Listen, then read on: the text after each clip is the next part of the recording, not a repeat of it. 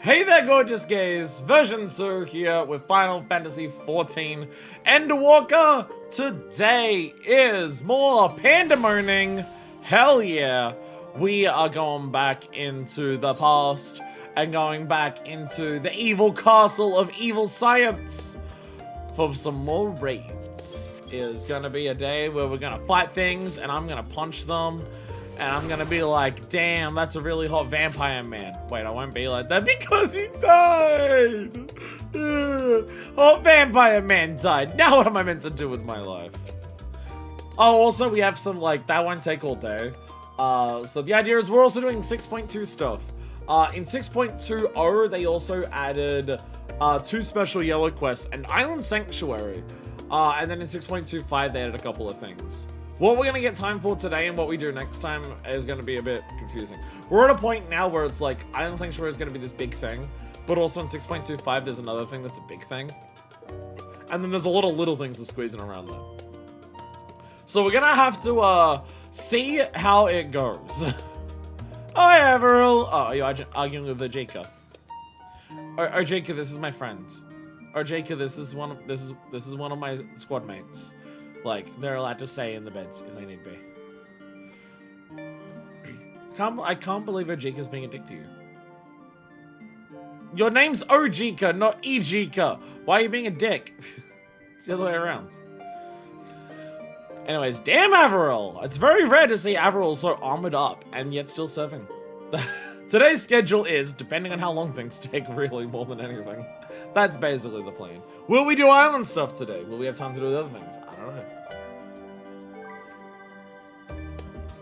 Oh, so I don't have a bathtub. There's no bathtub. There's just a big sink. See, this is the issue overall. To Ojika, that big sink is a bathtub. Ojika does not understand the struggle of us tools. It's alright, Averil. It's alright, Averil. It's alright. Here, I'll help. Here, there you go. There you go. I really gotta set this to my favorites. I use it a lot. I gotta set this to my favorites. I use it a lot. But damn, yeah, Averil. I don't normally see you wearing this much armor. Now my armor's rusting. I don't normally see you wear this much armor. I am impressed. I am impressed. This is a lot of armor. And you still make it, like, serve. I appreciate this. You've done well. You've done well. I'm so used to seeing you in cloth and fabrics. And you're probably looking at me still mad that I'm wearing this shirt that has 4 polygons on it. But don't worry. I will change it for at some point today. For some other things. Where do we start the quest again? This is my serious shit outfit. Oh, hell yeah. Hell yeah. I love having a serious shit outfit. I like that. I appreciate that. I can appreciate shit is serious. I need to wear the good shit. Where do we start? Oh, it's in Labyrinthos. It's Labyrinthos. Yeah.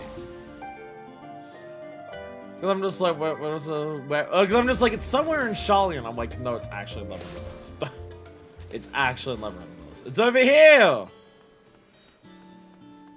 We gotta go over this way. Claudian! Claudine!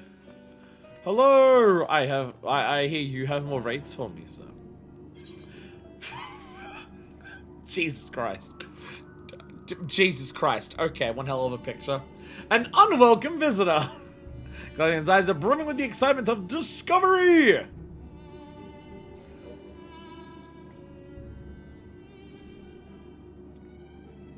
So, Manifest, I've made a breakthrough! After uncountable days and nights, I finally hearkened to the crystal's whispers. And I must say... Oh, hey colleagues. Professor Claudian, where are your manners? Well, I understand all too well your enthusiasm. I must remind you that even the most academically inclined prefer a composed recounting of events. Yes, of course, my apologies. Manifest, being consumed by my research for so long, I'm afraid I've quite forgotten how to engage in civilized conversation. Claudine, why are you excited? Didn't you see the quest photo? It looks fucking terrifying as shit. Why are you so excited? The eyeball.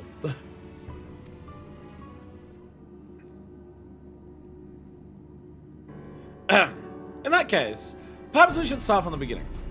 with the crystal set adrift upon the ethereal tides, containing the memories of a party yet unknown. They cried out for deliverance from Pandaemonium, where the ancients kept volatile creations under lock and key. You yourself witnessed the power devouring the facility from within, and the advent of a divine monstrosity wrought of mythic beast and powerful mage. Fortunately, your martial prowess and the combined magical talents of your companions Themis and Ericthonios were sufficient to restore order to the circle of Asphodelos, but the greater threat remains. In the depths of Pandaemonium, a presence yet stirs, its intentions and identity shrouded in mystery. That is the issue at hand, isn't it? Since you returned to us, we worked tirelessly to discern the nature of the crystal. In the process, I detected an anomalous aetheric signature, which I believe arose from the memories stored within. Analysis of this pattern suggested a feeling of loss or yearning, specifically the yearning to be made whole. And indeed, ambient readings have revealed a faint but identical signature. This can only mean that another such crystal exists in our time. So, my friend, I must depart to search for it forthwith. By tracing the matching aetheric signatures to its source, I believe it'll be a simple matter to find our crystal's twin. Professor, will this expedition be carried out only by us, or will Manifest grace us with her protection? I'm afraid she has more pressing matters to attend to, my dear Rissanel. Namely, to seek out the secrets which lie nestled within Pandaemonium, where this all began. You know I go there by time travel, right? I can just come and help you and then go back in time to help. It's not like I need to go back in time literally right now to help. Like, it's time travel. From all that we have heard, it appears that time traversal from the Crystal Tower is not fluid. Never mind. Fuck me sideways, I guess. I was just gonna be like, but what about the time travel? We just time travel. Never mind then. Here's the explanation for why I can't help you. That is to say, one can but travel in predetermined intervals. I've written to check in on occasion in case there are any unanticipated changes. Here's our explanation of how we travel to the past. We can't always go there. Sometimes it works, sometimes it doesn't. Got it.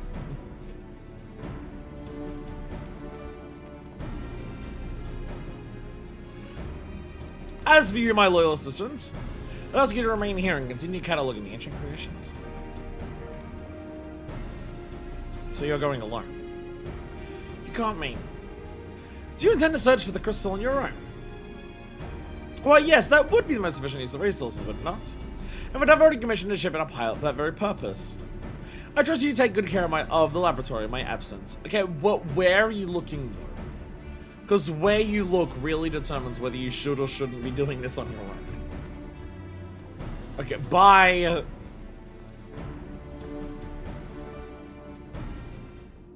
God, the price of glam prison sites are consistently low. There's so big force on your drugs in Selkirk.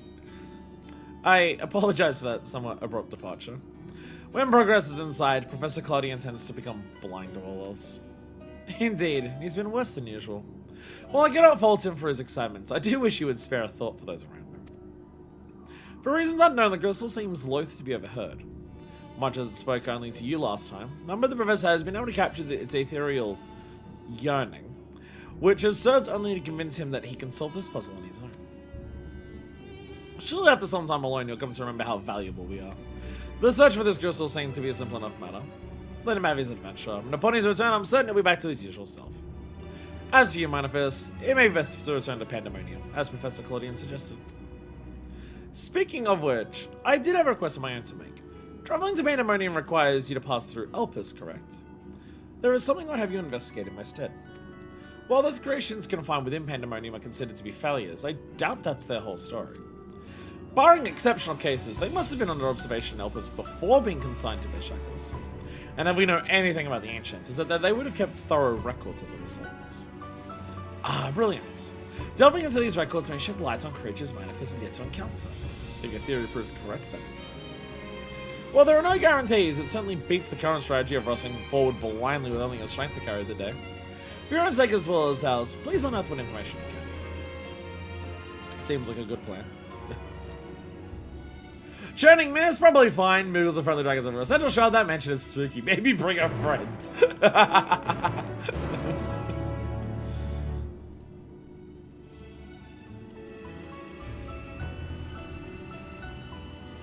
How's it going? Should be an archive and office brimming with useful information. And since every researcher worth the assault knows that knowledge is the better part of the battle, I suggest scouring every corner before returning to Pandaemonium. Rusnaud!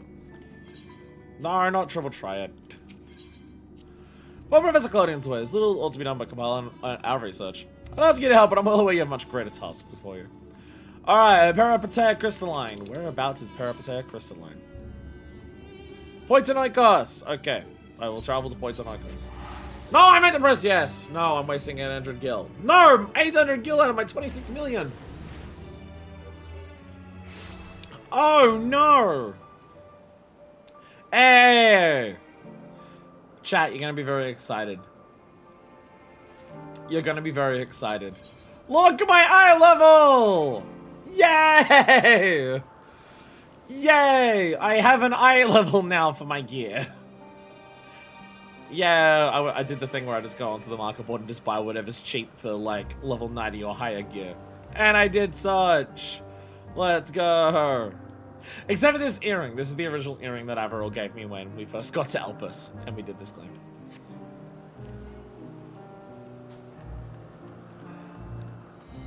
What's up?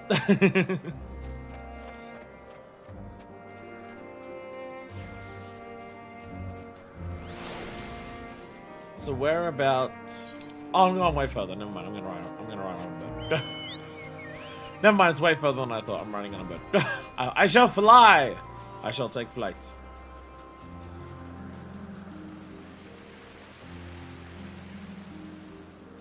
Famous. What good fortune to find you here. Ah, I didn't expect to meet you here, of all places. Alright, I remember buying shit off the market board and bringing it out to you. These are those same earrings. These are the same earrings that you got for me.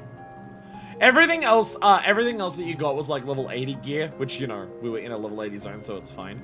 But a little low for possibly like several tiers of raids. So the earrings are the same, but everything else I've had to buy. Oh, except for the gunblade. This is just the same gunblade for my normal thing, because it's still the Blade's Resolve. You seek records of Pandaemonium's creations. Master them has just finished perusing the very same. I should not be surprised that we both arrived at the same conclusion. Luckily, I have saved you the trouble and gleaned what information I could. I was also just buying whatever was cheap, fair. I think that's why you got these earrings, because these earrings are like level 94, so they're probably just cheaper than anything that was actually Endwalker gear. Ah, so you know each other. I was dreading having to once again scour the archives, but perhaps instead I'll rest for a spell. If there's nothing else, I shall take my leave.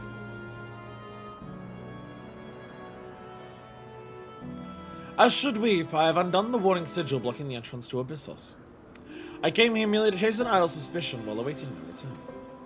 Fortunately, while Pandaemonium's protective wards continue to be assailed by our unknown foe, there have been no fluctuations so great as to make me doubt Ericthonius' capacity to keep watch over Asphodelos while I'm away. He works diligently to master interment, that he might deliver the creations back to their cages by his own hand. I thought it best to give him time to hone his craft. And since fate has brought us both here, I'll ask you to accompany me while I attend to another matter. More idle suspicions that I would like to chase down. Rest assured it shall not take long. I simply have a few questions to ask an acquaintance of mine. Come. He's agreed to meet us near the Naos of Pandaemonium. For some reason, level 94 accessories specifically are ridiculously cheap, like below 1,000 cheap. Is it just like at a right level where you don't like really care about it while like leveling through MSQ? Is it like, oh, you get a shitload of those particularly from MSQ or things? Someone is gonna have to remind me. It won't matter until 8.0. It's not gonna matter until 8.0. So we're gonna have a bit of time before we have to actually worry about it. But someone will have to remind me to actually equip new gear while we're going through an expansion for the first time. Because I'm so, like, even now, I'm going to go into Dawn Trail with, like, you know, Dawn Trail tome gear, so I won't need it for going through the base expansion. But, once we get to 8.0, I won't have access to, like, level 110 gear, as when we first go through it, because I'll be getting through it at, like, its launch. So I'm going to have to actually remember, oh, right, equip the gear that the quests give you. I'm going to have to actually remember to do that. I might have to even gasp. try to actually get gear from dungeons and equip it for its stats. A thing I don't think I've done since A Realm Reborn, and honestly, I don't even know if I did it then. Oh no. Oh no. The reason I was in that arm was because I was picking out a wedding ring for Averil.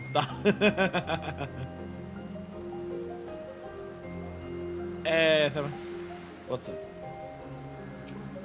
I land on the moonwood ring. It's sufficiently tacky.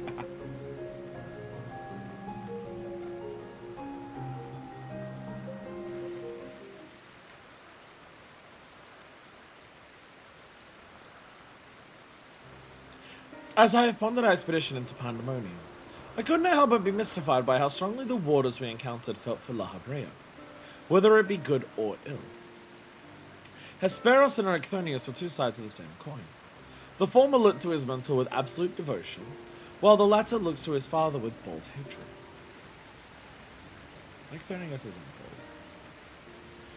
I would not expect a familiar such as you to understand this. But such extreme emotions towards a single individual are quite rare indeed. That's a difference between the unsundered world and now. So I'm imagining what the fuck she gave Vitra. The strap? Naturally, I feel gratitude toward my mother and father. Yeah, we are all equals in the large picture of the star. This view is not unique to myself. It is more or less accepted as the way of things. By contrast, the researchers of Pandaemonium seem to view La Habrea with a feeling approaching obsession. Whether driven by love or hate, they have all been drawn to him. There were many other aspects of the facility's particulars I found troubling besides. I decide the best course of action would be go straight to the source and pose my questions to a member of the Words of La Habrea.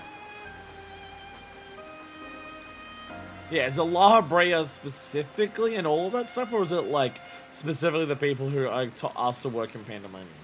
Is it specifically people who are asked to work in the Castle of Evil Science that are possibly inclined towards more suspect actions and emotions? I'm streaming on well. Sup, Animal? I'm well. Good to hear as well. 50 West Avenue, November 8th. I promise I'll stop derailing now. Sure. I'm down. Wait, do we have any other concerts that day? Do we have any other concerts on your birthday? Oh, spoilers for chat. November 8th is Hannibal's birthday. No? Perfect. Birthday celebrations, let's go. Birthday celebrations, let's go. What day of the week is that? That is a Saturday. That is a Saturday. So you know the Saturday is. I might have that entire Saturday off, honestly. Because your birthday is also the anniversary of me streaming. Your birthday is the anniversary of me streaming.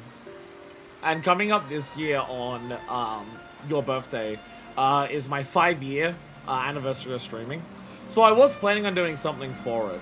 So I'm just like, I'll have the day, I might just have the entire day off, do something in the morning, and then I'll like meet up with you in the afternoon. Completely unintentional. I just did a test stream after I finished building my computer. And then that happened to be your birthday. Makes it very easy to remember though. Makes it very easy to remember the streamer anniversary. It's just like, oh yeah, it's just your birthday. My apologies to have kept you waiting, Master Thomas. I understand you are conducting an investigation of Pandaemonium, and wish to know of its origins. Indeed. In particular, I wish to know why exactly Pandaemonium was built directly under Elpis. I mean, I figured it would be creations, so it's like in the place where creations are. The facility is overseen by the Words of La Habrea, after all. Why keep it so close to Elpis, whose governing body has no say in its day-to-day operations?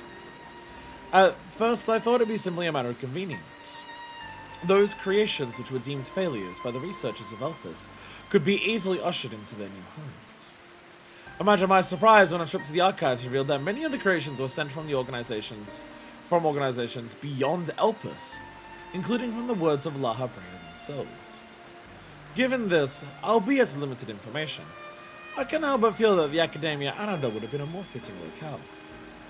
What does Elpis have that cannot be found there? These are fitting questions, and one we have asked ourselves many times in recent years. Alas, the nature of Pandaemonium's construction does not lend itself to relocation. When at first it was built, circumstances weren't as they are now. As you surmise, the majority of the creations kept within Pandaemonium were sent from Elpis. Yet as the years passed, interest changed. Failures and creations deemed too flawed even to submit to Elpis paradoxically drew the attention of Pandaemonium's researchers. That is quite the change, and in fact it almost runs counter to the facility's original purpose. Who is it that decides which creations will be the subject of research? Master La Habrea. Such authority is reserved for the Chief Keyword, and he has taken it upon himself to step into that role. So if Pandemonium's resources were being misused, it would be under La Habrea's authority, correct? I mean, it is a castle of evil science. Like a castle of evil science does stand out as weird in the Unsundered world. I know not what you're suggesting, but Keywords also hold some sway with the facility. Not even Master La Habrea would be free from their scrutiny. And they're all obsessed with it. They are duty-bound to report any irregularities as soon as possible. Although I admit as of late the communication has been somewhat sporadic, we recently received a report from one of the Keywords stating that all is well within Pandemonium's halls. Well, that's complete bullshit. Really? And you are certain that a Keyword sent it? Yes, of course. Our communications suffered a temporary obstruction, but I can assure you that the words did their due diligence in confirming the identity of the sender. Thank you. This information will be helpful to my investigation. That will be all for my praying. Then I shall take my leave. While you're yet permitted to conduct your investigation freely, I must remind you that the Warder's work is delicate, and be remiss to disturb them for longer than is necessary.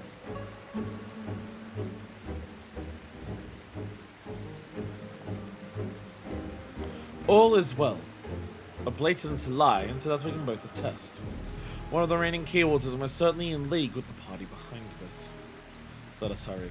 I know not why our adversary sent that report, but 'tis plain we must return to Pandemonium with haste. I do like how much Pandemonium's sheer existence exposes so much of, like, Emmett's bullshit about, well, to be fair, most of the Unsundered people's bullshit about how this world works. Oh, it's a place of pure, selfless people who just want a betterment for the star, and everything like that. And it's just like, there's clearly enough people who are here, who are trying to do something for personal benefit, personal, like, gain, that the castle of evil science is being under siege. But will they be as hot as Hesperos? This is the big question about our mystery keyworder. Sup, Trash? This is the most important question. You are correct. Is it possible they will be as hot as Hesperos? I cannot guess as to why this false report has arisen now, but it certainly bodes ill, as there's knowledge that a mysterious mastermind has at least one more keyword to puppet. Regardless, they have tips their hand, and would be remiss to leave Eric Thonius at the mercy of their machinations. Let us hope no harm has befallen him. Little worrying. It's a little worrying. The Castle of Evil Science! Eric Thonius' penis?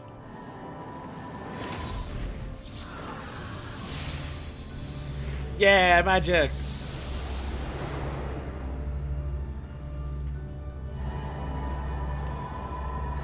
Getting good at them. He getting better! Okay, it broke. So not quite good enough yet. Not quite. I've traced these sigils countless times, yet still I lack the strength to maintain the spell.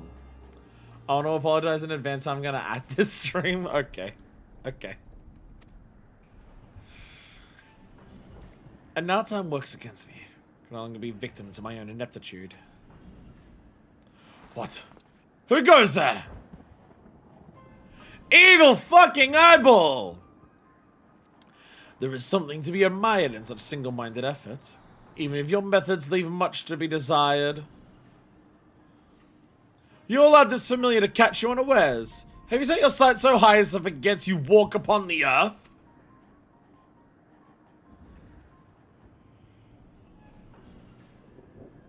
I know this creature. A familiar of the Phoenix. But that monster is locked away. You need to be more evil sounding, Fire. That it is. In spite of the trouble I went in freeing it, I might add. Begrudge me for addressing you in this ill-fitting form if you must. But with control of Asphodelos wrested from my grasp, 'tis simply the best I can offer you. Hide if you will, but mark my words. I will find you and make you pay for the chaos you've sown.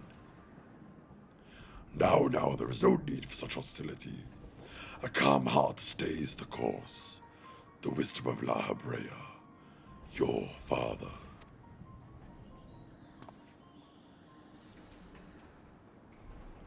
And how would you know what wisdom he speaks? I've heard those words many times. To kill your voice is more... That's fine.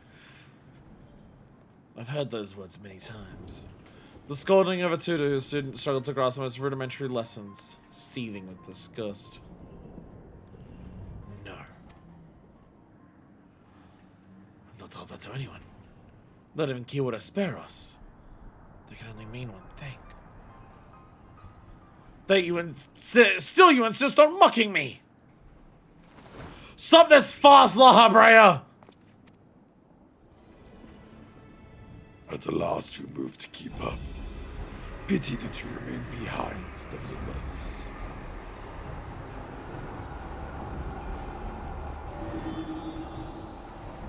What? As ever you are, always you fail to learn, fail to understand, fail to act. And though fate deigned to offer an escape, you remain here. You are bereft of magical prowess and common sense both. But you need not despair. Dull though you may be, you are yet indispensable to Pandemonium's great experiments. There's the affection I remember. Tell me, did I ever once measure up to your expectations? You shall. Take pride in that, and rejoice to see your wish fulfilled. What wish? Come, and all shall be revealed. All this rage, this hatred, is but a consequence of ignorance. Our desires lie more than you know. What are you?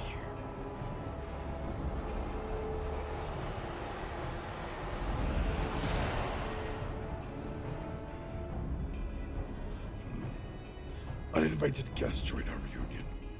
It seems fortune no longer favors you.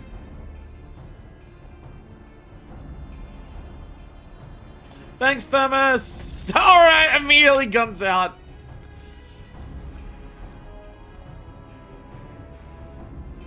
Do you think I have any interest in listening to your prattle, let alone bowing to your will? I am no longer a child, and my faith lies with those who have earned it.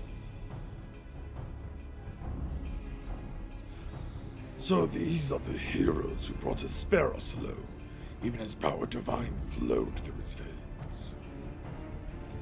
'Tis plain there are worthier subjects to contend with. I'll kill you so quickly. Bye, evil eyeball!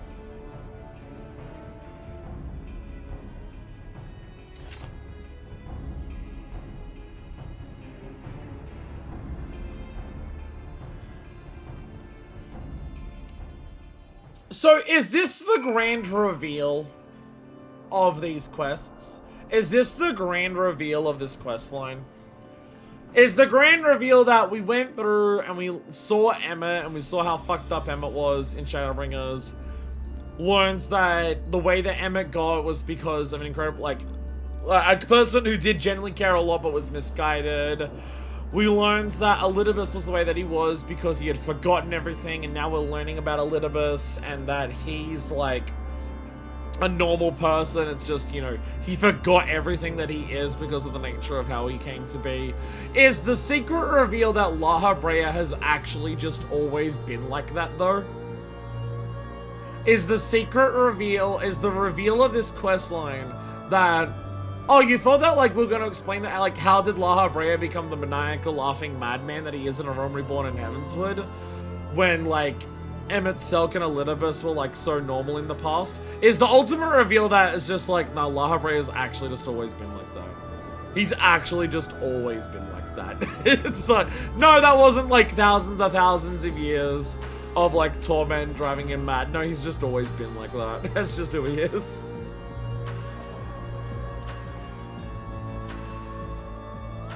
He was always the Joker, actually. Would be a pretty fun twist.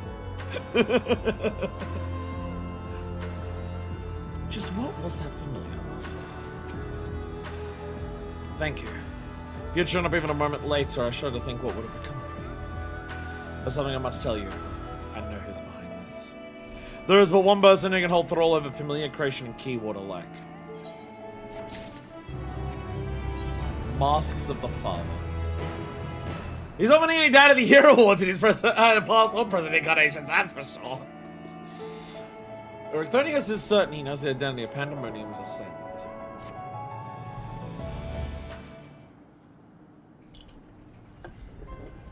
Can one down. Not energy drinks though today. I'm just drinking soft drink. I'm behaving. And by that I mean I know I'm streaming 14 tomorrow for a really long time as well, so I'm saving the energy drinks for that. Because I worry if I have enough energy drinks to stay me through a 14 stream 2 days in a row, I might actually just explode. And so there can be but one conclusion. La Habrea was the driving force behind this chaos from the start!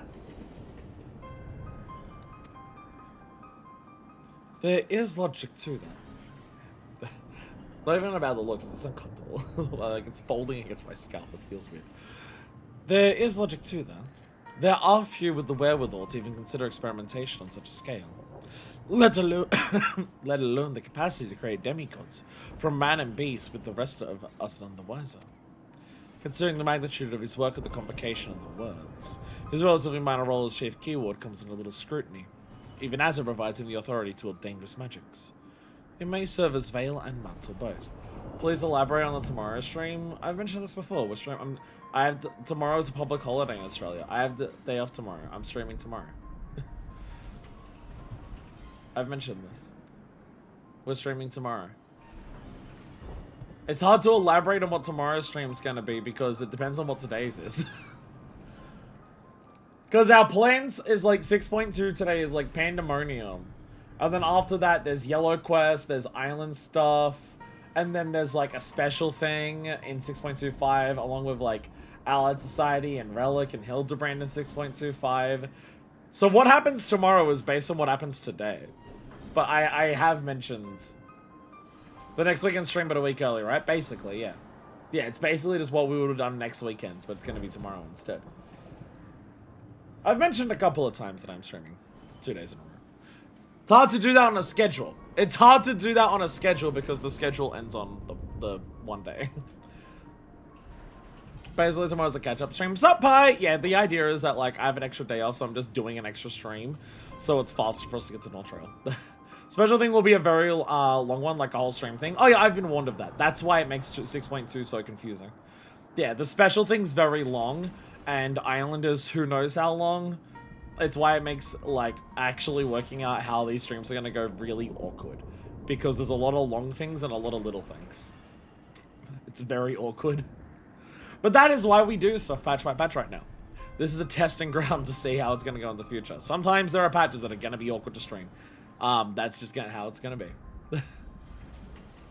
Insurance for the Karamba EU FanFest scheme. Hopefully.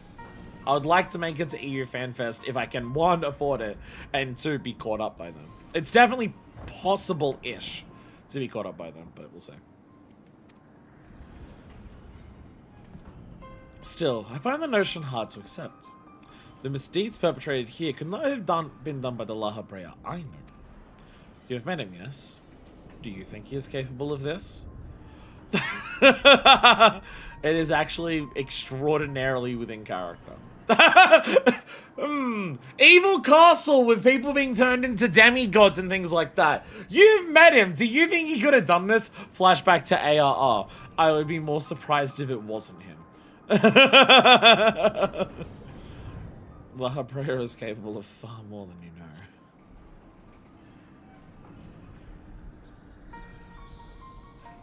Unleash Ultima!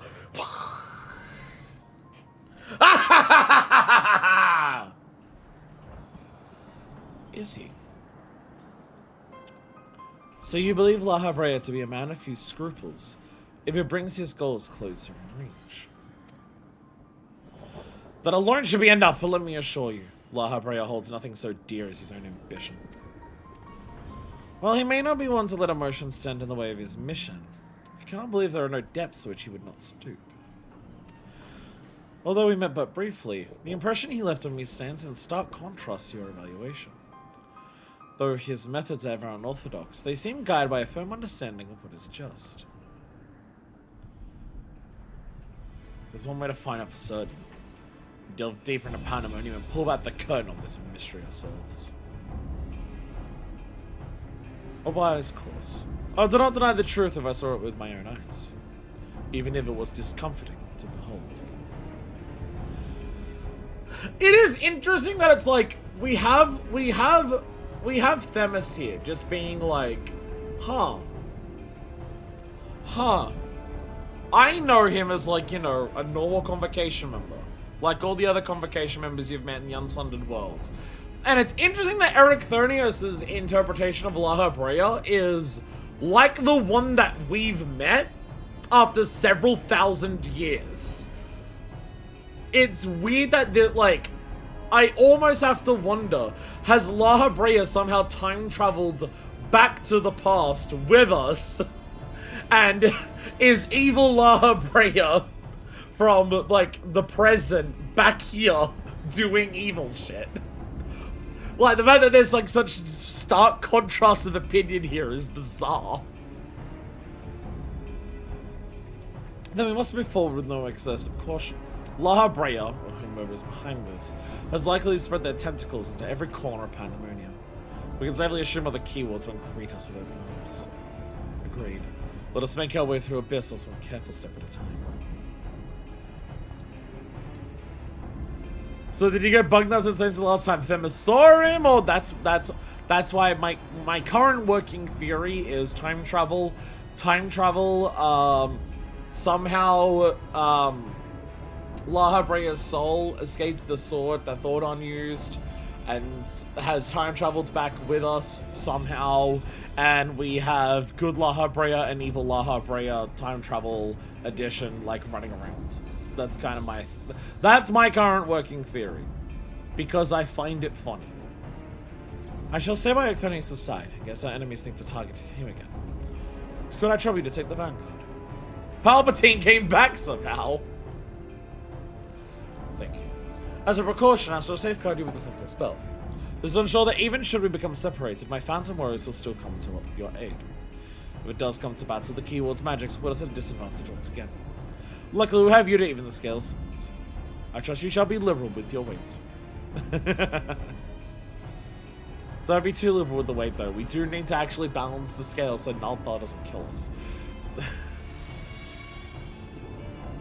You know, I'm... La Habrea and La Hebrea. You know, I'm so excited for today. I'm so excited for today. Because when they design normal raids in this game, they don't have enemies wait 6 minutes before they actually do their attack, unlike the Alliance raid. We're doing a raid or a trial in Endwalker today. That means we're getting good designed content, as opposed to a dungeon or an Alliance raid, which is badly designed content.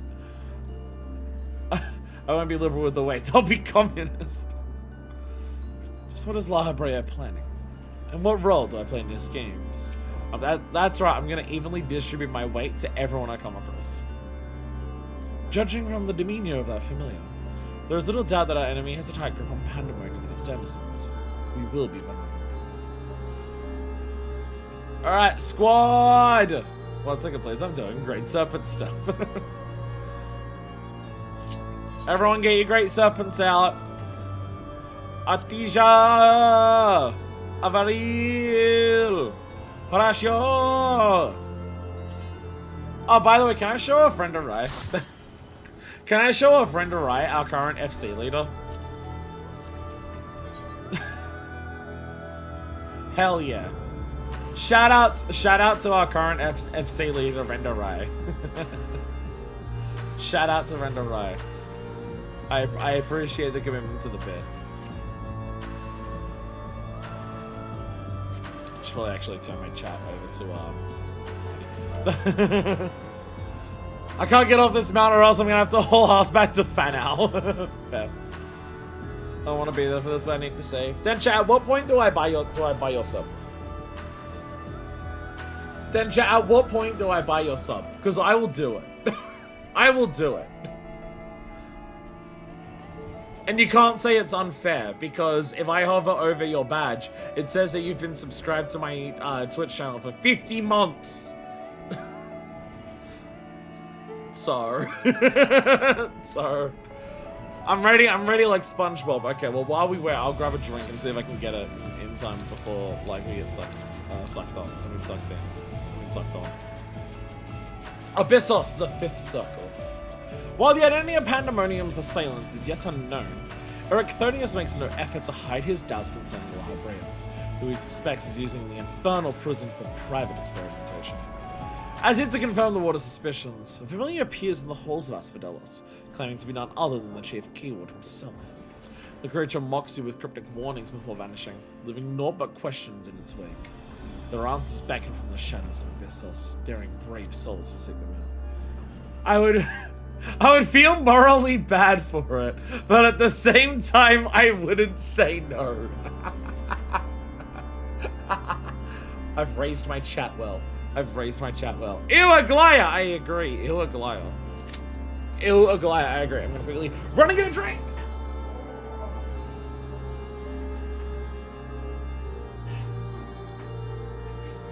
Drink number 2. Pasito.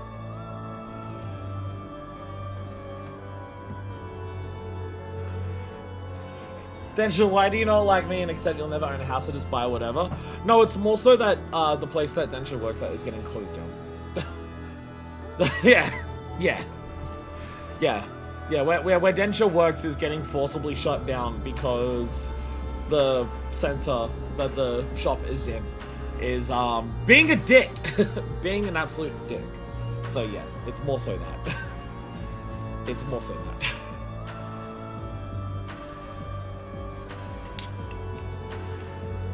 I was about to say, I don't know if that's something I should say on stream. I don't know if you want that information out there, but then you post it in chat and so it doesn't matter.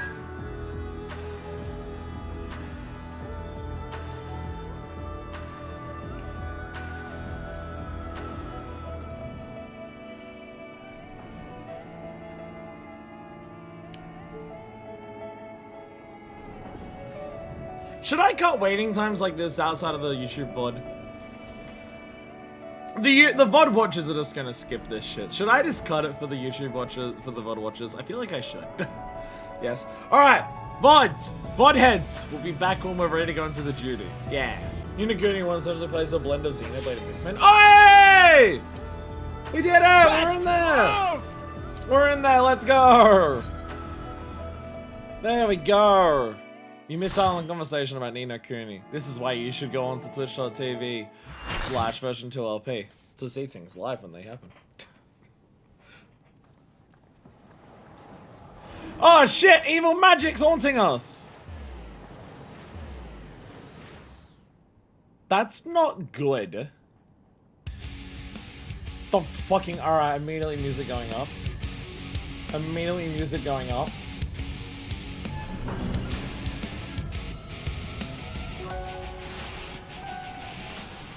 Like, turn 1? Turn 1's a banger? Proto Carbuncle? Yeah, maybe not that loud. Proto Carbuncle? Silent screams since we all want you, since we all know you want it. Ooh! Interesting strings combined with the guitar. Oh, I really like that. Ooh. Ooh. Oh, I gotta change my fucking things. Yo! We have one hell of a squad. Oh. This arena is tiny. This arena is really fucking small. Proto Carbuncle. Oh.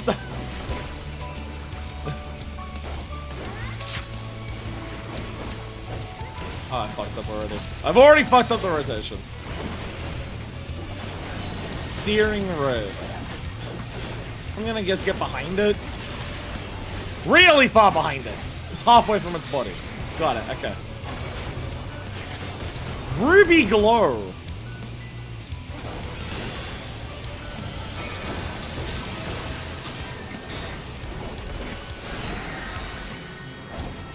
So it's gonna reflect off of that, I would presume. Yeah, and it bounces back on itself. Ooh, okay. Crunch. Nom nom nom. Topaz stones. I love that it's all like actual carby shit. That's so fun.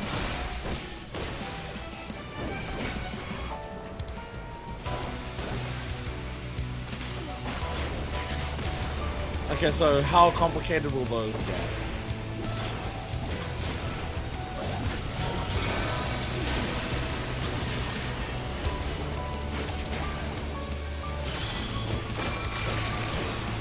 Oh, so it's gonna bounce around the entire... Oh, okay. And then it bounces off the walls. Oh, okay. Sonic Howl, I'm gonna immediately assume that's a raid wide.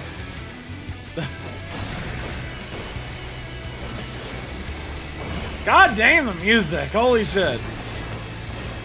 Searing Ray, no bouncies, no extras. If you can't geometry, the spider's brutal. We love again to modify each other in this house. And they're happening like, and it doesn't take like 6 minutes to get to the point where it happens. A Goliath. Takes 6 minutes for that shit to happen in a Goliath. Sorry, in this house we show on a Goliath all day, every day. Oh, Jesus Christ. Well, you seem slightly pissed.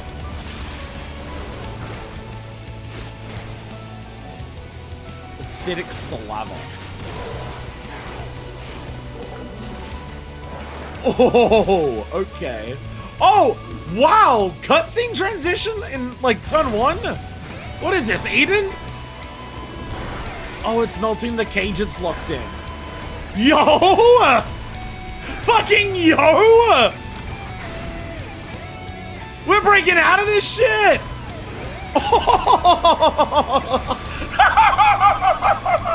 Yo! Now we're just in the sauce. We're really in the sauce now. Oh!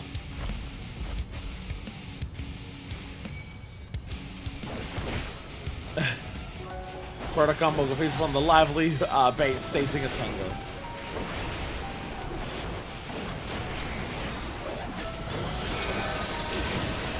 Ruby cages everywhere. Okay.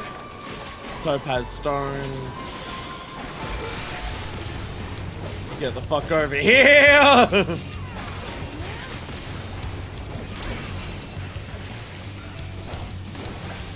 I assume at some point this will be combined with toxic mechanics then.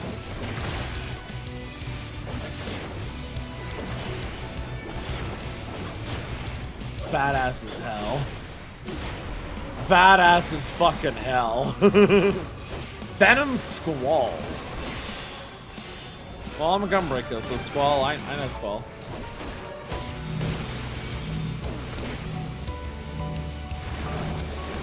Oh, into a stack? Wow. Wow. Making like basic stack spread markers actually like interesting by just doing a shitload of them. How do you make stacks and spreads interesting? Just do fuckloads of them at once. Just do shitloads of them. That's how you make it interesting. I respect. I respect. Alright, we got Topaz Stones going up. Poisoned ones. I'm gonna assume the... Oh, they're cool. Yeah, they're growing. Oh, they're going big. Will they still explode?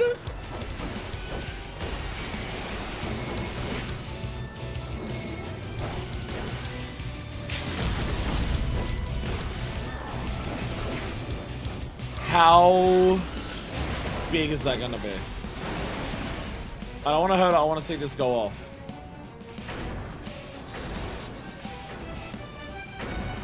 That is shockingly brutal for a normal. That is shockingly brutal for a normal mechanic. God damn. God damn.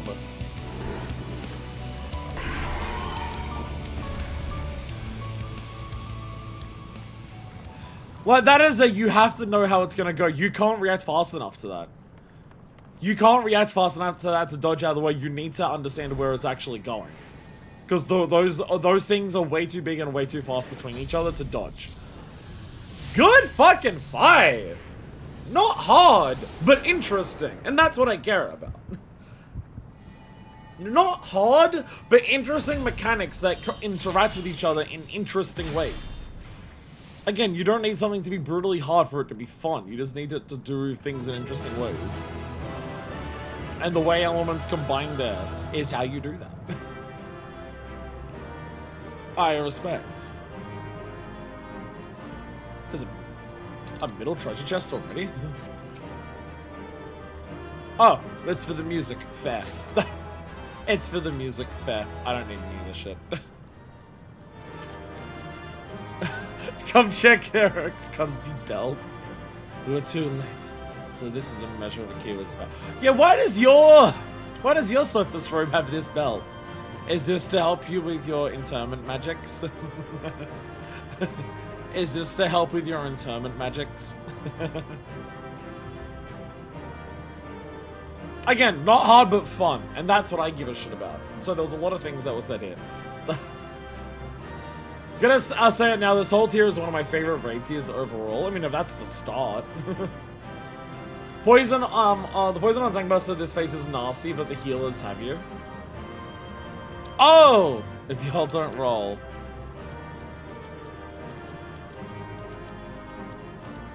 There you go. There you go. I didn't realize you wanted any of it. Sorry. If I get stuff from marijuana from Savage Injuries. There's also the tier where Savage introduced bleeding tank busters, where tank busters left a lingering dot. Jesus Christ. Have some attacking so we can see Devour. Or as AoEs during our last mecha delayed insta-kills. Oh! Oh, Devour's also instant kill? That's amazing. Yeah, if Devour's a guaranteed instant kill, if you get hit by any of them. That's amazing. More fodder for Coke? Fair.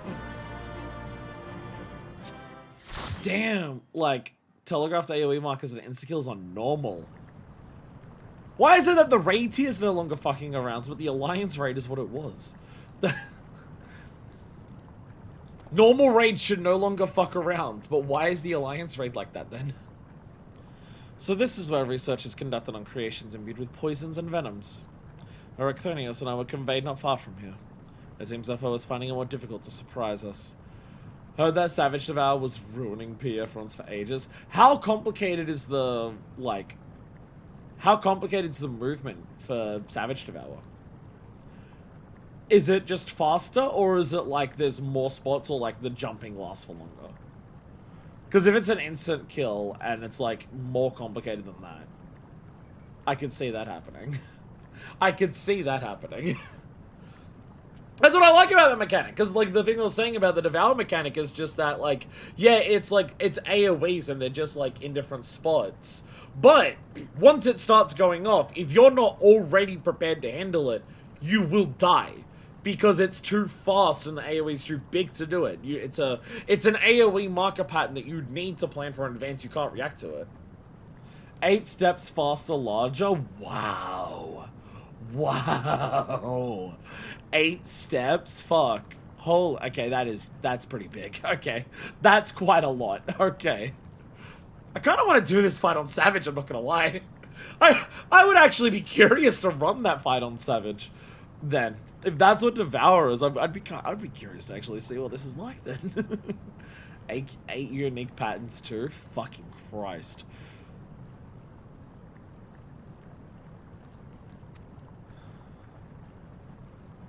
Fortunately for you, since they appear particularly keen to see you dispatched as quickly as possible. He always just does a circle on normal, but with 8 pat. Oh, fucking Christ. Is this the evil voice? Even alone, you are forced to be reckoned with. Part of me is glad you emerge victorious, that I might observe you further. May I try any of the Endwalker Savage's extremes?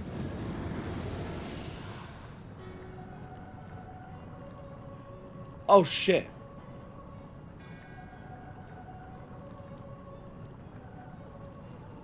Who said La Habrea was allowed to be hot? This is bullshit.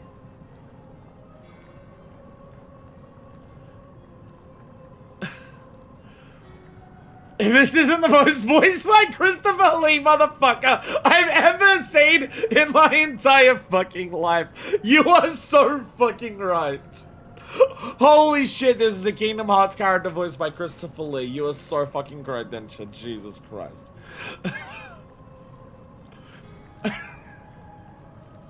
Crafts, does this outdo Gaius for you?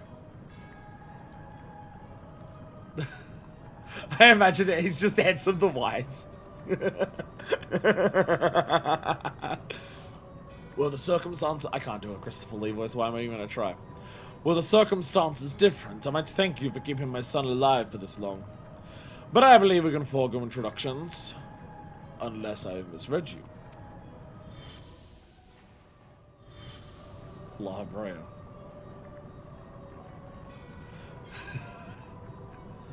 I'm all too familiar. Aragorn. No, I have to do this first one, but I have to do it in a very particular voice. La Habrea, what have you done?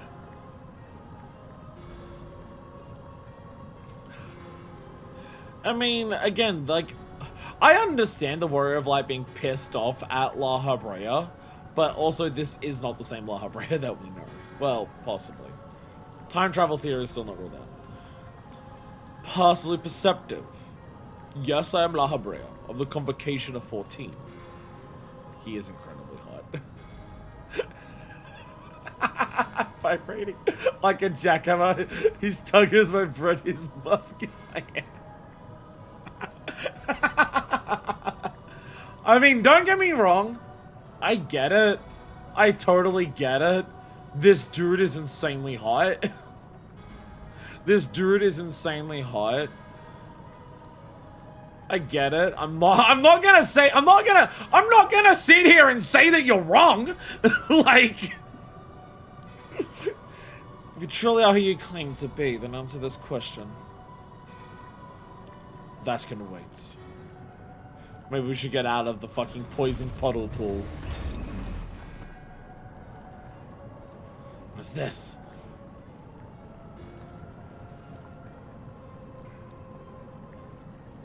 Fuck the crazy out of him. Now, this is curious. The Trapai worthy your fate reacts to Aether, but you remain unaffected. Such thin Aether and an unfamiliar composition besides. It is of no matter, I suppose. A more direct approach will beget the same results. I would advise you to think carefully before starting your next action. Strike me down here and an Ecthonius' wish shall remain unfulfilled. Never again shall he meet Athena. What the fuck are you talking? Bro, what? What? Where the fuck is this going? Where the fuck are we going with this? What? Bro, ain't she dead? Mother, you would dare hide behind her name? Listen well, Ericthonius. We have the same mind concerning your mother. You have your allies for protection, so what harm is there in hearing me out?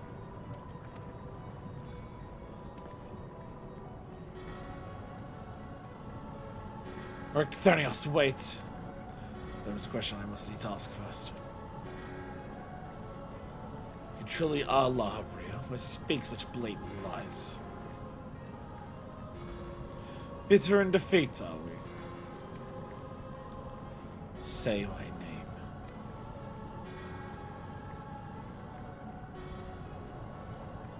A simple request. Themis, was it? A trifle soon forgotten as you are, as are you.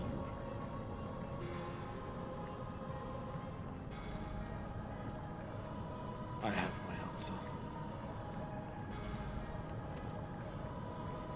The La Habrea I knew took pride in the convocation, and would never suffer its denigration.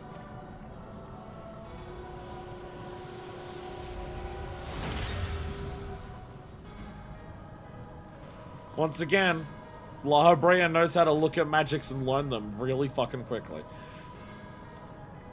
Elidibus. Again, words mixed up now. You sully his station with this farce! Themis, what are you saying? La Habrea and I hardly saw eye to eye, but I know his voice when I hear it. Indeed. He makes a passing fine imitation in appearance and manner. However, the real La Habrea would never call me by the name. Themis.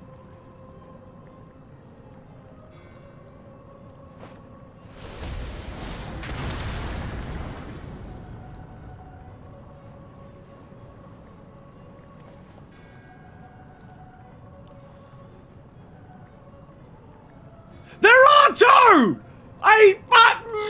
There are two La Habreas running around! Oh my god, there are two La Habreas running around. Oh god, there's two La Habreas running around. Oh no, I think Crafts is gonna die of being hard. La Habrea would never use my government name. What trouble have you gotten yourself into, Elidibus?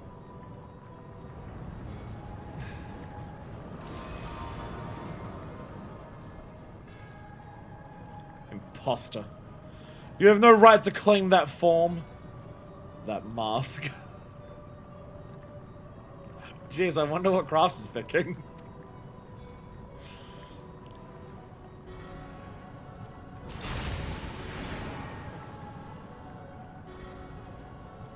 Downgrade. Yeah, I know, red hair, right? But still, downgrade. What? Who?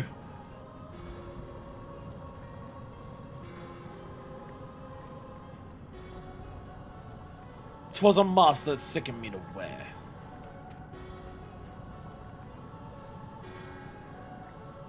The mask of La Habrea. A man who values his position above all. Who would murder his own wife in pursuit of duty. Yet you would assume my name and wield powers that are mine by right. Any worth you may have hinges on that which you so despise. La Habrea was the one who killed Athena.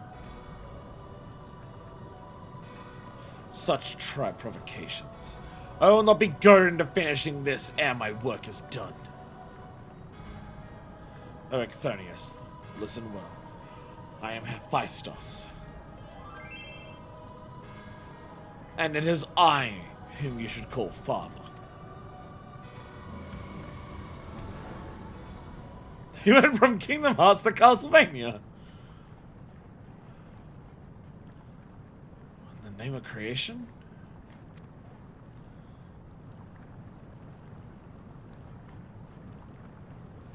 We would do well not to stand idle while our enemy is about. I believe an explanation is in order, Elidibus. Let us return to safety so you may provide it. Ah, that sounds more like the La Habrea I know.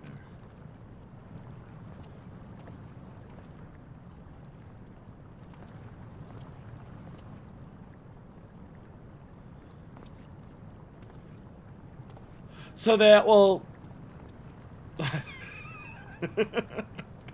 Before we depart, however, I must offer you an apology. As La Habrea said, I am Elidibus, one of the Convocation, an emissary of their will.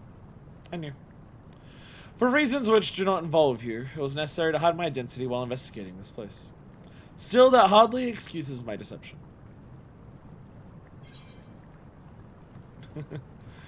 I know a thing or two about deception myself. You think I'm Masm's familiar? No, I had a feeling. I had a feeling. You're fine. I had a feeling. Your perceptiveness does not surprise me. When the time comes, it shall make my explanation all the easier to understand. In any case, we have pressing matters to attend to. Let us do as La Habrea suggested and return to the gates. We can speak there. Can we have this conversation outside of Proto Aurum Vale? Help him. Save him.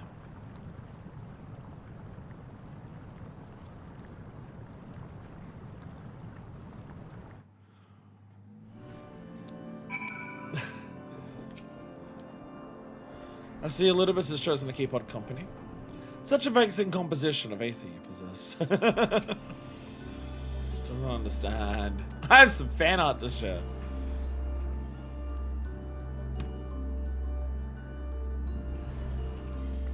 That cutscene had a lot going on even without this stinger. Distortion of Hephaestus, Greek god of fire, design, and metalwork. Hephaestus. As you're aware by now, I am known as Elidibus.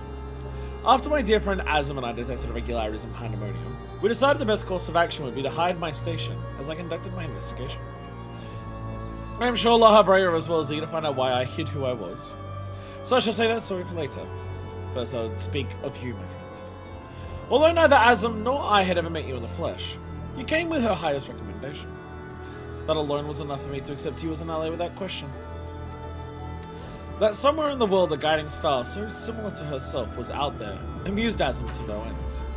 There was not a shade of doubt in her heart that you would be a formidable ally. Oh, so, okay. So Azim has heard that I'm running around Elpis and said, yeah, I bet that'll be good.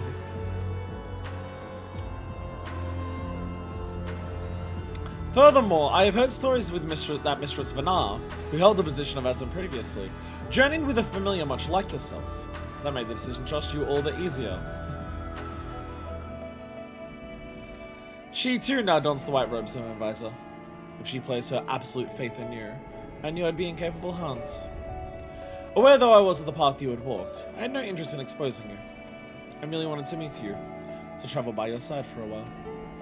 I may know but a small portion of your whole story, but that is enough for me to believe you would never lead me astray. I wanted to tell you that.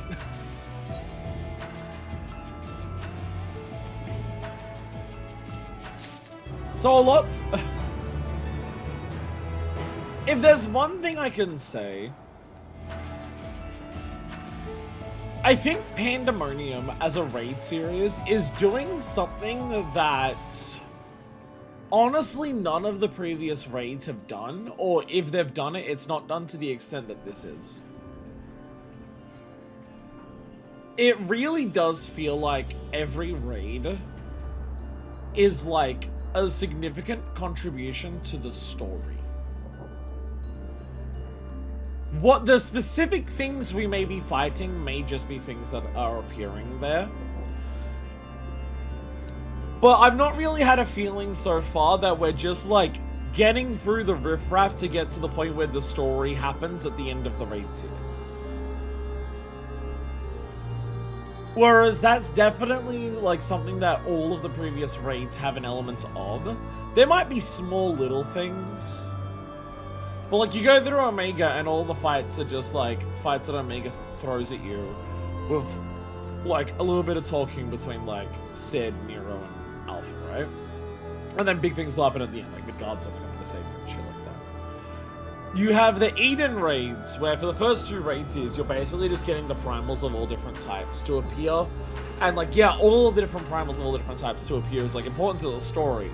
But none of them are like particularly doing anything like major for the story outside of the moment where like, oh shit, like a Kingdom Hearts Keyblade like armor character has shown up. Oh shit, a bunch of like seagulls have shown up. Coil's kind of pissed, but you literally cannot play the thing it's a sequel to. It's just, I feel like way more in Pandaemonium compared to the previous raid tiers.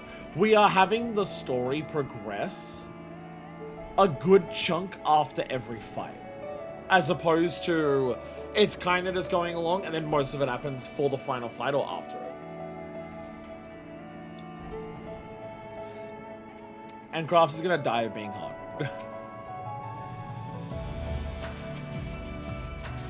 I mean, mine Grossmore just occurred is somewhat tenuous. Doubtless La Habrea can elucidate matters for us.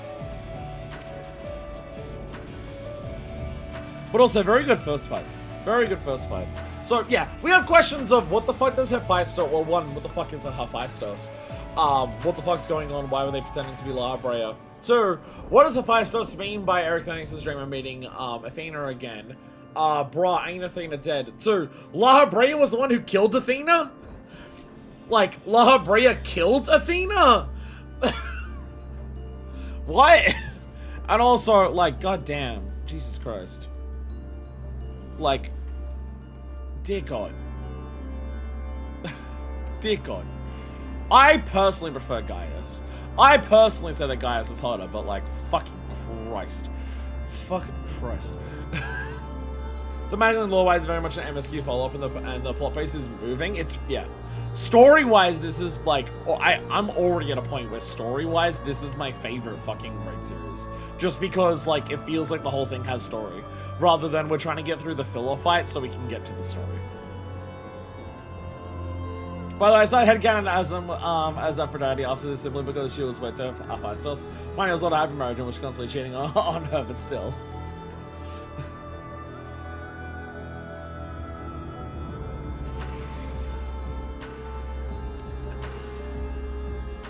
There's nothing that a blunt and 5 beers and an ibuprofen and a head injury and jacking off can't fix.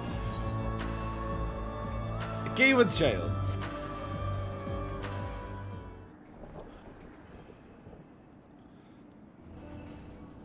I don't know how long it's been since we last spoke, La Habrea.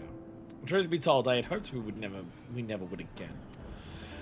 But I see now that I was a fool to think I'd ever escape your meddling. Just what is that thing that called himself La Habrea? And why is he the spitting image of your younger self? Oh!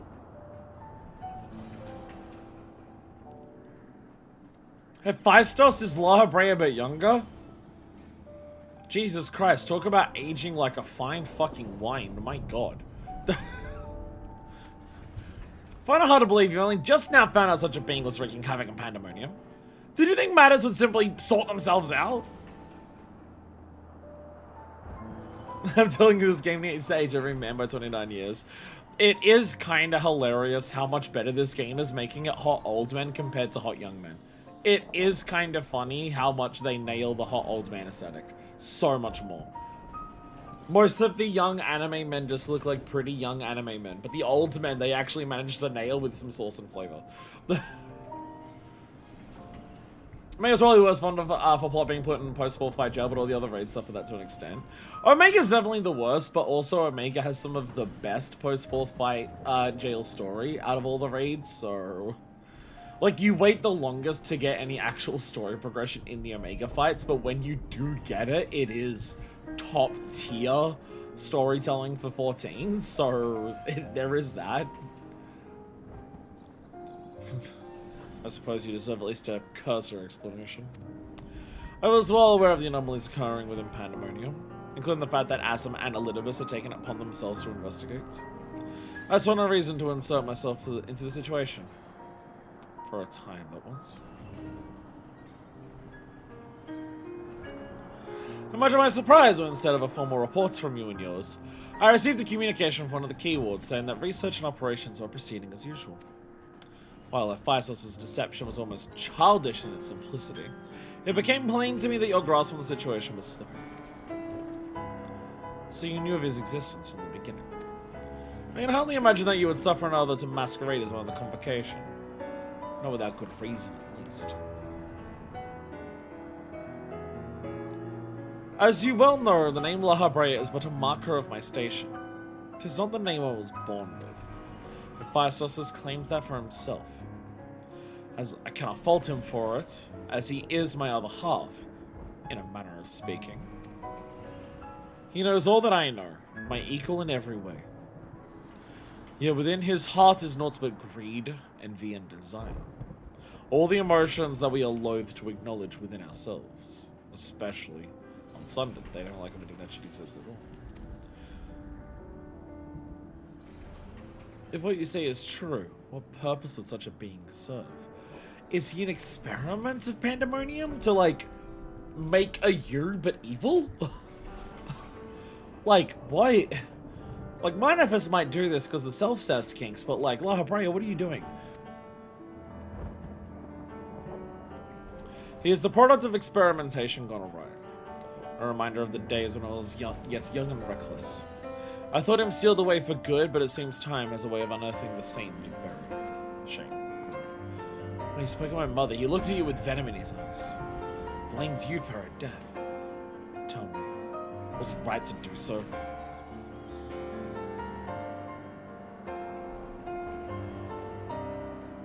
His words were but the ramblings of a tortured mind. The hatred and despair he endures has warped his view of the world irreparably. And now that he is awakened, he must be put to rest. If he succeeds in breaching Pandaemonium's protective wards, he shall invite disaster onto our star. As chief key ward of Pandaemonium, it is my duty to decide the proper course of action. As such, I declare that all research shall be summarily abandoned and the facility destroyed. What? You would leave the other warders to their doom? 'Tis a choice befitting La Habrea. Do you disagree? You speak of duty, and ours is to guide the star and its inhabitants upon the correct course. It is no surprise that you would choose annihilation of Pandaemonium if its existence posed even the remotest risk to our people. As you can see by Arcthonius' response, the decision is somewhat more nuanced than that. As when I grappled with this conundrum for some time, in fact. That's precisely why I chose to involve myself directly. It was the only way I could truly determine the best solution. And you need not trouble yourself with that further. The chief keyword must prevent the worst from occurring no matter the cost. Your feelings, Elidibus, are of no consequence. Have you taken even a moment to consider another path? No! You've spared nary a thought for all but yourself and your duty! You have no idea the trials you've endured, the foes of Manifest has stood against!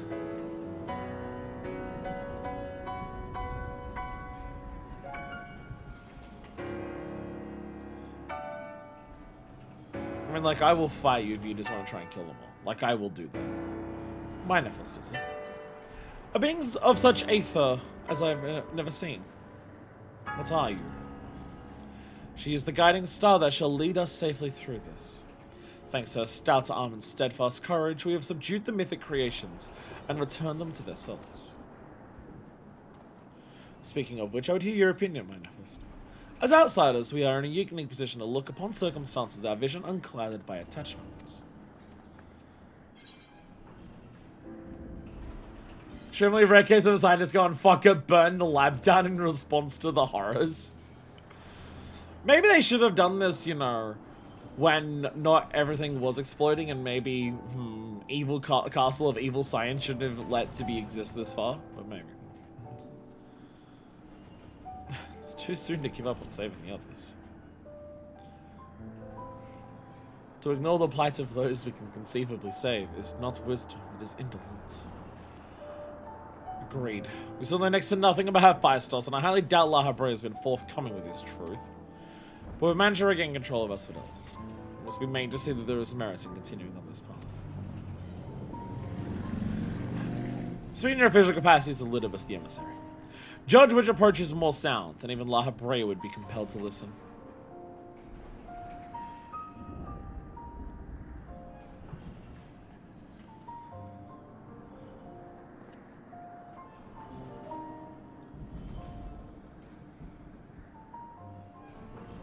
As Elidibus, I am duty-bound to assess the matter from a position of impartiality. My opinion as Thermus can carry no weight. You understand what that means, yes? You're technically his boss. You are the government. Just say fuck you. I do. Even so, you've walked with us all this time. Seen what we've seen. Based on that alone, I trust that you'll find the best way forward.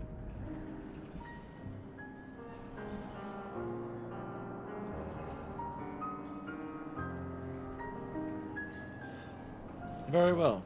Then in my capacity as emissary, I shall state my judgment. At present there are merits both in destroying Pandaemonium outright, and in taking time to rescue its researchers. And neither is yet an impossible task. Therefore, I judge the most measured choice would be to continue upon our present course. We delve into Abyssos, interring any mythic creations we encounter along the way.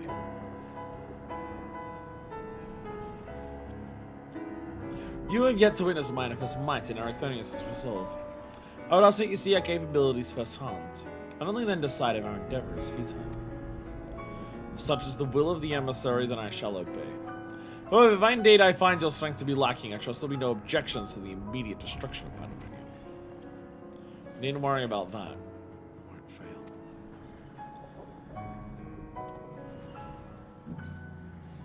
You are bolder than I remember.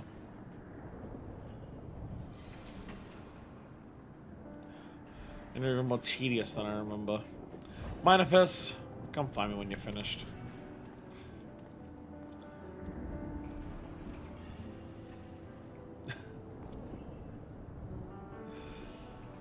Our family squabbles. Ericthonius is understandably frustrated. But if we are to conquer Abyssos, we must go forth with clear heads. Pray lend an ear to his troubles, that their weight might be lightened.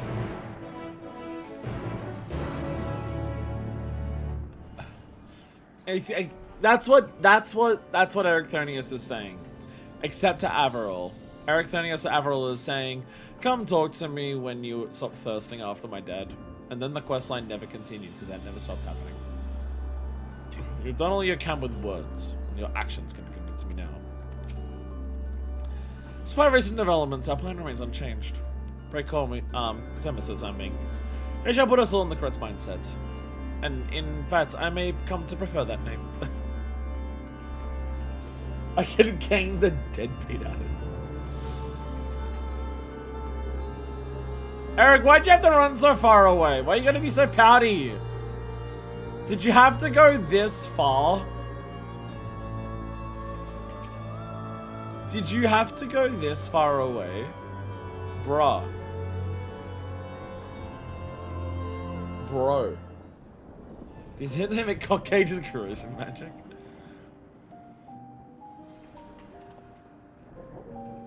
You do have my gratitude. Ill-fit's time to show it at the moment. Without your words to sway him, Lahabrea would have carried out his plan without a second thought.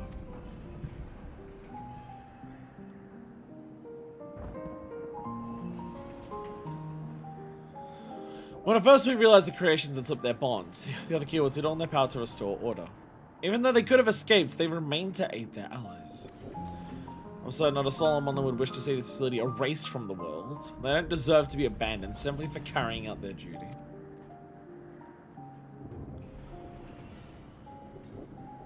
Besides, Hephaestus' secrets yet untold. Secrets that would be buried if Pandaemonium were reduced to rubble. I mean to uncover the truth behind his words. The truth of my mother. While Abreu was quick to dismiss his claims, I failed to see what Hephaestus would gain by fabricating such a story. By making you go down, dive in further, and objecting to the destruction of Pandaemonium, which might lean into Hephaestus' plan. Simple. All I was told my mother's death was that she perished in an accident. No one would say more. It was almost as if they feared saying more, in fact. If it was not Allah Abreu that dealt the fatal blow, we've seen with our own eyes how quickly he can condemn others to die. I only wish to know at last what befell her. What do you think, Manifest? Does Allah Abreu, have any regard for the lives of others? Or will he carry out his duty with another's blood in his hands?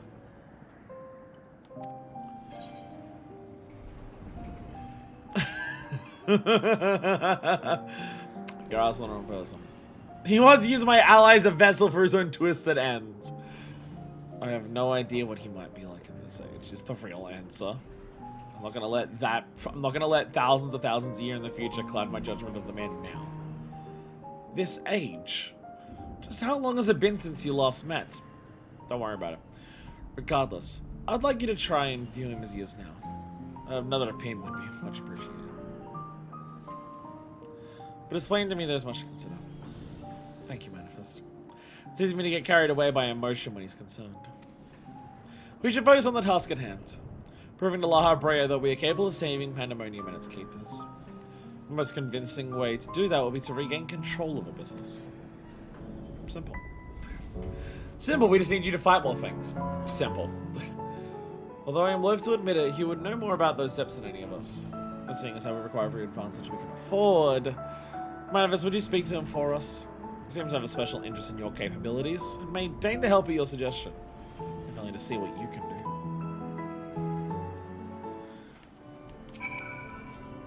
Research at different layers seldom contact one another unless work is involved. And I know next to nothing about the keyword of Abyssos.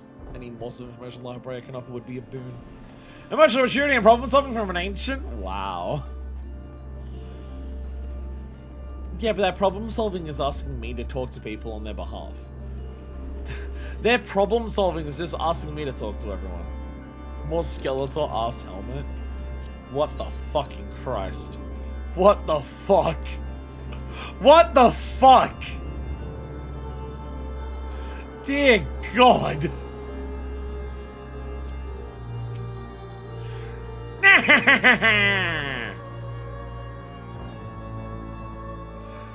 Too late, He-Man! I've sucked the dick of all your comrades already! Well, the Abyssos gear is something else. Despite recent developments,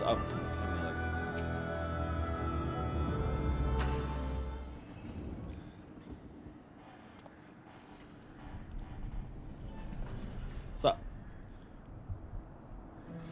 Ericthonius appears to have a deep trust in you, and Elidibus tells me you share some relation to Asm.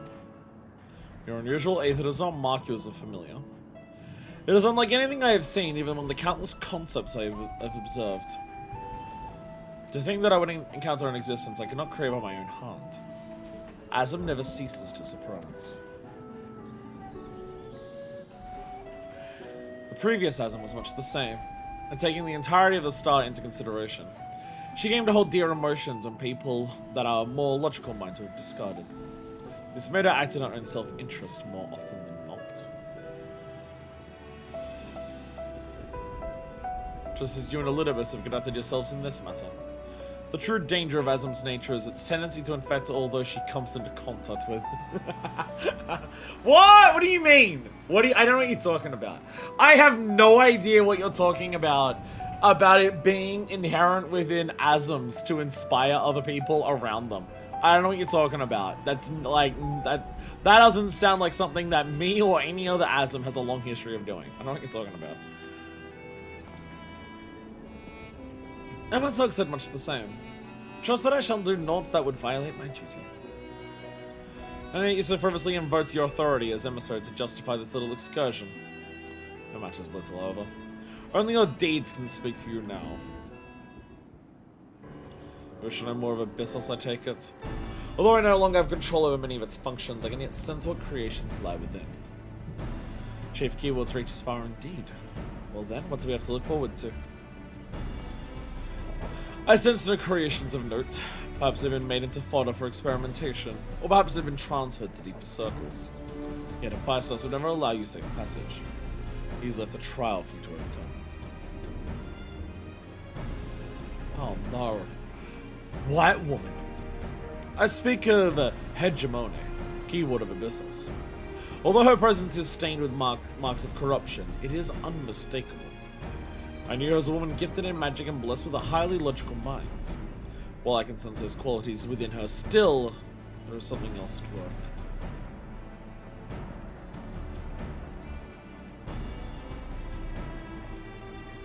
If I'd hazard a guess, I'd say it's because she's already been twisted into a Hemetheos. Dallas against Obo.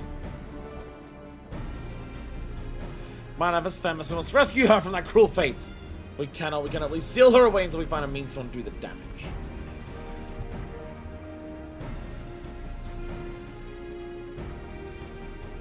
Is our second fight the keyword of Abyssos? Or was that just a person who works here? I actually missed that. Or don't remember it because my memory's so short term. Your allies make you bolder, Ricthonius. I'm looking forward to seeing how far they carry you.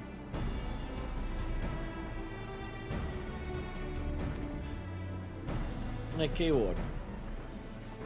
The keyword of Asphodelos was the last fight. Not the fucking second. What? What? Hegemone was a woman of reason and logic. She would never been swayed by Vice's wretched schemes. Hope she was not made to suffer overmuch.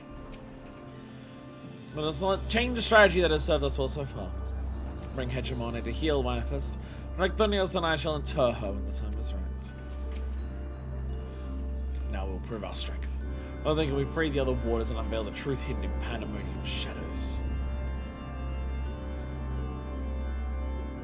One Sakong, you have two Sakong. You have two Sakong. Labria insists that the only way to save the star from the horrors lurking within Pandaemonium is summary destruction. However, Themos and Ericthoniel succeed in convincing the chief keyword to allow you a chance to prove the worth of another one. You are tasked with interring Hegemony, the keyword of Abyssos, and a master of creation magics in our own right. Sin this, and you may continue your journey into the facility's deepest circles. Here you go. Fail and Pandaemonium, along with its waters, shall be reduced to nothing.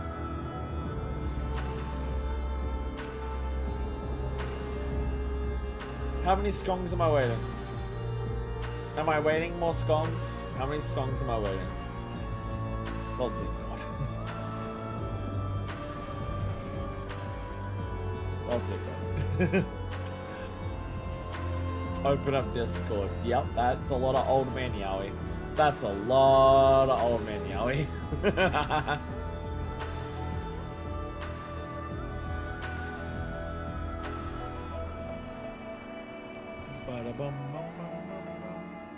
I'm ready. Alrighty. Let us ready up. Also some dive scroll past the yaoi. Alright, we'll be back when we're ready to go in. Let's go. If you don't do Savage, I recommend looking up P8S music. It's generally sick as hell.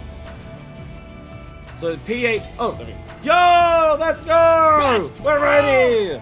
Apparently P8S music is good. Let's go! That was like 13 minutes.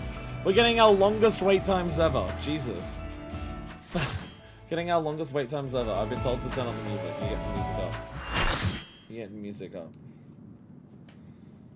Abyssos, the sixth circle. White woman! Corrupted white woman. She's like wearing the Sophist gear, but like, it's all fucked up. Oh, hell yeah. Same music. Ooh! We got a board. There are lines on the floor, chat. There are lines on the floor chat. Oh, there's lyrics! Yo, I love Lacuna Coil. Let's fucking go! I love Lacuna Coil. Hell yeah, let's go! Hell yeah! Okay, fuck our dancer, I guess, then. Arsehole. Abyssos is my charge, and I shall not shirk my duty! Why is this hitbox so huge? Etheric, polymorph. Is that more complicated than just it exploding on the squares that it's like?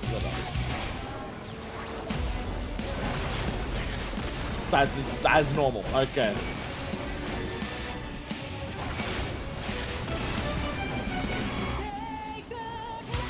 Oh, sorry. I love Lacuna Coil, let's go!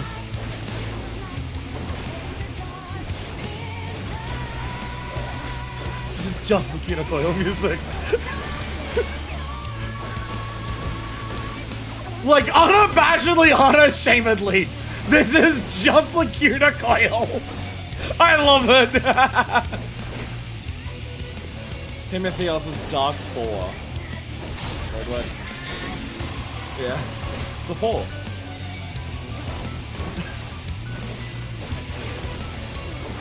Rots from the inside out!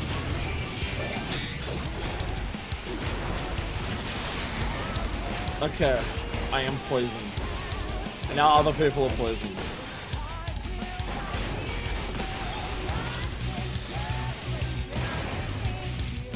Oh! Okay!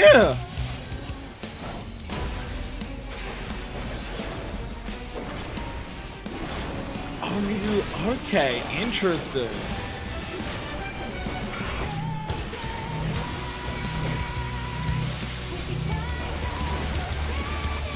Bleeding. I'll put the Aurora on.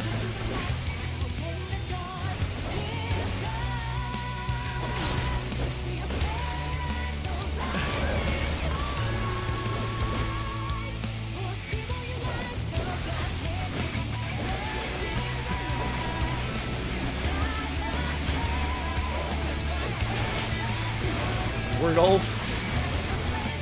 Very little warning on that.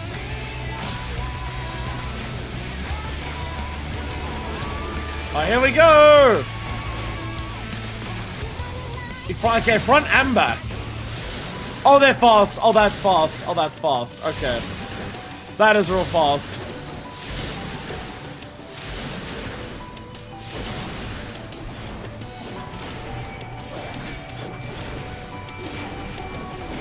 Dark 4.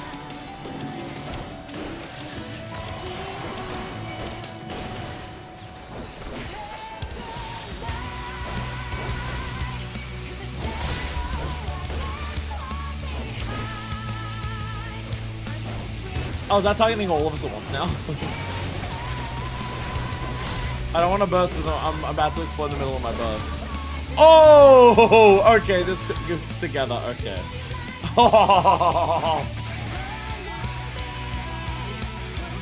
Those together, that's mean. I like it.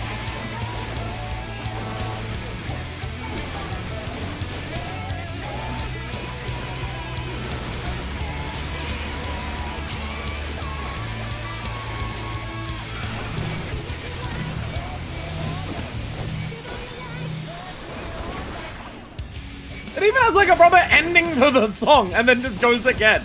This is the most normal song they've done in terms of like structure. Like the song ended and then started again as opposed to like looping. I like it. You cannot recognize the keyword. Polyominoid Sigma. Oh no! Chat, look out, she's a Sigma! Oh, okay. So here. Yeah. Hey, Pawn.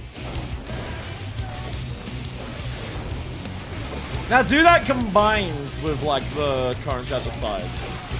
Do that shit together. That's what you're literally about to do, isn't it? You're literally about to do that, aren't you? Oh, okay, that's huge. Okay, so they're way bigger now. They're way bigger. Hell yeah!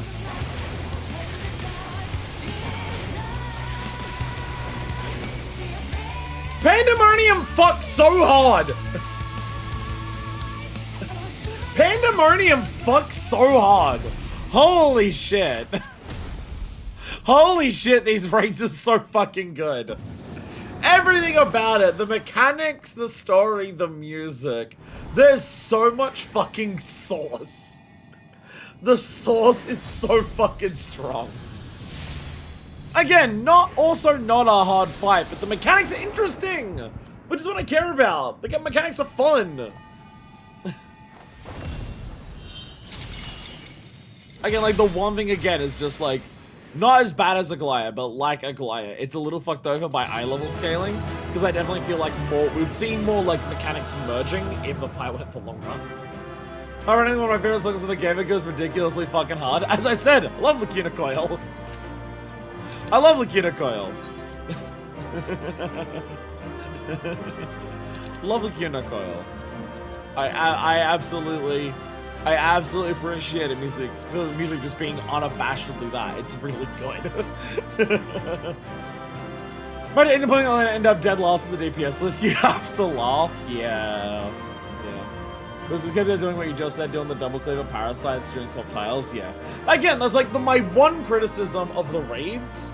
Is just criticism I have a lot of the game that just feels like Endwalker gets hit by it particularly harsh, is that eye level scaling just means that the most fun mechanics of like shit being combined, the boss dies before it does that. But that is not an Endwalker raid problem, that is a whole game problem that Endwalker just seems to be particularly viciously hit by. For some reason, eye level scaling seems to fuck over Endwalker content way more than anything else, which is really confusing. It's really confusing because like, our eye level is nowhere near as high, like, comparatively for Endwalker as, like, earlier content in the game. But for some reason, it feels like eye level completely fucks up, like, Endwalker stuff way more than anything else. Scribbling like your gods can't hear you, so for all I'm considering we're literally talking to our gods in the Alliance raid. Really fun mashup of streamers bringing them to life. I mean, yeah, Evanescent, like... I could turn around and listen to that music and say, oh my god, I love Evanescence. I could say that. But as someone who knows Lacuna Coil, I'm gonna say that first because it's definitely closer to Lacuna Coil than Evanescence. But it's also, if someone hears that and goes, oh hell yeah, I love Evanescence, I'm not gonna blame them for it either. First 30 seconds of my fight, my brain went blank, not realizing we started which fight, because I remember the fight at this rate, just not the order. I can understand that. Was saying something that's been simmering throughout the patches, and that bosses have huge hitboxes for their size. But it got real noticeable in Abyssos. I mean, because it seems like this. She's standing here, so if you're like, oh, you can't go in any of the 4 middle tiles. I'm still with, like, she's here. She's a human being, and she's standing here. And I'm standing, like, here to avoid these 2 boxes in front of me, and I'm still in melee range. Like, what I'm noticing is that, you know what I've not done once today? This. I've not had a single moment today where I need to use my ranged attack. That's not happened once yet in the 2 fights that we've done. The game has made sure that I have been within melee range regardless of mechanics for the entire fight as opposed to using ranged. Hey, you two. We won! As long as she lives, there is yet hope.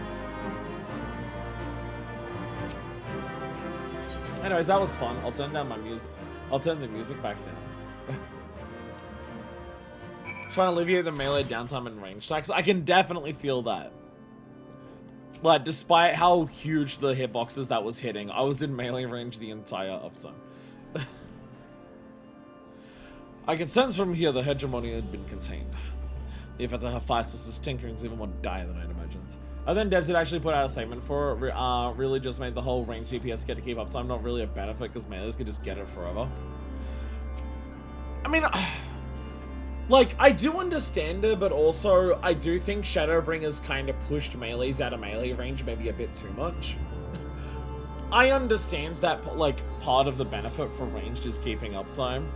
But if I think about, like, Shadowbringers specifically, there are times where melees just don't have uptime for, like, what feels like 20 seconds straight. I know that was something like, Hippocampus no positionals, but it's just removing melee disengagement as a thing.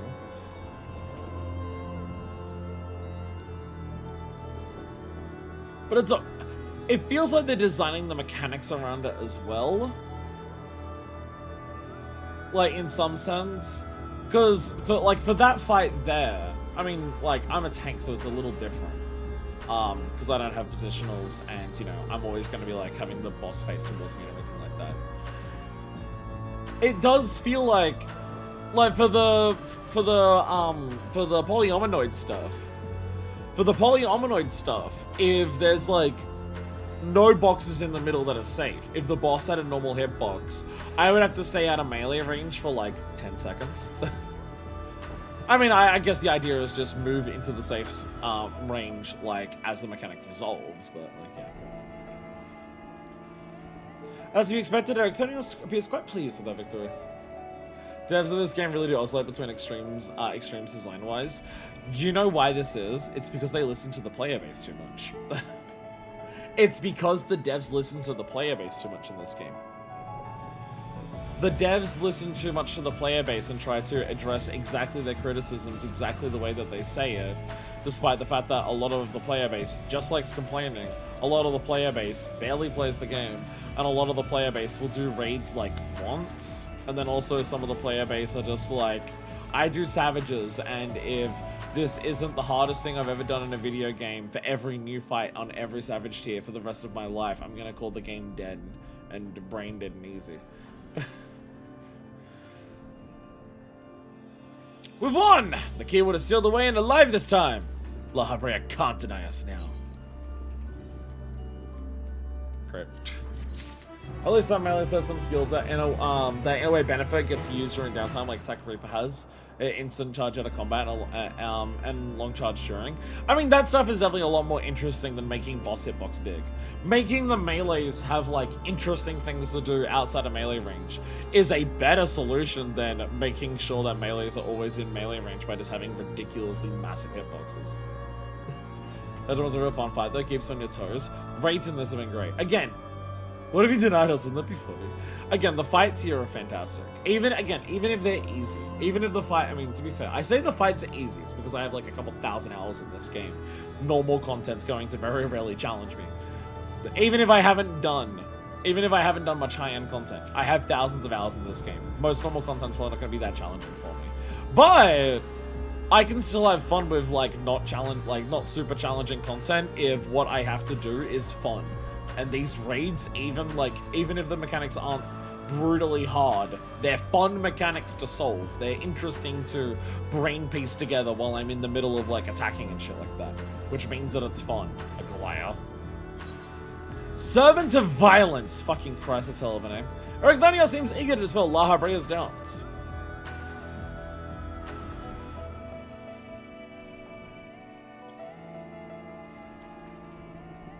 Our plan was a success, although I hardly need to tell you that. Hegemony has been sealed away, and now you have no choice but to admit the merits of our methods. You have the right of it. I am not so petty as to deny the achievements of those I've squabbled with, no matter how strongly we disagree.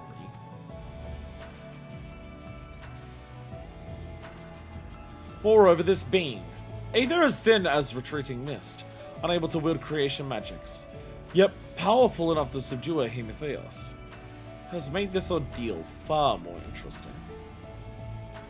Then we have leave to continue. As for that, there is one among you whose very presence puts the others at risk. It would best we proceed without him, for failure would have consequences that reach far beyond Pandemonium. And of whom do you speak? You know who is going to say Eric Thonius. A warder who cannot even conduct his duty without aid. In this place, hope alone is not enough to overcome what awaits you. A single step will send all to their doom. He thinks I'm hot. Have I mentioned to you that my son sucks?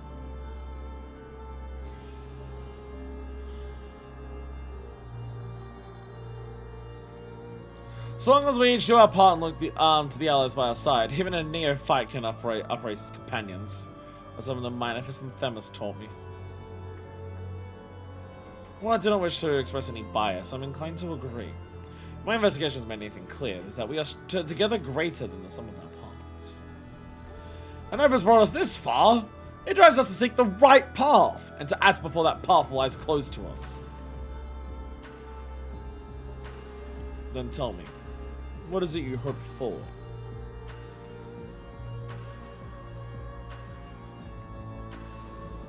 To see a Phaistos in chains. That's the surest way to prevent further sacrifices. I'm aware that destroying Pandemonium would rid us of him, but the cost is far too great. And I admit, I wish to know how he means to resurrect Athena.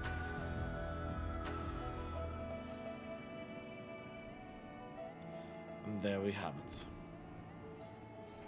You must leave this place at once. And do not think to set foot in Pandemonium again.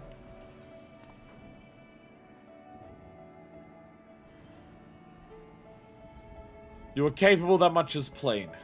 Yet Hephaestus cannot be suffered to live. I shall not allow his talk of resurrection to poison mine or anyone else's mind. Life flows in a circle. This is known. All souls return to the underworld, and Athena's is no exception. She has likely found a new vessel and a new journey to embark upon. You cannot be ignorant of the folly of Hephaestus' words. Even were he to breathe life into a body, the soul contained within would not be your mother's. What if our knowledge is imperfect? What if Hephaestus discovered something that no one else has? He knows all that you do, understands the bitter reality of the world. He wouldn't pursue the impossible. Think, Erechthonios. I've already explained that he is merely my twisted reflection. Is it worth bringing back your mother, or it means others are used and discarded like tools? Is it worth it? To see her once more? I mean, this is now actually like a point where it's like, La Brea is just straight up correct here. La Brea might be a dick about the other things, but when it comes to this, like, La Brea is just correct. Like, the whole, you know, we have multiple expansions about the folly of people trying to resurrect people who are dead at the cost of other people. One of those expansions being the one that we're currently in. Now you measure the worth of your colleagues' lives? What was that foolish braying about saving them? Merely a performance to hide your childish devotion to your mother. Please, such barbs will get us nowhere. We should first discuss. You would call me fool? You who murdered your wife in service of your ambition? For the sake of the star, no doubt. I can hear it again. That voice inside my head. He has a bit of gentle drawing on equal his made so far. He's being such a massive dick about it makes him want to be a contrarian.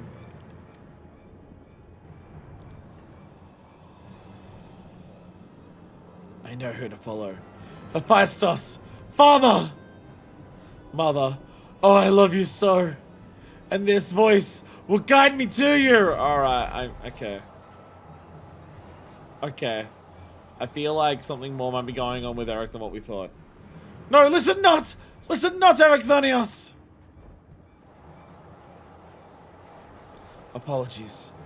You told me that a calm heart stays the course. But I could never even grasp the rudder.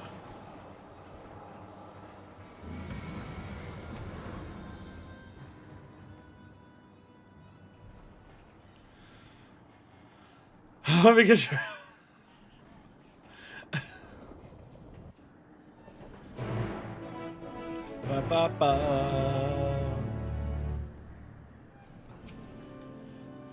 This was Hephaestus' work, there can be no doubt. Seems he learned from his previous failure.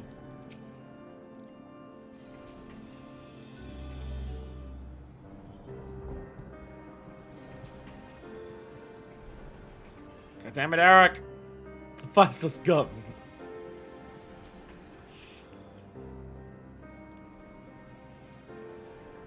Hephaestus is cunning despite his willed mind. Whatever took hold of Erechthonios, he made short work of his reason. From the moment he lays eyes upon me, I could sense his hatred and rage simmering below the surface. It was about a matter of time until it spilled forth. And that was when he fell into the spell's embrace. A magic weapon with such skill that Erechthonios himself failed to notice until it was too late.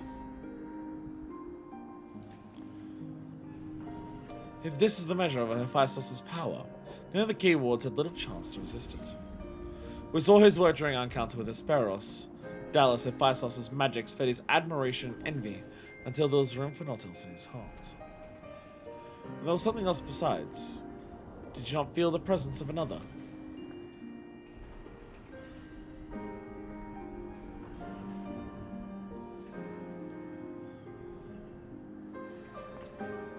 As I thought. Someone was trying to warn Erechthonios, but whom? Could it have been one of the key wards? Alas, their warning arrived too late. I'd already prevented Erechthonios past the point of no return. I bear the burden for this failure. My stubbornness, I could but scorn the boy, and Hephaestus knew that. And now I dread to think of the ordeal that awaits him due to my rashness.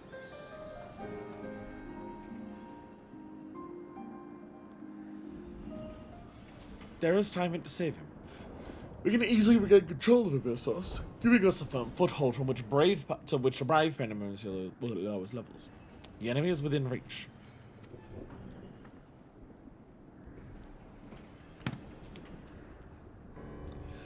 Just as with Hesperos, Erchthonius is in danger of being consumed by Hephaestus' spell. However, I fear that he will not easily lose sight of himself. The way forward is clear. Vahabrea, pray tell us all that you know what shall find beyond Abyssos. Can only assume one more keyword lies in wait. The deepest of the Pandaemonium is called Tartarus, and your passage shall be challenged not only by a keyword. Hephaestus has laid traps in every corner of its holes. You have no hope of surviving far past the threshold. That, I expect, is where my manifest shall shine. Her dissolute aether shall allow her to slip through the traps unimpeded. We saw it when Hephaestus had no effect, and doubtless even Hing has yet to devise a countermeasure.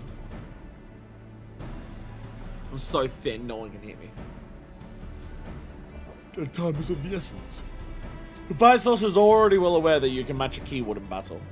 You will not stand idle while you stroll past these other defenses at your leisure.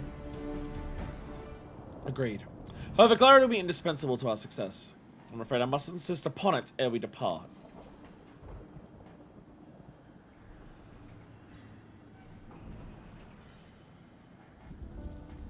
We get to discern to what end Hephaestus would use Erchthonius. If you know, I would ask that you enlighten us.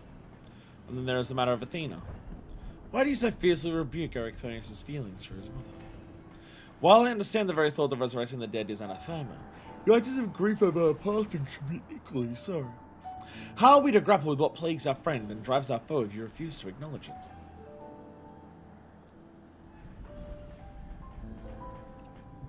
I do acknowledge it. I wish only to spare those that feel it, still greater pain.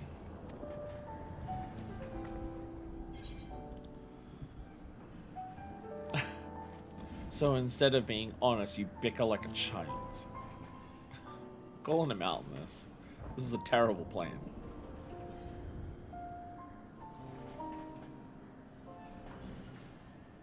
How dare you?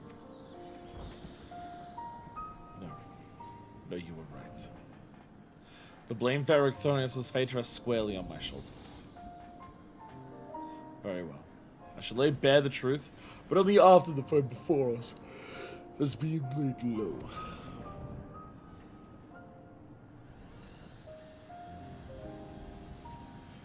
The remaining keyword is Agdistis.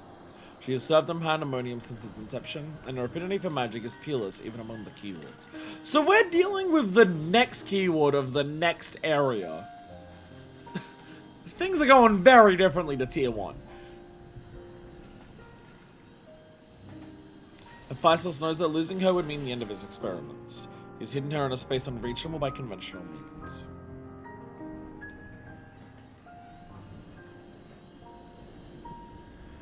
But your presence makes mockery of such barriers. The scarcity of your aether means it'll be trivial to send you directly to Agdistis. We shall approach as closely as caution will allow. We know where the battle will commence, so I do not anticipate difficulty in detecting your presence. From afar, I shall do my best to provide you with the ground on which to fight and phantom allies to aid you. As for the interments, I've yet to think of a foolproof method.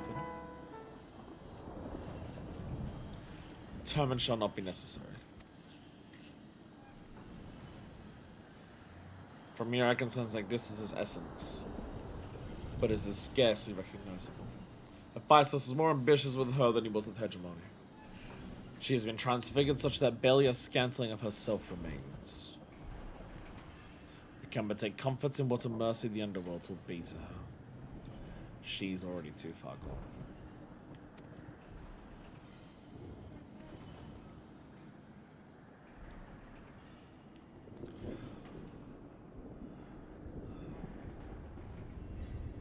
So our plan of not blowing up Pandaemonium to rescue the keywords.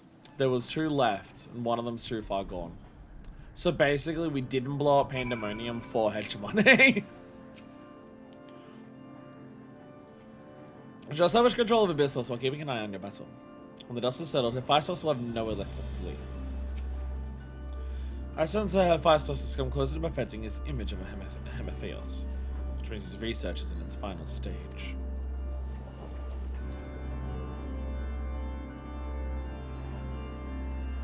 It's still, I mean, no, it is still one life. It's just, you know.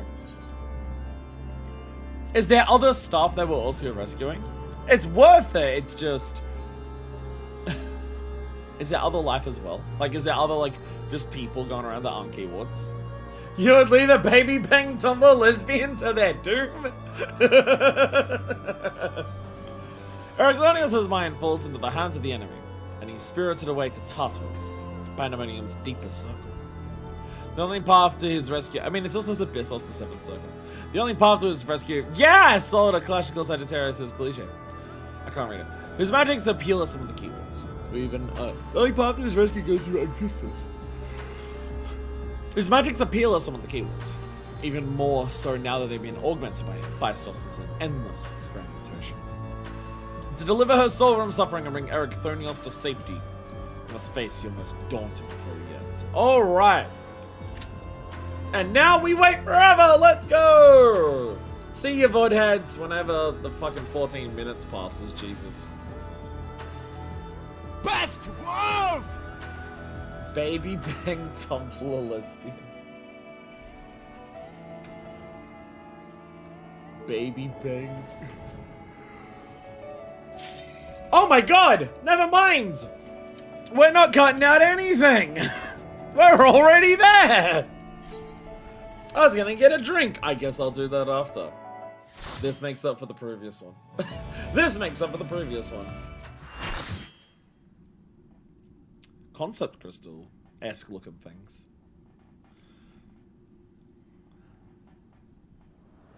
That was quite the interesting hour-long break. Platform in the middle of nowhere, it seems.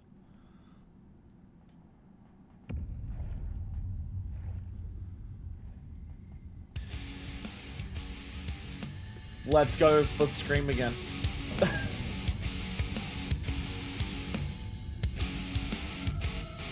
Everyone swapped the botanist! Oh, Hephaestus really fucked her up. Hephaestus really fucked her up. Yo! Minifist clone! We have another Minifist in the party, let's go! Yeah, let's go! Yeah! Yo! Let's go! Twinsies!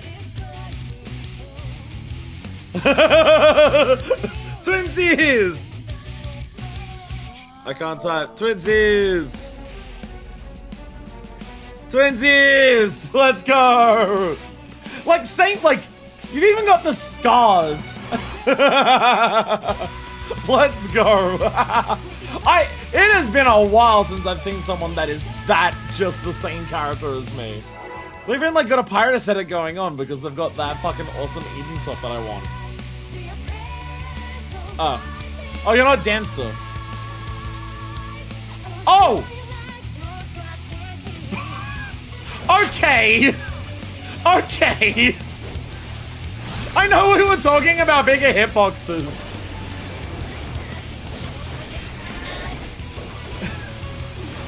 Bow of Atlas. That's taking a really long time to call. Somewhere it's like a... Oh! Okay. Oh, and then they're gonna slam down. Okay. Would the other fist do it as well? No, okay. I am Aegustus? Yes, and this is my vessel. Have I been gifted new test subjects? Oh dear god.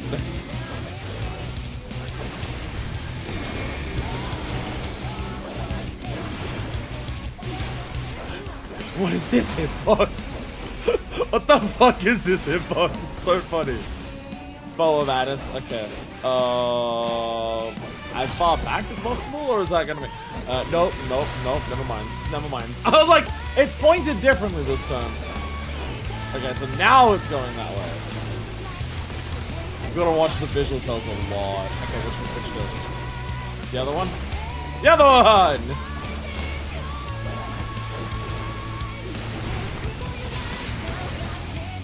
Boom.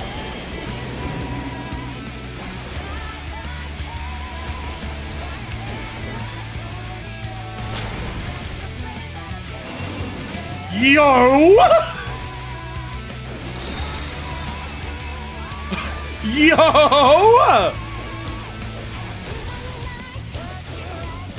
Oh!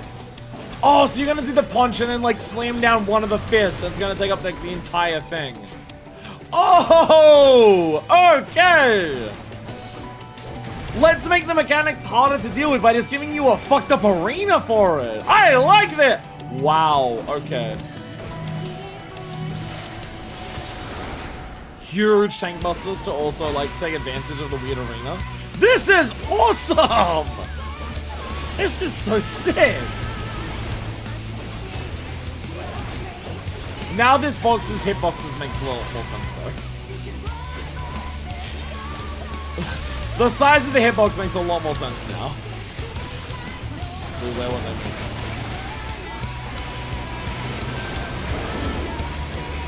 Are these actual ads? No, they're gonna be, yeah, meteors on the circles.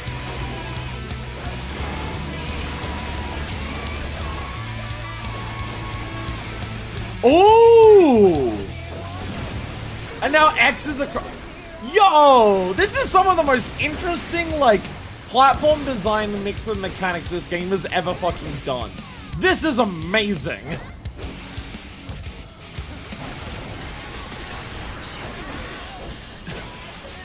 This is so fucking sick!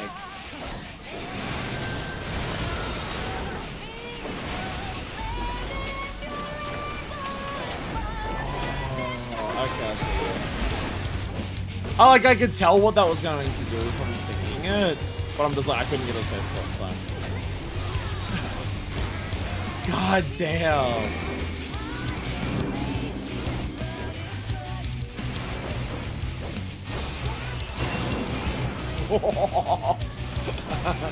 And that's how we phase transition back. And now we have a oh god, we have X's everywhere. I was all ready for so immediately shitloads of oh god! Oh god! Oh shit!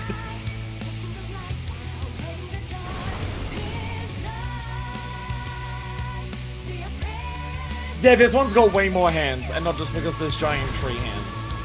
But there are way more! There are way more, like, this is definitely way harder. There's way less room for error because there's literally less room. Because they almost created an little lethal models in the game. This fucks hard. This shit comes. As the kids say, this shit comes.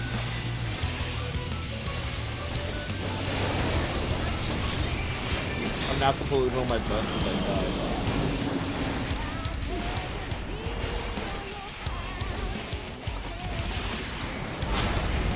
So fucking sick. And La Brea uses chains to like form gaps between it. Oh my god, this fucking rules. I can understand the hitbox for this one because you can't have a fight that does this much weird shit if the boss had a normal hitbox. If the boss had a normal hitbox, it wouldn't really make sense to like work the way that it does. Oh god, oh god, oh god, no! I'm getting doubled, I'm getting doubled! Hi, Colonel! I'm getting my shit fucking rocked. I need a bow light, I think. I need a bow light. Jesus Christ. Oh, fucking Christ. This is so sick. Fucking absolutely amazing. Fucking, oh my god. Incredible fight. Incredible fucking fight. Holy shit. And also the music fucks hard. Absolutely amazing fucking fight. Holy shit. But unfortunately, Agistos did have to die. Yeah. Clarius. Oh, I was gonna be your Ventura plate. David down.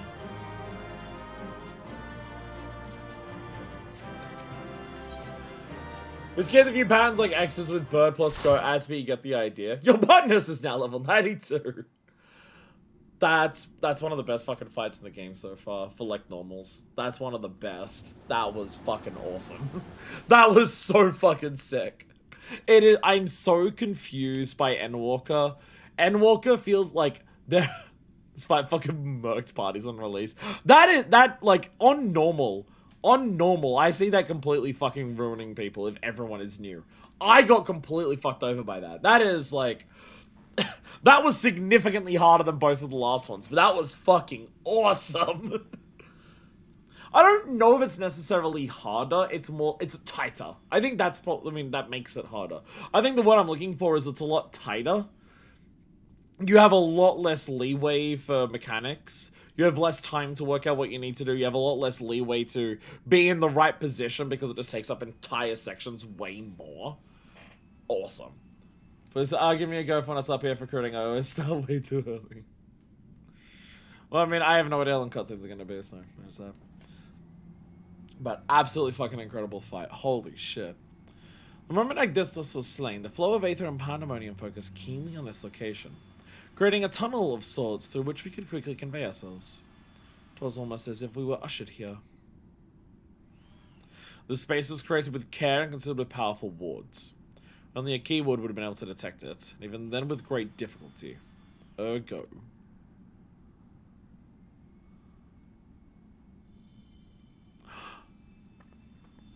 Agdistos. If only I could restore Tartarus to order. But I'm afraid this is the most I can manage with such power as remains to me.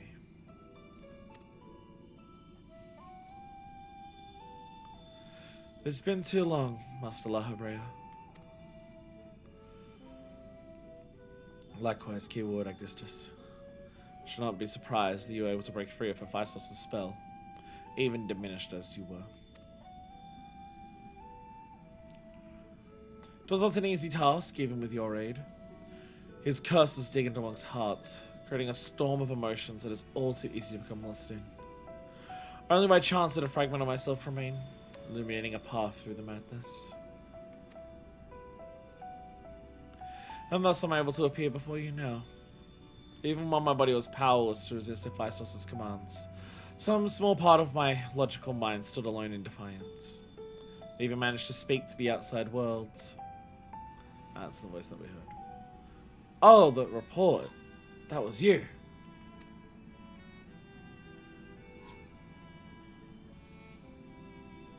Doubtless you recognize my voice from the many times I've called out to you. The hope that those pleas will not fall on deaf ears is all that kept me from succumbing to hopelessness.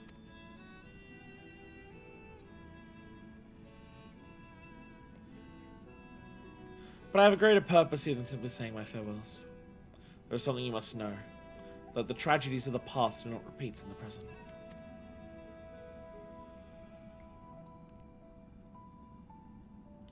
Forgive me for what I'm about to do, Master Lahabrea, but the story must be told. It is the only way to understand Hephaestus' fixation on Erechthonios.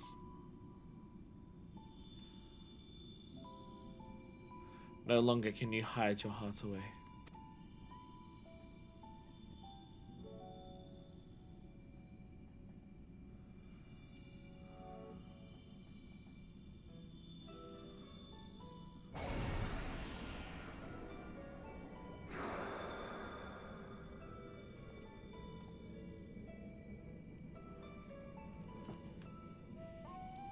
Hephaestus? No, the Master Maximus Lahabrea. Master Lahabrea had brought an end to Lady Athena's life, and sealed away a part of his memories and emotions within Hephaestus. These are my recollections of the moments following.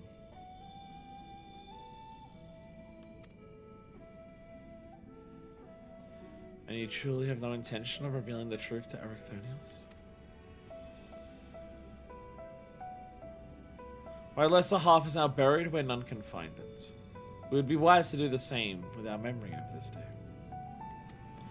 Blood should not sway the spirit so, but Athena's teachings have warped the boy. I fear he would see our star burn to keep his mother safe. Erechthonios believes he feels loves, but he's shackled by dependence. He cannot bear the truth.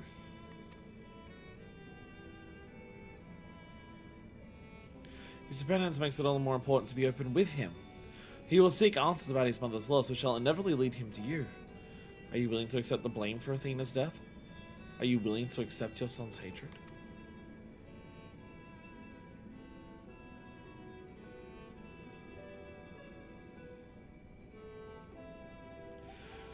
If that's what comes to pass, then so be it.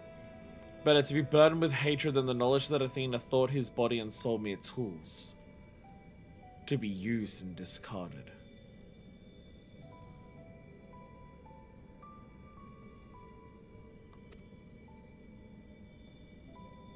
Even if I were to tell him what his mother plotted, he would never seek reasons to believe that the true fault lies with me, or with him.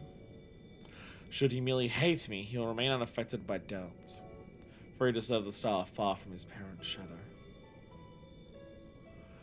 So Athena's been plotting to, like, just use Erechthonius the entire time, and has, like, forcibly made Erechthonius dedicated to her to do that. And so La Habrea killed her to stop that from happening. And decided it hurt too much to actually deal with that, so I'm just gonna lock away the part of me that did that killing, and I'm just gonna lock it away and do the most literal example of bottling away my emotions and feelings, and hoping that they don't one day burst. Oops, they burst. Erechthonius loved his mother more than life itself, and yet, what a dreadful truth you've borne all this time. Such is La Habrea's nature. Every action, every word, a solution to life's great dilemmas, and none to spare for his own. Trauma, just take it and put it somewhere else! I can understand Athena to a degree, because I need La Habrea pregnant. What I revealed to you is but a small portion of a larger picture. I shall leave it to La Habrea to paint the rest for you. And for Erechthonius, I hope.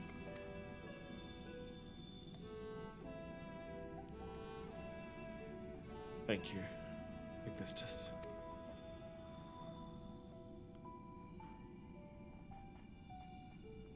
I always admired you, you know. What choice did I have when you sacrificed so much to guide our star to the heavens?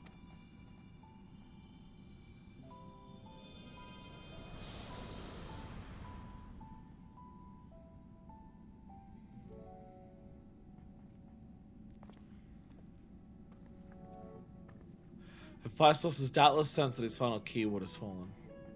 We should return to the surface before he moves to strike us here. If we're to face him, we must be prepared to bring our full strength to bear.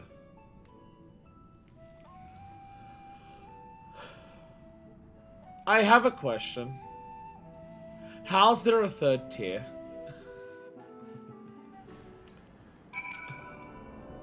I'm having a question that I also had back when we did Eden.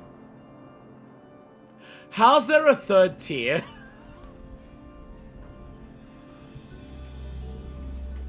Well, you see, we were also asking this question.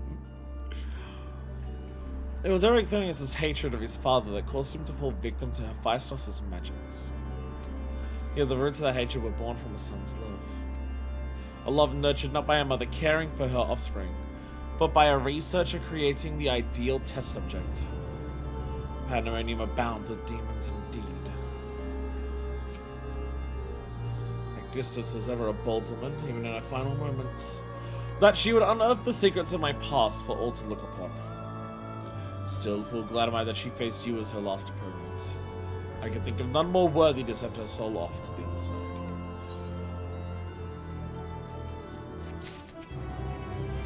One final wish. La Habrea would speak further of Athena's fate.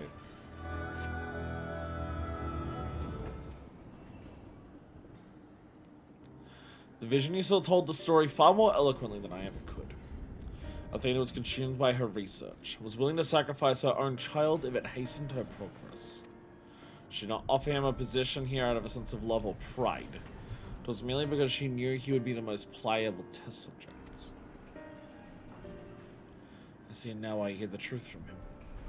Cannot say with certainty that Ericthonius could handle the weight of such betrayal, after holding his mother on a pedestal for so long. Unfortunately, it seems not even her death has ensured his safety. Hephaestus has taken up Athena's research and succeeded in creating Hemathea. I know not what his ultimate end is, but his plan is connected with the resurrection of Athena. That knowledge alone is sufficient to direct our next course of action. As for the rest of your story, we shall hear it after we have returned Ericthonius to safety, in accordance with Agnistus' last wish. Very well. I can at least assure you that finding him shall prove relatively simple, now that Hephaestus can no longer bend Pandaemonium to his will. There is but one place left for him to find refuge, the Black Heart of Tartarus, where Athena built her testing compound. We can assume that Hephaestus will offer fierce resistance, as far as my every effort on securing a safe means of approach.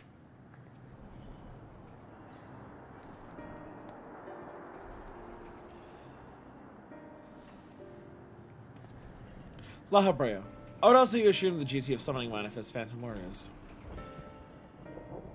I have no objections. My ability to fight within Tartaros would be greatly diminished in any case. However, I wish to deal the final blow to Hephaestus myself.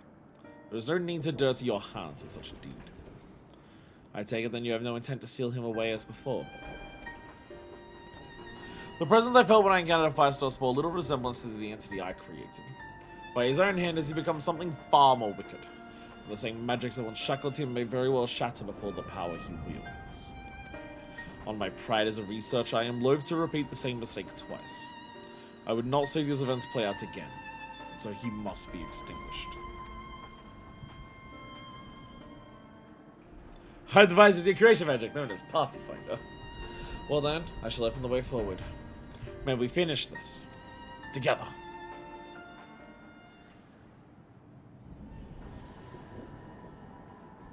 Seriously, how's there a third day? How's there a third day? What the fuck is a third day?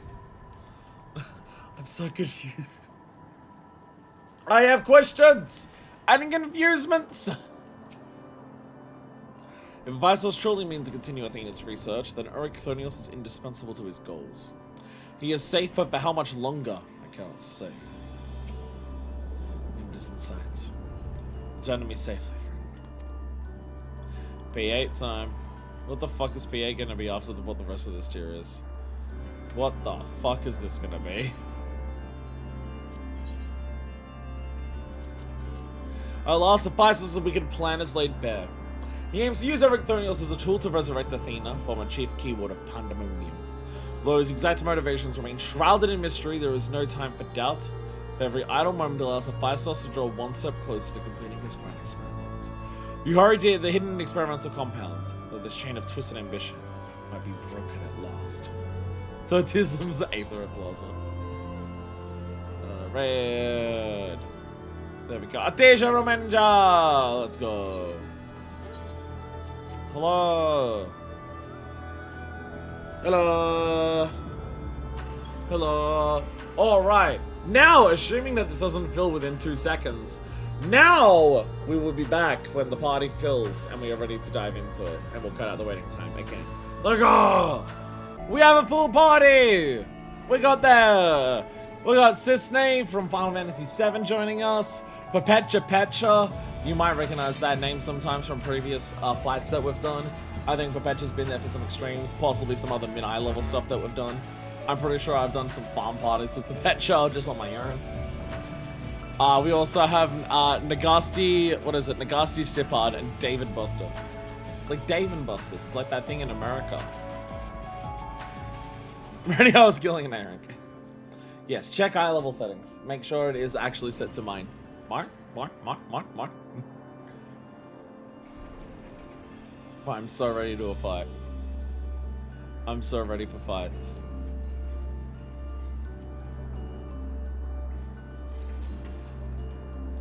It's kind of concerning. It's just like thinking about how much Augustus killed the shit out of me, and that wasn't mid-eye level. What the fuck is Hephaestus gonna do? What the fuck's Hephaestus gonna do at mid-eye level?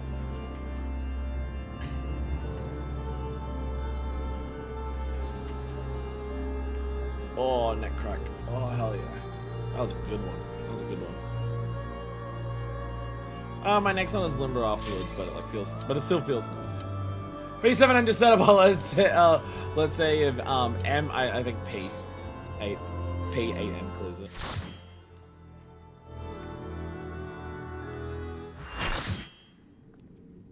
Jesus Christ, this arena.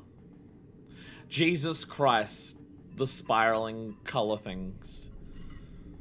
Eric!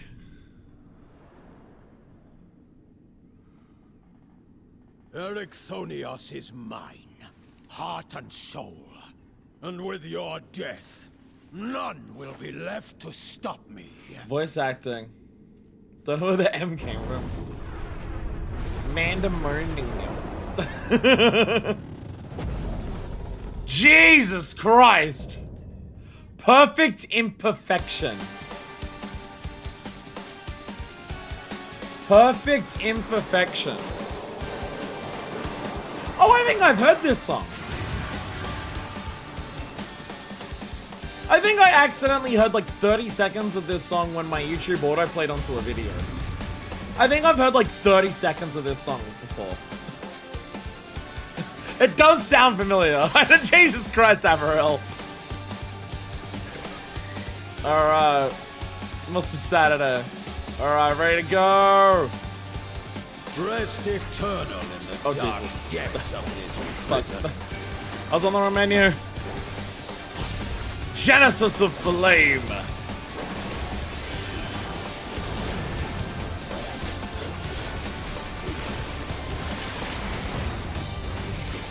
Fulgent flame, my servant. Sunforge.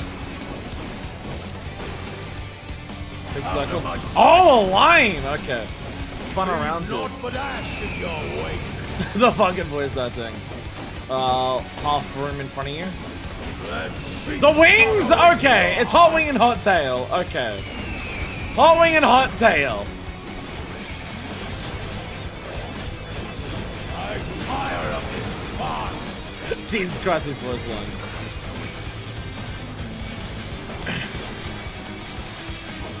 I should have known it was Hot Wing and Hot Tail. It was a bird that was hot. This thing's got phoenixes going on with it. Behold the fruits of sacrifice.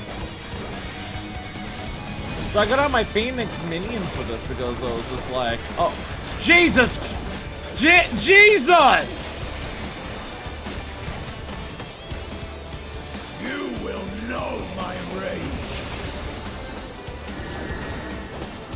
Oh, oh, okay. Whee! Archaeotania body? Whatever this way. Rearing Rampage.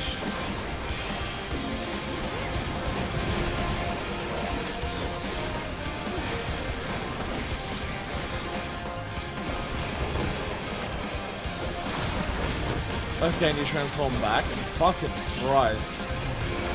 Chains everywhere.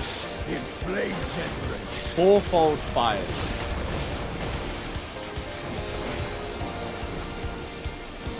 Go forth and sate your boundless hunger. Hollows are doing things. Oh god, no, I saw them go that way. Come on, they went that way. They went that way! Oh Jesus, I've actually like watched the worms go. From fulgent flame my servants rise. Wings? No, that's the line. Death. I forgot. I've already forgotten. I've already forgotten.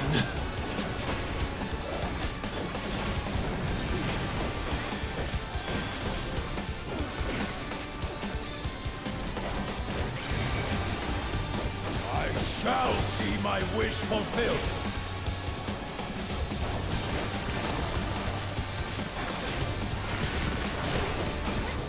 Oh god, so much transformation shit. You are prey to be consumed.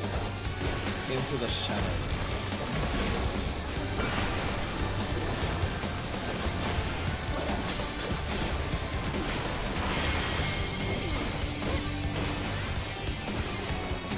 doing an interesting shit with gaze mechanics again. Oh god, oh god.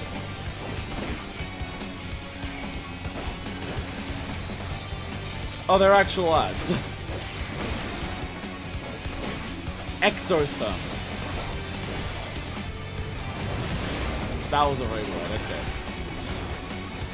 I'm gonna assume if ectotherms hit the Gorgons while they're alive, it'll be bad. It'll be bad news bears. Sear flesh from bone. Volcanic something. Oh, there are lines on the floor. Oh god, oh god, oh fuck, fuck, fuck, fuck. Run! Run! Oh wow! Oh god, okay. Terrifying. Did you realize that there are lines on the floor? I feel like this fight might be what caused that that phrase to start, because oh my god. Because wow, are there lines on the floor? Leave naught but ash in your wake. I recognize it now! That's Hot Tail! That's Hot Tail! There we go. Original Ruby was going home uses display. I knew it. I knew it. I knew it. I'm seeing this tier and I'm just like, I feel like there are lines on the floor probably from this.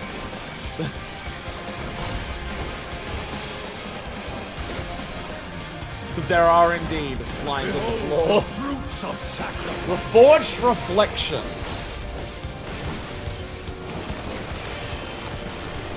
Okay, so the reflection is the transformation. Okay.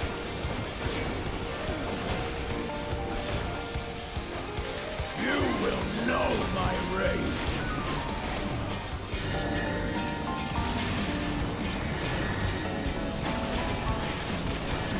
Whoa! Okay. So I kind of want to actually angle it over a bit. So we can go over this way. Okay. Yeah, add more to it. Let's go. We're operating on boss, not nocturnal. Don't worry about it. Also, don't worry about my rotation. It's totally fine. My rotation is doing just fine. Don't worry about it.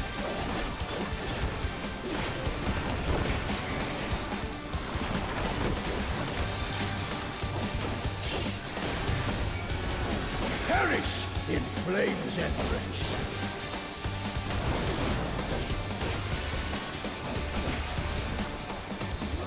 Go forth and sate your boundless hunger. Go on there first.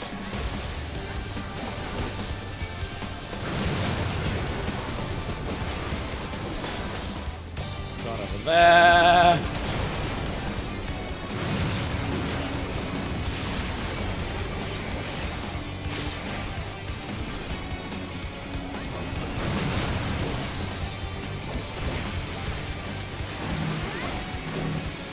Bruh! Servant strives. Ah, it's hotwing, hotwing, hotwing. God damn! Sweet sorrow into your heart. The fucking, let the fucking volcano lights come out of nowhere in the middle of that. Trying to see where the fucking snakes are going and I'm just completely missing it because of that. God damn.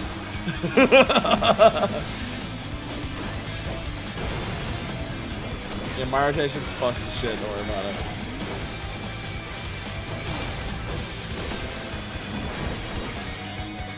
Also, okay, so the cleating bus is only like a single one. It's not a massive cut. Does do a lot of bleed I shall see my wish fulfilled. Does do a lot of bleed though. I'm definitely noticing that a lot.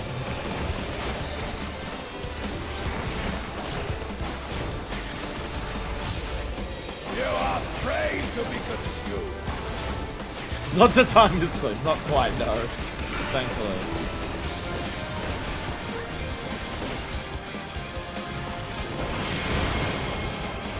Very lucky with the petrifaction dodge.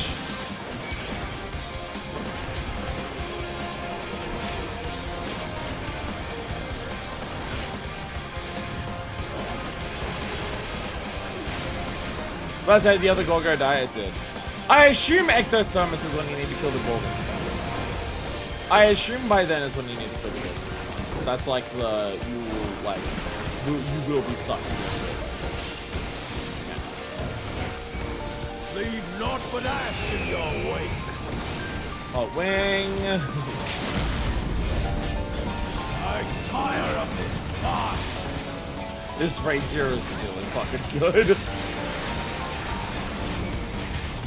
In terms of an individual tier, this is definitely really fucking high up there.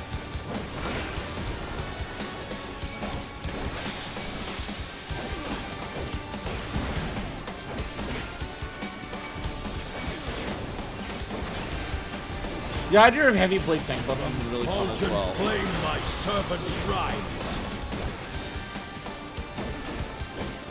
A fitting death. Yo, let's go! Gaze of the Abyss! Let's go! Oh, one hell of a fucking tier. Holy shit. Where the fuck do we go from here? I asked this back in Eden, but I'm asking it even more now. Where the fuck do we go from this point forward? In terms of story. Where the fuck does it go from here?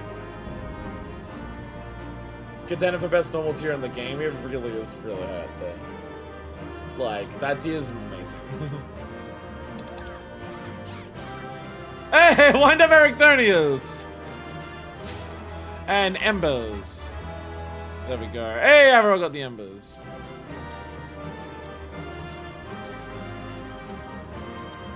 Let go! Let go! Let go, yeah! Let go! Absolutely incredible too. Absolutely incredible too.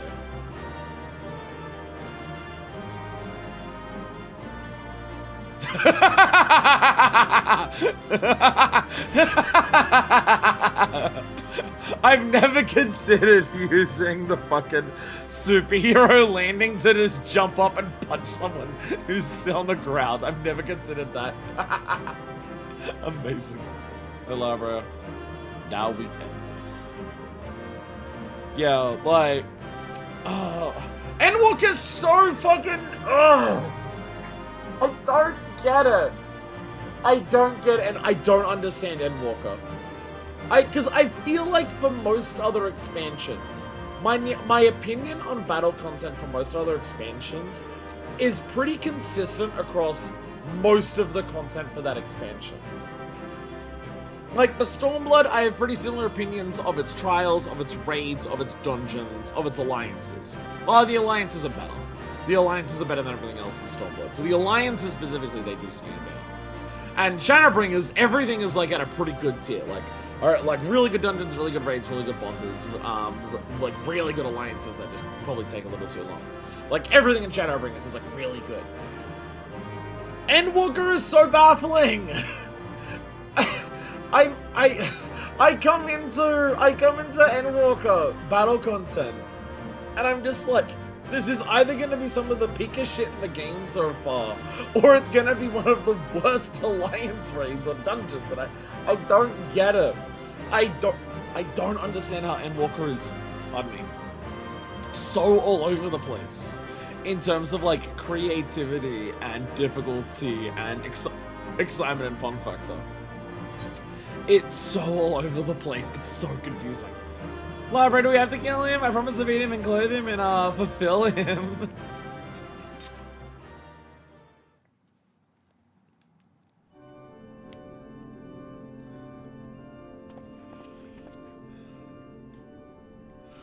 The chain of events that led to this moment began with my error. When out of mercy I confined you here. Now I break it, leaving no trace of you behind.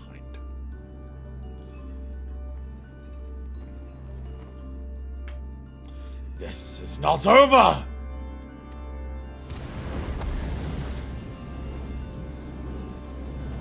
I see you will not go peacefully.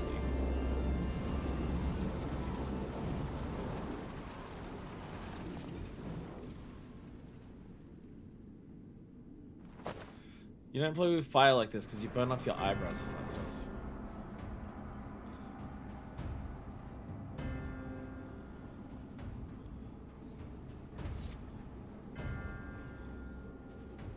Even a cast-off would uphold his pride.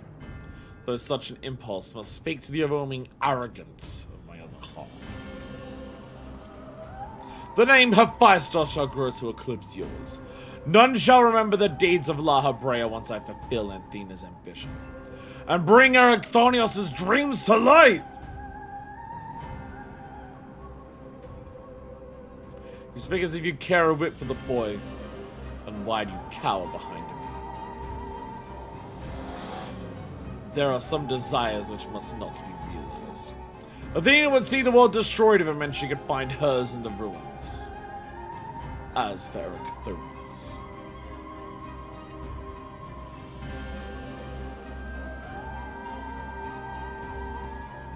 He knows not what his wish would beget. A truth which you have hidden from him. Do you truly believe a father's role is to deceive and manipulate?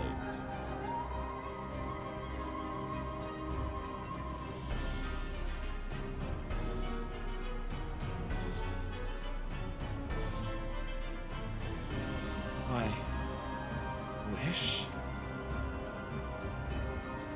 You would claim the name of Hephaestus and call yourself his father.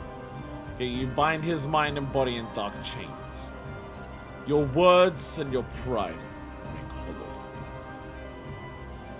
Athena wanted her son by her side, and he desires to return there. What wickedness is there in mending a broken family? Athena cared not for Erechthonios, beyond how he could serve her ends. You claim to be acting in his interest, but it is plain you are no different.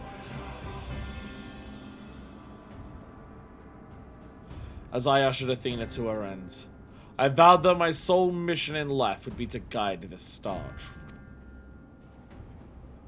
In service to that vow, I silenced the whispers of my heart.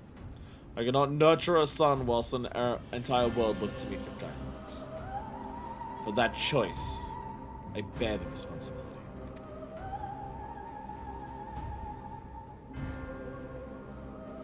Yet he is still my son! And I'll not suffer you to seduce him with false hope. You who are naught but the bitter dregs of Athena and I. The very worst of us. Mother? No. Then who... How do I...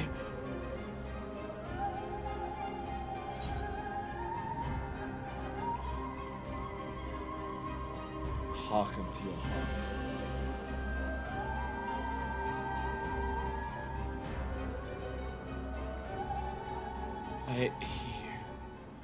I owe you, Themos, an apology.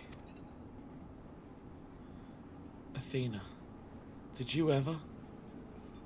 And La Habrea, shout out to like cinematography, by the way, for this raid tier, just like for cutscenes in general. Like, holy shit, we're actually getting cinematography. I know this game does that, like, it's not a super uncommon thing for the game, but like, goddamn. I will have my say! Yeah! Yeah! How? His mind was mine! I can't explain. But if his words reach me through the haze. They ring loud and clear. As did the words of another, in a voice much like yours, but resounding with truth. Yo, atonement magic.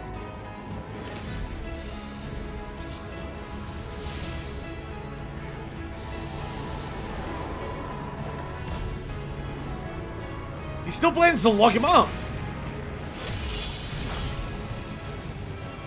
How? When did you master these bonds? Oh, we've in turn much worse.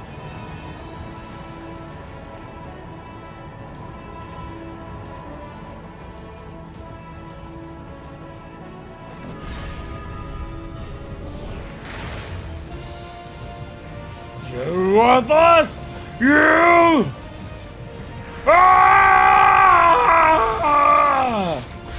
Yo! Multiple levels are locked down!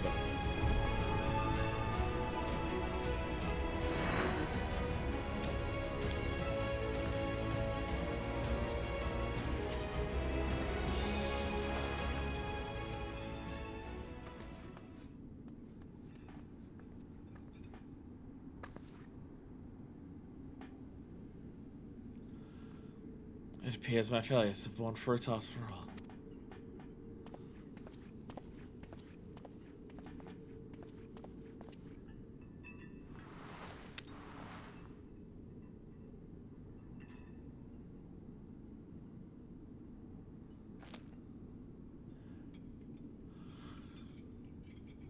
Why one of the convocation crystals is what he turned into? I guess he was made out of memories. He was made out of memories and emotions. You did well, son.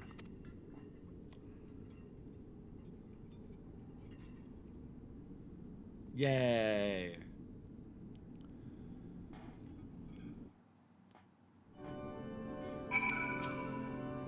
Where are we? Deepest circle of hell. Well... the man-made one.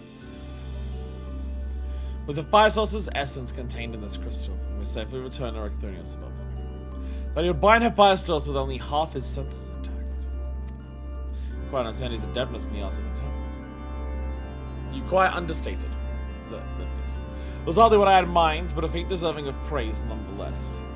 Those Lahabrea glyphs on the floor, yeah, the entire fight, like, in between every single one of those things, the Lahabrea glyphs are there. Some Resident Evil shit going on in the background.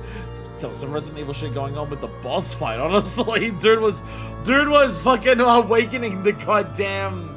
I don't remember the name of the fucking... Los Plagos or whatever it is from RE4, like halfway through the fucking fight. Your right hand comes off? No, it turns into a snake.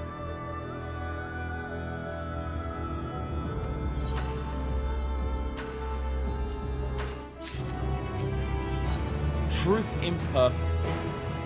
Lahabrea is looking at Ericthonius with concern.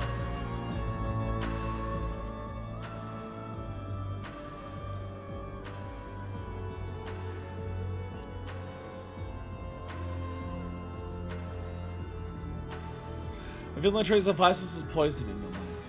And for a blessing, it appears your body is none the worse for wear.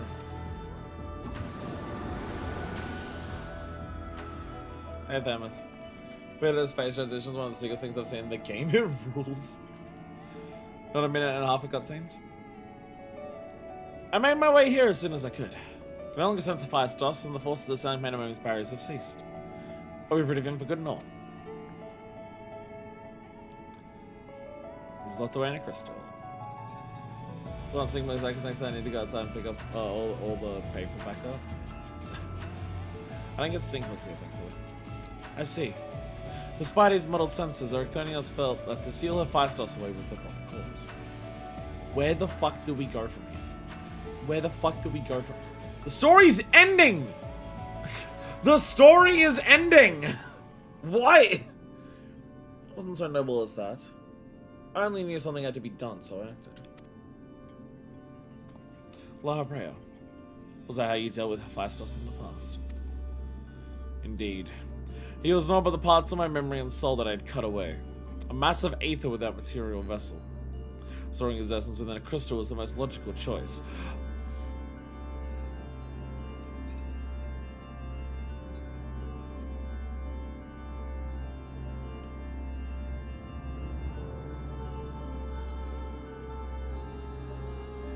You said memory. You said memory earlier. You did not fucking say soul. Bro, that's a bigger deal. You said memory. You didn't say soul.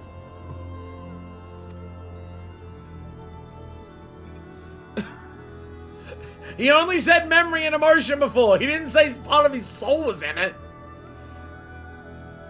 On that matter, I believe the time has come for you to share the rest of your tale. Of Hephaestus' creation and Athena's end. I heard your words, but only vaguely. as if from under the surface of a deep pool. My mother wished to use me. But hear the whole truth. I want to know what happened here, what drove Athena to act as she did.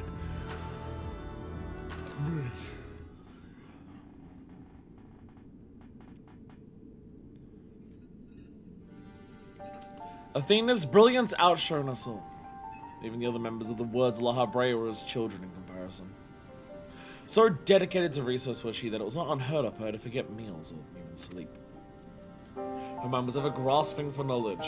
It was in this endless search that she became obsessed with uncovering the secrets of life. You see, while we can conceive life in various forms, the meaning of creating a soul are beyond our ken. Similarly, though we can enhance and alter our physical vessels, we have ever been bound to them. Athena's purpose was to shatter these limitations. Such limitations as we are not meant to surpass. She sought to enter the realm of the gods. Scarce you have the ability to comprehend what such a task entails, let alone the courage to attempt it. For most, though it would be an adult fancy, considered once then and then discarded. Not so for Athena. As leader of the Worlds of La Brea, I spoke with her often about transcending our being. From an academic perspective, the challenge has plagued countless researchers through the ages. It was during these musings that I began to formulate a theory, a means by which a person could meld with the creation. The weaknesses of one would be mitigated by the strengths of the other, and the result could be something greater than we have ever imagined. So this leads to the creation of Zodiac, then. This is research that leads to the creation of Zodiac, because that's what this is. Although it was but a theory, Athena insisted I developed it further, curious about every detail on the way. Our conversations became more frequent, and our platonic relationship grew into something much more. I take it I was born not soon after.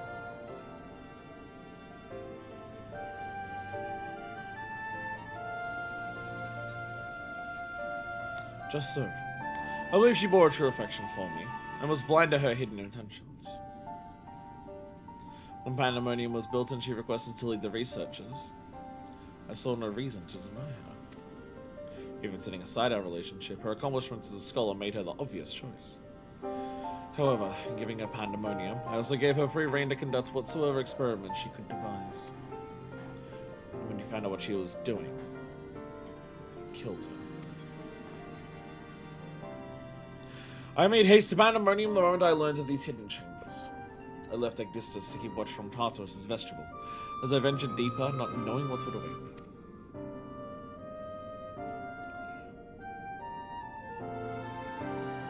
As for what occurred next, it is best to see with your own eyes.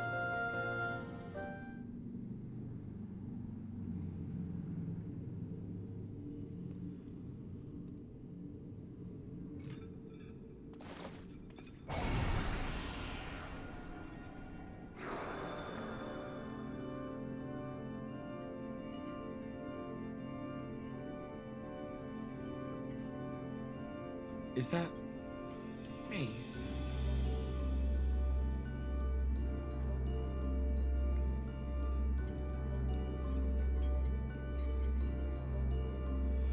You're well aware that out of respect for our neighbors in Elpis, the researchers of Pandaemonium are not to be masked. Here you stand before me with your face covered. What petty defiance is this? What indeed? So quick you are to rebuke me, though you yourself have not set foot in these halls since their inception. You must have known you cannot conceal this from me and Agdistus forever. As well you know that I cannot allow it to continue. I shall say this but once. Release Ericthonius. I shall have no choice but to strike them down.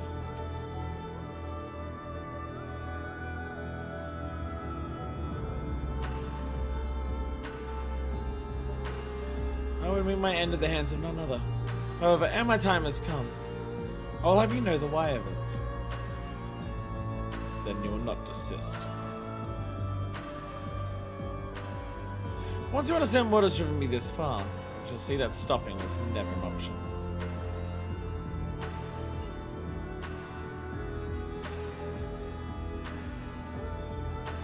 The feelings of one weigh little against the needs of the entire star.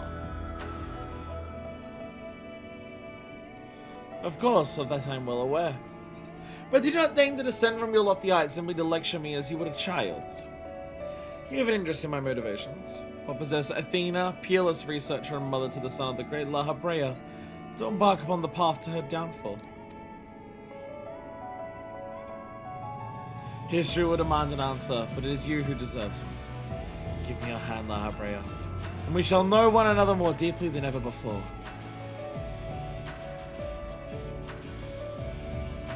Impossible. You bonded your souls.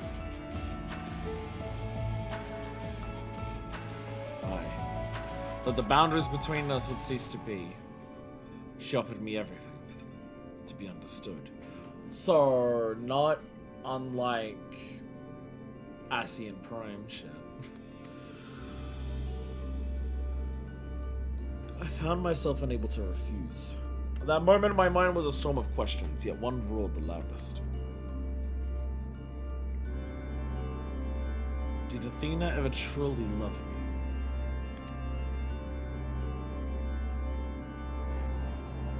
I am become thee, memory and mind.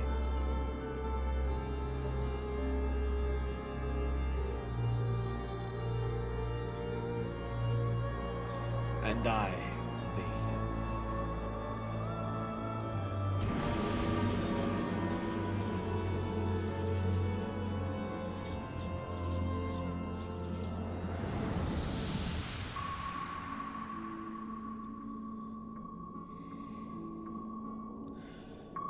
Can you feel it?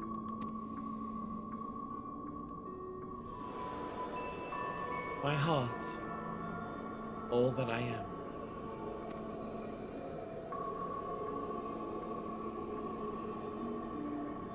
Yes,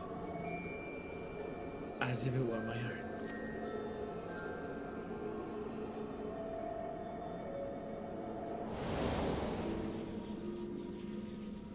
A fathomless desire to dissect the mysteries of life, to transcend our mortal flesh and bleed into a higher plane of existence.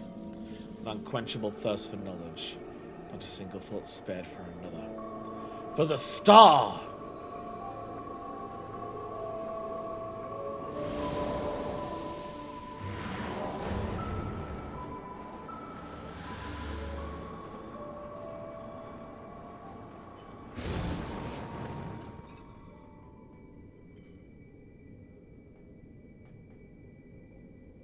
How disappointing.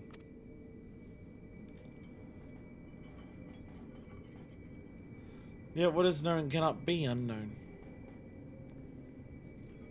You have beheld my life's work. Try as you might to excise the memory, the seeds of desire remains. And when it takes root, you too shall be consumed by the self-same fervor.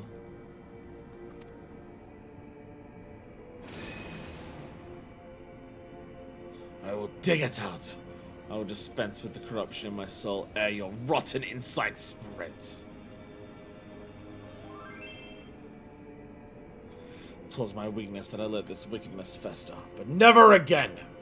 Today I cast aside fickle emotion and abide in duty alone. Today I renounce all that I was, and live only as La Habrea.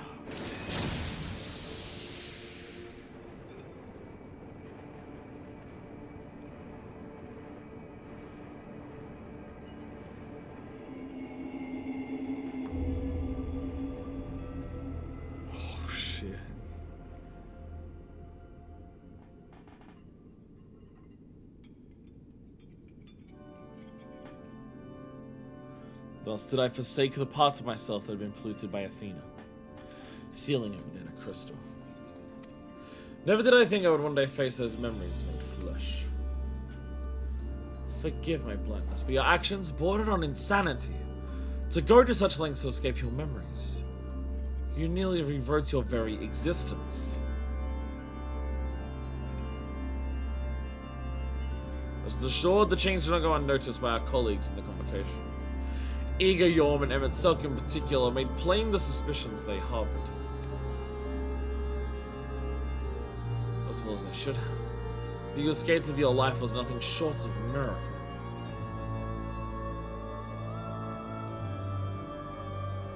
Why didn't you show the crystal there and there? Did you think to one day make use of the knowledge it contained? I will not deny such considerations played into my decision, but my main motivation was fear. I never attempted such a feat before. The crystals of my soul recall should something go awry with the remainder of my soul. In hindsight, to cling to it was a mistake born of doubt.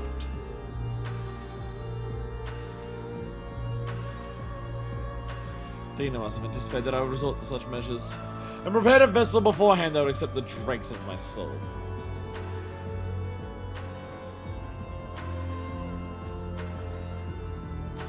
Faisal doubtless believed he was performing his duty as a husband and father should. The truth is but a puppet being pulled to and fro by Athena's desires. His goal was not to raise himself high. He thought only of seeing his dear Athena live again, and that she might finish what she began.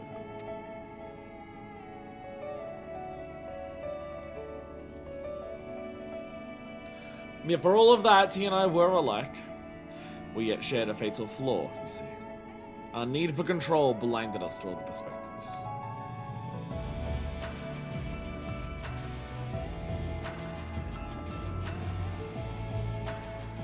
I was enthralled to Hephaestus. He called out to me. I can see you now. Does La Habrea speak true?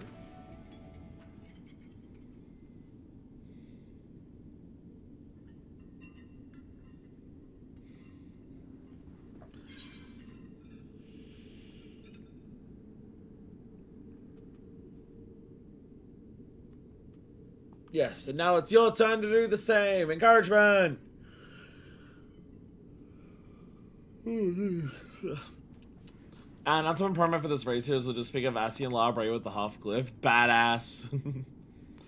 I just want to know one thing.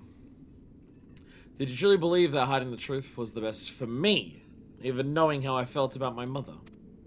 The La Brea I know had a fatal flaw after all. I'm still not convinced.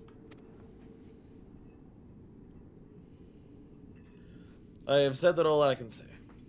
Now it is for you to choose to believe me or not.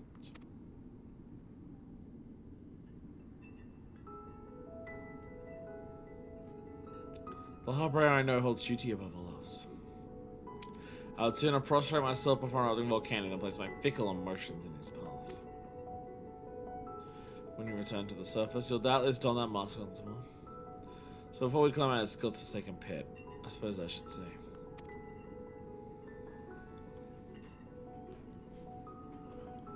thank you, Hephaestus.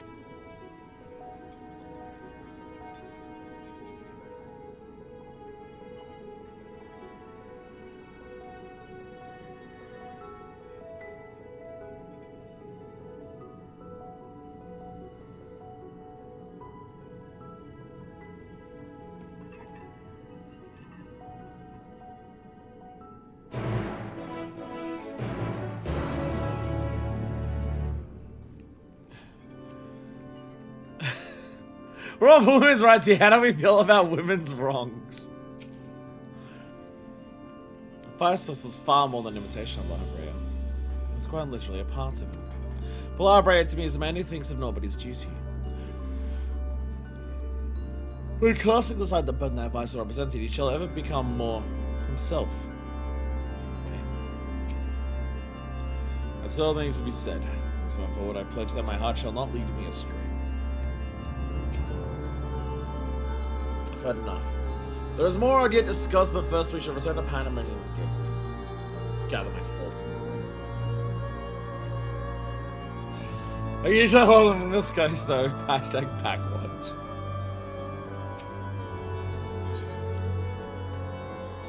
So many thoughts.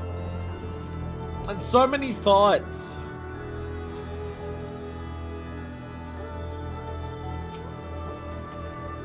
We have regained complete control of the facility. It shall take some time yet until things are in working order. The interview to Ricthonios is the ideal test subject. Hephaestus' research must have been very nearly complete.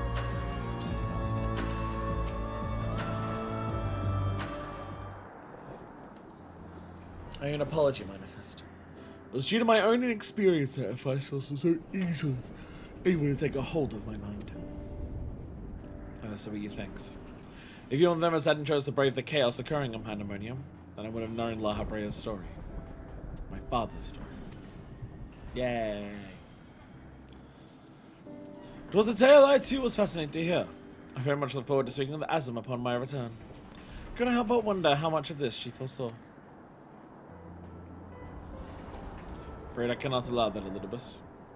As long as you retain control of Pandemonium, there is work to be done. But of course, I shall first free the remaining warders and restore this place to its former glory. Use the facilities of the Taros.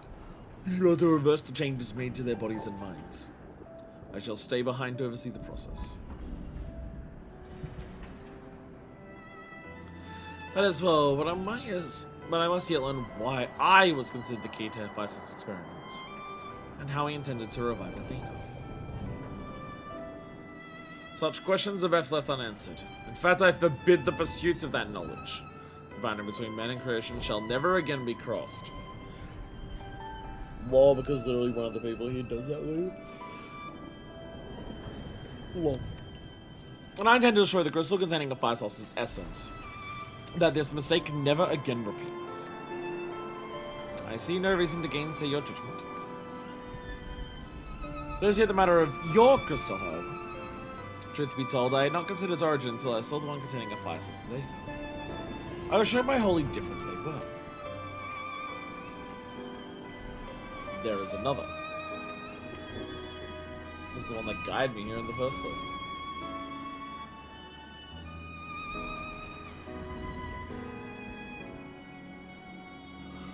While imbuing a crystal with memories is a simple process, storing a message, a warning even, would be something altogether more complex.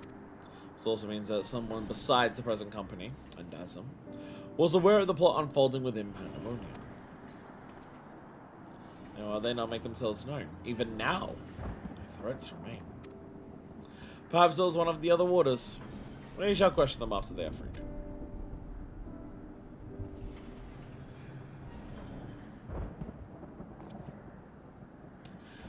The task may take you some time. A resource I'd rather not steal more from you, or more from you. Return at your leisure and we shall share our results then. You've done more than enough for the time being. I am of the same mind. Leave the loose ends to us and continue upon your journey. Where you go so inclined, take a much needed repose. This talk of journey smacks of us. As well it should. She has pledged to keep moving until she has seen every corner of the world. You do find yourself at a spare moment. I bring that crystal of yours to La Habrea. Maybe to offer further insights. Till then, my friend. Leggage. The leg we do in an inch. How is there a third tier? What? What are you... What are you... How? How is there a third... What? Like...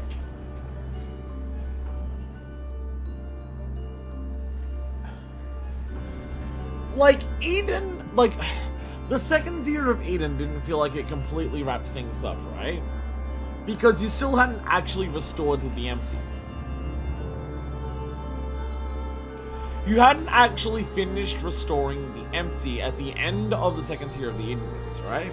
You got all the primals and everything, but you hadn't actually, but like, the empty hadn't like come back to life. It was clear there was still like a little bit more work to do. It just felt like an ending in terms of the sheer level of stakes and, like, emotional things on display because of, like, Reen and Gaia's relationship and, you know, Reen almost causing another flood and Gaia having to come in and save her.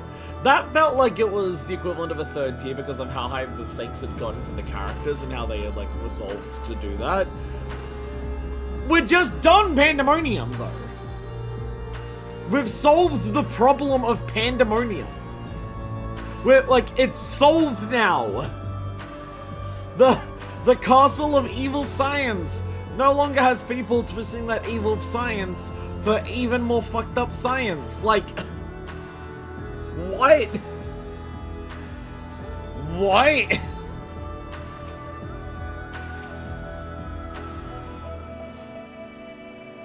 I look forward to your returning with the crystal.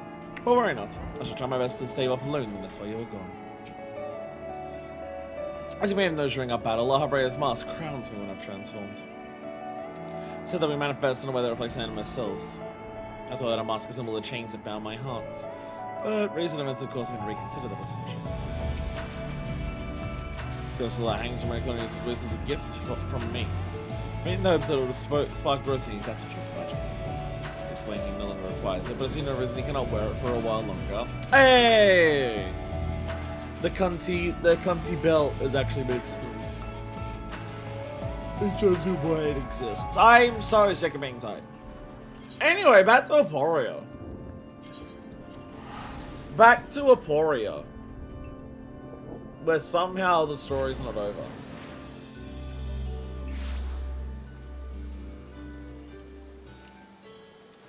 I have several layers of confusion. Well, actually, no, only one, and that's how the story, like, continues. Because, like, all of the other questions that I'd have are just like, oh, but the story's done. So, hey, Snow. Claudian's not back. Why is Claudian not back? Oh, it is a manifest! Excuse me, not my use on trip myself, but we've not been without difficulties in your absence. You see, communication with the airship Professor Claudian commissioned for his search was lost some time ago, and now we have quite lost track of where he might be. To make matters worse, MGG is into an unusually large amount of aether coming from somewhere within the ethereal sea. I was just on my way to the Ashes Scope, in fact. Please, you must come with me. The explicit made sure you knew you had fought the keyword of Tataros, fought Hephaestus and Tataros as well, just to rub in the pattern break. What the fuck? What?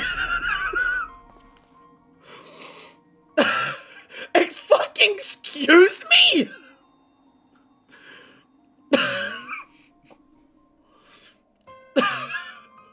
What the fuck? That shouldn't be there. What is that? Is it real?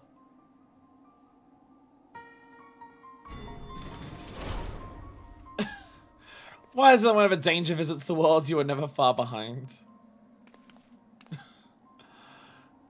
Hi, Fortuner. I swear this wasn't me. And you too. Professor Claudian's assistant, I take it. What the actual fuck did you do? This wasn't me! I swear! As you were right before me, I take it you were involved in this. I would thank you to furnish me with an explanation.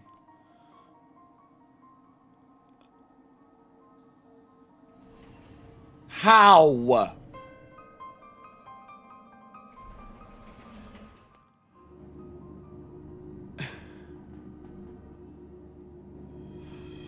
Fucking how? What the fuck? What the? Okay. Okay. So my question is no longer, how is there a third tier? My question is now, what the fuck is the third tier? Fuck. Well, the research summary you submitted to the forum gave us no cause for concern. These details are alarming. First last message indicated he was on his way to Azazla, but we don't know whether he ever reached his destination. Azazla awaits. So, quite possibly the single most dangerous location in the underworld is now just in the ethereal sea. In the present day. So it's gonna be your fault if you can't change future, present, whatever is still in effect. No, that was Elidibus being wrong.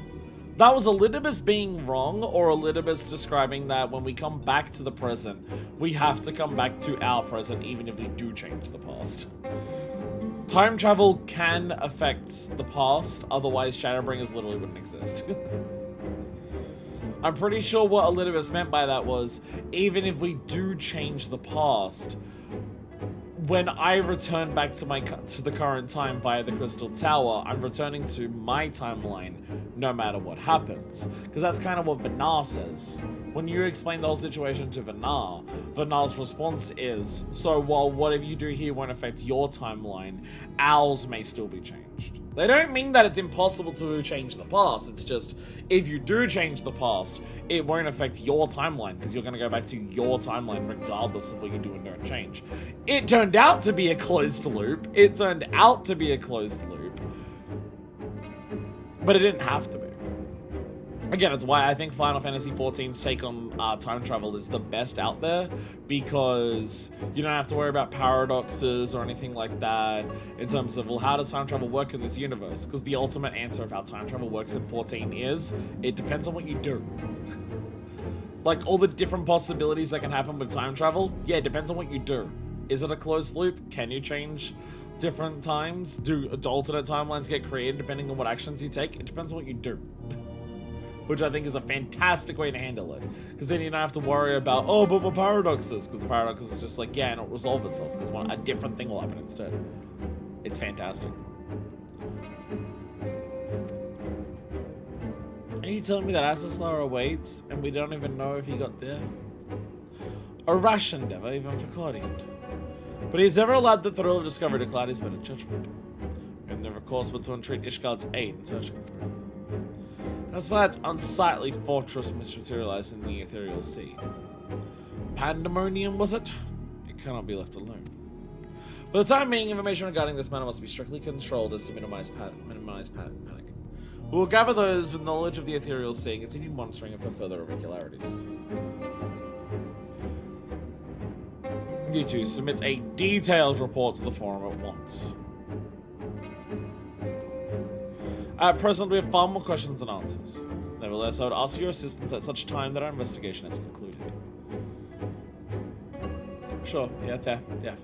Very good. Never excuse me, I'm surprised the forum of what has occurred here.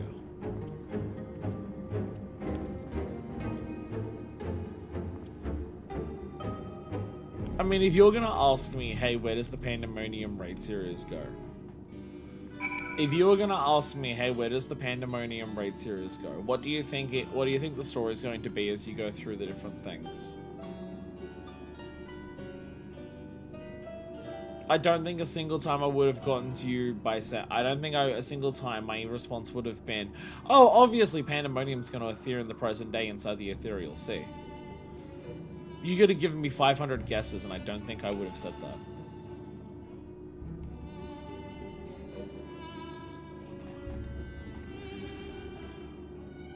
The story in Opus really did wrap up! Yeah, it actually did! That's how we do it. We actually did wrap up the Opus story. It's now just, what the fuck? Just when we need him most, Professor Claudian remains unaccounted for. He even brought the crystal with him. We left with scarce few straws to grasp at. While I'm but a lowly assistant, even I can see that our two current problems are likely related. Same body of phenomena may be responsible for both. Conversely, seeing that my inexperienced imagination failed to do Pandaemonium's pitiless spire's justice. I can only wonder. The facility itself traversed the ages. Did the creations again do the same? What are the keywords? But answer these questions shall come in time, I'm sure.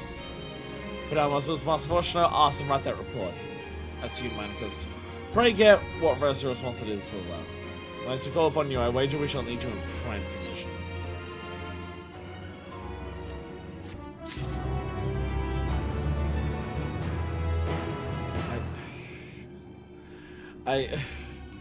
Endwalker is so good at throwing curveballs in its stories.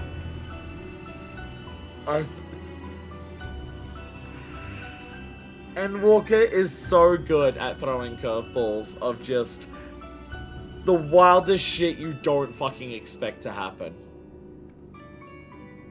If you look down the Ashescape lift shaft in Aporia, you can see a dark splotch in the ethereal set. Oh my god. Hey, Artesia.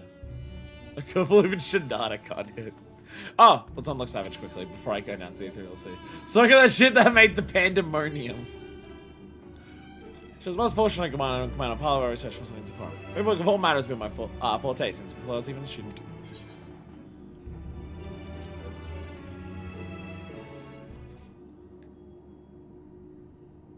Memphis, may I have a moment? be so inclined. I'd very much like to hear a story of your battles in Abyssos and Tartaros. I mean, even the fact that, like, the whole tier just says, like, Abyssos, 5th, 6th, 7th, 8th circle. Like, you get Abyssos, the 7th circle, and it's just, like, you're straight up in Tartaros. You are no longer actually in Abyssos, but the tier name is still Abyssos. Well, I have no difficulty producing reports for the forum with a general summation of events. I can use them out with the finer details. For the record, you know. For the record, you say. Come now, be honest, admitted, state your own curiosity. I've seen the times you'll have scattered about the laboratory. BCAs are creatures both real and imagined. I will not, and I dare say, should not, deny an intellectual stake in the matter. But surely my neighbors will understand that a thorough accounting will help Professor Claudian's research as well. Now then, whenever you're ready. Going down the bottom of Pandaemonium. Nothing deeper. Literally, the final fight is the very bottom of Pandaemonium. It is past the final circle and into the hidden part that most people don't even know exists. By the way, you're on turn 8. Fascinating. As you say, the savage creation you encountered in Abyssos bears more than a few similarities to the carbuncle. Could it be that the arcane entities we know had their origins in ancient times? Just curious as you saw the keyword who was melded with the Tree of Legends. How did the limits of Hemotheos' creation process lie, I wonder? You know, such creatures even survive once melded. As I expected, you cannot help yourself from asking even more questions. What purpose would such knowledge serve? It's knowledge! You're in Sharlayan! Knowledge is knowledge! What do you mean? Alright, Versatile, one day you shall too develop the keen instincts of a researcher. Then you shall understand that it's impossible not to wonder, once the spark of imagination has been struck.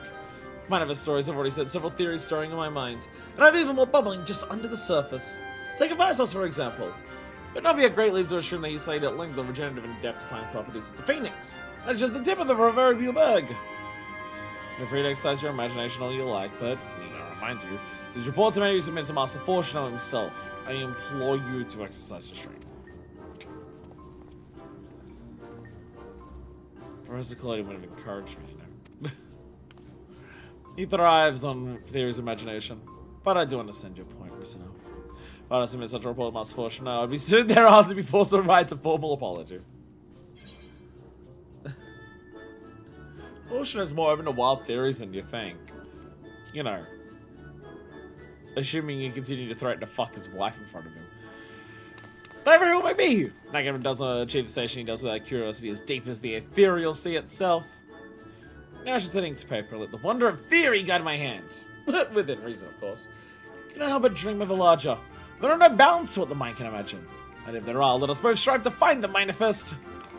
Just a savage facial addition to the forum for the love of God.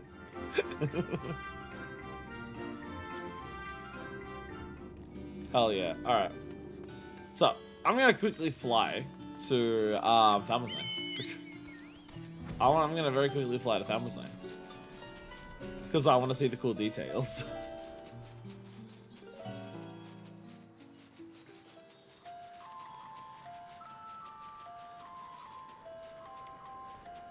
What a fucking raid tier, Jesus Christ.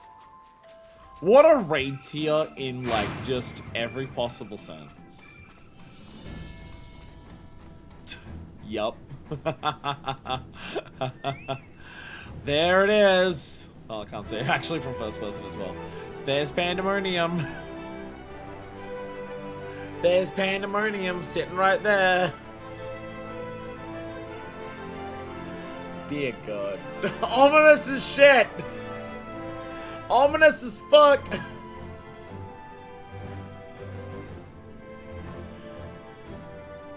Yeah, that tier is absolutely up there. That is absolutely a raid tier that's, like, incredibly up there. Like, overall raids and things like that, I've got opinions on. But you can also have opinions on just, like, everything about what makes that tier what it is. Oh, yeah, Abyssos Gear. We can also do that. Yes. Abyssos Gear is also a thing we can do. Which seems absolutely absurd as well. But I just, like, between the fights, the music, the lore implications, the mechanics, the absolute fucking wild-ass curveball of, no, we are actually finishing up this story. No, seriously, we're finishing up this story. No, I seriously mean it. The actual, like, thing that you came here to do, that story is now finished. No, I really do mean it. It is actually finished. It's just a new thing that's starting. If we want something I can help after I'm finishing here. I want something from Abyssos is the issue. I still want gear from Abyssos is the issue. Abyssos gear the most MMOS gear in the game and it's great. Abyssos. Abyssos. Fucking Christ.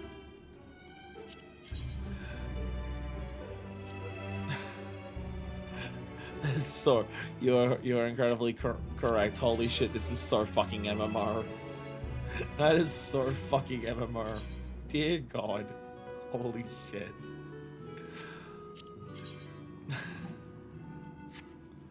Oh, the DPS stuff glows purple. Why is there 2 blades on the house?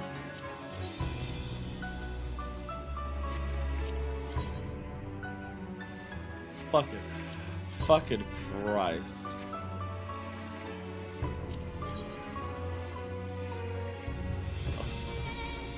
What the fuck? But like in a positive way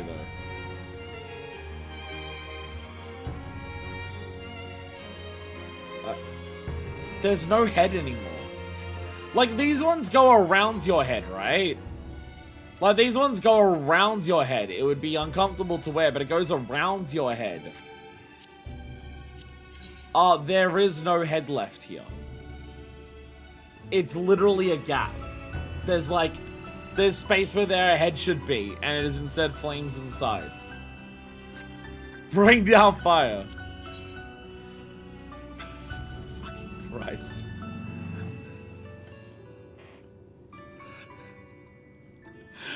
For when you need a giant ring of flames to hover 3 ilms behind you.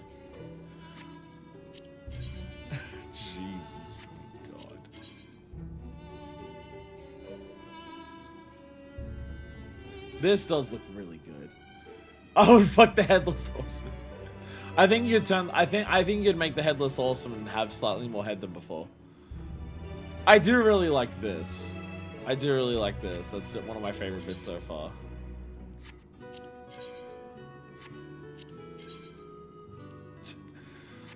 Blades going up the arms.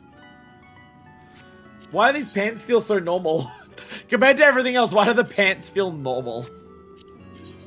Oh, just can't see most of it. But yeah, this should be our first Savage since A6 has to be patched and armed difficulty while it's still current. The original difficulty lasted just 7 days. Dear God.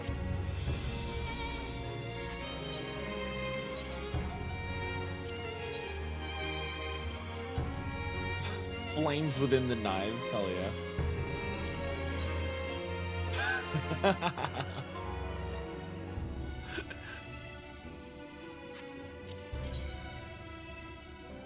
That does look badass as hell.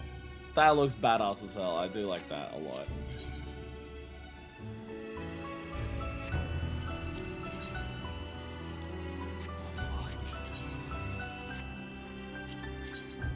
Ooh! Here's the funniest thing, it was overdue by 1%, which a lot of min eye level weak 1 blind savage rate, which is a lot for min eye level weak 1 blind savage rating actually. Oh, okay. So like, depending on party comps and shit like that, or like possibly crit variants, it was actually impossible then? Is that the idea? Is that the idea? Is that like, depending on like, depending on team comp or crit variants, it may actually... If it's off by like 1% of damage can be a lot. That can be crit variance that does that. Across a fight that's long enough. The start of everyone shitting on Machinist. You got a bunch of really good gear with propane burners. It was mathematically impossible for groups running Machinist Warrior or Paladin to clear phase 1. Jesus. Okay. Okay. So they did, straight up was actually overtuned in terms of literally impossible.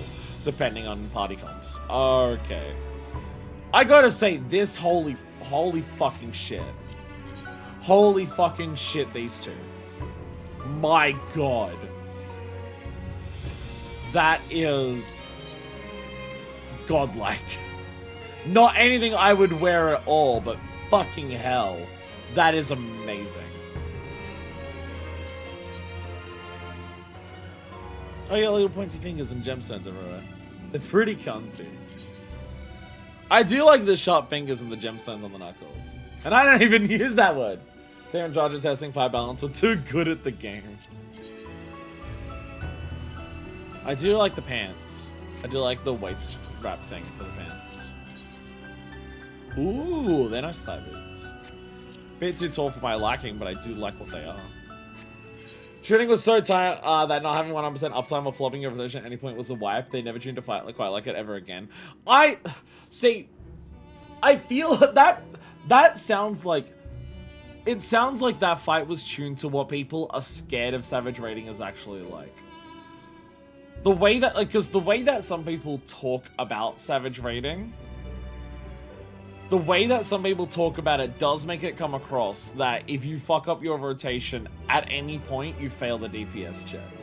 If you fail a single mechanic, you fail the mechanics. That was little Yoshi's explanation. The fight balance test has become too good to be accurate to the actual average Savage raiders. Jesus. Ooh. Ooh, that's really good. The fact that it, like, leaves spots behind as it moves as well. Oh, that's really good. Oh, that's real good. I love that. That is, like, perfect, like, witch material. Even Eda Ultimate had easy DPS checks. They always have a leave a leeway. Now, I feel like they have to when it becomes impossible.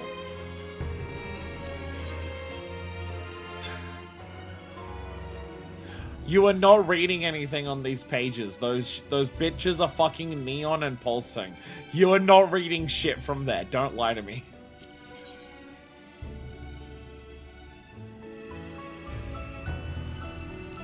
See, something like this, it's just like, this looks really good.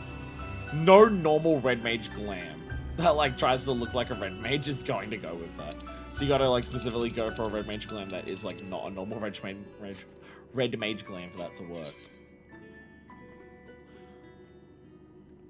Not as good as the black mage one. Still good, but not as good as the black mage one.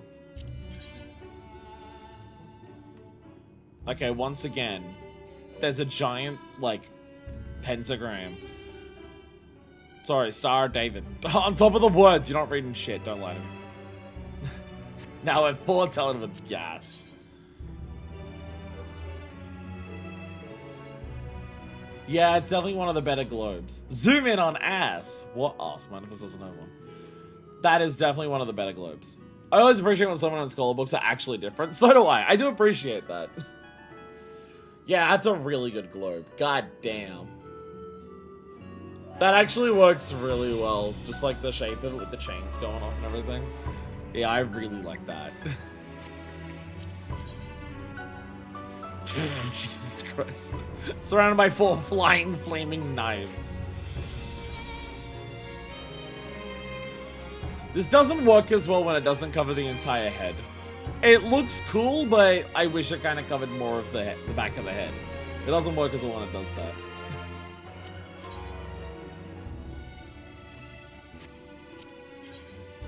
Yeah, that's also, yeah, this is really good in the same way that the other, range tops are.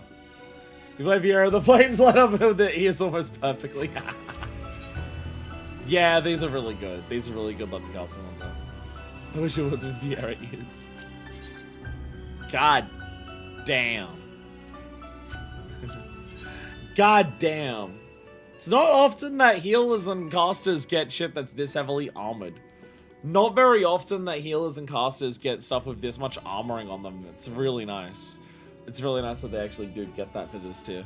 Because you look at what the other ones are, and it's just like it's a shitload of metal on them. And I'm glad that they actually stick with that for the for these ones here. They're very good stuff. Very good stuff here. These are just nice boots. These are just nice boots. Fierce gear is a very specific thing, but if you're into that shit, it's a top. Yeah, it's like, it's not something I would wear. I'm not gonna wear any of this. Maybe these boots. I might wear these boots, maybe some of the pants might work their way into some of my glams if I'm like struggling to find shit. That is possible. But I will say, as someone who, like, I'm not gonna wear a lot of this stuff, what it's going for, it does it incredibly well. I can absolutely say that. It has a very specific look to it, and what it's going for in that look, it nails. So, you know, I'm super down for it. I'm super down for that shit. Need the healing and casting, but so fiercely. Savage, like, dyeable versions for Savage, or... I gotta add that to 14 collect later, so I don't want to use that. But I will use Ericthonius, though.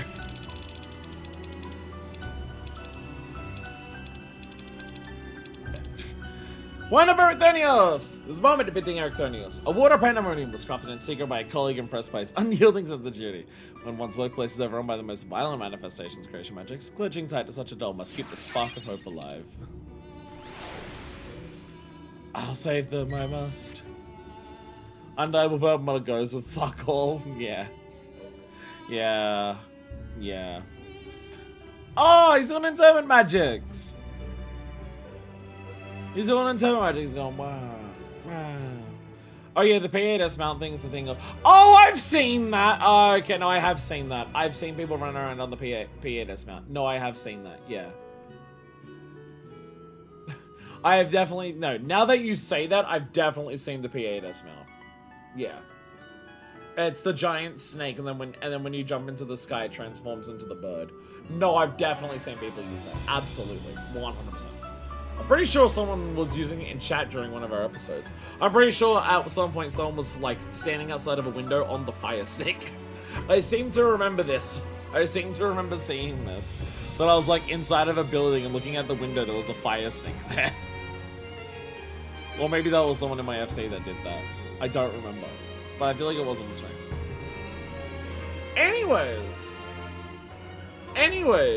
with another raid tier down, and a fucking incredible one, I must say. With another incredible raid tier down.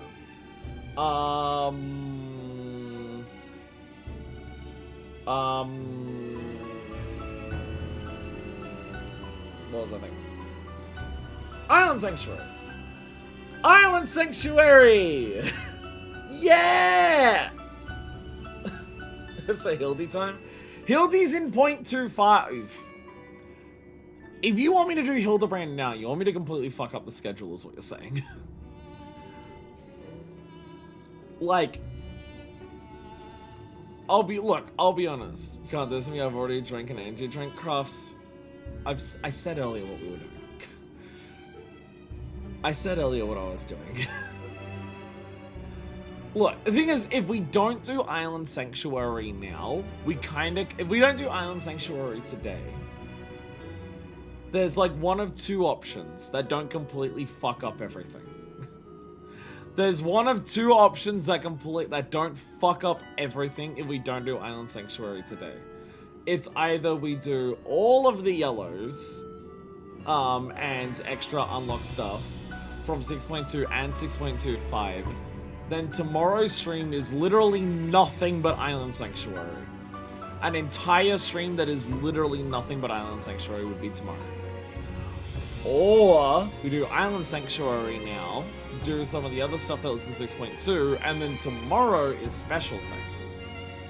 Alongside any Hildebrand's, Relic, and Allied Society that we can do. And if we can't do those, I'll stream them midweek and then add them to the YouTube clip. If we don't do Island Sanctuary now, then tomorrow's stream is nothing but Island Sanctuary, and then the next weekend stream will be Special Thing and nothing but Special Thing. And that just feels like way too many streams. I don't know if we can get an 8-hour stream out of Island Sanctuary, considering people earlier said, like, you're hard capped to, like, maybe 4 hours of stuff to start it. So if we don't do it today, we kind of like throw plans into disarray. That's only because I don't remember how much there is at the start. No, one of my headphones died. How do I even unlock Island Sanctuary? How do I even unlock Island Sanctuary? Yeah, I also don't know that. Seeking Sanctuary in Charlian. Okay. I'm gonna just... if we're doing Island Sanctuary, I'm not gonna bother with headphones. I assume there's no dramatic cutscenes or dramatic music fights in Island Sanctuary. And one of my headphones, one of the sides just died there. So I'm just not gonna bother with headphones for Island Sanctuary if we're going, which we are. Again, if someone has a better suggestion of how we do these streams where we don't completely fuck up our order and make like a bunch of really short streams that have nothing in them, I'm all ears. But 6.2 seems really awkward where there's a lot of long things and a lot of small things that are really hard to like divide evenly.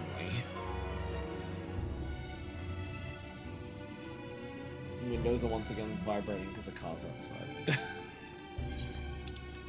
Yeah, I'm all ears if people have better suggestions. I just don't know if there is any. I just don't think there is any. On a personal level. Hey! Oh, it's a level 1 quest, of course. It's Island Sanctuary. Should I change my glam? Or should I just have this glam and just put the gun away? I could go for this glam and just put my sword away. You know what I do need? Yeah, I want another drink. I want a can of more interesting stuff than my water. I want another can of soft drink. I don't have energy drinks today. This glam looks islandy. Hell yeah, it does. Oh, ow, ow, ow. Ow, ow, ow, ow, ow, ow, ow, ow. I grind my ankle and it really hard.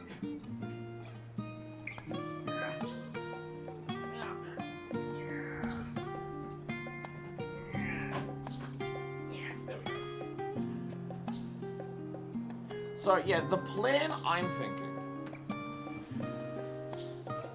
I'm thinking is that today, the rest of today is the rest of 6.20, which is Island Sanctuary and 2 yellow quests. I'm assuming one of those yellow quests is Tataru. I'm going to have a guess and say one of those yellow quests is Tataru. I have no idea what the other one is. I assume it's not a sequel to the Omega one we had last time. And then the plan tomorrow will be 6.25. The plan tomorrow, then, is going to be 6.25. We'll start with Special Thing, which is meant to be really long. And once we finish Special Thing tomorrow, we'll see if we have the energy/time to do Hildebrand's Relic and Allied Society. If we don't, I will stream those bits, like, midweek at some point, and just, like, add it to the YouTube video. We'll see how it goes. I think this is the best way to go about this. Because any other way that I can, like, think of combining it just means that it's going to be even more streams. The only other way to split it up is to just make it even more streams. Which, we're trying to get to Dawn Trail.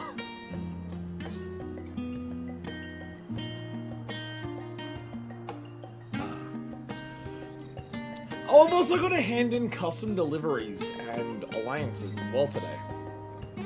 I guess I could technically do that tomorrow, still in the same week. But I should probably do it today.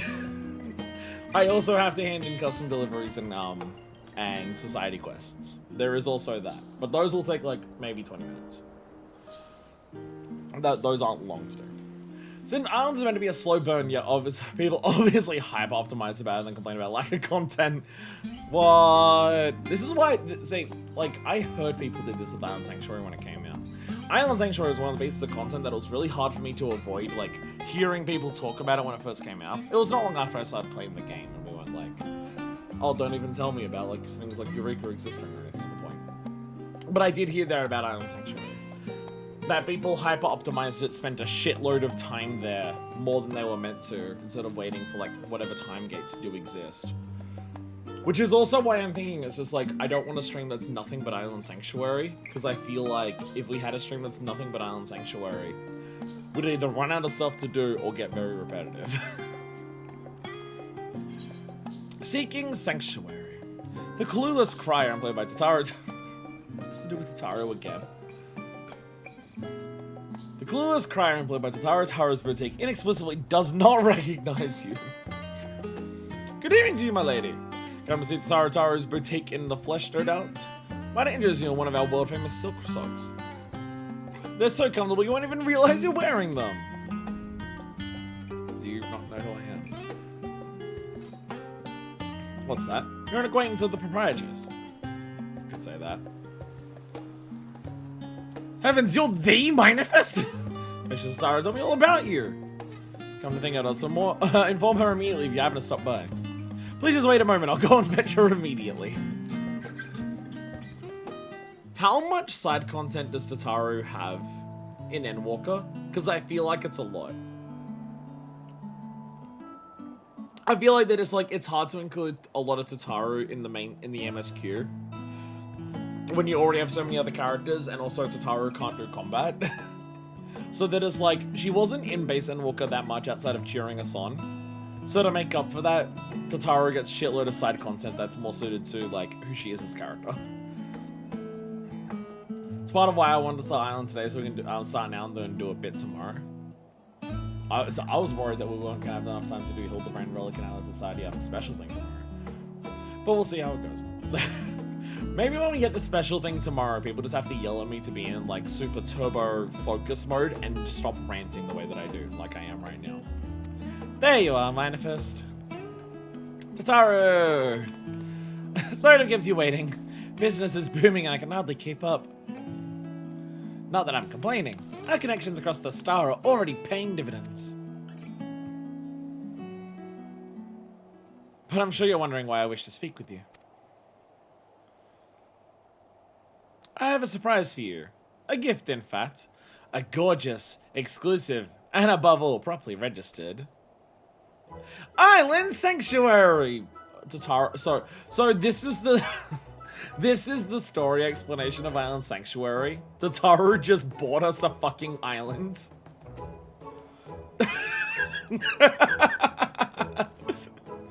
You heard that right. I, Tataru, am presenting you with your very own island. I know you'll be tempted to demur with, are you certain, or you're far too kind. Quite certain, and yes, I know. But I hope you can accept this gift in the spirit of friendship. I have seen the weight of the burdens you carry firsthand, after all. Final Fantasy XIV, New Horizons.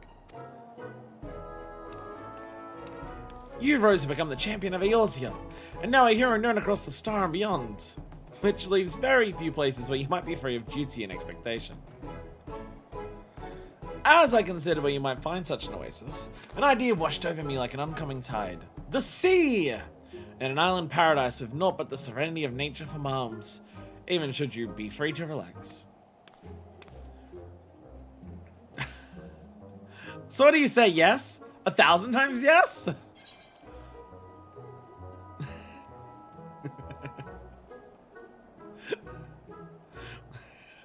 I like how a character's just blown away by just being like...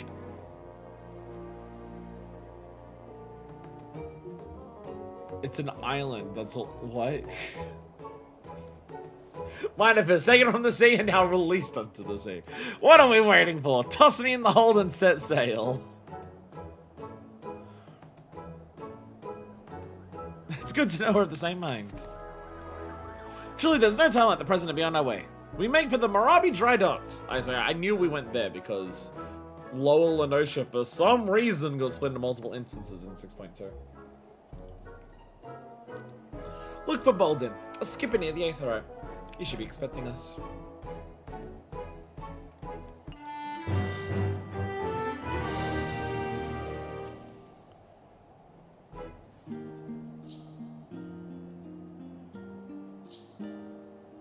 I wasn't ready for, out of all the things, to have unique quest accepting sounds for it to be Island Sanctuary. Like Allied Society stuff does that. I wasn't ready for Island Sanctuary to have that.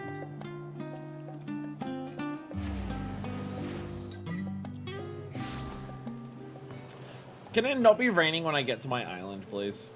Can it not be raining when I get to my island? Can I be a streamer who's not cursed with bad weather all the time? Seattle's Ferryman. Seattle's! Isn't it among the Seattle's that, like, when the people, like, when the Roganins first left Aslan to go to Limsa, wasn't it among the Seattle's that they first, like, made lands? And, like, they first had their homes? And it was after a bit of time that they went to where is now Limsa. My brain is saying this happened. It's why there's like a bunch of like ARR ingredients that are like Seattle's something. Because they brought it over from the Seattle's islands to Lenosha. Seattle's potato chip. Ahoy there, lass! You must be the little mistress's friend. Been fixed up your own island, eh? Said she'd be along surely herself, but... speak of the devil. Why does it have to be raining? Hey, Tataru! Manifest! I thought I'd dress light for our voyage, given the notorious humidity of the Southern Isles. I trust everything's in order, Bolton. Just give me an holler when you're ready to set sail. You ain't having a fear where we're going. Nelson's in Marauder with an onto sense, in up their axe. This whole island sanctuary business came about from the Admiral reckon we need something to do now the piracy's off the table, matter of fact. Just look at me, bloody stand-up citizen ferrying folks around. And you're right, you paid the rather light for an adventure of this sort. You don't realize you're responsible for bringing your own tools and supplies. Not to worry, we'll procure everything there. You what now? How the hell do you plan to do that? Oh, I have a little something in mind. Let's just say the idea was good enough to land us our permit. We really are just doing Final Fantasy XIV New Horizons. Is that so? Well, best luck to you, bye. I'm sure you're itching to see your new domain, so I'll fill you in all the juicy details once we arrive. Make your preparations. We'll leave port the moment you give the word. I'll be waiting for you on the ferry. I miss my headphones. I kind of want to put my headphones back in. I miss being able to hear music and sounds. Island Sanctuary now accessible.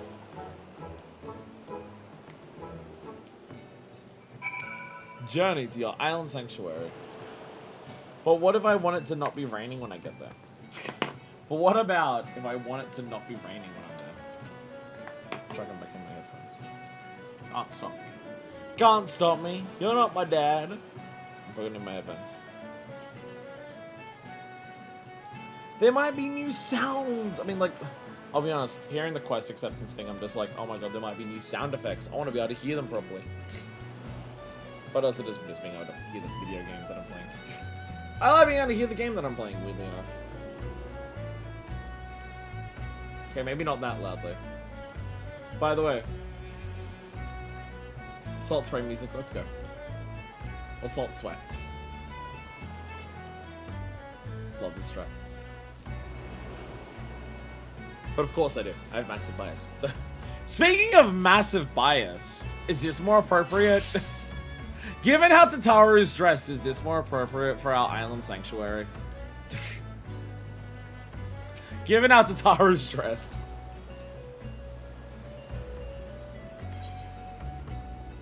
Travel to my island.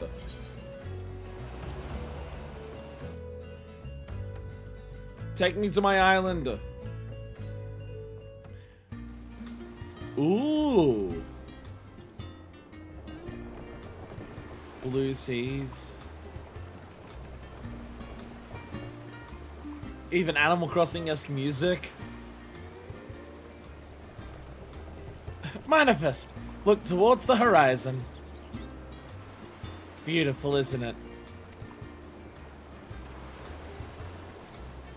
Look towards the horizon, and it's like in front of us. Chocobos! Yo! Yo! I forget the name of the sheep in this game. Pisces! Seems like an awfully small boat. Well, we don't have many resources we're bringing with us. Jesus Christ, stupid physics.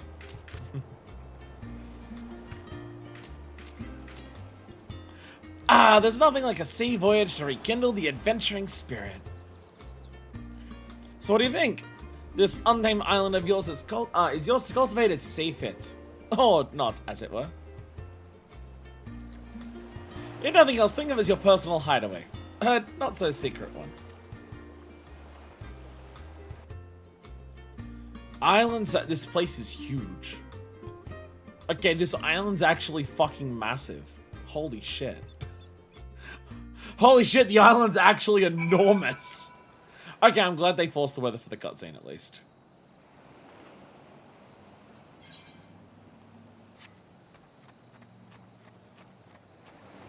I know that's to go back, but why is it glistening like it's a fucking solo instance? Why is this glistening like a solo instance and not like the little dots that you see that like are usually travel points? Am I going to fight the fucking boat? Like, what the hell? The refreshing caress of the winds, the soothing whisper of the waves. How liberating. Hey man, I've been looking forward to joining you here. Now this may come as a bit of surprise, but the Isle was once commandeered by a band of pirates and used as a supply base. Fortunately for us, the group disbanded years ago, and the Isle has since largely returned to its natural state. As you know all too well, Moab's never been one to sit around idly. She had her eyes on the Theodolays, formulating plans for island settlements for years. Now the sense of peace is settled throughout the realm, she finally decided to put those plans into motion. A chosen few have been permitted to become keepers of private islands in this vast upper archipelago, and you're one of them. My industrious idea of procuring all materials needed to settle here locally struck a chord with the Admiral when she read my proposal. So much that she was happy to grant me a deed. This is not exactly a one-woman job.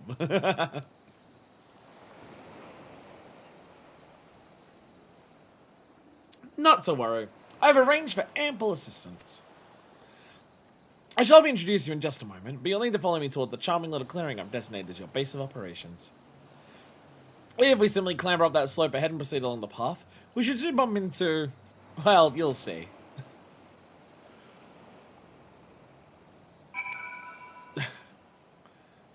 This island is fucking massive.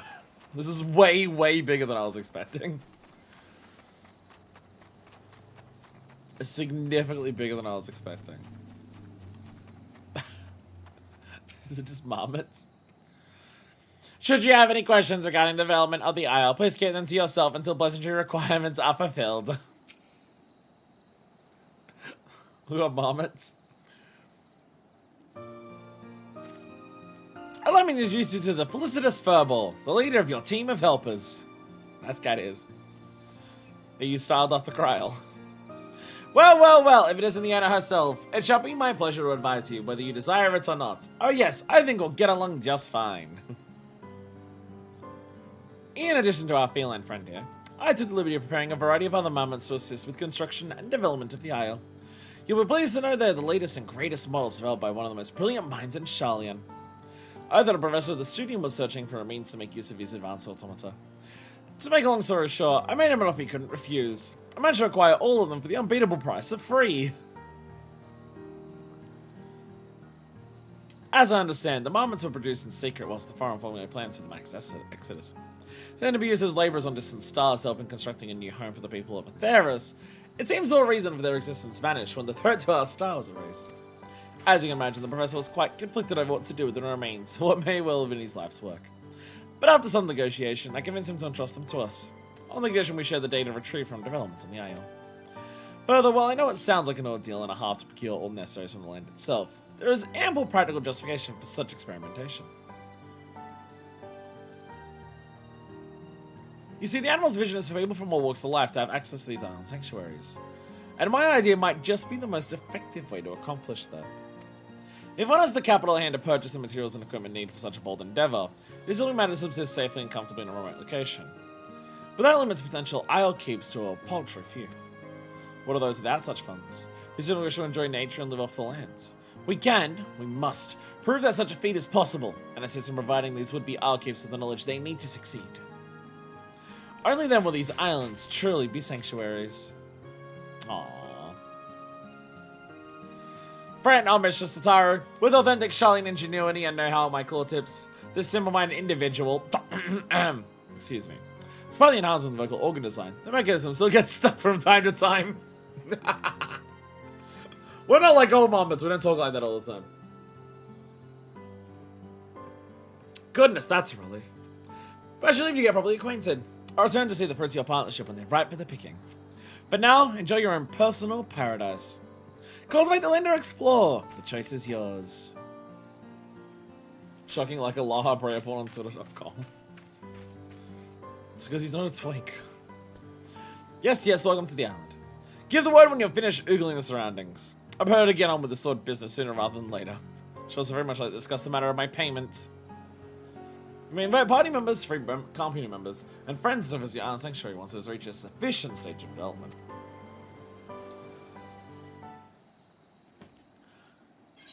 There we go.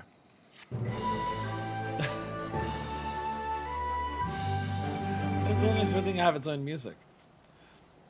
Welcome to your new home in the Southern States, your own personal island sanctuary. Explore the wilds, build landmarks, grow crops, tend to animals, and enjoy everything the slice of paradise has to offer. Adventurers of all incarnations can enjoy regardless of crafting or gathering experience. Come as you are!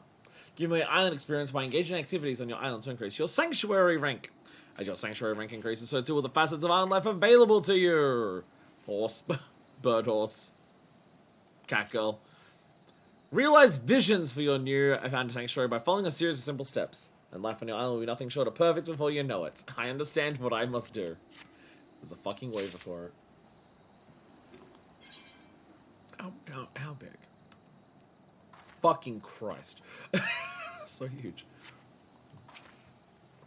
Now listen, Manifest. Michael, you Manifest. We're in post Endwalker, it's fine. Well, I will anyway. Before we get started, I want to make it very clear that while you may be the owner, I command the mammoths as such I demand a considerable sum. I would hate for us to get off on the wrong foot.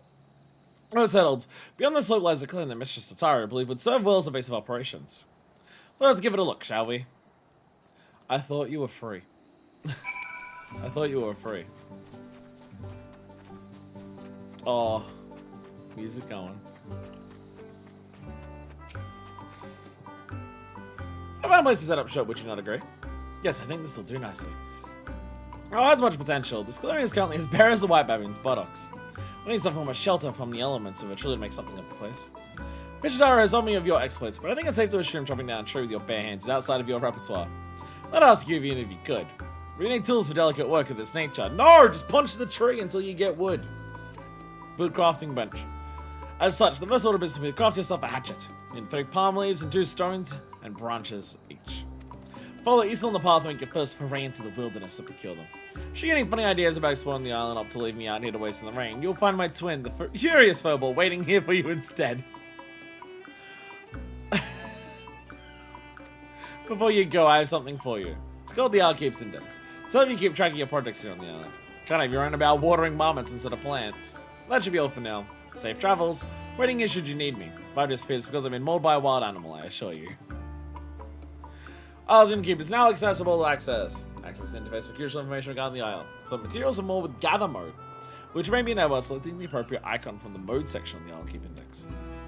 Additional information regarding the gathering on the isle. Access the guard from the Isle Keep's Index. Remember, perform all the actions necessary to develop your island sanctuary by utilizing modes available in the Isle Keep Index. Finally, make use of duty actions, mounts, and modes to become the master of your new domain.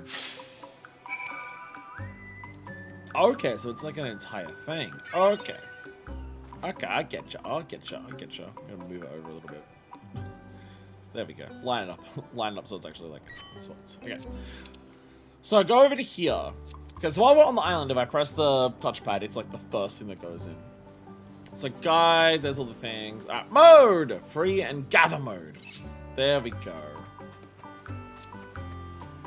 And now I'm in gather mode. Ooh, Isle Sprint and Isle Return. Okay, well, if I'm out on the lands gathering stuff, then maybe me having my tits out doesn't quite make sense. Maybe I will go back to this. If I'm out on the lands gathering shit, maybe I shouldn't have my tits out. That's just unsafe and unwise. So, it's just... Oh, it's okay. It's a separate sprint. Oh, it's a 20-second sprint, but it's on cool, but it's off cooldown really quickly. Can I head to bed now? Good night. Good night, Crafts. Reminder: I'm streaming tomorrow. Special thing. I have no idea how much you care about special thing. I'll sprint bog. I'll sprint bog. I mean, there is also mounts. There is also mounts.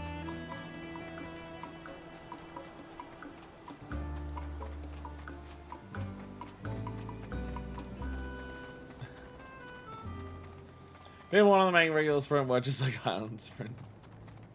Again, yeah, it's something where it's like that could work, but you then also have to make sure that sprint functions differently in combat. Because sprint in combat is an actual feature to use. Oh, okay. So now in our first big area. Oh my god. Oh, hell yeah, music!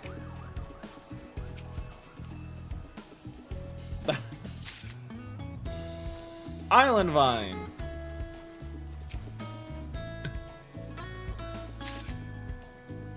An Island XP, there we go. I'm selling shit, let's go. Lightly gnawed pumpkin.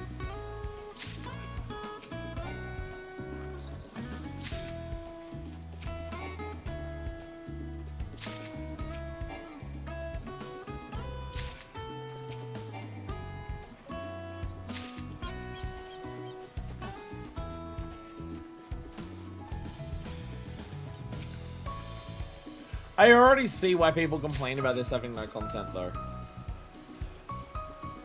Did people go around, like, when this first appeared and max out their Island Sanctuary rank by just endlessly gathering things? I assume that's not the intention. I assume the visions they were talking about are gonna be, like, other big experience things. I have a funny feeling I know exactly what happened. Just knowing people who play this game. Just knowing people who play this game, I have a suspicion. Palm leaf, there we go.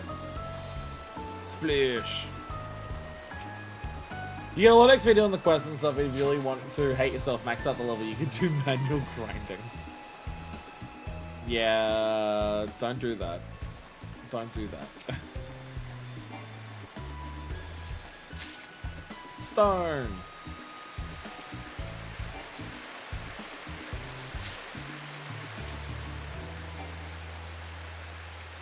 Island Vine. Okay, where do I get my branches? Oh, okay, I'm nowhere near the branches. Okay. I'm not even close to the branches. I've got to go way the further away. Because we have Jog now, so I guess Island Sprint doesn't matter as much. I mean, it's still definitely faster. There's a challenge log for the Isle. Oh, that will help upgrade. That'll help level it up then. That'll definitely help level it up. Absolutely. Whee. How do I get branches? Which ones are branches? Talong tree? Branch! There we go. I got bench. I got bench. I got bench. Am I getting another bench? You know, you fucking know it. I'm getting another bench. There we go. Oh, and it's a super fast cast as well. Let's go! I got hatchet. Excellent, you collected everything. We can move on to crafting your very first tool then. A hatchet. While you're out there gathering, you do a little more scavenge shot branch here and there from trees, yes? Well, that'll all change in just a moment. With that in hand, you may hack away as many trees as you like to skewer raw timber. But as hatchet's design, a design of my own making, mind you. Is that even a non-mammoth like yourself can craft it with your own two non-mammoth hands? Isn't that wonderful? Very fun seeing people complain about no new content. Whenever they get new content, they speedrun through it. Follow the blueprints for the design to your index. Go on, make a hatchet. Craft is now available. So the sanctuary crafting list on the island keeps index, read materials necessary to craft, and craft. Isle's Stonekeep hatchet recipe has been added to the sanctuary crafting log. Crafting will allow you to gather logs from trees by cutting them down. Craft. Craft. Oh, there we go. You gather additional types of materials from designated resources. We really are just Minecrafting. Let's go. Oh, I have a unit. Oh, there's an aisle inventory. Oh, this doesn't even use my normal inventory. Oh, I'm gonna fucking come. Oh, I'm gonna come so hard. Holy shit. It has its own inventory. I can go here and do shit here without having to worry about it. Oh.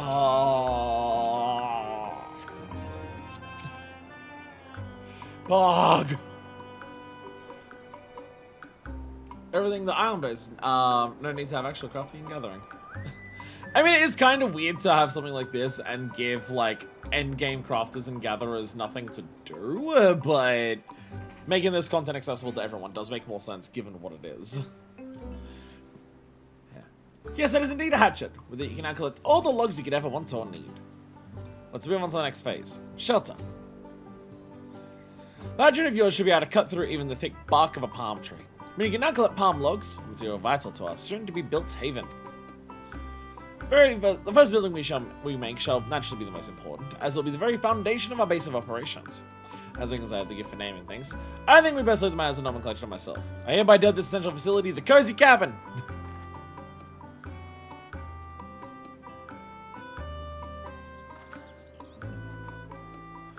Oh, my poor back.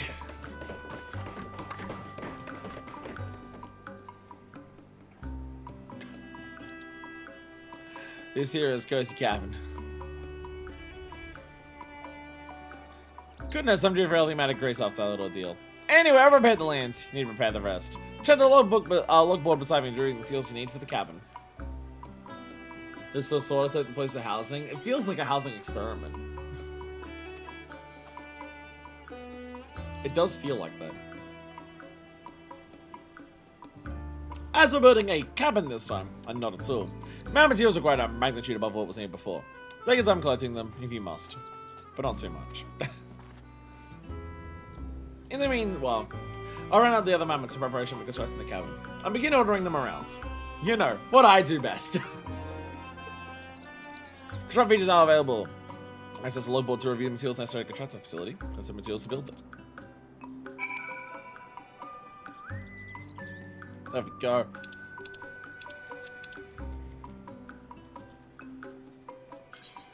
Okay, so crafting was what I can do, whereas logboard's like a different thing. They were pretty clear island is meant to be instance housing, but people still complained when it wasn't housing. Alrighty. Okay, island, vine, palm logs, leaves, stones, and sand. A lot of different things. Okay. So this isn't telling me where to get that shit like the last thing was. It's... Oh, no, it is. Never mind, it is. I think I remember all the materials to make a cabin. You're absolutely correct. But I wrote them all down so I wouldn't have to go through trouble listing them. You need me to rub some grease on my joints? Unless you're offering.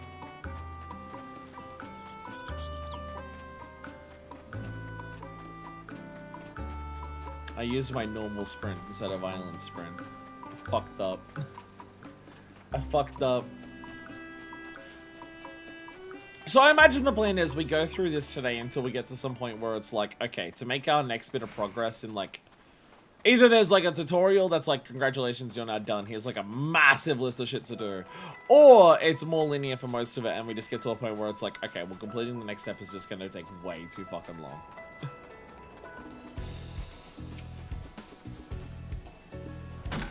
Hell yeah. Ah, so I still get the vines by doing that. Okay. I still get the vines by doing that. I see. Which I do have, like, all the vines that I need. Smack!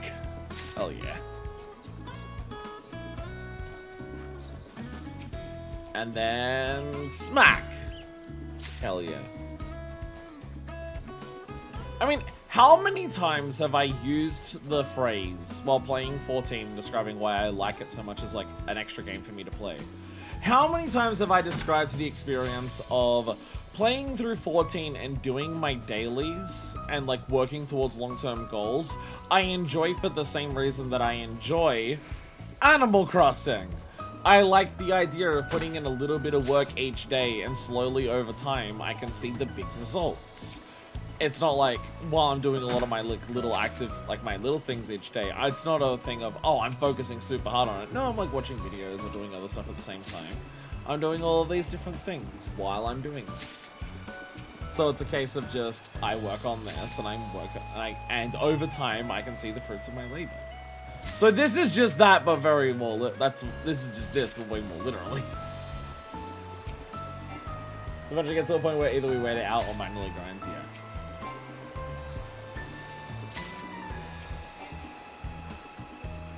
Because if there's marmots that do work, then the marmots are going to be like, oh, submerged sand. A different sand? Normal sand.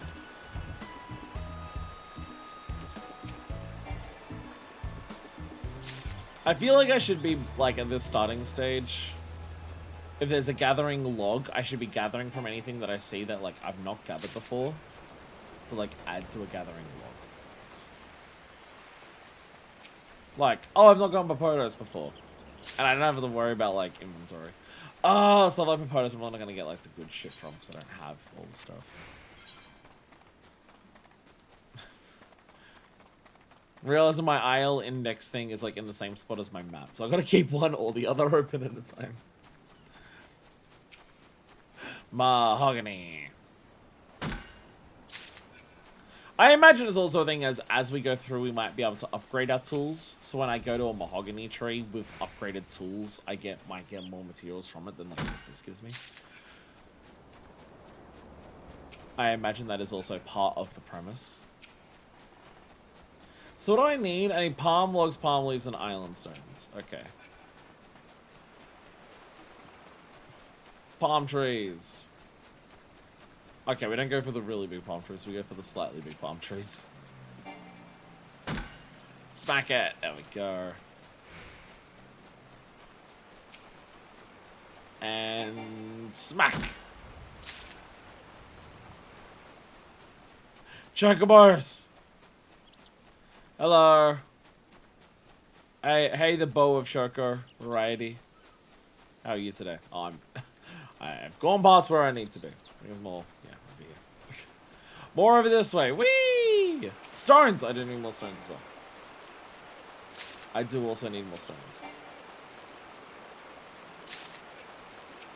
And then I grab there, and then I grab you, and then I grab you. And that's all our stones! Now we just need to murder the shit out of the local tree population. Goodbye, trees! Wahahaha. Why does it keep telling me can't do things at this time? Does the game keep saying that? Like, everything I click on, it keeps saying, can't do that at this time. I feel like I need to turn off that error message while I'm here.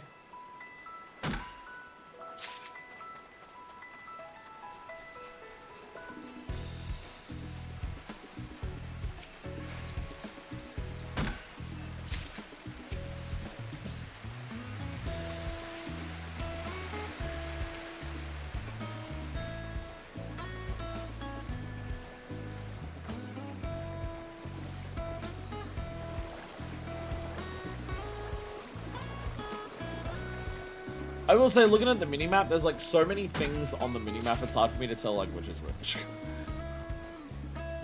I am noticing that one aspect of the minimap. There's so much shit there that it's hard for me to differentiate between like which of the logs and which of the leaves.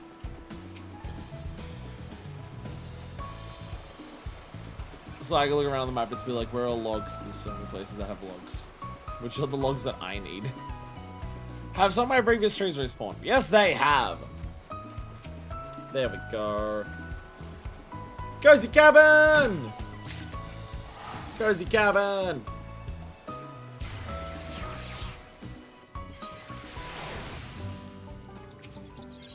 Construct the cozy cabin. Press the gear in the I'll keep index to filter the minimap. Oh. Back when they were showing off the island, they showed a bird eye view of the island with an arrow that said size of Oregon and pointing to a tiny dot to show how big the island is. Island is fucking massive. Island is fucking massive. And that Rogan's name? Minifist is simple. Yo, that is super adorable. That is super charming. I do agree. This is very cozy and cabin. I question why the roof doesn't cover the entire floor, but it is very cozy and cabiny. What are you doing up there? Get down, it's dangerous!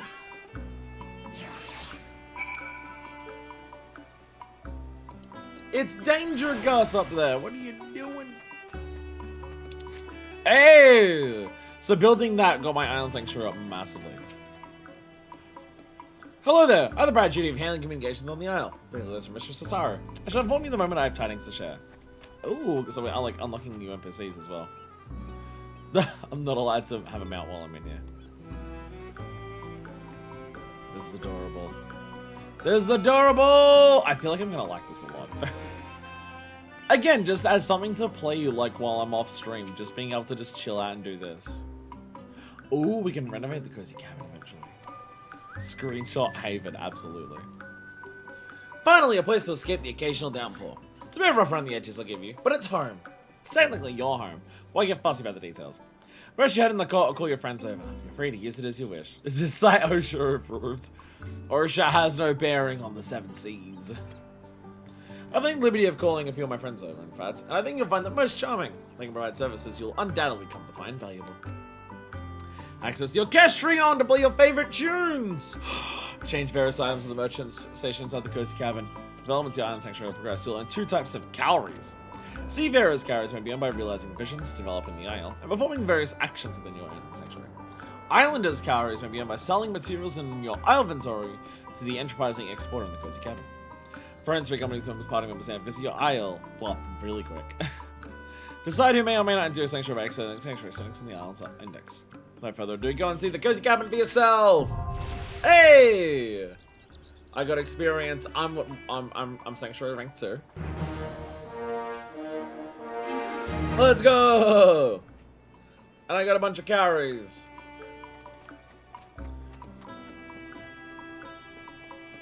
Oh, hello. Enterprise Explorer. Exports. Ah, so this is the stuff that I sell for the island carries. Okay. And it actually shows like a list of everything, even the stuff that I don't have. Oh, it's also allocated, so you've put some things to something. This patch is rank 1 to 10. Okay, so so ranks were okay. Sell all items held in excess of the value below. And then carry exchange. Purchase items. Okay. Okay, so when people say there's a lot of like glam and stuff locked behind this. Okay. Okay, so the island stuff. There's you not buying stuff with your blues for a bit. Okay, so the stuff for the greens is a lot of stuff like island-based furniture. Buy high cordials here. And a shitload of material. But the blues. Okay, so Islanders is just that. Blues. Oh, also I can mention. Oh, there's glams here. Yeah, so there's stuff like glams here. Okay. And then there's also furniture. Coconut water drink. And then there's glams. Materia and items. Oh, so all the stuff that you can buy with the normal island ones, you can also buy with the blue ones. With the seafarer ones. And a bunch of dyes as well. So this is all the stuff that, like, you can buy all this stuff that you can buy with, like, these are all basic things you can buy with the, what's it called? The script for, Skybuilder. But they've also just got a lot of it here. But then there's also a lot of stuff here. There's a lot of stuff here. There's actually so much stuff here. Oh dear God. So, okay, here's a question. Should I make, like, once I start being able to buy some stuff and deciding on things, should I also make an island sanctuary specific glam? My brain wants to say I should. Because I have, like, a Eureka specific glam. I have a Bosnia specific glam. We don't have one of those in Endwalker, but we do have the island. So I might actually work on an island specific glam as well. Hey! And I'll let you know when people visit. That's cool. And oh, so much music.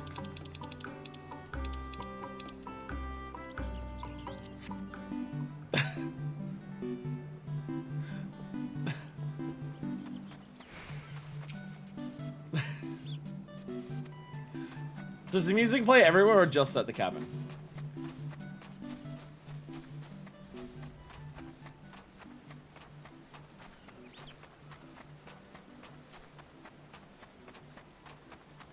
I still hear papaya.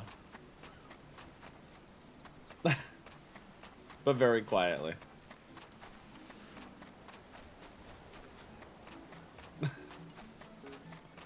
Papaya. Papaya. Papaya. Eyo! Ratio! What's up? Hell yeah, playing flip for us. Hey, you got a Tifa! I've been told I'm not allowed to buy a single FF7 minion because I'm not allowed to read the descriptions of a single one of them. Which is fair. I am in the middle of those games. Hell yeah. You look ready for an island adventure. Oh, you got like little leaves, like feathers in your hair. You got some fancy boots on. Hell yeah, I dig it. You look ready for an island. I need an island claim. As you may have noticed yourself already, Sun receives a dreadful amount of sunlight. I expect that's desirable for growing crops. If cultivation's your sort of thing, I seriously speak with my subordinate, the produce producer. You find the indolent of no doubt loitering around the north of here, finding some excuse not to do any sort of work. A privilege reserved solely for myself. Cropland may now be unlocked. Speak with the produce producer in the north of the hideaway to begin your aspirations as a farmer. Ah, so we have farming as well. Good night. Horatio has stolen my bed. Enjoy your time listening to Papaya. Papaya. Papaya. Papaya. Papaya. Papaya. Papaya. Yo, produce producer. I'm sort of busy here. Looking at the grass. It's quite green, I've noticed. And you know, it's a bit to clear the area, aren't you? Clear the ridge. Oh well, all right then. Let's get this over with. We're going a bunch of lazy robots. You're not even doing the work. You're just complaining that you had to put in the effort to tell other mammoths to do the work. You really are a producer. Heyo. Crack the knee? Hell yeah. Crack the other knee? Hell yeah. Cropland ready! Cropland.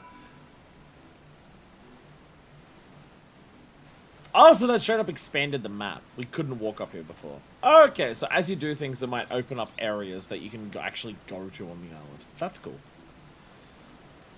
Look at me jumping with excitement! I fault the programming, to be sure. Anyway, you happy now? There's the cropland. We've even got some seeds for you to sow. Lots of planned to make sure to water them. If you have any questions, I suppose I can answer them. Plant the seeds in empty lots using the sow mode, which may be enabled by icon from the mode in the Archives index. Name our water crops by using the water mode, which may be enabled by selecting the appropriate icon. Oh, okay. I have sow mode and water mode. It's interesting that those are different things.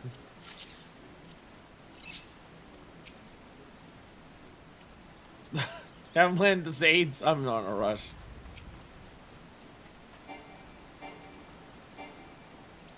Oh, I got us. Okay.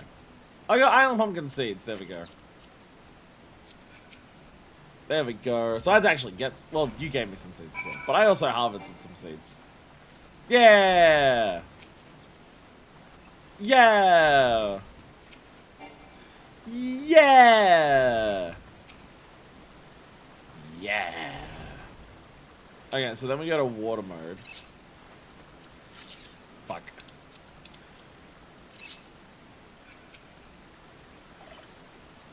There we go. That's the emo. I'm gonna dismiss you because I'm gonna target you constantly. I'm sorry. Yeah. Bloop. It's the watering emo. Let's go. Ta-da! I did it! Produce producer. Shh. Can you hear that? Sound of burgeoning life budding in the soil? No, I think it's the sound of papaya demastered. Me neither, but I thought I'd ask. Anyway, you're going to plant more seeds here whenever you like. Crops require time to grow and water to flourish into produce. Bereft of moisture, they'll cease to grow. Crops will be considered watered after it has rained. We harvest the produce yield by fully developed crops with the gather mode, or alternatively dispose of undesired crops with the cull mode. Hey! More ranks, let's go. Status of crops. Oh, so as time passes, they lose water. So it's like you want to come back and water them in intermittents. Okay. Learn about the gardening services. Are you going to be sending the gardening services? Sure, you'll have 10 crops yourself. But if you would for some reason deny yourself such a rich experience, my team and I can, if we must, help you look after the crops. So the cropland is hardly reached size you're unable to handle. And I hardly have a so-called team. Therefore, I can hardly... okay. Okay. So, okay. So what I'm seeing is that this is going to be a thing where you build up your robot army. And you'll be able to automize... It is like Minecraft. You'll get to a point where you can automize a bunch of this stuff. You'll get to a point where, like the growing of the crops, the watering of them, the gathering of resources, you'll be able to set robots to be able to do that, and they'll just, like, work on that while you do other things. It really is Minecraft.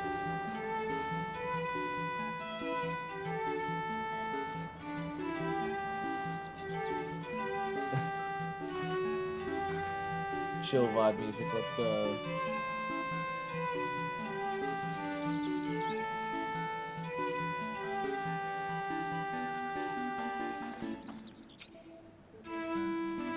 It's been almost 5 minutes and you've already had your fill of tilling the land. What a productive little bee you are. Not that I do, you're under my employ. Anyway, let me think of another way to make constructive use of your time. So, do you like animals? Right above the ask. Of course you do! You surely make fast friends with the creature comforter, another subordinate of mine, and one who prefers the company of animals more than its own kind. You'll find the curious fellow standing across from the produce producer. Pasture may now be unlocked. So the creature comforter in the north of the highway to advances your aspirations as a farmer.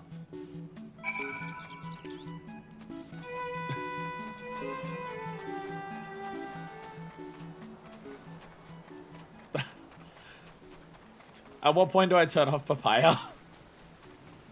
When do I turn off papaya? I like papaya. I like papaya. But it's kind of taking away from our island music. Hey there, friend. Are you ready to build a little home for some adorable animals? Build a little home for animals! I'll take care of getting this pasture nice and ready for you. You just breathe in the fresh air and relax, okay?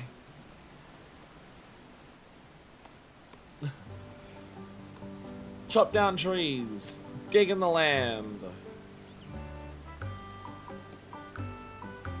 And pasture. Ooh, I appreciate that the pasture still has a lot of greenery to it. I appreciate the pasture's still got, like, trees and shit. It isn't just like a desolate field. It does still, like, parts of it are a big open field, but, like, they've left some trees within the pasture. I do appreciate that. Makes it look so much nicer, rather than just, like, a big empty field. It actually, like, extends into this. I do really like that. Oh, we can straight up go, okay. Well, at some point, we might be able to, like, actually straight up go in there. Like, once our animals are in there, maybe. And yeah, this starting section is, like, really blooming out now. A lot of stuff being added to this beginning section. Creature comforter. Good to see you, friend. Good to see you. But a nice little pasture here, but as you've undoubtedly noticed, we've got no animals to put in it. That's why I prepared some small nets for you here. Which will let you catch smaller critters. Word of advice, be gentle with the animals out there, and they'll treat you the same in return. Before you go, if you have any questions concerning the pasture, I'm always here to answer them. I learned one thing during my brief time in this world, so you should never be embarrassed to ask questions, friend. Never. You're my favorite one so far. Capture mode. Makeshift net recipe has been added to Sanctuary crafting log. Use this restraint to capture small animals. Makeshift nets. You don't talk about animal capture.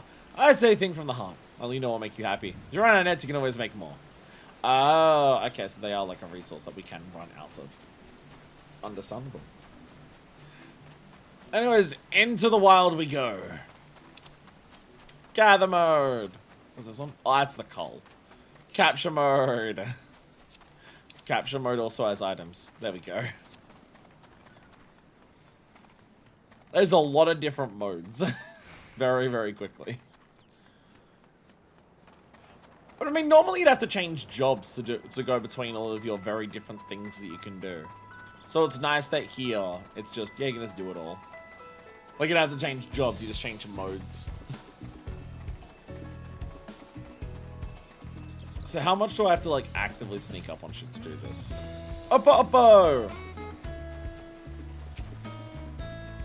What if I just run up to it? Yay! I got an oppo, oppo! I want to try and catch something that isn't an open oppo, oppo, oppo.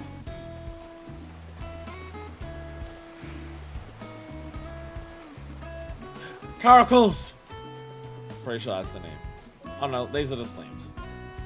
These are indeed just lambs. No, there it is! Caracal! There it is. Ornery Caracal. Are you going to be harder to capture? No, I caught you. You're fine. Let's go. You know, lambs are also different. I will also capture you. Ta-da! Yeah. How do I craft a makeshift net? Oh, I can craft it. I can craft these. I can craft 2 of these. There we go. All animals have regular and their rare variants. Ah, so that's the ornery one. I'm assuming a net won't work on Chocobo because it's too big. Yeah. It straight up tells you without even wasting it, no. No, that net's not going to fit around a Chocobo. What are you doing? Stop it. Stop it. Stop being dumb. You're being silly. What are you doing? I'm already getting distracted. I'm already getting distracted by going places. So I can teleport back, so if I just walk around. Oh, this area is literally called the Wilds. Monster Hunter Wilds. Oh, did we mention that at any point today during today's stream? If you like Final Fantasy XIV, go and watch the last Monster Hunter Wilds VOD. If this is like up enough time afterwards that you don't know which the last one was, go to the Monster Hunter Wilds playlist. You'll be able to work out which one it is. Squirrel! Squirrel! I got a squirrel. Exporter. Why, hello there, friend of the Urnups. Just been you and me out of something for you. You got the carries. Oh, I didn't see you there, Felicitas. Don't worry, I'm just conversing with this lovely individual here. Nosy cat bastard. Nosy cat bastard. Wild guess that my net won't work on the Oryx. Damn. Damn, I can't believe my net doesn't work on the Oryx. This is bullshit. This is bullshit. Yoshi P, I want a refund of every single sub month that I've ever done. This is clearly unplayable. I may be getting distracted. Remember how I said I had to be in like lock-in mode so we didn't take forever doing things? I've already lost that. I've already lost it! It's already escaped me. It's already escaped me. Papaya. Papaya.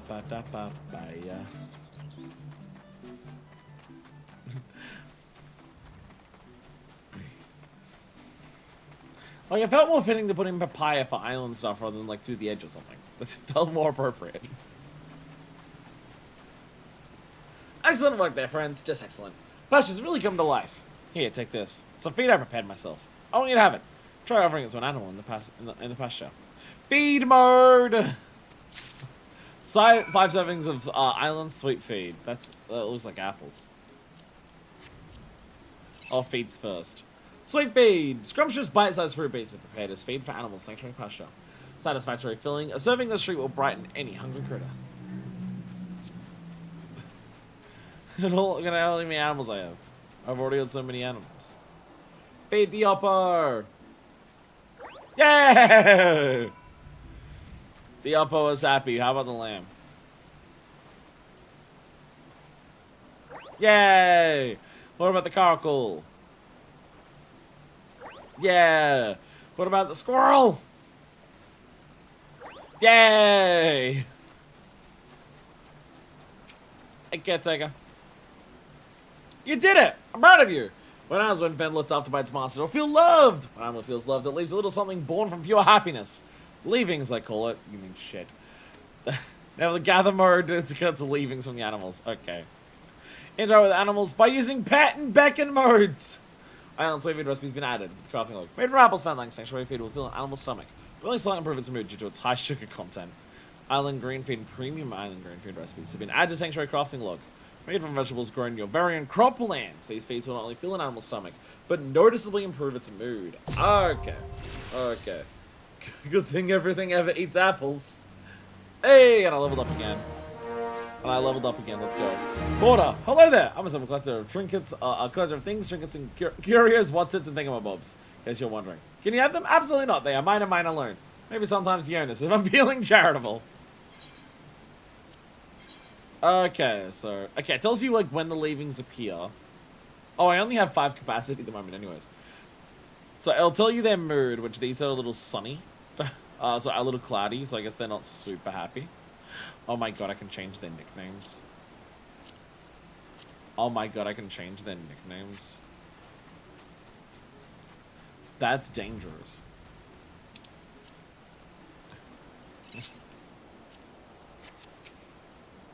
Pat. Licks your hand and share joy. Pat. Pat. Where's the Oppo? Oppo keeps hanging out away from everyone else. Pat. How attached do you want them to become? I mean, they're currently already licking my hand and share joy. So does Beckon just call it over? Okay, yeah, Beckon has literally just called the animal over. Pet. There we go.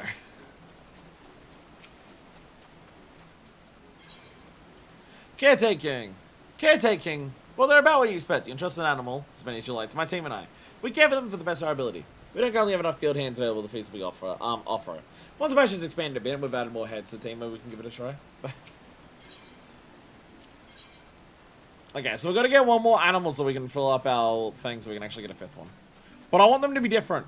Now, especially knowing that there's a capacity, we need them to be different. I swear to God, if the overall capacity, once you've maxed this shit out, is not enough to hold, like, one of every normal and rare variants of each animal, I'm gonna be upset.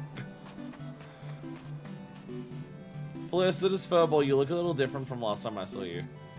You seem to be a little colder than last time. You finished with the pasture already. Very good, very good. You're already cold. Let's see. Perhaps you can find a use for all the materials you've been getting from the animals in Cropland. We can make a workshop and craft, I'll work Sandy Crafts. It's a finer name as any. Less sure, you need not concern yourself with the crafting. Now make my subordinates do it. I enjoy watching them suffer. We're probably pressed for space as it is, so we'll need to clear away the trees around here in order to build a workshop. For all matters concerning the wanton destruction of plant life and vegetation, the pathological pathfinders are the moments for the job. How do I now be expanded through the pathological pathfinder? Mark 1 to get started. No, you're just there. Hello. Ah, you must be the owner! Our felicitous friend told me today is the day I can finally do the job I was created to do. Will you let me do that job? You know, when the island stuff is great, this helps a lot. That's because that's a big part of Animal Crossing. Animal Crossing is not just like, oh, build like your pretty home, oh, build like your pretty island if it's like New Horizons. A lot of Animal Crossing is your interaction with the other villagers and having fun with them, just like talking to them. It was part of what people complained about for New Horizons, is that characters don't have as much of their own personality in New Horizons. Most characters just are nice and respond to recent actions that you've done, rather than them like talking about their own things and make them feel like they have their own lives. These are obviously going to be robots, so the vibe's going to be different. But, again, dialogue is part of, like, the joy of Animal Crossing, so make sure that talking to these robots is fun. Cut away this vexatious vegetation. Take a seat. You're about to see something real special. You're Mark 1. You're going to be replaced one day. I hope you know that. Unless you're designed to get rid of trees, and then there's other ones that are designed to get rid of other things. Could be that. Could be Mark 1's designed to get rid of trees, where the other ones are going to be designed to do other things. How many marmots did you get, Tataru? Jesus. We have so many marmots already. Oh, holy shit, we have another 2 spaces for our cozy place. We have another entire 2 lots. Oh, goodness. Site ready! I am itchy.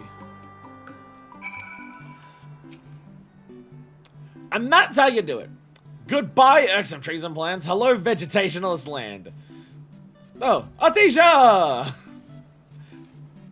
If you like what you saw today, I'm always happy to do more. I just need the shells to get the necessary help. So you can use these 2 plots to build a workshop. Or at least that's what the furball told me to say. You can leave it as is or just play around in it for all I care. If you do decide to build a workshop, you'll need plenty of limestone. And you'll break your hatchet if you try to chop a rock with it, so you should probably make a hammer. Nothing better than a hammer for smashing things. Hello? As for the materials you need to build the workshop, beats me. This is furball says something about random on the logboards though. I suppose there's enough space for you to release your minions now. But I can't see why you want to do that. Are we your loyal, hardworking mammoths not enough for you? Because by releasing them, you're saying we're not enough for you. New plots of land are available! For expansion as possible, you need sizable amount of seafarers' calories to cover the necessary expenses. Okay, the stone hammer recipe has been added to the sanctuary crafting log. Crafting this new tool will allow you to gather various stones from rocks or by smashing them. Oh, by smashing them. Golden lamb. You now release your minions and allow them to roam around various locations in your hideaway. Access manage minions from the Isle Caves index to begin. Furnishing glamours are now available. So let's manage furnishings from the Isle Cave to create furnishing glamours and decorate your islands. Oh, a lot of things have happened at once. Oh, a lot of things have gone. Okay. Okay, so this is requires, yeah, like logs, limestones. Okay. Limestone's something that we need the hatchet for. But that's a workshop. And then over here we have... This is also workshop. That says workshop 1. They're both workshops. They're both workshops. Hello, hello sheep and golden sheep. Your sheep is very, very shiny and literally having money falling out of it.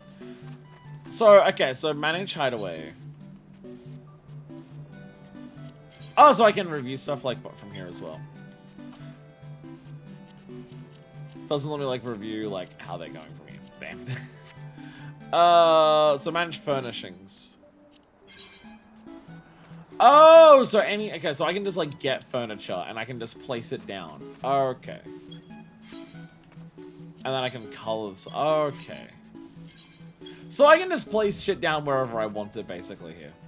Oh my good goodness. That'll be a big part of the...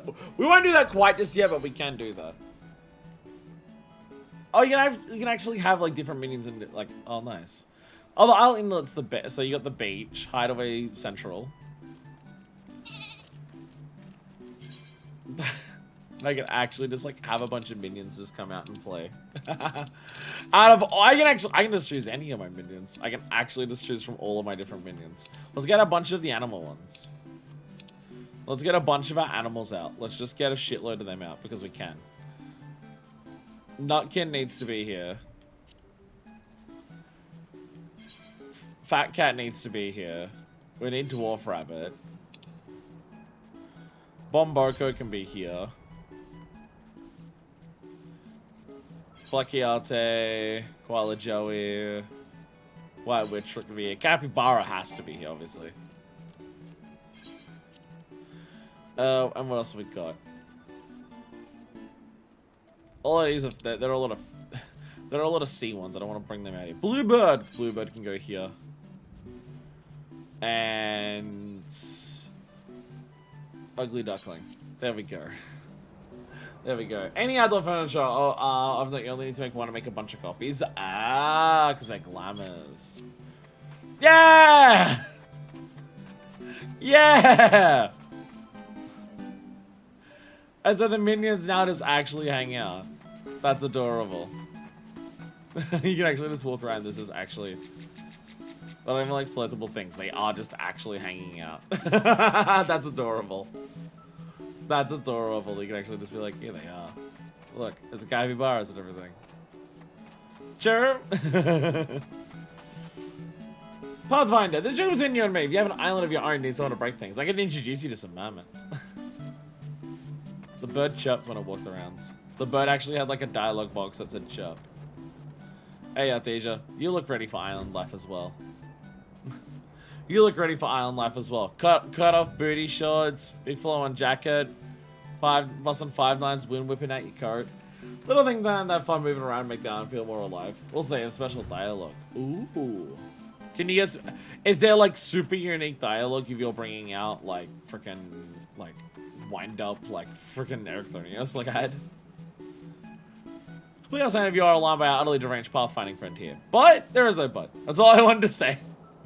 I understand if you're concerned. Oh, we have full mount speed.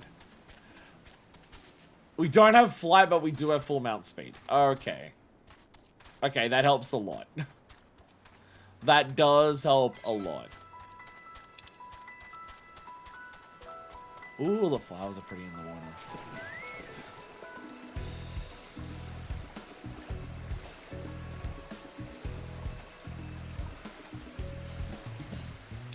Oh, that's what I'm gathering, don't I? Gather! I'll save them! Why not? Oh, so it's the dialogue. Okay. Okay, so their dialogue can be based on like what they actually say. Like for their, like when you hover over them or anything like that. Okay.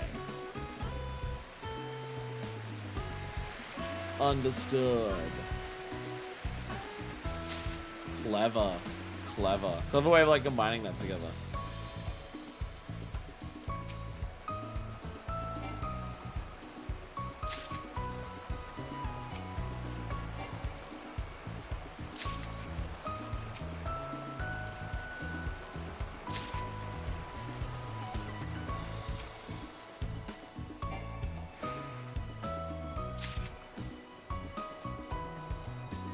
I'm just vibing. You're not gonna give me island vines. I want island vine!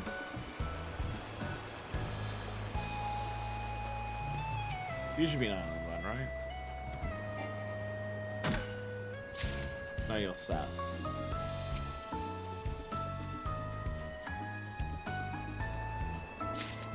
More warts. What gave me vines? It was the basic trees, right? It was the apple trees. Apple trees. The apple trees. That's what did it. There we go. If I go into this mode, capture. No. I was about to say, does it show me on the map where they are? It doesn't know. There we go. Oops, wrong. We need one more. We need one more unique animal. But we have to like work out where it is or like how to capture it. I've done it. I've done it. I can outcraft this. Stone hammer. There we go. Yay. I thought I have to come back to actually like talk to them. But now it is saying, hey, just do this. So is it basically just I'm like surely I'm not building the same workshop in both of them. Surely the idea is I build the workshop in one of them and then in the other one I build something else. Surely that's the idea, right? I assume I'm not building the same thing. Inner beauty! Yeah, so if I go over to the ugly duckling. No. Okay, they actually have completely unique dialogue then.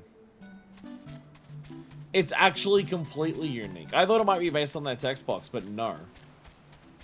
That's... So Minions already had like an item description, a log description, and then like extra dialogue if you hovered over them. They already had that for everything. And so now they've expanded it with, oh, and they also have like island differences as well. That's a lot. That's a lot of effort. I appreciate that.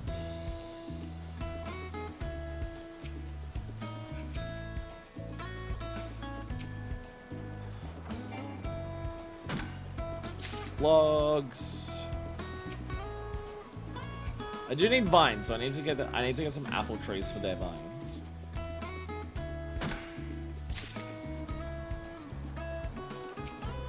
Two long trees, I need them for their logs. Sugar cane.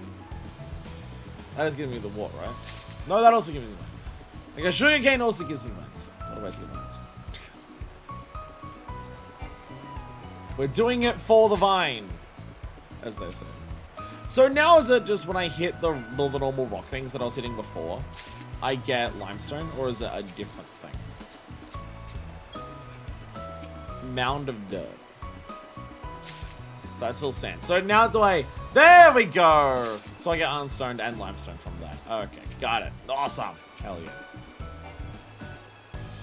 Oh, I have enough. Actually, I have enough sand. I have enough sand. I don't need more sand. There we go. Divine is divine. Hey, living off the land. I got some calories. Let's go. Actually, let me have a look at this. Let me have a, other. There we go. Okay, so these reward you with calories. They're not experience, they're calories. But okay. 100 materials and Ileworks handicrafts. So that's the thing that I do with the shop. So you can get some weekly money from that. Okay. Okay. Because I know that Deku said, like, don't spend my blue currency just yet, because we'll need that to do other things. But what if I spend, like, a small little bit of it on, like, a glam piece to make a glam, like an island glam? Again, if I'm making an island glam, it's got to follow the rules that all of the glams that I do have, which is don't use multiple pieces from the one set. All of my glams have that restriction to it. It forces me to be creative and decide different things. It's a pretty consistent rule that I have that pretty much every glam that I have sticks to. The one exception is the Elpis glam, because obviously the Elpis glam is you wear that for a very specific story reason. So that one doesn't count. But every glam that I make, I follow that rule of don't use more than one piece from the same set. So it forces me to make something distinct and unique and not just like copy what the game has as like a pre-made design.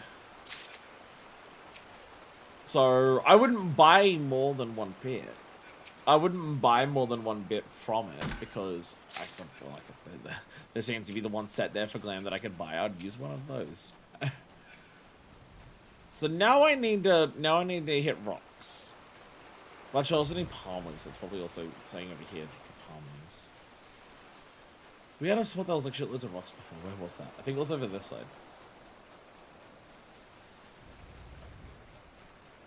This might be where I need to start actually utilizing the feature of minimizing, like, selecting what's on there. How do I...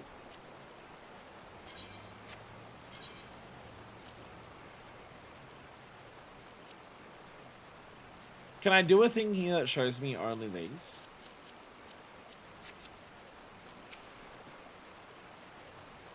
How do I minimize what's on the minimap for, like, different types? Or is there not a way to do that? Ah, here's a shitload of rocks anyways. Here's a shitload of rocks. Smashy, smashy. Smashy. And then more smashies. The gear on the field book. Ah, that gear. I can't. Oh, it's up from there. Okay. Oh, and it says very quickly. Okay, just go for these things. Oh, okay, so you can just change that real quickly. Got it. Perfect. Thank you. That's alright. I only need rocks at this point, and like there's plenty of rocks on here. And then I just need trees.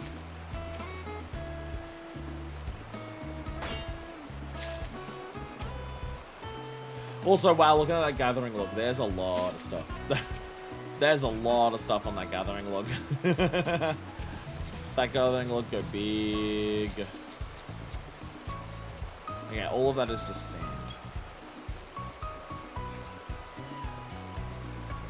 Walt's password is not just sand. No way to be like, show me all the island log spawn points though, just gotta learn where things are as you drop. Yeah, that makes sense. That makes sense. Producer. Oh, visitor. Must be nice getting the travel and all. I sit around here all day watching the grass grow. You're welcome to join me if you like. Adorable.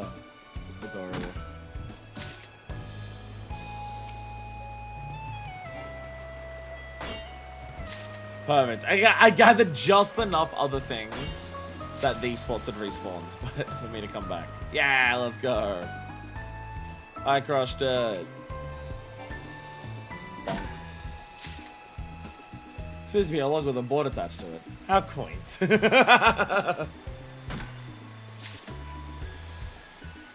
I swear I'll make my island pretty for you all at some point.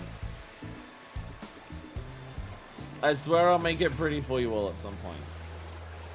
So I feel like I'm going to enjoy the hell out of this shit. I feel like I'm going to enjoy this just in the sense that this is like perfect. I'm watching a YouTube video. Let me just go gather a bunch of shit. I feel like this is perfect for that. And just slowly seeing it expand as it goes along. Nose twitch. Bunny Rabbit's just twitching his nose.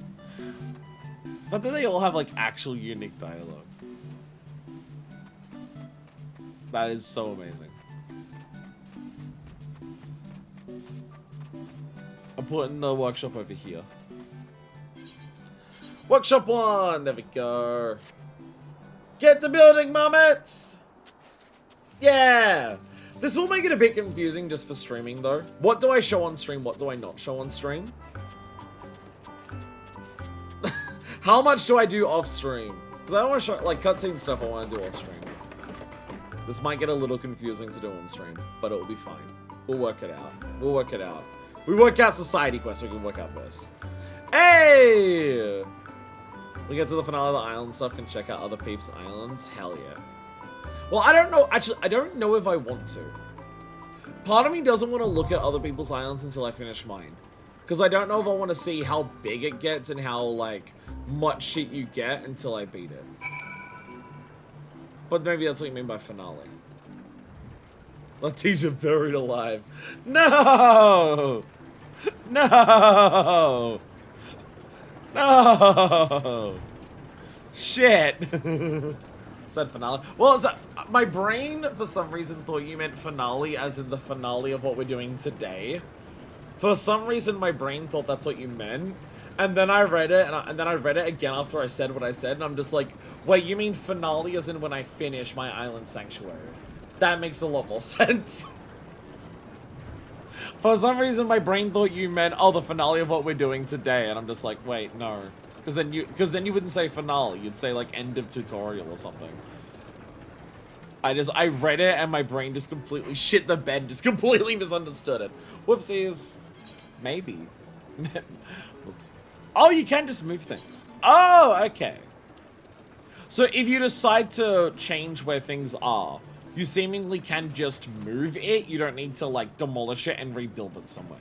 You can just shove shit around if you want. Capybara! You're looking at all the woods there. We got a little fireplace going on there. You're all getting ready to build. So we can go upstairs. Ah! That's the powering thing. Hell yeah. Thankfully, buildings are very easy to move. That's the thing I was worried about. Because that's something that in Animal Crossing is very, very, very, very hard to do. Moving shit in Animal Crossing New Horizons is very difficult to do. It's a big part of the reason that I had so much struggle trying to decide what to do with my island in New Horizons. I got a decent amount of progress, but I ended up getting hard-locked at one point of just realizing if I put stuff down, it's going to stay there unless I move it. And for some things, once you put them down, you can never move it. There are some things in New Horizons where you can't move it ever, ever, ever, ever again. So I ended up getting to a point of just being like, okay, well, I guess I'm looking up guides to try and work out what everything is possible to do in New Horizons. And I'm going to plan out my islands from the very moment, like, before I start building to more than what I had already done. I'll plan out everything so I don't fuck myself over by putting things in places that I don't want them to be. And I ended up putting so much effort into that it ended up, like, not even coming to fruition because I stopped playing the game before that. Though that being said, me stopping playing New Horizons wasn't because of the game. You know how New Horizons came out, like, as COVID started? Yeah, so for most people in the world, COVID happening at the same time as Animal Crossing New Horizons meant they got to put a lot of time into New Horizons.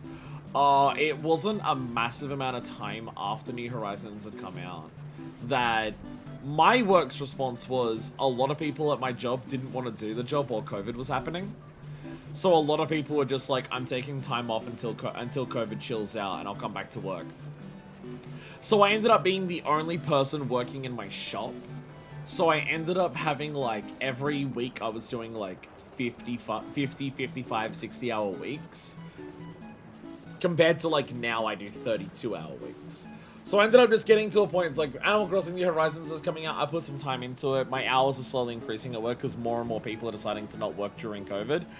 So it got to the point where I was the only person in my shop for like 6 days a week, and I had to do open to close all of those days. So it just got to a point where it's like, I'm waking up and having to go to work before shops open in Animal Crossing, and by the time I get home, the shops are open for like maybe a couple of hours, and I ended up just getting to the point where it's like, maintaining my dailies while working this many hours is just impossible, and so I just fell off New Horizons. It's a little unfortunate. It's a little unfortunate. Nothing against. I mean, like people have said all of their essays in the years since of just like where New Horizons like did miss the mark, and it mainly missed the mark with its end game and its seasonal events being underwhelming, from what I understand. But for me, though, I never got to that point in the first place, and that had nothing to do with the game. That was purely life circumstances. We're gonna take this building and push it somewhere else. The marmots just get onto the side and just start pushing. I see you built a workshop. Shame. I liked how the place looked before. Anyway, I suppose you can have a team marmots craft stuff now. Squeak. If you have them sell the items they craft, should become a valuable source of seafarers' carries. Carries which you can give to me and myself and other like-minded models so we can keep doing what we do best. Oh, well, I forget, don't expect any buildings to be constructed as quickly as this one going forward. The team worked extra hard since there were no functioning facilities to speak of. But now that there are, there's hardly any rush. Workshop is now available, so we've got the tactical taskmaster near the cozy cabin to set up a production schedule. Materials are automatically expended according to the workshop's given agenda. You may schedule alerts to notify you of potential shortages by accessing sanctuary settings on the island's index. Constructing a building will now require a set amount of hours, Earth time, to pass before it is fully constructed. All buildings aside from the cozy cabin may be moved to a different location by accessing the appropriate logboard so the facility. Additional information regarding both features, access the guide from the island's index. Maximum sanctuary has been increased! Raise your maximum sanctuary rank to unlock new sanctuary crafting recipes and types of buildings. Vision realized. Let's go. A rank 4. Smashing them out. Hell yeah. Hell yeah. Marmot crafts, dwarven crafts, nemesis. This is where we go to Discord bots because fuck figuring all this out. Where's the taskmaster? Or is the wait. Oh, there you are. That's full taskmaster. At the workshop, we take materials you gather from the island, make them to make island handicrafts. Once you have the agenda, we'll get to work. When production of the handicrafts in question is complete, we'll have them shipped to us, sell them inside. Just be aware we take pride in our work, and that means we take our time to make the goods. Once you've shared the agenda with us, there'll be nothing left for you to do. Take a stroll, nap, or whatever you like, and I'll let you know when the handicrafts have been shipped. Okay, so a workshop agenda. Again, we're about to get multiple lines of dialogue. Congratulations, you hit your own workshop. You may make and sell Ileworks handicrafts.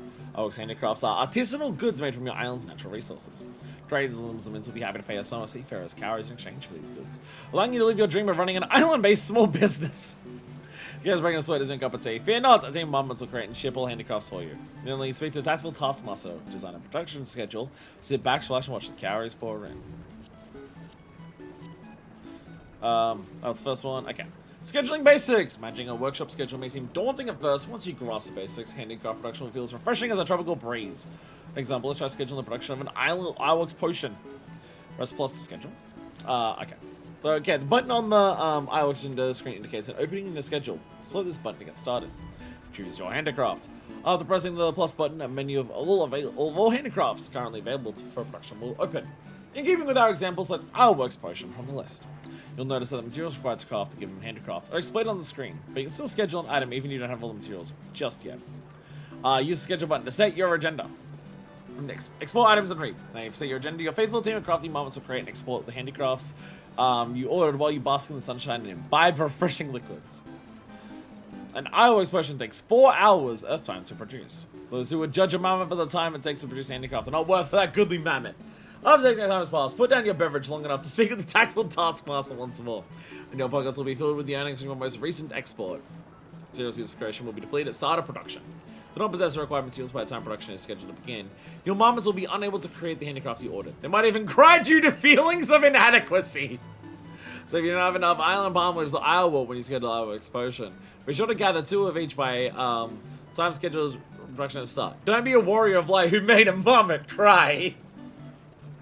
You can keep track of what materials will be expended during current or upcoming production by clicking the review materials function. Efficiency bonuses.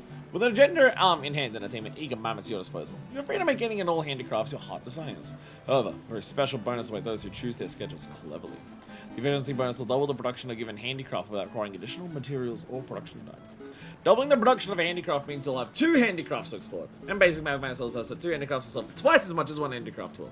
So what are you waiting for? Activate those efficiency bonuses by following the steps below. Activating efficiency bonuses. All handicrafts belong to at least 1 item category, such as concoctions or confections. Efficiency bonus is activated by scheduling the production of similarly categorized items in direct succession. For example, an Ironworks potion and Ironworks Fire Sand are both classified as concoctions. By scheduling production of Ironworks Fire Sand right after your Ironworks potion, you'll activate an efficiency bonus that creates 2 pinches of Ironworks Fire Sand with the same time materials that normally take to make 1. But you have to keep track of all your bonuses in that steel trap mind of yours. The text efficiency bonus will appear on the agenda for items that will be produced twice as a result of your clever scheduling. But wait, there's more! What if you schedule an Ironworks potion followed by a pinch of Fire Sand, followed by another Ironworks potion? Thanks to the fishing bonus, what might have only been 3 handicrafts now been expanded to 5! Think of the profits! Keep in mind both the type and order of handicrafts you add to your agenda. You'll be swimming in abundance of seafarers' carriers in no time. Limitations of efficiency bonus. Unfortunately, due to peculiarities of the marmot's psyche, your tiny workers will not nearly be excited making the same item twice in a row. While an Ironworks potion, Ironworks Fire Sand combination will earn you efficiency bonus. An order of Ironworks potion, Ironworks potion will get you nothing but some blinking and basic adherence to general protocol. Translated, the text on the science reads site management. Oh, that's awesome. Only different items belong in the same category will activate efficiency bonus. When aiming for bonuses, be sure you're scheduling different handicrafts. Variety, after all, is the spice of island life. Now you've taken your first steps down the path to profits, you may be curious as to how to increase your earnings even further than what a simple efficiency bonus might afford. When you're ready to take the plunge into the intricacies of handicraft, access the guide in your Isle Keeps index and check the section titled The Workshop. But for now, perhaps continue enjoying that refreshing beverage. You've earned it. Okay. Oh, okay, so there's like... Oh, okay. Okay, so there's like... This is like several days in advance. Oh, okay. I can set shit for several days in advance. Okay. Review materials, set rest cycles.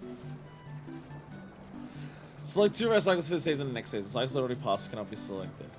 Oh, okay. There's specific moments where it's like, no. You can make things for this week's season or next week's season.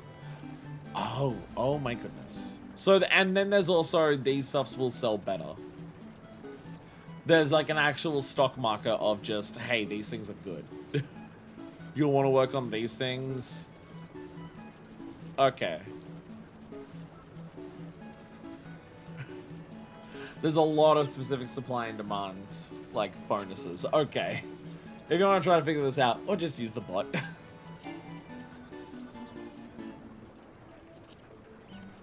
Oh, whoa, whoa. So that's today, okay.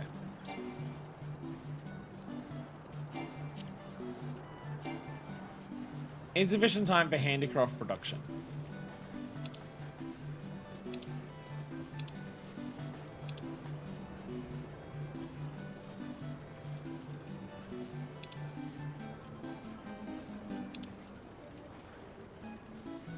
Crafts take either 4, 6, or 8 hours, so we can't do anything today. Oh, they need to so they need to finish within that day. You can't have them go between. Oh, okay.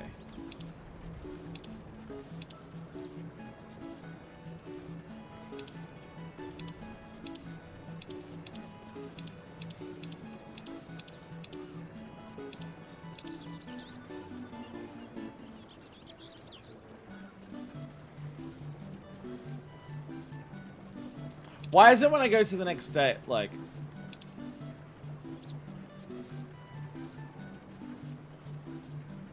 Oh, okay. Oh, so the cycle starts 6 p.m. Okay.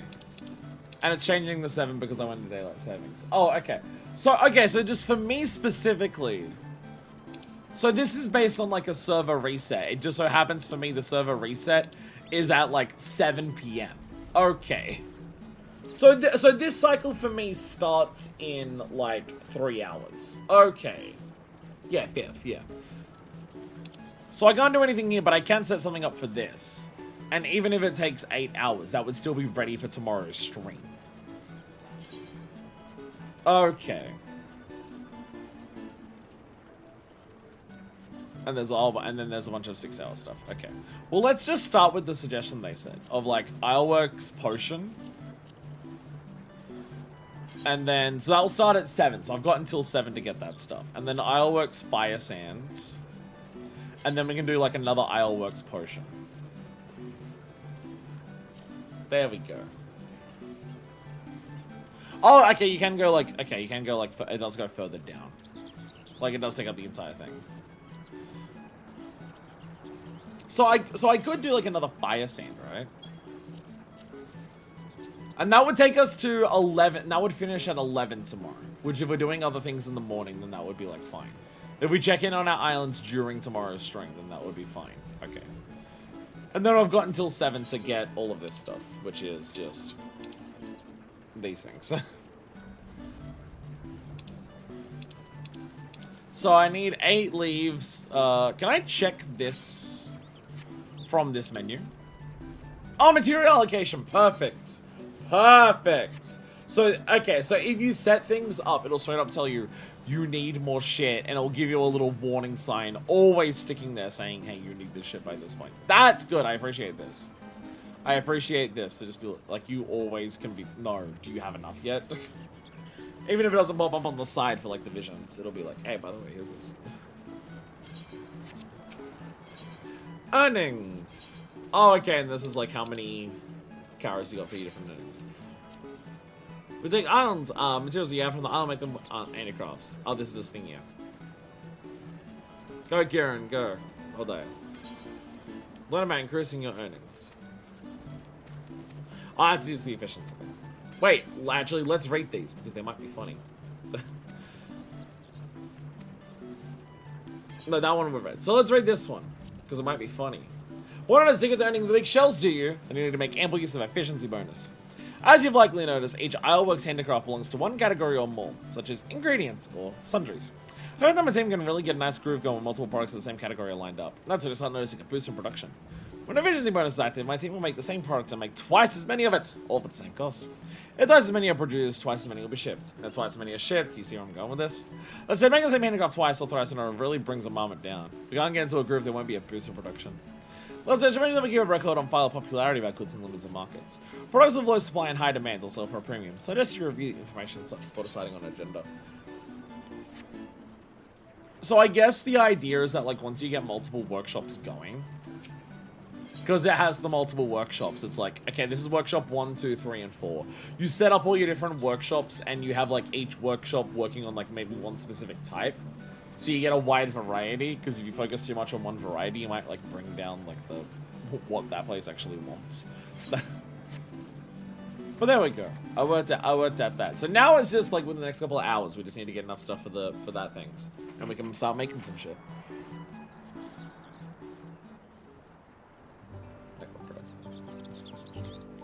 Ah, this one's lush land is the last beyond look like a proper civilization. Away the trees, the bugs, the sunlight, and the sights I say. Let there be bricks and buildings and subjects to be exploited. Oh, so we're just immediately turning this into capitalism. Okay. I think it's about time I retired to the cabin. You may capture wild animals, sow seeds, and remove what vegetation abides in the soil to build wondrous marmot-made edifices in its stead. And now you just do what you want. Hi. So did not trust each one of those pathfinding units just about as far as I can throw them. I'll tell you this myself just in case. Should you should begin production of Craftworks, speak with the Tactical Taskmaster. If you have any further questions or experience any trouble, I encourage you to review the I'll-Keeps Index. Yeah, I made it for precisely such occasions, after all. So this is basically end of tutorial, and now it's like Okay, go and do things. When at a loss out of progress, speak with the Felicitous Furball for hints about how to realize your current vision. Congratulations! You've unlocked all the key features available in the Iron Sanctuary. Now free to cultivate the land as you see fit and create the island paradise of your dreams. Very much end of, like, tutorial. So can I make different things here, or am I actually just making another workshop? We probably also want to do that today, because then, because it takes time to do it as well. So we probably also want to get this.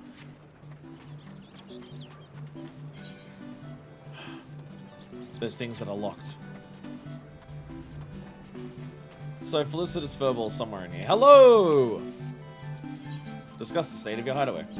Don't worry, I'll keep watch of the island when you have adventuring business to attend to. You want to check with Tactful Taskmaster regularly, however, which keep production line moving. Earn experience while you're in your island sanctuary by performing various actions, such as gathering, gardening, and capturing animals. See your island village by increasing your rank in sanctuary rank and engaging activities.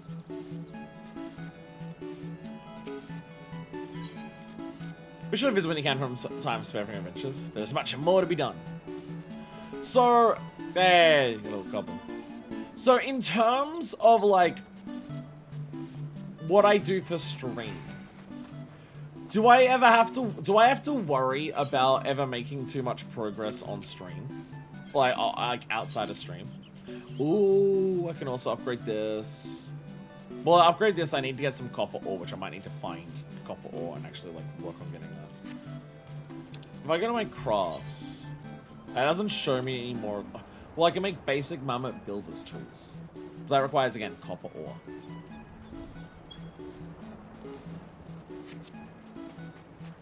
Because I see, like, a lot of things that we've done, it comes up with the little yellow exclamation above their head.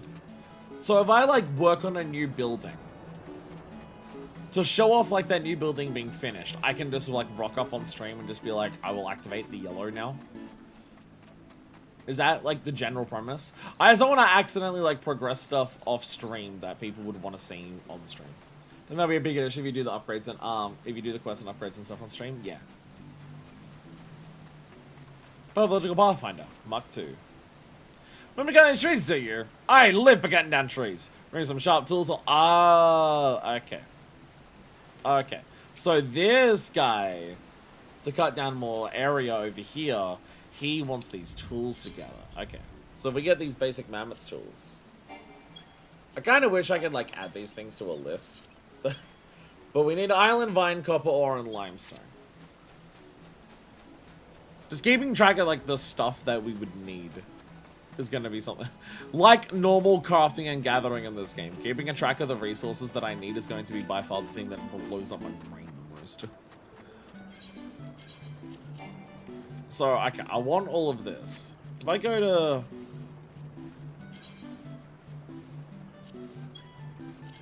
Okay, so it will show me that. So what's the other marmots? Which ones? There's a lot of marmots.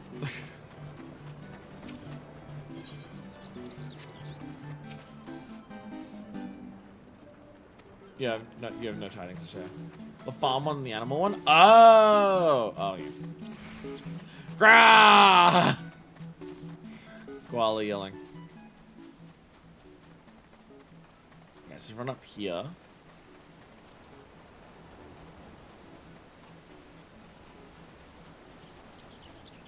Gardener! Status of crops. They're growing! They're doing a grow. So do you ever feel like you're being watched? Can't seem to shake the sensation lately. Me and one of them need recalibration. Gardening services. Is someone watching? Who's watching? Oh, there is you. Status of animals. They're doing okay for food. Still no leavings yet. Are you having a nice day, friend? I hope you're having a nice day. As for me, it's been peaceful here in the pasture. Sometimes I enjoy watching the produce producer tend to the crops yonder. Hum and do itself as it does. Do you think it watches us sometimes? It watches us too sometimes. They're just watching each other. They're just watching each other constantly. Oh, we also... There's a lot of things... Oh, there's a lot of things to do. So we want enough materials to build that guy's tools. work on our workshop potions, work on our workshop here, and also upgrade this. There's a lot of different things we need to work on, is what I'm understanding. Alright, out into the wild green under. Build workshop 2, craft tools, upgrade cozy cabin. There's a lot of different things to work on, yes. There's a lot of things for us to gather. There's a lot of things for us to gather. Again, I kind of wish I could add everything to a wish list just so it could tell me how many of all the different things that I need. I do feel like for stuff like gathering, look, like I haven't even found where fucking copper is. This is where I bring up my my fucking, what's it called? I bring up my spreadsheet. I bring over a spreadsheet. I'm gonna need this very consistently, so I'm gonna bring it close to what I need. And I'm just gonna rename this Island Sanctuary. I'm making my own. Good dog. I heard you like spreadsheets, so we put spreadsheets in your spreadsheet so you can spread while you sheet. So if I look here, right? Okay, so what I need palm leaves.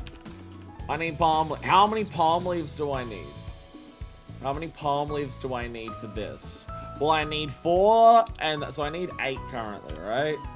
And then I go down to my next one, and I need Isle warts. I need 12 of those. I need 12 Isle warts. And then I need sand, which I need 8 of. And then island limestone. And then I need limestone, which I need 4 of. But wait, that's just one thing. That's just the one thing. I also need my crafting log to make this, which is palm logs. This is what I'll have to do off stream. It's like, this is how I do this. I go through something like this and I write everything down in a spreadsheet and I work through it from there. Trying to operate a lot of this game's stuff by using the in-game menus, I just refuse to do. Like when I'm working on leaf quests and I'm trying to work out everything I need to make all the different leaf quests, this is what I do. I go through the leaf quest, see what recipe it requires, look at the recipe, look at the raw ingredients for it, and write those on a list. And then I get all of the raw ingredients that I need at once, and then I just make it all at once. It's the only way my brain can handle, like, this many different things at once. So we got the stuff that we need for the allocation. So again, why can't I make, like, I know the allocation is just for, like, this. I don't actually, I put, all of these I doubled because I was thinking today and tomorrow. No, I didn't do it for today and tomorrow. I did I did 2 lots in the same day. Oh well, I'll have extra materials then. But now I need hideaway, so I need to, like, what do I need to upgrade the cozy hideaway? I need palm logs. I need another 15 palm logs. I need 25 palm logs. Island vines, I need to add another 10 vines, so I need 20 vines. And then island limestones, I need another 10, so I need 20 of those. Palm leaf, I need another, 5, so I need 13 of those. And then copper ores, the thing we haven't even found yet. Copper ore. I've already written that on my list, but I need more of it. Copper ore, now I need 15 of that. And then we have a look at Thaken block, which I need another 10 island logs. Island logs different to the palm. Did I write down different things so different, like, palm logs? Was this? That's palm logs, so yes, I wrote down the right one for that. So these are just island logs. So now I just need logs. Which I need 10 of. I need palm leaves. Wait, I already wrote palm leaf. Fuck! So 13 palm leaves. No, I had 13 before. I need to add another 10. I need 23 palm leaves. Limestone, I need 14 of those. Menus are complicated. Vines, I now need 25 in total of those. And then sand, I need 13 of those. So this is how I do things. This is how I play Final Fantasy. So now look. So now, it's all there. This is how I work. This is how I do things. This is how I have to do things in FF14. I can't rely on the, if I have to go between menus multiple times and check different things in multiple menus, I will lose track. If I'm just like, oh, I've got enough for this, add on enough for this, I will lose track of shit. My brain can't keep track of this. So having a Excel open when I play 14 is how I play 14 a lot of the time, especially for something like this. So now I just work through that. So now we'll just like focus on one of these and then I just gather all of them. And then we just work our way through it and then we're all good. If I go to the gathering log, I was about to say, I'm behind gather. If I go to the gathering log, like if I do this, I don't have the thing where I can just add that to the list specifically, which kind of sucks. But I can do this. But I can just display trees. I pressed the wrong button. I have to press apply. There we go. So now we just run around to different trees. And now we run to different trees.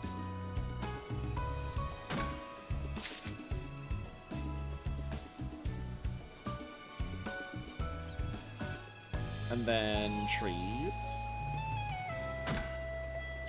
So doing this also, it doesn't like tell me looking at anything on the screen how many of these things I've got. Like, it doesn't tell me how many vines I've got, it doesn't tell me how many things I've got. And none of that's actually shown on the screen right now. So I just need to actually go to my inventory to be like, oh, I've got like palm leaves, I've got 2, I need like shitloads more of that.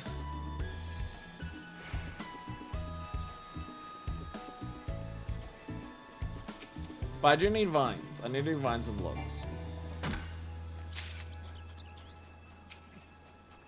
Again, so when you have like one of the visions, it shows you like on the screen, oh, you've got this, oh, you've got that, and I can fuck with all of that. It's when I'm put in the moments like this where the game gives me no quick way of being able to see things on the screen, that things get like really messy, and I'm just like, I no longer have any idea of like what I have, what I need, how many I need. It was a lot harder for me to mentally keep track of like what I'm doing. That's like the one aspect of this that might get troublesome. Is just like, okay, how many vines do I have right now? How many vines do I have right now? I have 5 vines. Okay, I need like I know I need a shitload more of those. Here's what we're gonna do. Here's what we're gonna do. We're gonna explore a little bit. We need to find where we can get copper. I generally focus on one upgrade at a time. That would make sense. So the way I could focus on all of the upgrades at once, but I need to focus on one material at a time. So I can count it in my head. Like, okay, I need palm leaves. Let me go gather palm leaves. I will only grab things from palm trees right now. And I will just keep counting palm trees until I have everything that I need from palm trees. That's how I would usually go about this. Because focusing on one at a time is going to be, like, for me, I know I'll end up taking significantly longer for that. Ooh, past stamps. I don't have past stamps. Oh, dodos! I do need one more animal. I do need one more animal.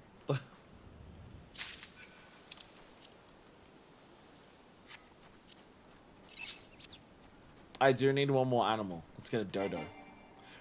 Aw, dodo's too big. Damn it. Dodo's too big. And then I cry. So I'm doing this. Let's go for rocks and mineral deposits. I wish I could just try and go for that. Warning and entry. Ah, this is like who you let in there. Okay. Birdie! No. But there we go. There we go. There we go. So we gotta go to rock deposits. We gotta find some new rock deposits.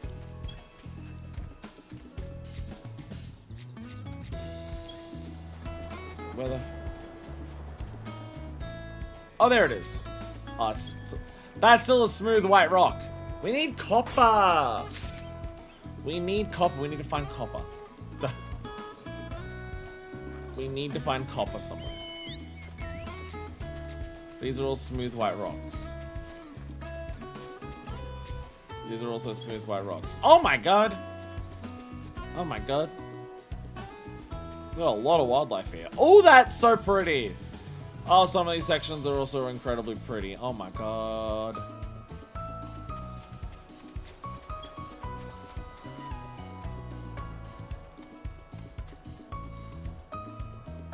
How the fuck do I get up to those sections?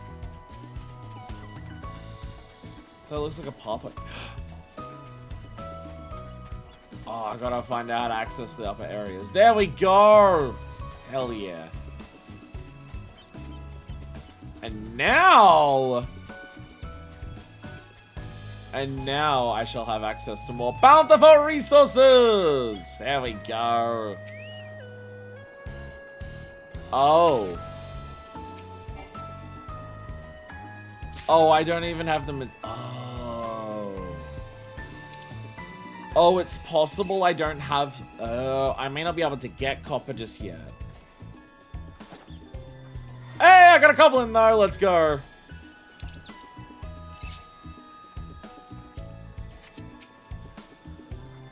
This is just giving me rocks. So, okay, so anything that requires copper, I may not be able to do yet. I may need actually something else to get me the copper in the first place. Oh, okay.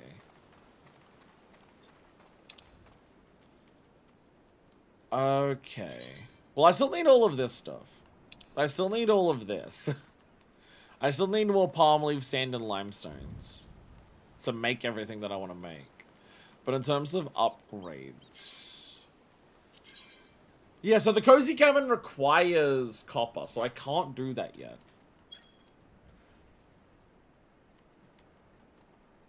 And... No, but the builder's tools also requires copper. So unless this isn't copper, and there's something else that gives copper, I would have figured copper would have been a very basic level, like, thing. I am a Stegosaurus. See, if I can't get copper yet, then I'm not sure how to actually progress. Because it doesn't seem like I can do anything new.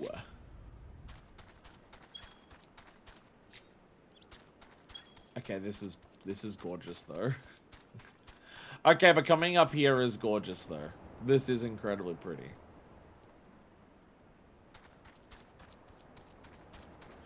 Is it that I can't like I might need level ups. I might need to upgrade my sanctuary rank. They said that you get more crafting log the more your sanctuary rank increases, right? That might be what part of it is. It might be once I get a higher sanctuary rank, I can create another hammer or something that then can get me copper. It can also be attached to my level. Because I was about to say, there's nothing else I can, like, do then. Although, like, the only stuff that I can craft is, like, the things for calories or, like, making another workshop. But that's just another workshop. It doesn't do anything new. Because, the new things are the cozy cabin. But that requires copper. And the mammoth tools. But that also requires copper. But my level. Okay. So, this seems to be the point where we want to get enough stuff so we can build the stuff we can build today. Can I get anything from parsnips? No, parsnip is also just the cabin. Okay. Yeah, so we're probably at a point where I've got everything that I can get now. But okay. So I need palm leaves, sands, and limestone. So I need to fuck with the stuff that's down here.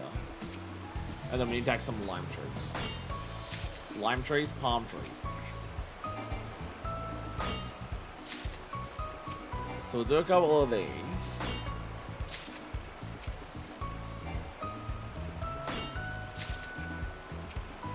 We also need to build, so we can build a workshop and we can get our potions ready. And that seems to be the limit of what we're doing now.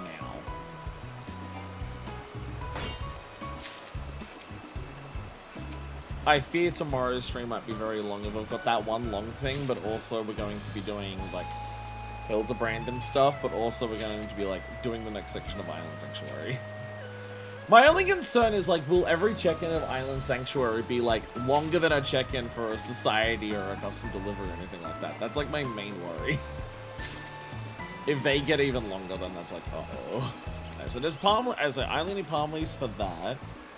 And what do I need for this workshop? See, this is the issue. I look at this and I'm just like, oh, okay, I need these logs, palm leaves, limestones, and things like that. I look at this and then I'm just like, but wait a minute, how many do I need of these for my other things? And then I just completely lose track of everything. And then I get sad. This is why my brain doesn't work. Because I can't look at this and just go, oh, to make this vacant plot, I need 10 iron logs, 10 palm leaves, 10 limestones. And I can't, like, without looking at it, I can't remember what I need for the potion crafting, for the handicrafts. I can't remember that. I have absolutely no idea. But by the time I go over and look at the handicrafts, I'll go, oh, okay, so I need, like, 2 limestone for this. How many limestone that I need for the building? And then it's just a constant back and forth. This is why, when I work on stuff like this, I am, like, always at a spreadsheet. Because otherwise I can't do it. My brain don't work that way. My brain don't work that way. But we'll get to the point where we have our schedule set up. We'll get to the point where we have our workshop. And then we'll probably call it the Island Sanctuary for this first foray into it. It very much wants you to do it. Small bit by small bits by small bits.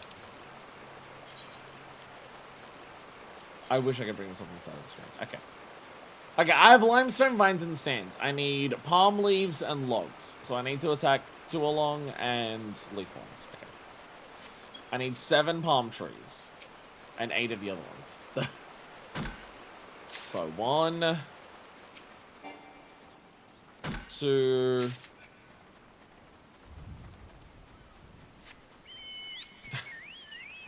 3. I thought it'd be worth it to get on it. It wasn't. 4.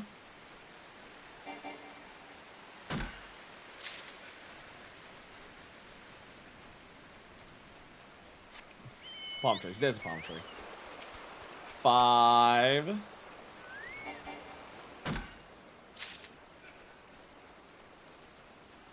6. And so 1 more palm tree. Can I get... I can get logs from that. Yeah, and I get saps as well. So I don't need to save the 2 along one. So 1.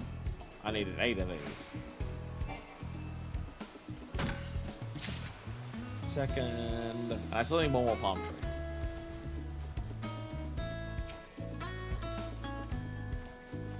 Third.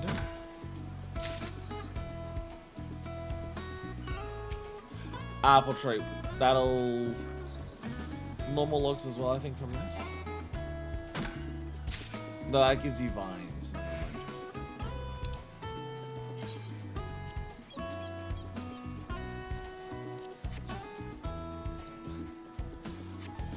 My brain's bad at this. The thing is, I enjoy, like, this is, it's like crafting and gathering. There's so many of these aspects that I do really enjoy, but it's also, my brain is also really bad at keeping track of a lot of shit in these types of games, like in this type of shit.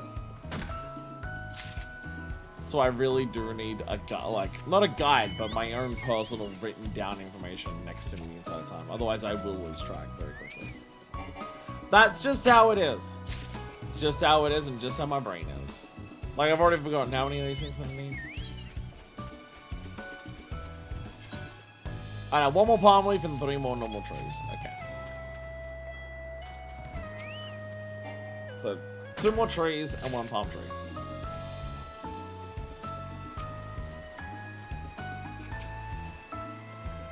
Nether potatoes, we can't get those yet. Wandered really far off the intended path. Whoops.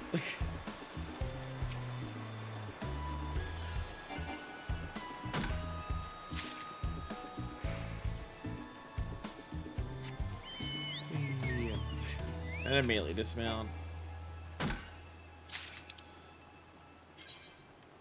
Like, this is how frequently I need to recheck things. Palm leaves! We need 1 more palm tree. We need 1 more palm tree, which I think I've gone really far away from where palm trees are. I mean, the palm trees are over this way. I've somehow ended up really far east. There's a palm tree. There we go. And now I can make a second workshop. There we go. There we go. I'm gonna end all of these resources and the thing's gonna yell at me saying, you don't have enough resources for everything again. And I'll be like, workshop! One or more is being used in the workshop. Do you wish to proceed? Yeah, so this will tell me you don't have enough for the different things. But that's fine. But that's fine. You may review the estimated time of completion of any facility that is under construction by access and look board in front of the appropriate plot. There we go. And so they're working on their thing. There we go. Time of completion, 7 p.m. There we go. So that'll be completed like right as the schedule goes, which means it's going to be a little bit too far behind for me to add a schedule to this as well. Damn. Alright, so now we need... Alright, we need 1 limestone, 2 sand, and another 4 palm leaves. Shit.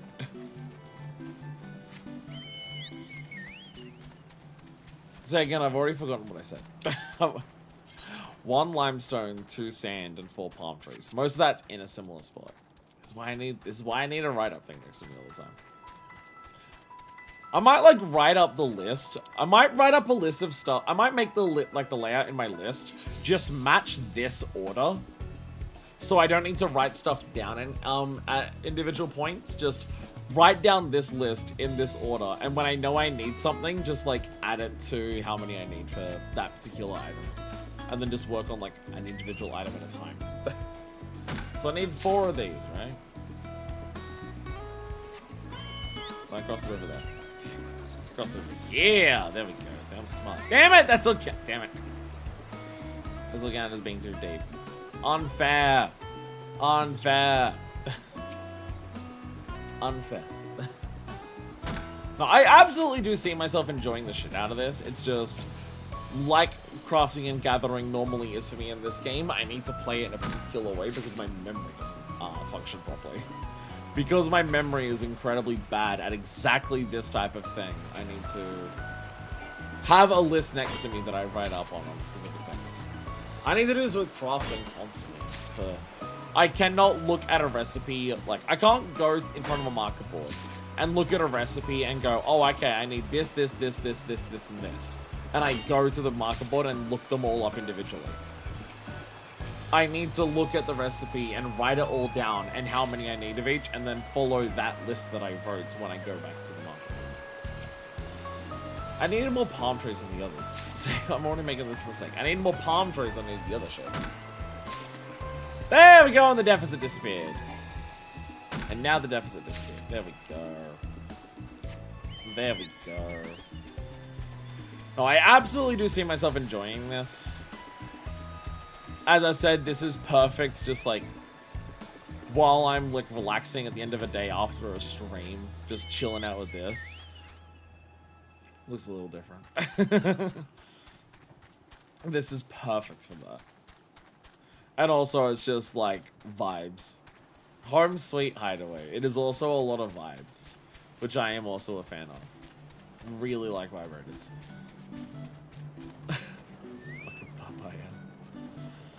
Oh, I was about to come back here because of this, but no, these things are automatically expended. I was about to like go to the taskmaster and just be like, here's your items that you need, but you don't do that. It's just they're taken out of your inventory by default. And yeah. There we go. So I think we're good. Is there anything in particular that anyone wants to show me or tell me about for island stuff before we move on? We'll be back here literally tomorrow because we've got 2 days in a row. Turns out unlocking Island Sanctuary on a day where I can stream 14 2 days in a row works out in handy very effectively. I half expect, because of the way I'm going to be making progress on this, where I want to make progress on stream, but also the way it's going to work, I have this weird feeling that we might still be doing Island Sanctuary stuff by the time we get to Dawn Trail, but if that's how it is, that's how it is. If that's what it be, that's what it be.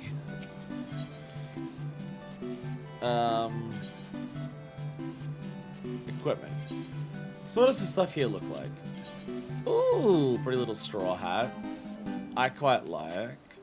I'll explore a shirt. Oh, that's adorable. Oh, that's fucking adorable. Oh my god. I might need that.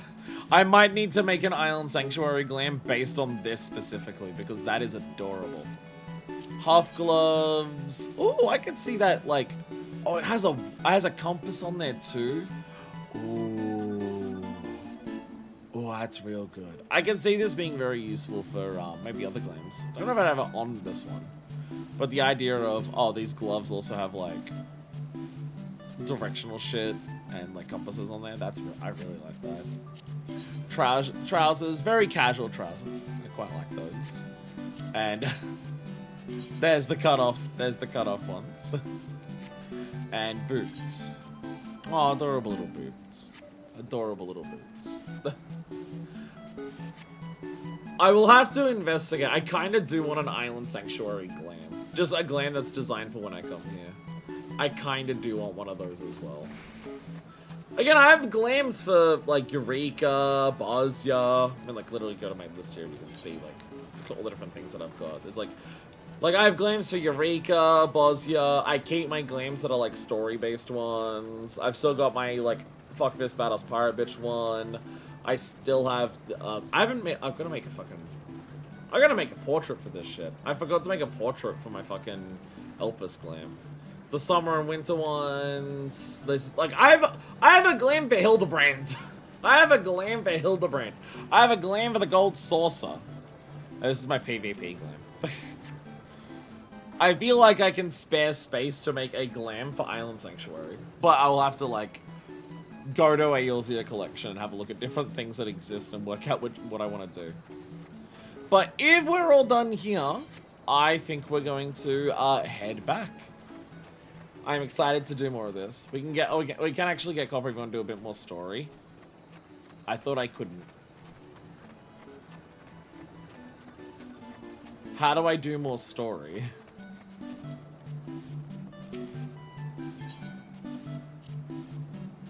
The story just says increase island experience. I can't do more story without more island experience. And I'm not sitting here gathering for long enough to get the, like, 10,000 experience it requires. We'll get some of that experience once this building is done. We'll get some of it once this building is done. And we might get island experience with this thing as well.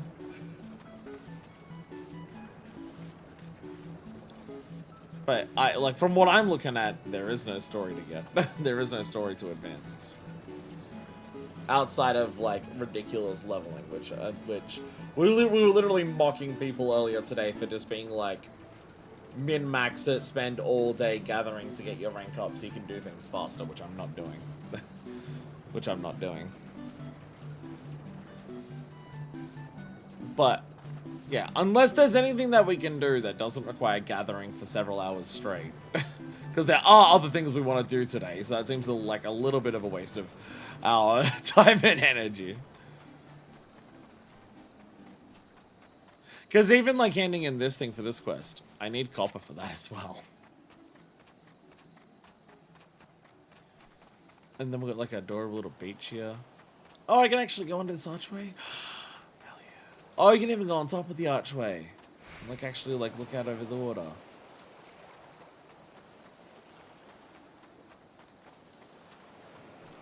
Yeah. I'm exploring my island. Yeah! I mean, it's not great views right now because it's, you know, cloudy and shit. But look, it's adorable. Whee! There's also water that I can swim in. And all the corals here, oh, it's pretty. It's pretty as hell. Alright, to Marabi Dry Docks! To Marabi Dry Docks. Okay, question. Question. We have 2 yellow quests to do. I'm going to assume one of them is Tutaru. Oh, you're a done list of all the things I need. Yeah, that's why I do spreadsheets, because I need to write down this shit. I assume one of the yellow quests we have is Tataru. Do we want to do Tataru first, or whatever the other one is, which I don't know what it is at this stage. I'm assuming it's not more Omega. My guess is it's not more Omega.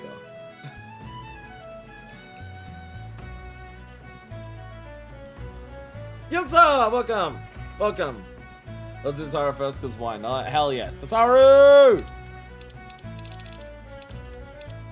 If you'd like to know what you've missed out so far today, Yonsa, we did the second tier of Pandaemonium. And we just came back from unlocking our Island Sanctuary. And we've progressed our Island Sanctuary enough that we're basically just waiting on something to be built and waiting on some things to be crafted. So we can hopefully get some more experience to progress our story. That's what we've done so far today. And now we're doing more Tataru stuff. The last quest we did to unlock the island was Tataru, so let's do even more Tataru.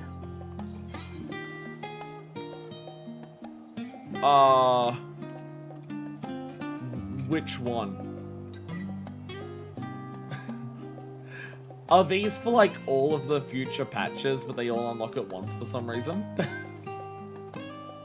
Is that what's happening here? Do they all unlock in the future? Do they unlock all the future patch ones now and you can do them in a different order?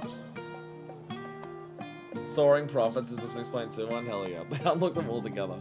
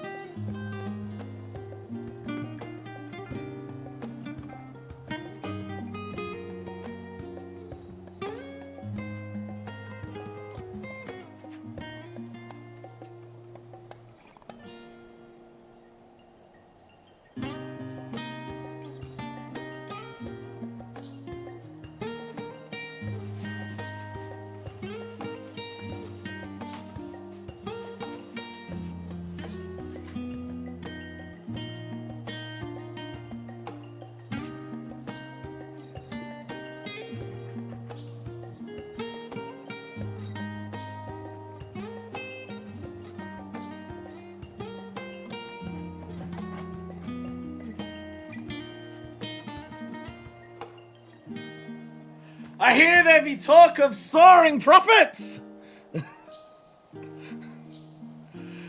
I hear there be talk of soaring profits on the horizon. We're back, baby! We're back!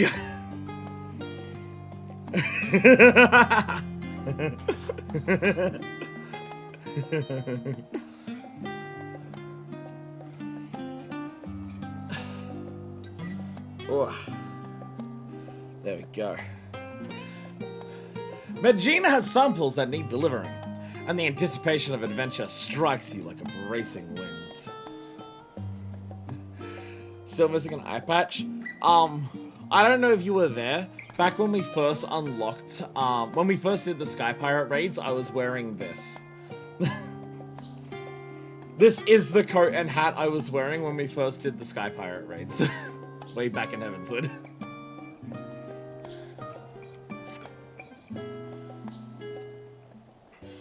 I had to make sure it's this same one. I have the Minor Fist coat, but I had to make sure it's the same one from when we first did this. Well, hello there. Your arrival could not have been more timely, Mistress Tataru. More timely.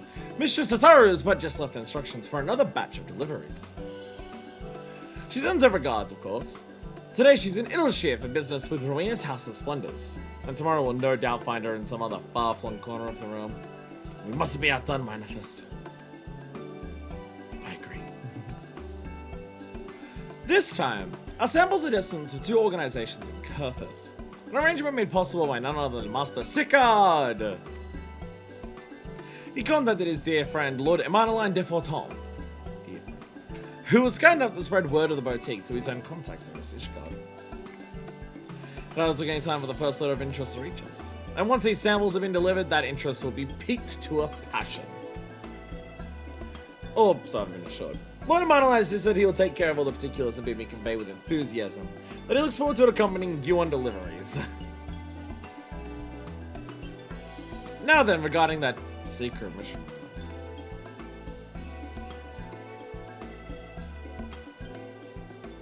Secret mission.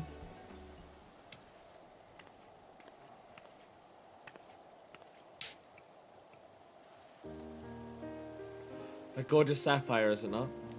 It'll make a beautiful necklace once restored. The keepsake not only Mistress Ataru's mother, but that of her many friends and allies from across the realm. Monoline just gotta think of pirates, even aerial ones. No wonder he lost after Minifest as well. I'm confident that someone of your experience is the most discerning eye for mementos. Bring back anything you think will make a worthy addition. Certainly will. And with that, I'll leave these samples in your capable hands and eagerly awaits your safe return.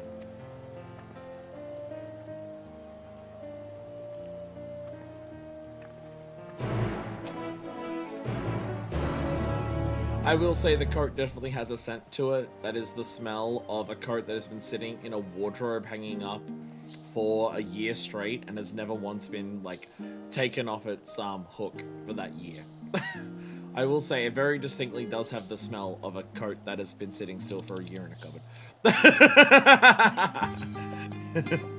If you're curious. If you happen to be curious. It most definitely does.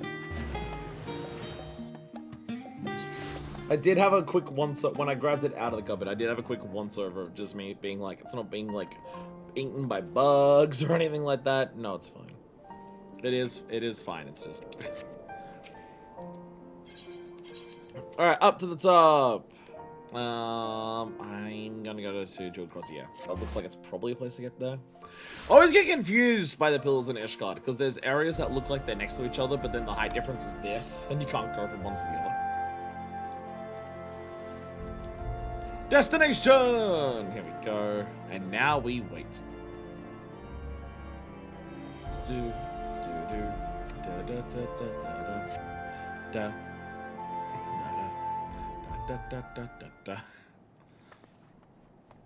I'm online!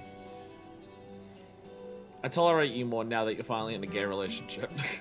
It means it's someone else's problem, not mine. Manifest, old girl! Just good to see a rosy glow in your cheeks, considering that dreadful business with the imminent destruction of mankind and the end of times and whatnot. Thank you. Thank you. I tried to fix my hat, thought it would make it more comfortable. I did not do that. Yes, indeed! Who better distribute exquisite arms and accoutrements than a bona fide hero such as yourself? Well, I have two parties with simply ravenous interest in your products, dear lady. The person who happens to be rather exquisite herself, my dearest lady Laniat. Your dearest lady? Does she know that you're dating a pirate? Basic goes to precede me to the Rose House. I shall be along promptly, of course, just as soon as I'm coiffed and powdered. Who am I kidding? It's a monoline. He takes after Minifest. There's no way that even if he's in a relationship, he's not going to still try to flirt with everyone else.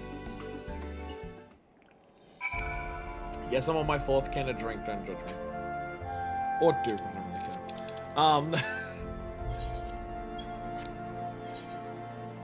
There we go. I don't have a fan today. My fan broke earlier this week, so I don't have a fan to cool me down. So I find the thing that is cooling me down the best is just constant canned drinks. Because yeah, I've got the water to help cool me down, but this thing goes warm a lot quicker, whereas the cans stay cold the entire time I drink. Ooh, unique weather here. We got the special weather. This means that Ko Regina is in the area. We gotta kill her.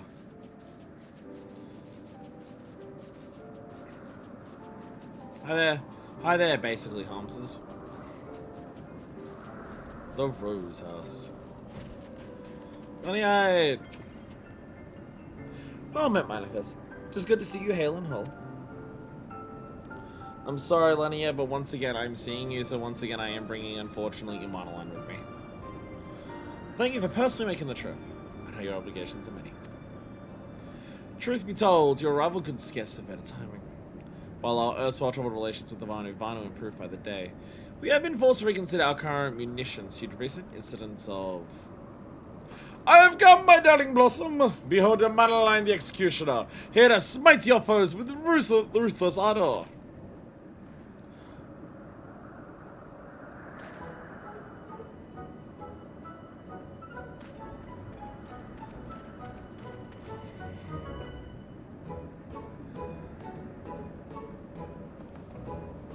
Why is he in the Pommel's outfit?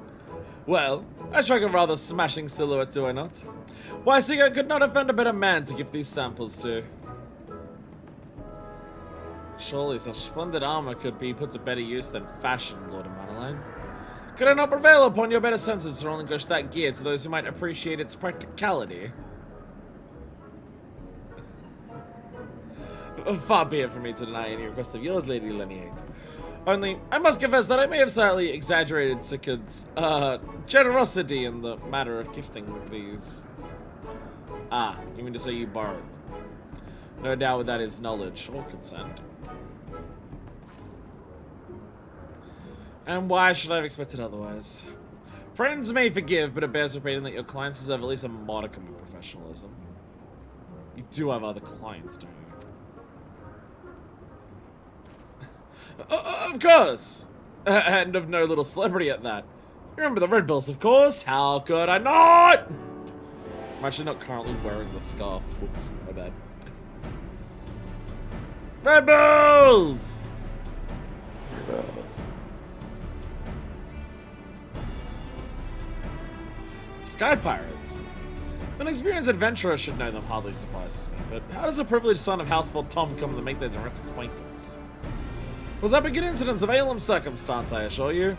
As Minifus here can attest, an unbiased range of social contacts is the essential arsenal of just adventurers, but any gentleman of consequence, or lady of consequence as well.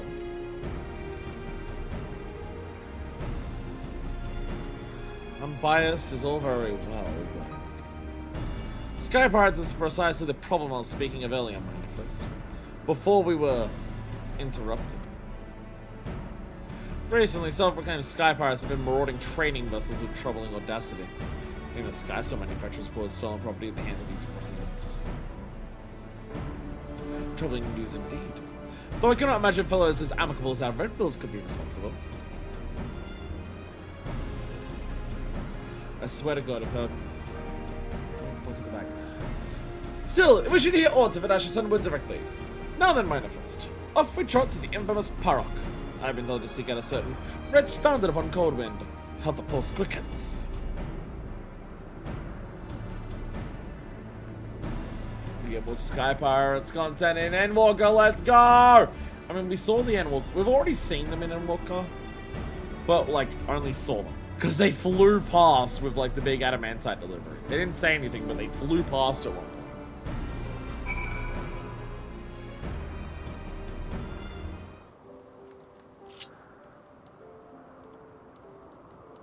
There it is. There it is. This looks rather promising, wouldn't you say? I'll leave the rest of your uncanny sense of direction, old girl. To the Parok we go.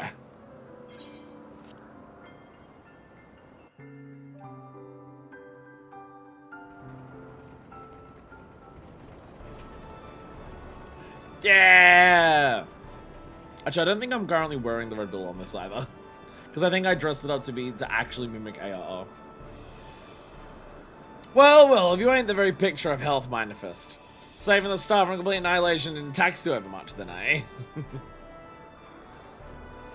Yo, let's go! Okay! Let me guess, it was not compelled to all the bowing and scraping required in the mercantile genteel. Don't tell me this, Danny, is what wooed you from the life of sweet nothing to financial comfort. Leo Fire, my good man. You know as well as I that the only wooing Minifest is, you know as well as I that the only one wooing Minifest into anything is yourself. Don't confess that I have a crush on him, shut up. Don't you think your interest in our mutual friend here escapes my notice? Your aim all along was it less about armaments and that it was an audience with Minifest, was it not? Eh, not bad for a dandy. I might have had my sights on a touch of units when manifesting myself. But that's not to say I won't be needing those samples. See, I have a job that could right benefit from both your keen sense and those pieces you brought me. As long as they have the quality of what a monoline was showing off in the outhouses anyway. I can gain your reputation, yes. You'll be duly compensated, of course. Just name the price. Valuable heirloom for a necklace. Parts of a necklace. But the Taro herself, eh? I'd have preferred something you might make use of. I have more than enough shit, don't worry. But far be from me to dictate what a woman does with her beauty. That's your recompense, I'll see what I can do.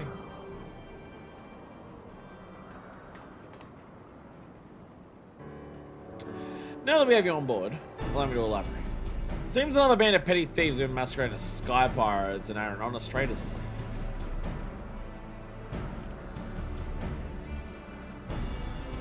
So you've heard of them. These so-called monstrous cockatoos don't exactly strike fear into the heart of man.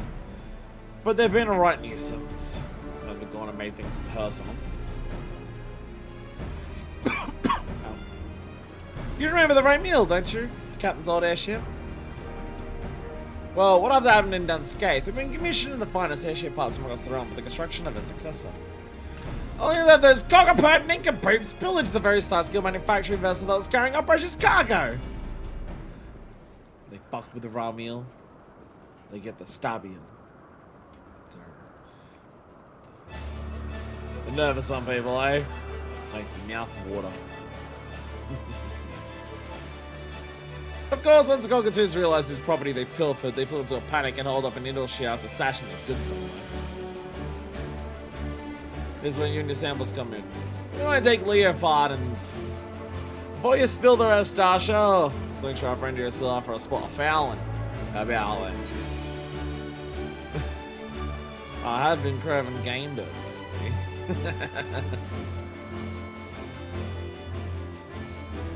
lately. I was right to call you. Those downy darlings won't know what plucked them. Quite so. When Everest returned and our crew completes victory over these ne'er-do-wells is most certainly assured.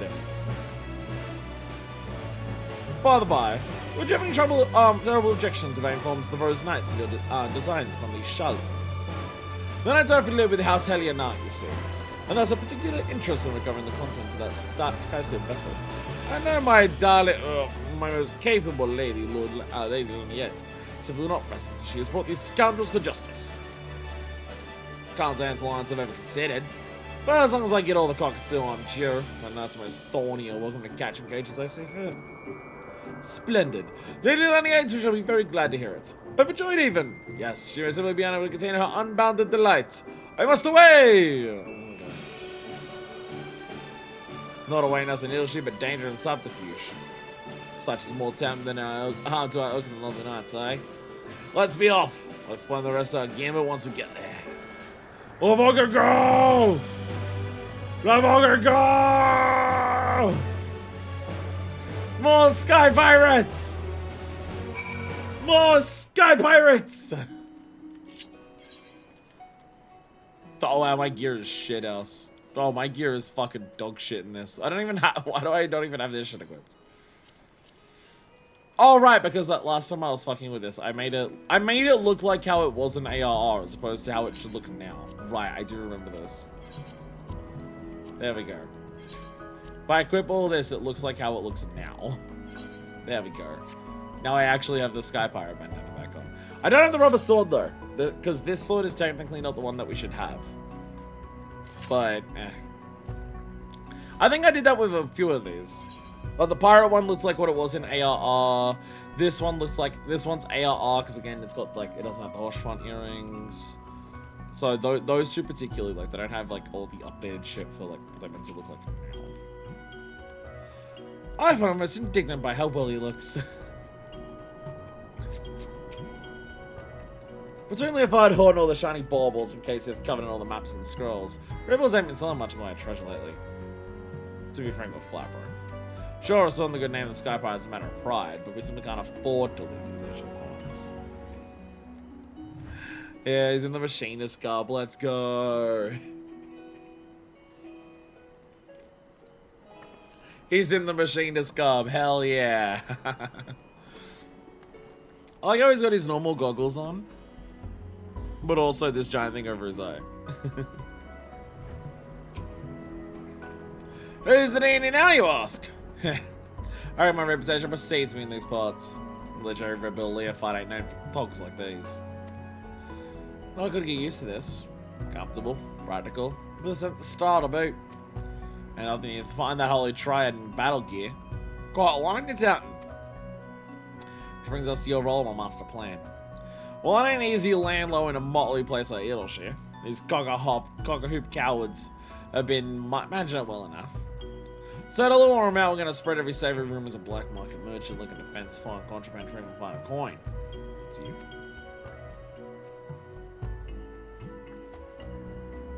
Just like have a chat with any adventurers or peddlers, seem like they got a share here, say. I'll be playing your handsome bodyguard, so assured I've got your back, mistress. Leofard calling Manifest mistress and Manifest almost passing out from being hard. I'm taking liberty of brand new guys. They're slanted as Leofards, but you should fit the part nicely in this. No, I just dressed up in pirate garb. Am I gonna look like Barteron? Geysers! They ask you to don the guise to complete the quest objectives. You may remain disguised for a limited time and indicated by the guise effect. Should the guise size expire straight too far from your objective, you'll lose the disguise. You can return to get it redone.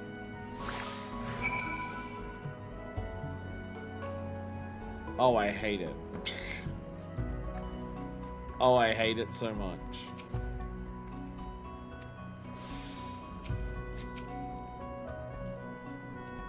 Starsha and I shall following your progress from the shadows. Initially, though, the volunteer my service as a merchant and destroyed, but well, the guy's rather baggy.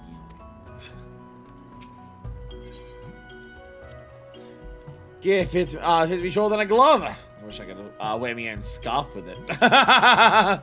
Oh, Dribble wears that scarf as their business, whether they sport it outright or give it up to wear as their bearer on their rank or allegiance. And that's comprehensible. But I'll admit that I'm dreadfully curious as to where you keep yours. I normally wear it all the time. Excuse me, I do wear it. I swear to God, I'm like half of a mix between, like, with the glasses and also just because mine has hair. I'm half a mix between Hancock and the fucking, like, guy who sells you out to the, like, Ifrit's Tempered back in ARR. Who then also gets tempered himself. I swear I look like...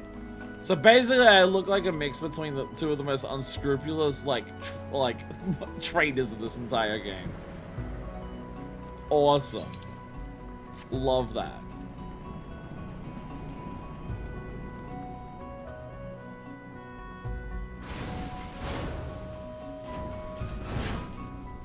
There we go.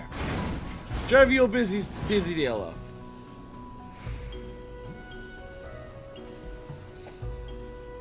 Shocker. Yes. Go be eye-catchers such Sky Stealers. Sky Stealers come to claim busy dealer Craftforge.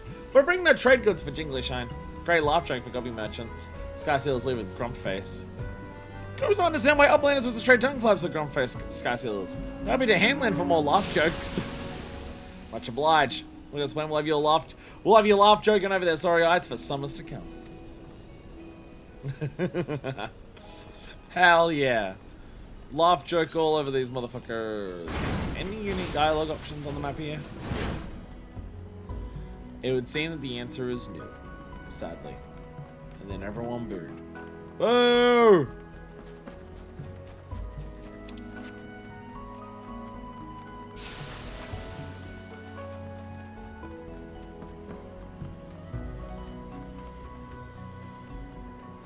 Another place that's not gonna like get the things that we've done so many things for like this place here and helped it grow, but MMO. Like Edgeth.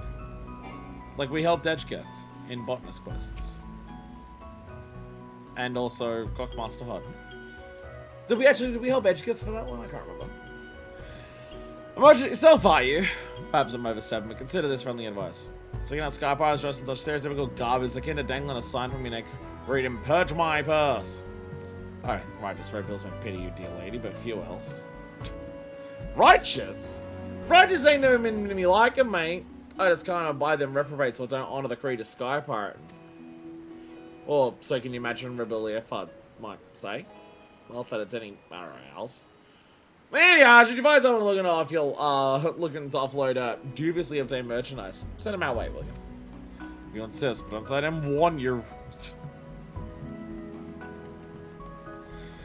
nailed it. Fucking perfect. Leofard, no one's any the wiser. You're doing real well.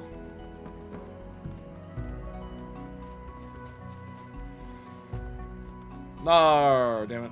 Should I see if I can walk there with my eyes closed and sleep? Get a little micro sleep in while I walk to the destination. No, I ended up going completely off track. Damn it! Approachable adventurer!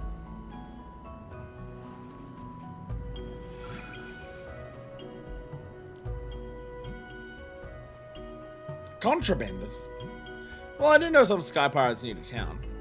Just the other day I heard them discussing their latest windfall. Ah, yes, just sort of enterprise I think we were looking for. You can help us pin them down. I'll do what I can. No stranger to sky pirates, ask around. Especially regarding that formidable ally they mentioned. Sky pirate or no, any newcomer of such repute is better identified sooner rather than later. Oh. Hi. Hi, Alice from Wonderland. Oh, this way we go.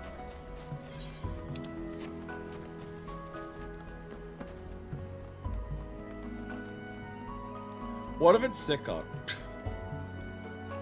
What if Sickard's the one helping him?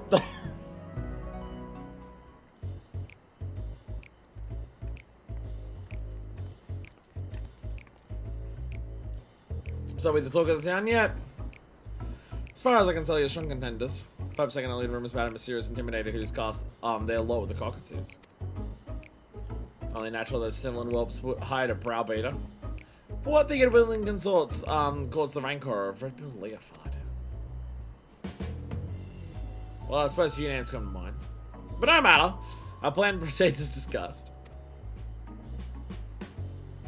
Let's take to the streets and wait for our clients to come crawling.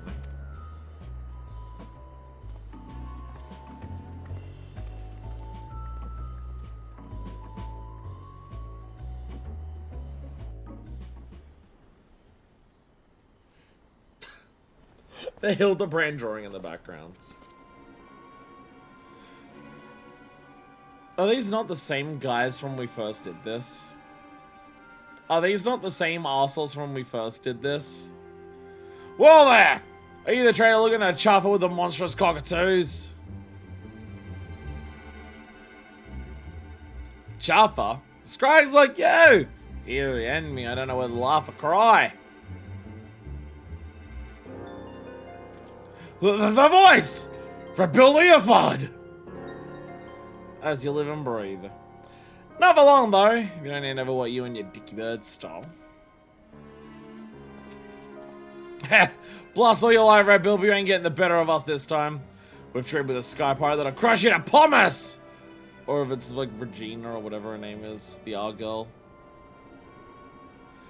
And there you was thinking this would be ever so simple. Well, you not, my dear Leofard. Yeah, it's her again. God damn it. God damn it! We helped you!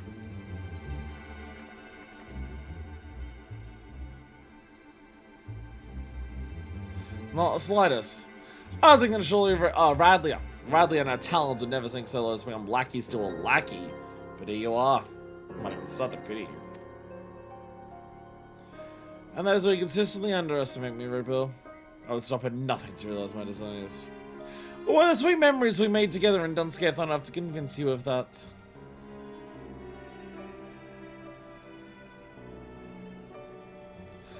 But I suppose I might be willing to overlook your stubborn indifference. And return those holiday ship party you desperately seek. If you would become me your captain.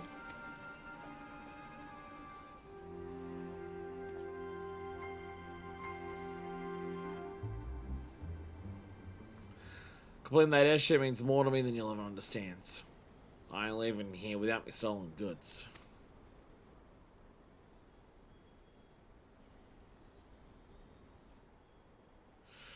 If they're worth recovering, that is. You there, Gogolorum! You didn't leave that plunder in wind-aspected territory, did ya? Of course you did. Heads empty as a tossbot's tankard. Those airship parts are made with highly calibrated corruptive crystals. Put them in any combat with wind sprites and they're better than glorified scrap. Oh, wait a moment. He said contact, didn't he?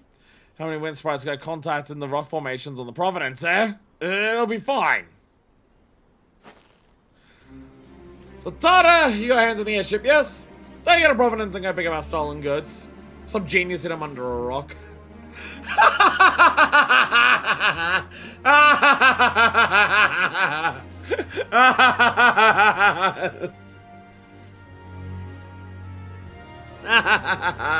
Oh, you fucking dumbasses! You were bluffing? Obviously. That made me doubt your intelligence, Radley. What airship needs parts that can't handle a little wind? Doubt what you likely have fought. Hardly need bloody airship bits to beat you into submission.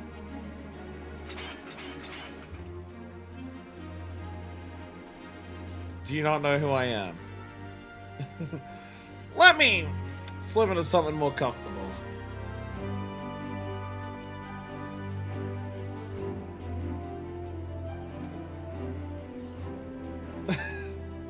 Dramatic transformation, just rip it off. Recognize me, motherfucker? Minor Fist! Did you say Minor Fist? As in the Minor Fist is in Blightwind. Since when was she a friend of the Red Pills? Seems I'm the only one whose name is worth something in these parts. I'm still pretty though. Shit, maybe these two do fuck now. My headcanon was always that Minor Fist flirted with Leofard back in the Sky Pirates back during the Sky Pirates alliance. But they never actually hooked up or anything. Fuck, maybe they do now. Leofard's flirted with Minor Fist more now. Fuck, maybe they do hook up now. Sword was wearing the Emperor news set for that line. Incredible. Well then, sweet cockatoos, let's about cut you up into cocker 3s and 4s, shall we? Fred Bill by himself is one thing, but mine for someone else. Ain't nothing for it, lads. Leave your lives! So much for monstrous. Let's leave him to the garrison. I ain't half me on the shiver and bones to want the chase. I want to hit something. Radlia. I reckon this was little more than a diversion to you, but surely you didn't think I'd fall to such a weak hand. All the more pity that you assumed those airship parts are the only pieces of value taken from me and mine. But it don't matter. It's time to make your allegiances clear. If you and your talents intend to continue this farce, then we'll have it out here and now. Well, it seems I misjudged my prospects. I had thought those simpletons might amount to more than smiddling turntails, but I have neither loyalty nor affection for a useless cockatoo. I suppose I'll have to content myself with this reunion in itself. Being more than clever bluffs to evade me next time. Of that you may be certain. Bye. Dumbass.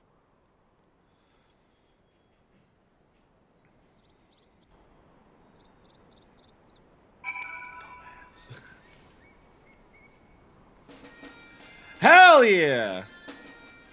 We were standing by just in case you needed help. But I'm glad I didn't come to fisticuffs. Sounds like they might have time before Valeria tries her luck again, and gods only know what she has in mind. While Sky Pirate may prove profitable, villainy shall not. May the cockatoos never forget the lessons learned this day. Those are fine samples without question. But now the maid's wearing me own rags again. Go ahead to the Paragon, wait for us in my chambers. We'll be along once I spoke with our knight's most thorny. It'll make sense that similar cockatoos had all their wings clipped. I'll meet you back at the park. Hell yeah! Let's go! Let's go! love just getting like, fuck it, here's some extra Sky Pirate shit. It's been years. Fuck it, here's some extra Sky Pirate shit.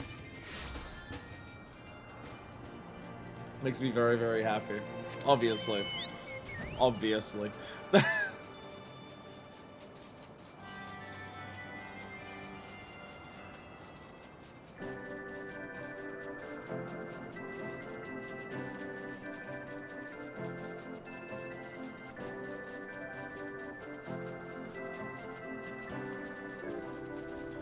Just grooving my music.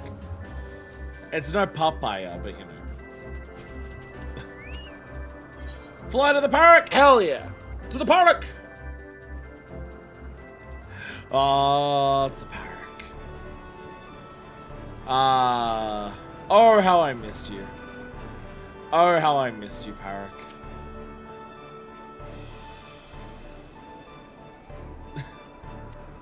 Got a discount because you knew me.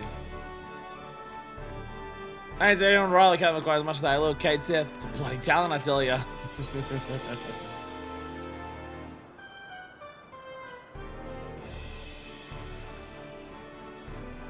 I love this little place.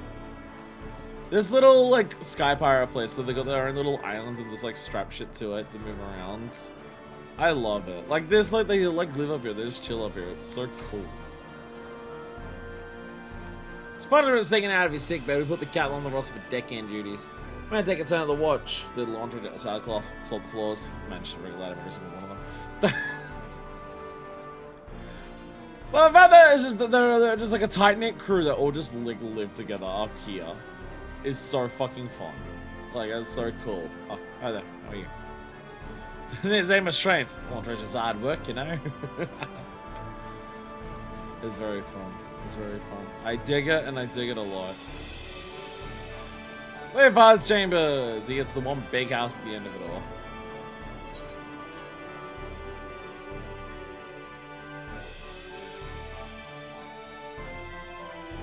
Hey! Laura Mills there. And you're still super hard. Fucking look at this place. I've got more gold in my house! I've got more gold in my house, sorry Leopard. My one wins.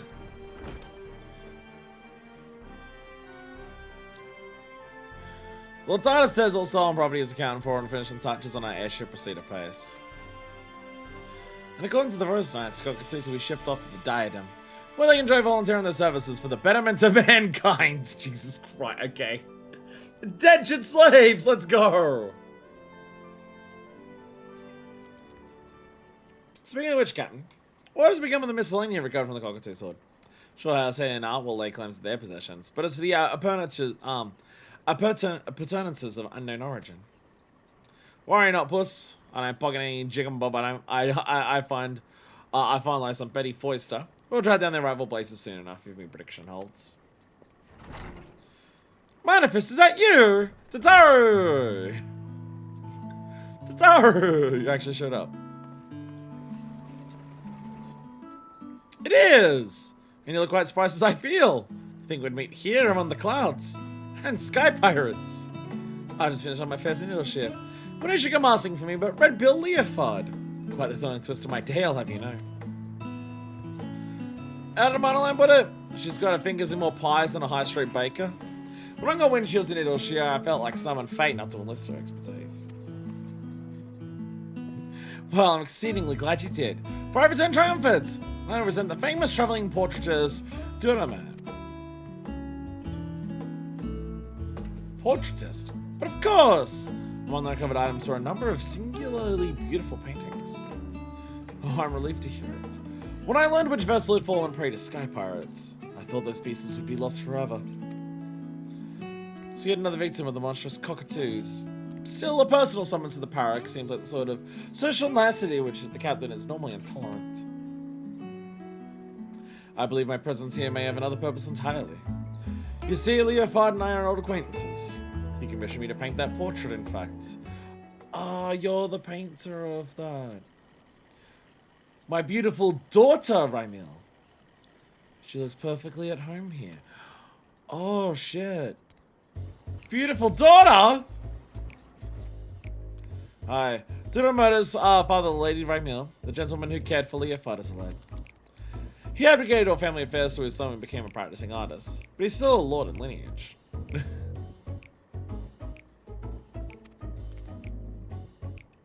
You mean to say the renowned portraitist Durama is not only your grandfather, but a former lord as well? He must forgive my blithe introduction from earlier. Not to forgive, Mistress Ataru. On the contrary, I'm indebted to you for tracking him down so quickly. Thanks to you, this can happen just as I hoped it might. Construction's about finished on a new airship, and I want you to be here when I christen her. The Raimil will fly again. My dear boy, celebrating your mother's life with you continues to be my great honor. When you hung her portrait here, when you named your first airship, I could see the vestiges of her love shining in your countenance then, just as it is now. Only I have continued to realize her greatest wish for you, to live as free and unfettered as the sky itself. And I should be very proud. Aww. Aww. A bit like Odin Kills, ain't it? Getting us adventure types all in one room. But well worth the effort, I say. Moments like these are meant to be shared. Right, I believe we've got a new airship to fly. And the open sky awaits.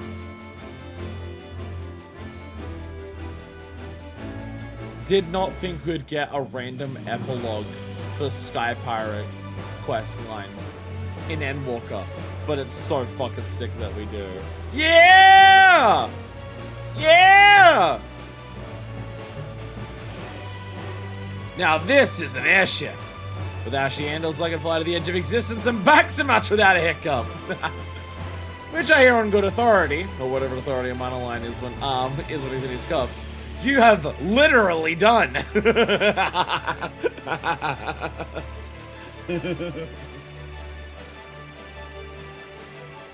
reckon I knew him in such equal parts awed and envious. I'll assume the invitation was simply lost by a postman. Nay, in all candor. Certain there are some skies meant only for your eyes. Escapades surpassing even my wildest imaginings. It was quite fucked to get to existence, but I'm glad you could help out and help build it at least. So chart the ends of eternity and horizons filled with peril. I don't think you're seeing the last of what wonders these heavens hold. I can find you again before long, Minifist, and I'll bring everything I always promise. That thrill and heady rush of high adventure. Hell yeah! Hell fucking yeah.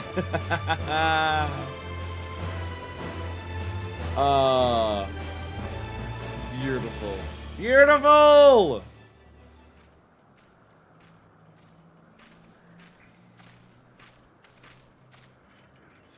Though farewell may be bitter sorrow, know that it is but fodder for reunion's most gay. No need to get mawkish, furball, as in mind if it's dropping off the face of the star. Not permanently, anyhow. Yeah, I guess I have like left the star, so I sometimes do just disappear off the face of the star. We'll meet again soon enough. Although Keseth is liable to mope like a damn kitten until we do. I was bet these parts will be free of half-baked brigands for a time yet. But should you ever find yourself in need of a red bill, don't hesitate to call. Thank you. There's no small comfort knowing our ships may distribute their wares in safety.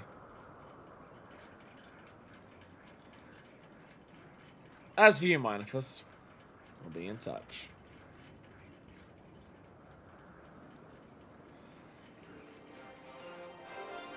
Yeah!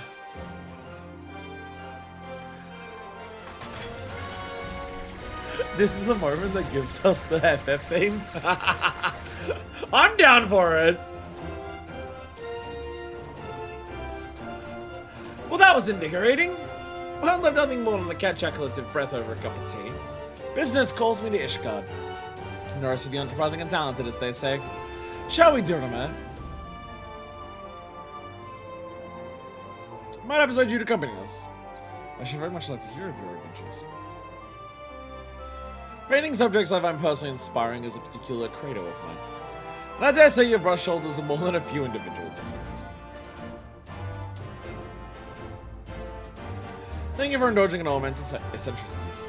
Now then, perhaps you can begin with the adventures you shared with Leofard and his crewmates.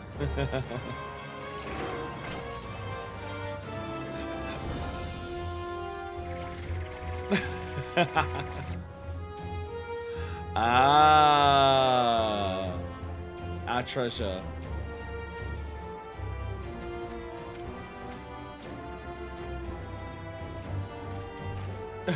Leofard intentionally offloaded this direction, yes? Whatever could it be?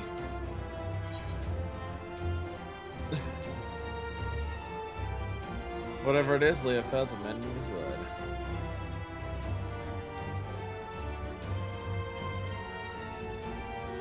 How mysterious! But now that I think of it, Leofard did mention sending something along when he asked me to track down Durham. Don't open it. It's for the necklace. Well, I would make quite the sight log in this round of all my meetings. So I might ask you to hold on to it for the time being. I trust you to not run off with my share of the reward. A gift from the notorious Red Pills. You know, they're rather a nice sort of sky pirate, don't you think? Absolutely. Sorry, we had to open that cover because it's meant for another alliance.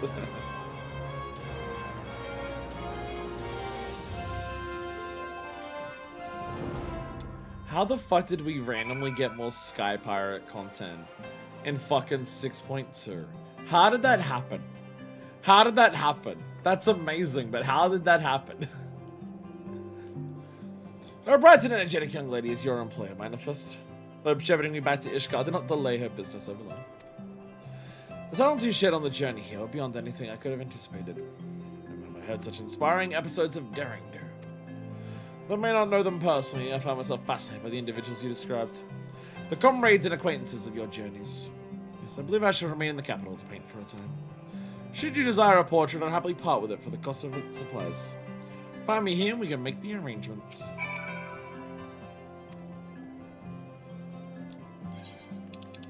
Is that a thing? Is that an actual thing? The way he's talking about it, it sounds like a thing. Is that a thing? Is this one of those things that is indeed of the variety of being a thing? After you finish the quest. They're gonna make me spend the money to teleport back to Ishgard to find out? Arrgh. Arrgh. Welcome back to see what Mr. Sataru. What's this about portraits and sky pirates?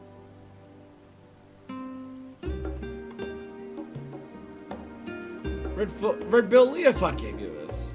For the necklace. Seems to be a leather strap of sorts. An antiquated one at that. Wait a minute. I recognize this design from my studies. This is a relic of the ancient city of Mark. Said that Marquis sorcerers would weave these cords with magics to make them unbreakable. You'd be hard pressed to find a better material for a necklace. Oh, Mrs. Satara would be so delighted. She had endlessly about how pleased she was to know the Red Pills and what sorts of products might prove useful to our daring efforts. The rest nights I've already placed an order for the garrison. So all in all, I believe our latest endeavor was a brilliant success.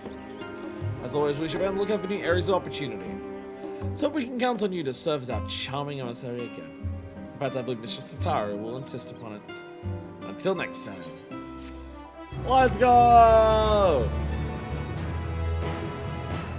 Purchase portraits from Duraman. Portraits? Portraits, you say? Oh, is this like when people have like waifus hanging up in their house? This is what does that. I'll be honest, I thought it was a mug shop thing. I thought it was a mug shop thing. I thought it was a mug shop thing. I've seen some portraits in games. Some like I have a Hoshfont one in my house. I've seen like somewhere you can buy a Emmet one.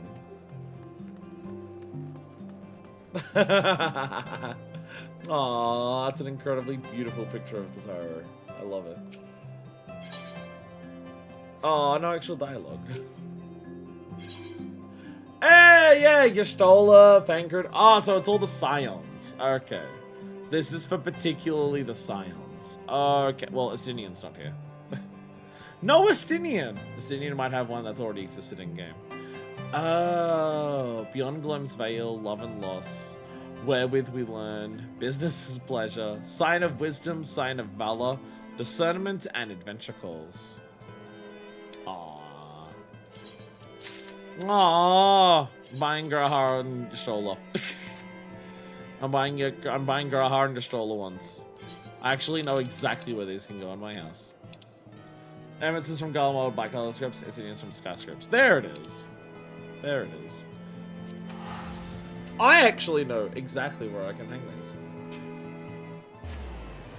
I know exactly where these can go in my house. Assuming I have space in my house. I don't know if I do. I don't think there's been any major changes to my house since last time I showed it. I don't think there's been any major changes. Oh, there's been one change. Deku put an Elpis rug down. Deku put an Elpis rug down for this. Oh, I've got all the paintings. Because we did all the sightseeing stuff. I don't know if I've shown it off since then. Since we finished off all the sightseeing, I actually like have all my paintings filled. So that's like a lighthouse. I believe that's one in Eastern Lenosha. That's Buscaron's Druthers, because it's a pub. That's whatever the Blood Execution ship is called, Asleisha. That one is, I think that's Asari. I think that's Asari, the fishing village in Ruby Sea. That is the lighthouse, I believe.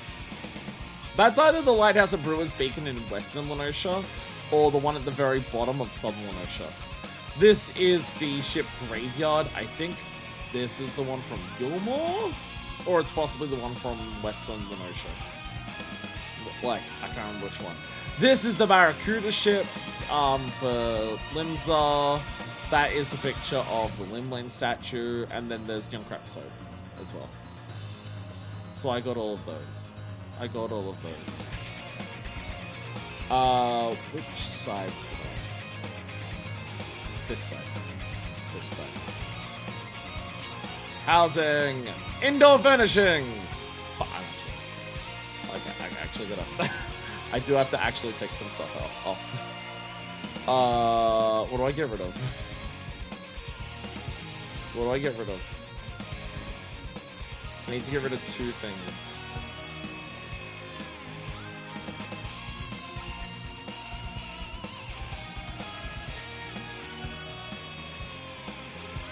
Just get rid of the flower pot.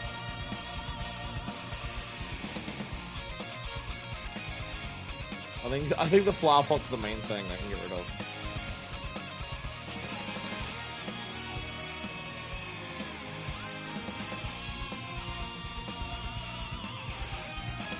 Oh, my rug upstairs, Alcedal. Yeah, I forgot that. I forgot to. Yeah.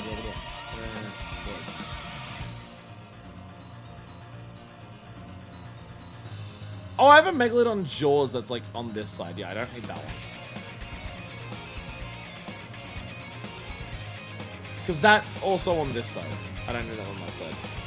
GC leader portraits on the DCs. I know there's none on my portrait, might be something exclusive. Amory portraits from Disco Restoration. That's the main ones out there.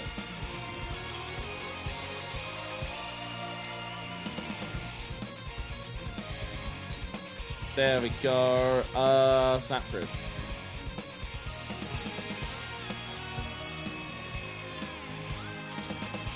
Does that line up with the... No, it doesn't.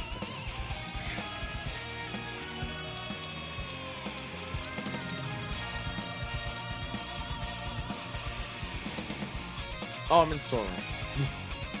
So, like, actually, I can look here. Like, I actually have a bunch here. I have an Emmett one. There's Papolino and Ida. There's a Minfilia one. Louis Soir. There's a Sid one. I've actually got a lot here. I've actually got a lot here.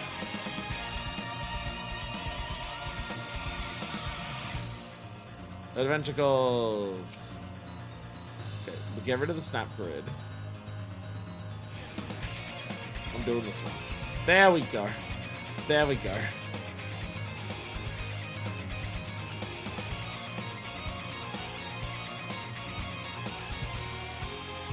Gotta line it up so it's in the middle properly. There we go. There we go.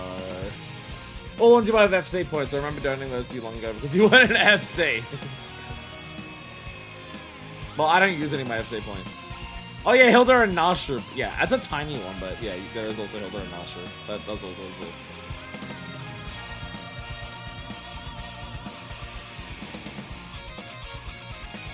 Can I line it up?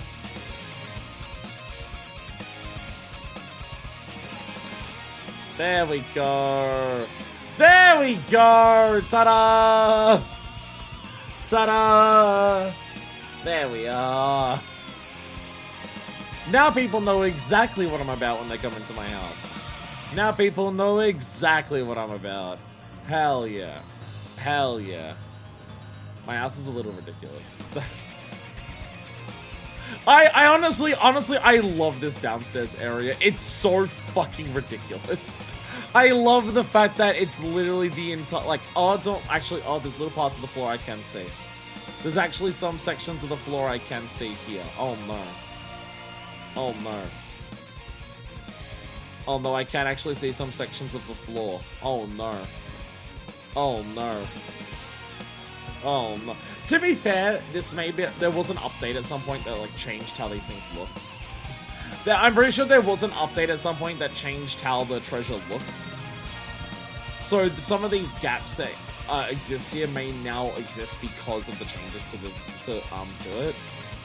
Because this isn't one big rug on the floor. These are a bunch of individual items of plundered treasure. And then you get the big plundered treasure, which is like the gold bars sticking up here. That are like all of that. But yeah. I love how absurd this is. I love how absurd it is. I love my house. My house is so good. My house may not do the incredibly fancy particular things that some other houses do, but fuck you, my house has a very particular aesthetic to it, and like, it nails it so hard. The main thing I need to decide is what fish to put in here. I need to decide what fish I'm gonna put in here. Or possibly if I want to like rearrange this to fit even more fish here, as opposed to like two little ones in that one. Part of me wants to try and get like a really big fish tank to fit there, but also I know that really big fish tanks are probably a bit too big to fit in that little narrow space there. But yeah, I could never move house, I could never change house. Like, I've had people in the FC ask me, it's just like, you've got a small house, so have you considered like buying a larger house and going up to a big one? And I'm just like, absolutely not. One, I would run out of ways to... I've still got to probably decorate the outside. That's the big thing, though. The outside is not super decorated, and I've still got to do more stuff out here, and I absolutely know that. But, my house, like, the inside of the house is too perfect for the exact aesthetic that I want.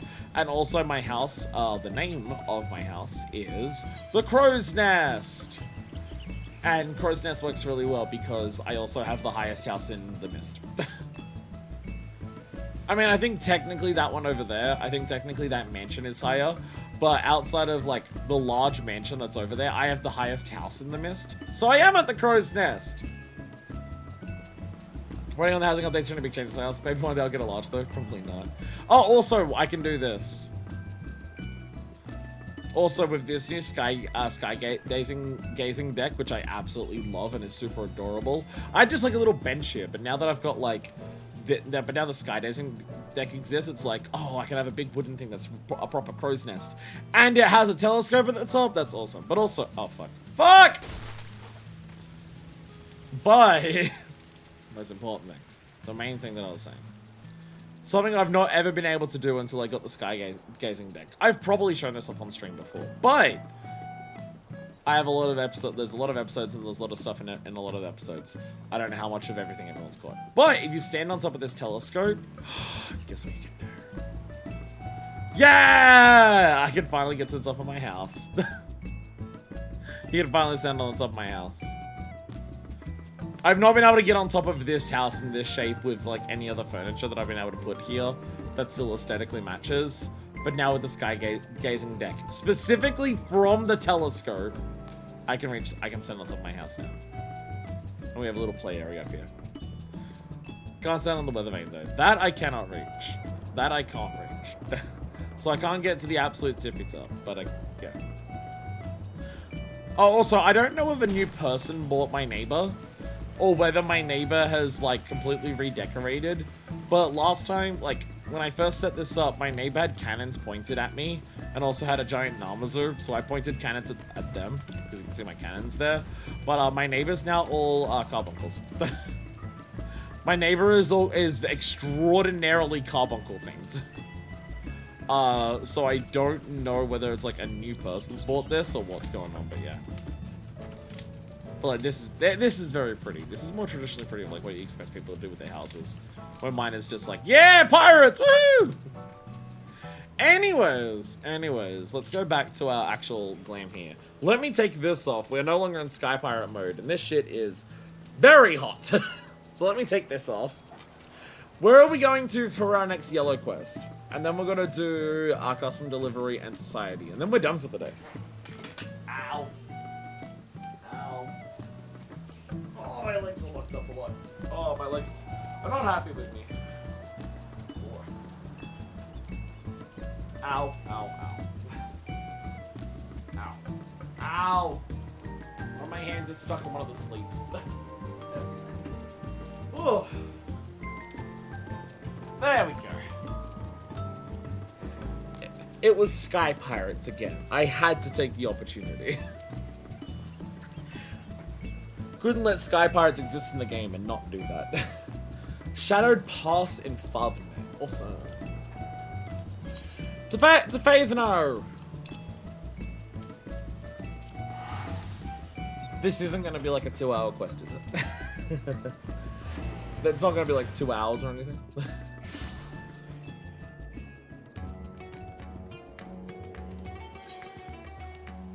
Gift files, ring retrieval. Oh, Shadow Pass. There we go. Next time we can do that. To make a doodah. Make a doodah day.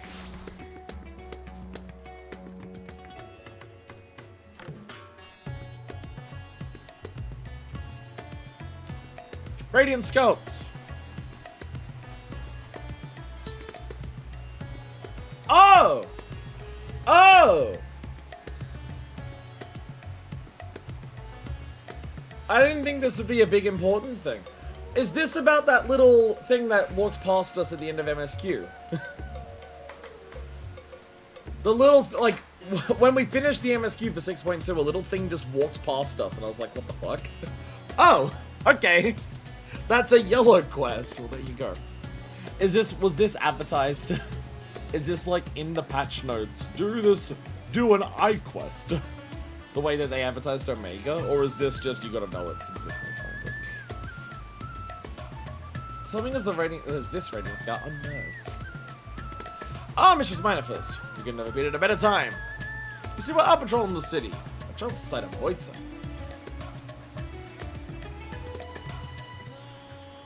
I believe it did. Yay. I'm really chased it down with the intent of eliminating it, but something about it struck me as odd. For one, it made no move to defend itself, but it sat there, jiggling. Which is why, against my better judgment, I decided to capture it instead. Having traveled to the Void, I dare say you have considerable knowledge of its innocence. If you have a moment, why not trouble me for your opinion on the creature's unusual behavior? I'm truly grateful. Now you can follow me, the creature is being held in the Hall of the Radiant Host.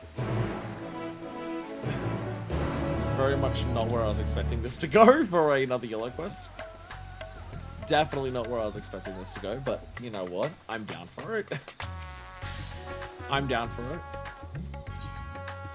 Hall of the Radiant Host. There we go. So we did role quests. Although we're not going to the actual role quest building. We're now going around this way.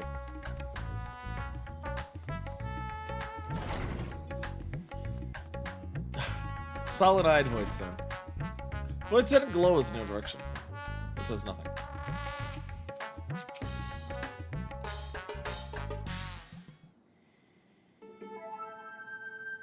Here it is.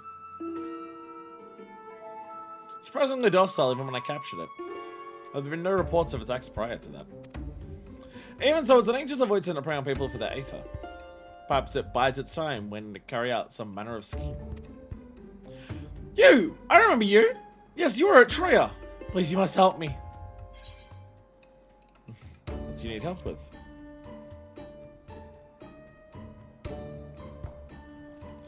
Oh, you do understand me! Thank you, Echo.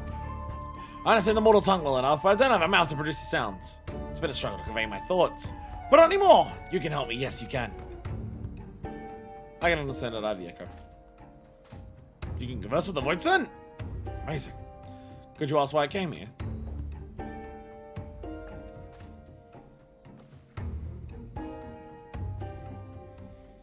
When you and yours stormed the castle, I was caught up in the fighting and died.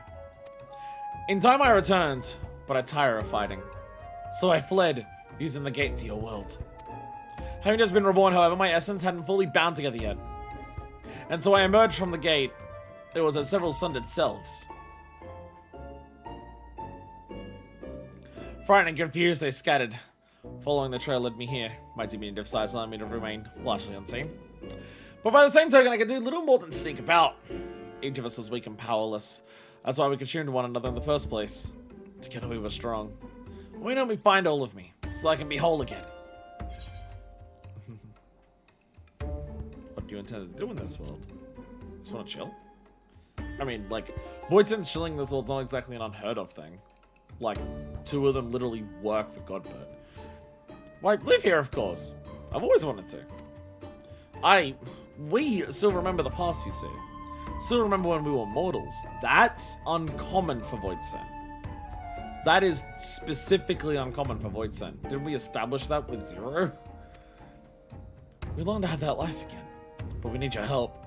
Starting by reuniting us. We won't try to devour anyone even when we're whole, I swear. Wish to learn more about the Void, yes? There's much we can teach you about those who rule its domains, about their past.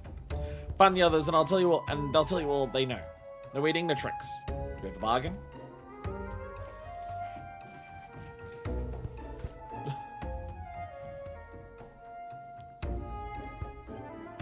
So it crosses over to our world to escape conflict, and now it searches for the rest of itself? I said Voidson are quite reliable when it comes to fulfilling a pact. And I dare say having one as an ally would benefit our research into their world. Fuck master recipes, all my homies say master recipes. Very well. If you be so kind as to search for its kin, I'll consult my superiors on how to best deal with them. Pat's breast affectionately. But then I take it we have a bargain. Good, good. I sense 4 others close by. When you find them, you nearly point them in this direction. Once they sense my presence, I can guide them the rest of the way. Parts of my lips are coming apart.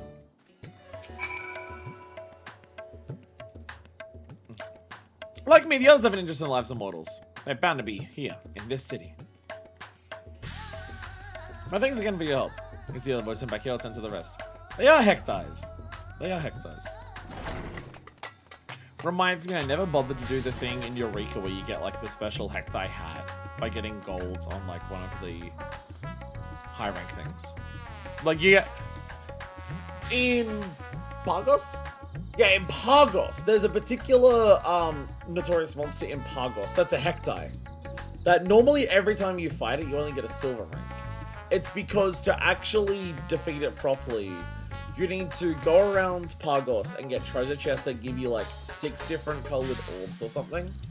And then you combine those together into an item, and you use that item on the Hectai Notorious monster. When you do that, and you kill her and get a gold rank while you do that, you get a unique hat as a reward. I never bothered to do that. I don't think the hat's useful or anything, but it's like a complicated process to get a unique bit of glam. I feel like I should carry that in my glamour dresser. Once I clear out my glamour dresser of all the bullshit that's currently in it, which is a lot of bullshit. What's that? I asked you to search for me. Exchange your knowledge about powerful Voidstone? I was still waiting to see this and that, but I suppose a deal's a deal.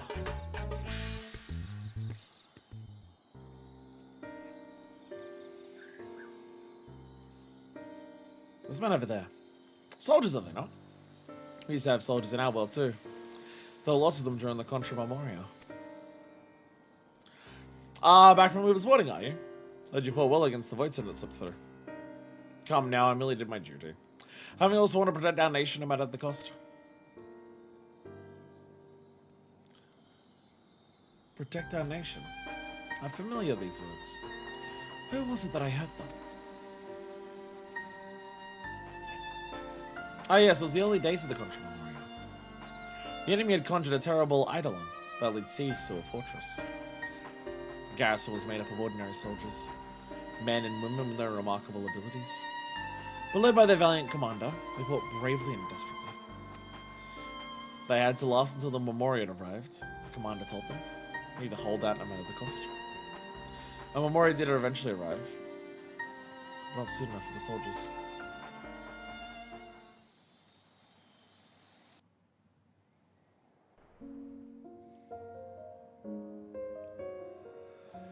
Having struck down the Eidolon, the Memoria and his servants searched castle for survivors. They found none of the dead. But just when they'd given up all hope, a faint groaning reached their ears. They rushed over to the sounds and cleared away debris. To find a lone survivor. The garrison commander. Instead of joy, however, the sight of the man filled them with anger.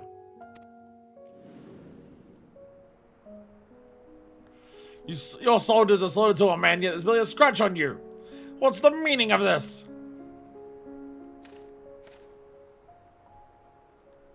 The Eidolon was savage but mindless. A simple thing to hide myself beneath fallen debris. Hide?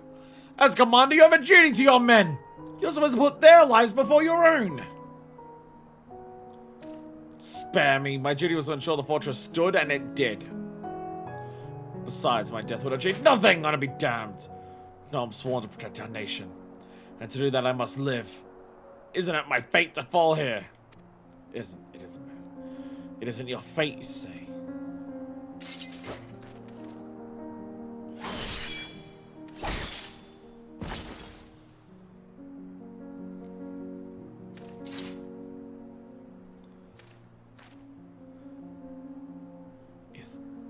Is he?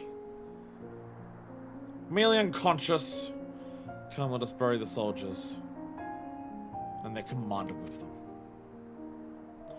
Fate shall decide what becomes of him. Whether he lives or dies. Very well, my lord.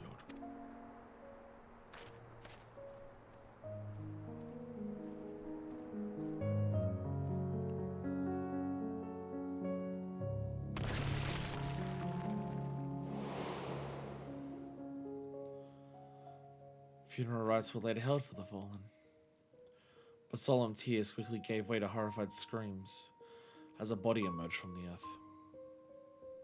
The commander. I can't die. I must live, the man is said to have declared. The people thought him a demon, a disheveled horror, muttering curses as he wandered off to regions unknown. Scarmiglione, they called him. A name befitting his newfound grisly visage. A name befitting a monster. That's why Scarmiglione was the one that was good at being able to reform after death. Because he was good at cheating death in life.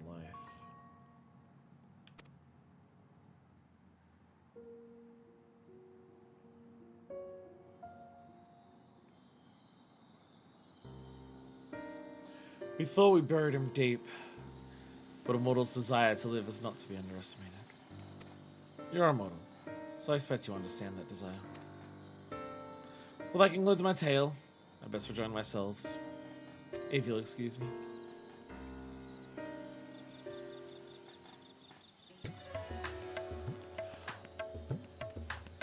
Scarmiglione used to be a cat boy. I've mentioned it before.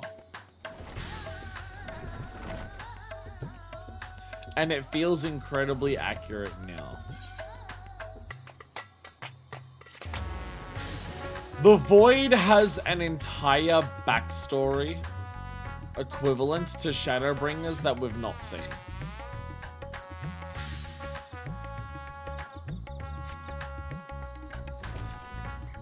Oh, this just is the question. Yeah, I've mentioned it before, but there's an entire Shadowbringers level backstory. Oh, Zero! Oh, hi! I didn't realize Zero was just hanging out in the overworlds. Oh, hey Zero, how are you today? The way the sky changes color with the passage of time. It's probably a mundane thing to you, but to me it's a marvel. I dare say I won't soon grow bored in this world.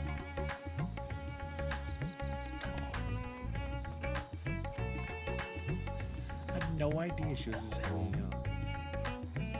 I feel like a lot of people wouldn't unless they, like, who the fuck's gonna come to the airship landing? I mean, it's a little cheaper to go places, right? Like, it's a little cheaper to go places from here. Yeah, I get it, but like, who the fuck's gonna use the airship landing? And she's just hanging out, like, past it. I don't think most people would realize that she's even here until you do this quest. But yeah, like, the Void has an entire Shadowbringers level backstory to it about, like, how it fell and what happened to it. And hey, I don't think we're gonna get the full thing because of how far the Void has fallen. I don't think we'll ever be able to get the full, like, level of that backstory that we do for the first. Because we get to the first seeing it post the fall of most of those elements, whereas the Void's completely and utterly fallen apart. But, you know, between Zero and her memories and now the Heck dies, we're gonna get little glimpses of it. We're gonna get little glimpses into it. Ah, what a refreshing breeze. On our return to the others, bah, they should come here.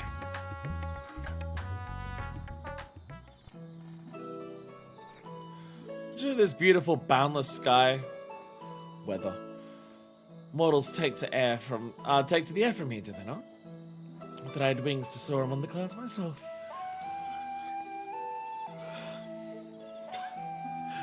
God damn it, weather! But we voids do not want to roam, you see.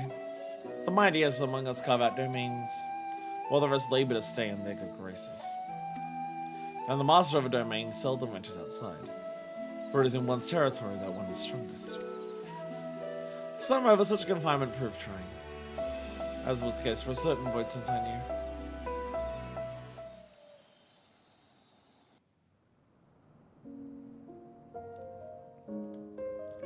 I speak of the free spirit of terror, Barbaricia. When she first established her domain, she whiled away the days waiting for her minions to wring her prey. The aether amassed on these offerings was devoted to the singular pleasure of caring for her silky flowing locks.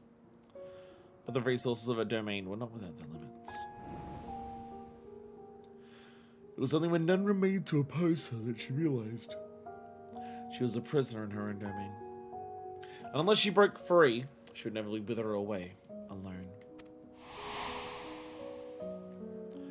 Not knowing what to do, she had fallen into the depths of despair, when the hand of salvation came to pull her out. At this rate, my precious hair will frazzle and fray, had I only the strength to leave my domain. It is strength you desire that is easily granted.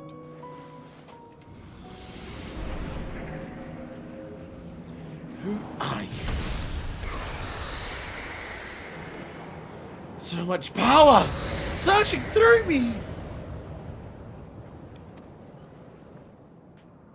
And what will you do with it? What is your desire? What I desire? What I desire is...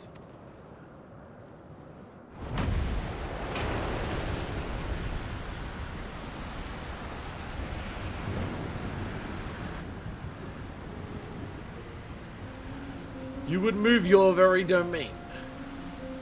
Impressive. That I could do such a thing. What have you done to me? I granted you ether, nothing more.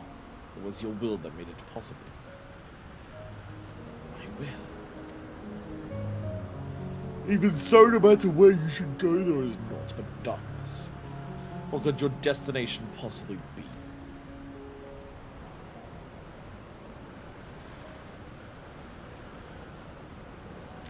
Destination? I have no need of such. I wished but to be free, like the winds. In a world that has met its end, wrong indeed is the soul who desires freedom so ardently that she could will her very domain to move. Recognizing this quality, the knights would grant her more power, and a place to command in his mighty army.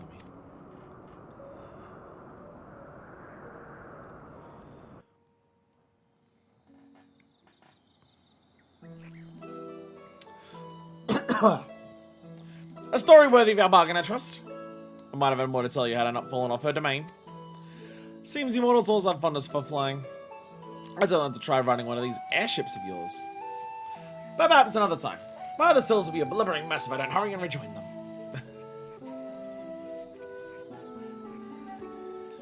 How the fuck is this optional? How the fuck is this optional? This feels pretty key.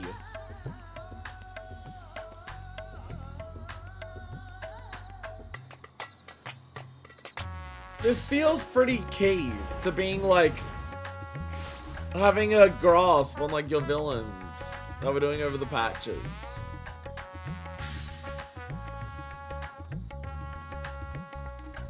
I mean, I've asked that about Shadowbringers as well. How the fuck all the role quests in Shadowbringers optional? I've also asked that. How the fuck is Eden optional? My other self grows lonely, you say? My apologies. It was my intent to seek out the others, but I was distracted by the bickering pair of mortals young. My goodness, but there's been some colorful language. Ah! I agree, music. To hell's with you, father! You shouldn't need his permission just to leave the goddamn house! Your father. Please mind your language. What will father say if you were to hear you? It's always father this, father that with you. I'm sick of it! You're a young woman now. Bloody acts like one for a change.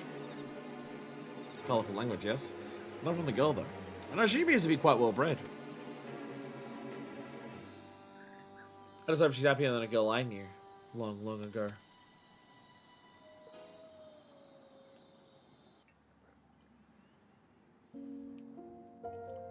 Part of me was wondering we could have done this last stream, but after we started later and with the tired spell. Yeah, definitely not last time. Definitely not last time because I was falling asleep constantly last stream. Like, I'm having yawns right now, but I'm not, like, actively falling asleep. You know. Yet. That girl was born into a family of thugs who suddenly found themselves nobility. She was raised as a noblewoman, and had servants tending to her every need. But in the end, she was merely a beautiful bird kept in a gilded cage. Wanting her to be a proper lady, her parents presided over all aspects of her life. They decided everything for her, telling her what to say and do. Oh, my headphones did. Now I'm going to actually just bother with the speakers because... Well, there's still like an hour left of the stream, but still. There's still probably an hour left or so of the stream, but I'm still not going to bother. I'm still not going to bother. We have the rest of this quest, and then it's Hippo, Uber Eats, and Millions.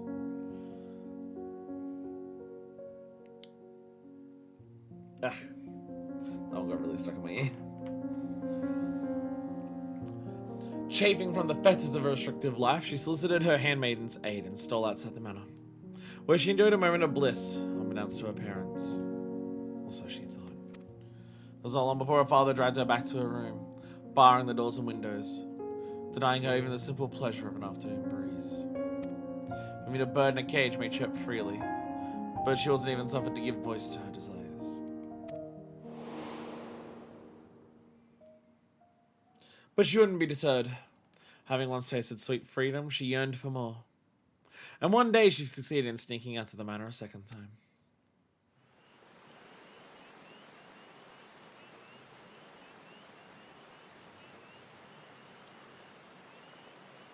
You're late. I was beginning to think you wouldn't know. If you're expecting your friends, I'm afraid they're not coming.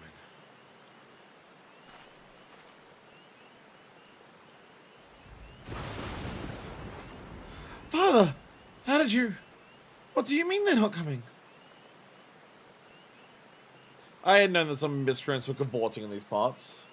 But to think they dare try to consult with my daughter. Well, you need to worry about them anymore. They're food for the fishes now.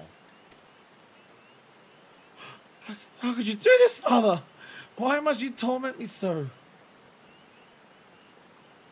Know your place, girl.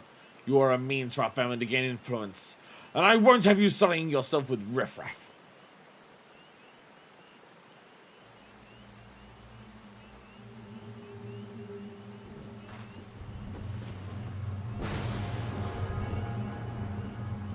You will not leave your chambers save with my permission, nor will you disobey me again.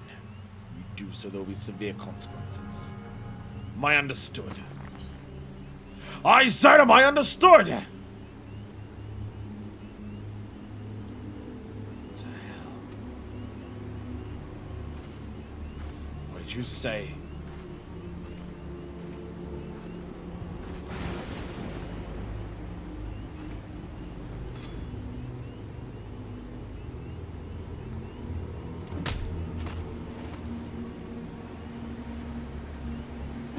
I said go to hell!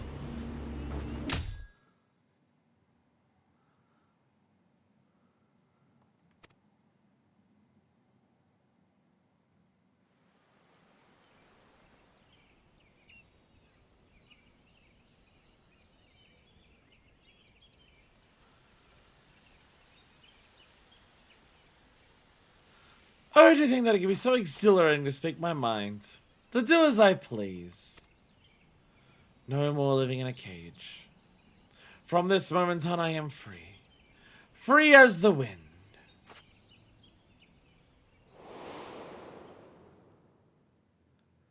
The young woman struck out on her own, and in her travels discovered her true calling. Not in the halls of lords and ladies, but on the battlefield. She became a force of nature, famed for her striking beauty, which belied a terrible savagery. And with this new life, she also claimed a new name, Barbaricha.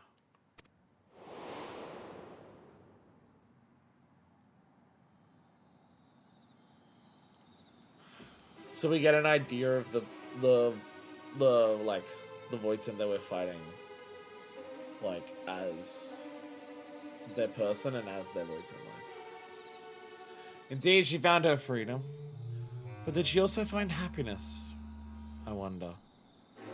I mean, I don't blame her. Like, the father's literally like, I killed all of your friends, and I'll kill you if you disobey me again. Like, what the fuck would she do? I suppose I'll never know. Nor does it matter, for the world that once was is no more. Oh, but goodness me, I'd better rejoin the others.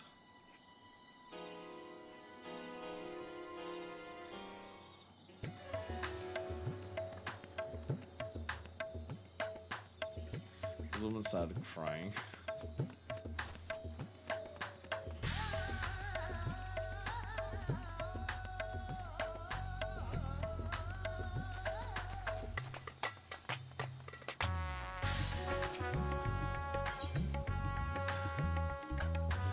I'm just vibing to the music. So will this one be on Scamlione in terms of like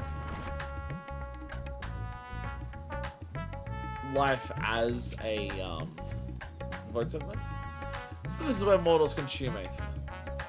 Hello. Dreading loneliness more than hunger. Very likely. If you don't mind though. Oh, the mortals a while longer.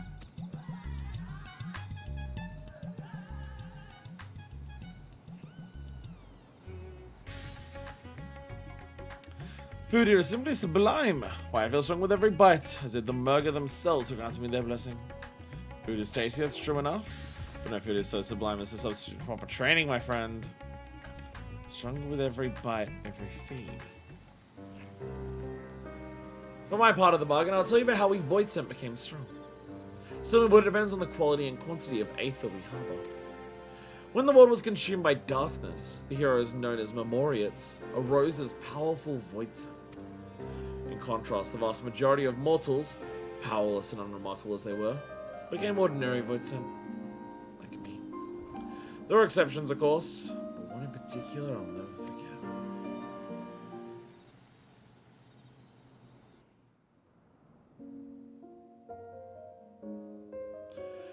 Scamigilone.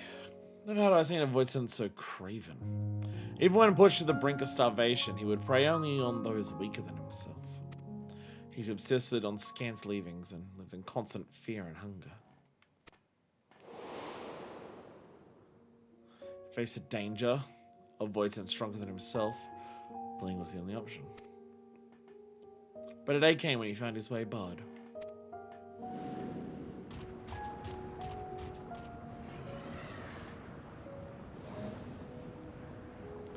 How pitiful.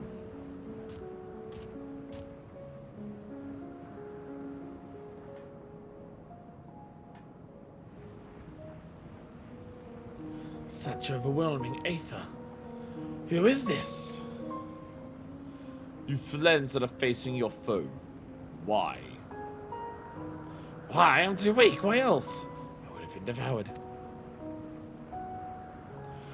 So had you enough strength, you would have stood your ground? Very well then. Like, how much aether does this dude have? If he's able to just go around giving it to cowards. What's happening? Yes, I feel it. The power swelling within me. Lo, your foe returns.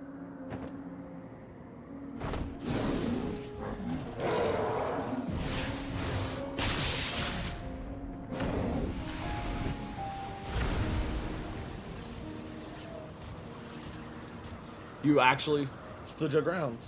What have you done to me? I granted you but a slither of aether.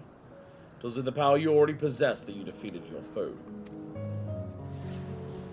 I possess such power? Fear has clouded your eyes, blinded you to the strength you had attained feeding on the weak. If you would free yourself from fear, then join me. You shall have a greater cause to live for in your true power.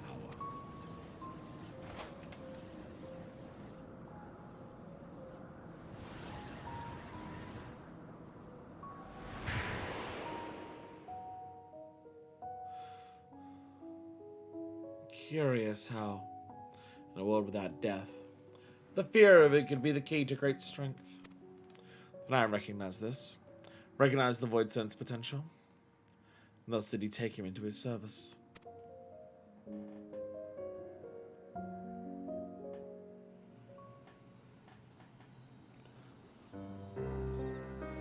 Determined as he is to live.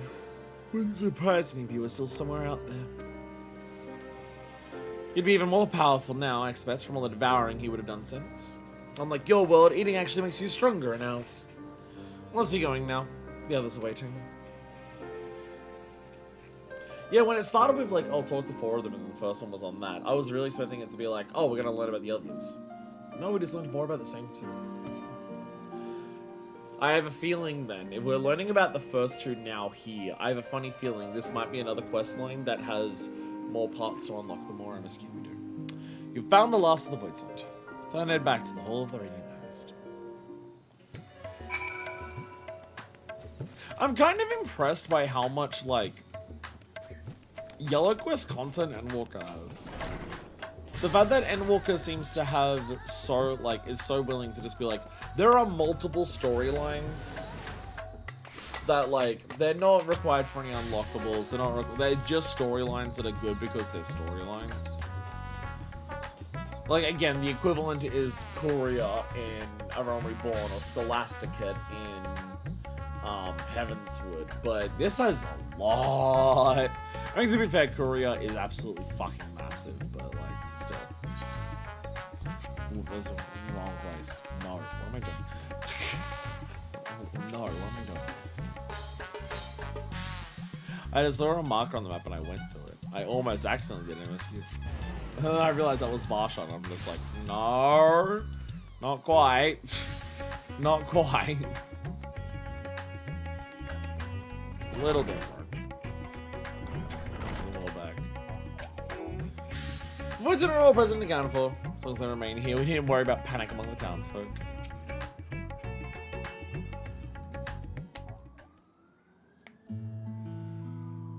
Thank you so much for finding me. I hope the knowledge I had shared you with was worthy of our agreement.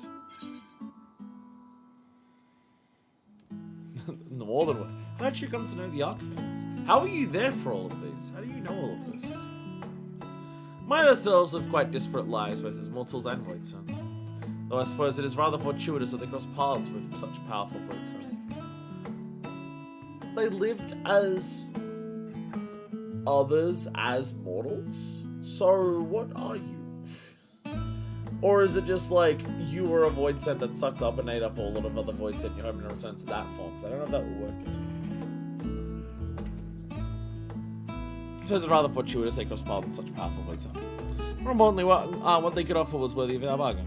But I'm glad.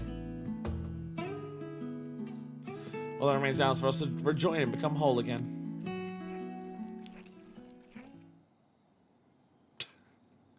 Huh? Is this not all of me?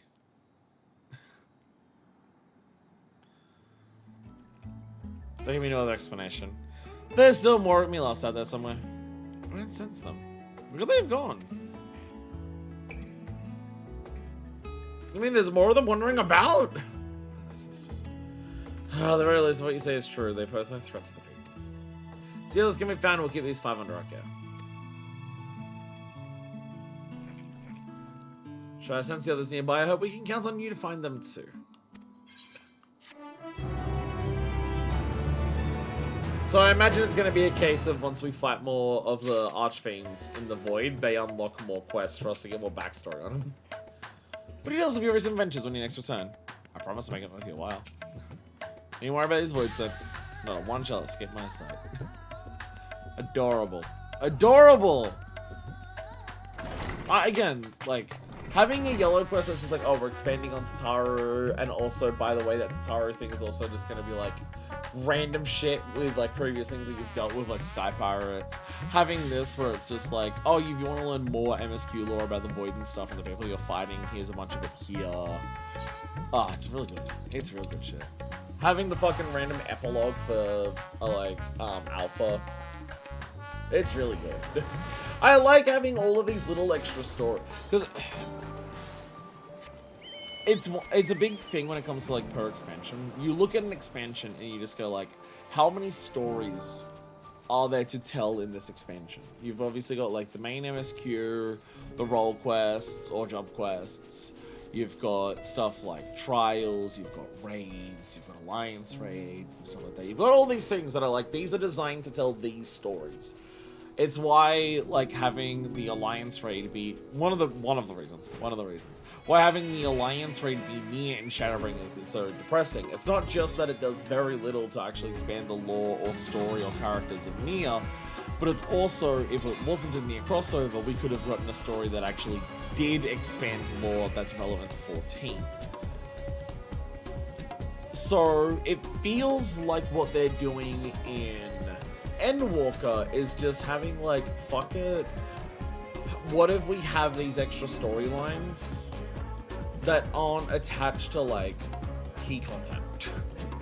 What if we have it so you can actually just have storylines that are just like expanding bits of lore that aren't about unlocking new instances or like duties? And I think that's a really good way of handling it. I really, really like it. Anyway, Turner! Hippo healing. Tina's boundless optimism is flagging slightly at her as her eyes dart anxiously around Savannah's shuffling hippos. Happy to see you, Manifest. I've actually got something to tickle your thinker with. Hey, Mara, get over here!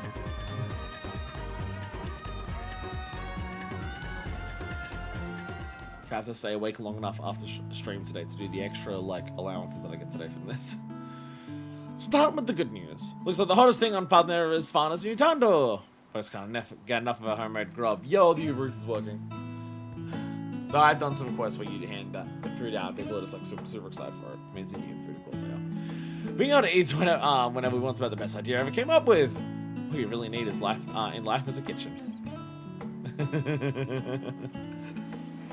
Which brings us to our recent pickle. All the new business we're getting is really wearing down our hippos. Can't afford to lay off for work, but my poor girl Saria's got bags under her eyes. This calls for a dip in the spa. So the hippos have comfy beds.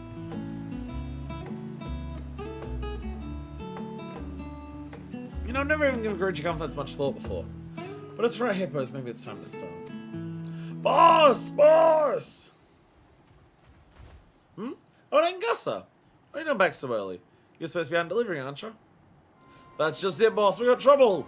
The order I was out delivering. He got snatched straight out of my arms! Out of your arms?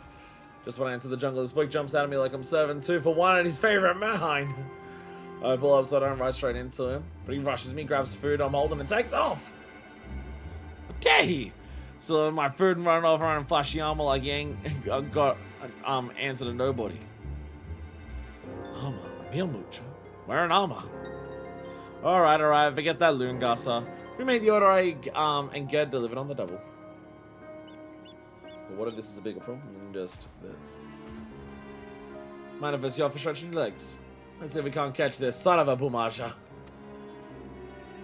Bujanga. Good. I'll go and hitch up Saria. If she'll even let me. How am I going to convince her this time? Like I said, we got a thief to catch. Meet me over at the Shroud of Samka. We'll see if he has left any naan crumbs. Chat, I want naan so fucking bad. Chat, I want naan with curry so bad right now. I mean, I have curry. I have, like, multiple curries. Oh, I got my meal delivery today. I have multiple curries. I also think I have an instant curry in the cupboard. But, like, I want curry and naan. I've now mentioned naan. I now want naan with my curry. Shit. Shit, what do I do?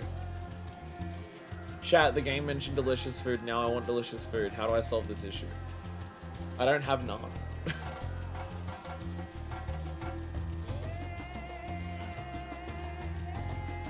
The worst thing that Final Fantasy 14's ever done to me. Made me want naan when I can't have it. My ears are forked. My ears are forked. I don't think it's wearing the headphones all day that's caused my ears to be like have issues with them. Because whether my ears have issues or not, it also feels more about how I sleep. Like, so it feels like sometimes when I go to sleep and I'm lying on my side like this, it somehow is like my ear folds onto the pillow in such a way that it like vacuum seals my ear to the pillow. And whenever I wake up in the morning and it feels like that, my ears my ear feels extra fucked that day. I've been noticing that's a pattern. Or it's just like, oh, I've like completely like covered my ear, and it's like over the night, and then it's just probably also with the way I'm sleeping, I'm probably like between my head and if my hand's under the pillow in the wrong spot and it like perfectly lines up with where that is, I'm probably just like putting a lot of pressure on my ear, and so when I wake up days where I do that, it's fine. Here you are, perfect timing. Me and Saria just made a sweep, but we didn't see nothing out of the ordinary. Not surprising, of course. Maybe the other man sticks down around to face the music. Anyway, see if you can pick up anything we might have missed. Jungle's always moving after all. You never know what you might find. Me and Sarah will catch up in a little bit. Let me know if you find anything suspicious. Quick, to suspicious activities.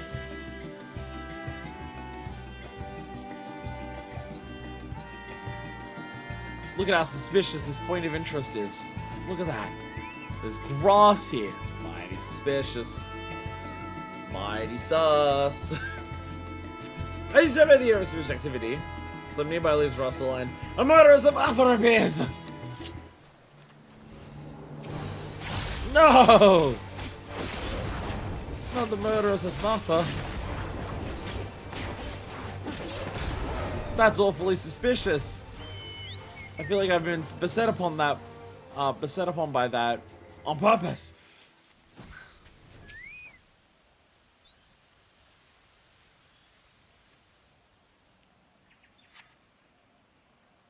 Normally they require you to do all 3.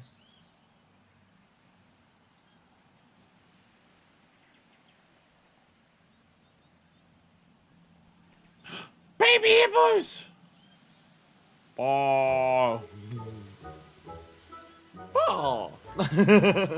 It Mudang! Also over the area yields not a suspicious person, but 2 adorable hippo calves. They smell more like hippo than you think because they cling to you as a comrade. Without a herd to protect them, these two cars might easily fall prey to other wild beasts. It'd be best to pause your search for now and accompany them to safety.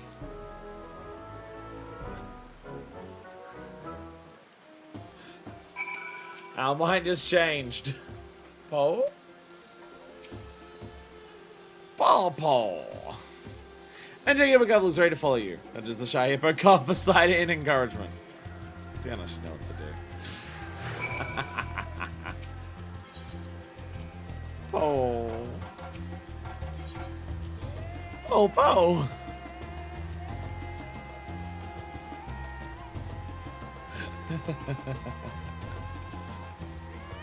Adorable. Adorable. I love it. I love it a lot.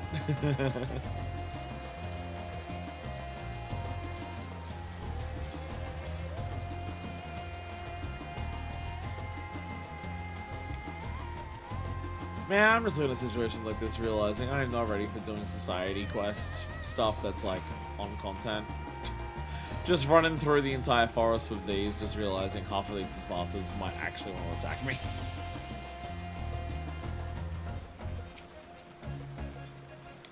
That's why I didn't know, like, it's why we waited so long to like, to do anything with like flight here as well, because it's just like, I think back to ARR and just doing like society quests and ARR on content of just being like constantly getting the fights with wildlife in areas you can't fucking fly in the ARR areas, so to not fly through them means you gotta walk through their maze-like things, and I'm just like, that would have been a pain in the ass. But I was like, even this, like if I had to run through that and just like fight off those as fast as I was going about it, nah.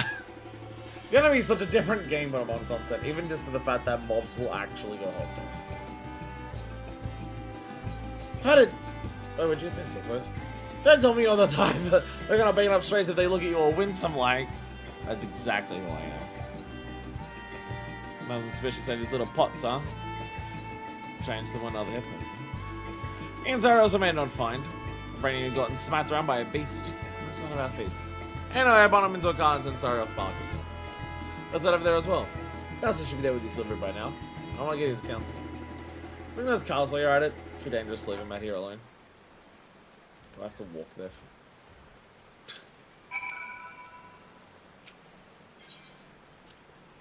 Oh. Po!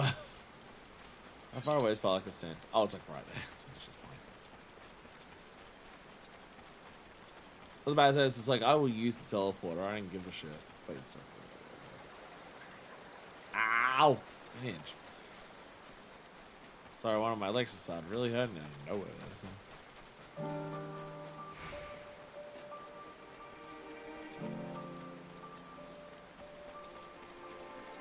Hey, Ogle's back!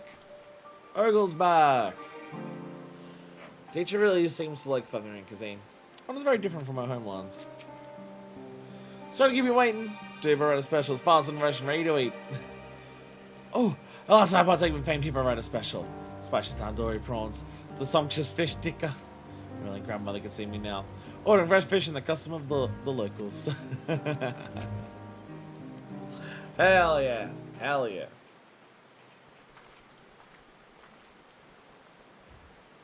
Was that the Radiant got back safe? One of their friends just thanked me. Greetings, Manifest. His aunt tells me you've taken to the shipping trade. You sure do know everybody, don't you? Apologies for the delay of your delivery. Some scoundrel ran off with the first batch we sent. Once his aunt comes to the darker soldier, I can't even trust each other not to act like two guild thieves. And then nobody's even getting to Bugger's poor taste in armor. Anyway, totally sorry to keep you waiting, miss. Think nothing of it. It was only the most minor of delays. I'm more worried about this scoundrel you mentioned. I've been patrolling this area for some time. This is the first I've heard of a darker soldier. Wearing armor? Oh no, motherfucker.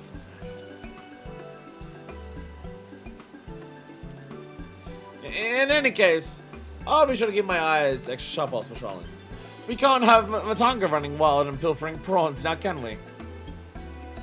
Thinking you're not squeaking nose, did you know? And your ticker's getting cold. Right you are, young Rakashir. Let us eat. As grandmother used to say, an empty stomach leads to forest fires. was a friendly fire. Forgive me, I feel the pain. I'll be taking these delicious meals. We shall scour the jungle for any nefarious suspects. Send word if we find anything. if it's Arca Sodras with armor, are they also from the steppe? So, are you gonna introduce me, or should I skip straight to the cuddling?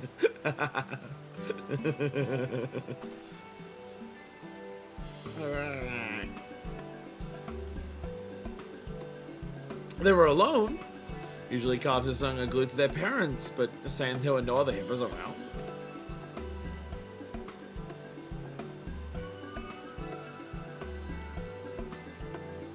My deliveries are done, so I'm gonna go have a look around the watering holes at North.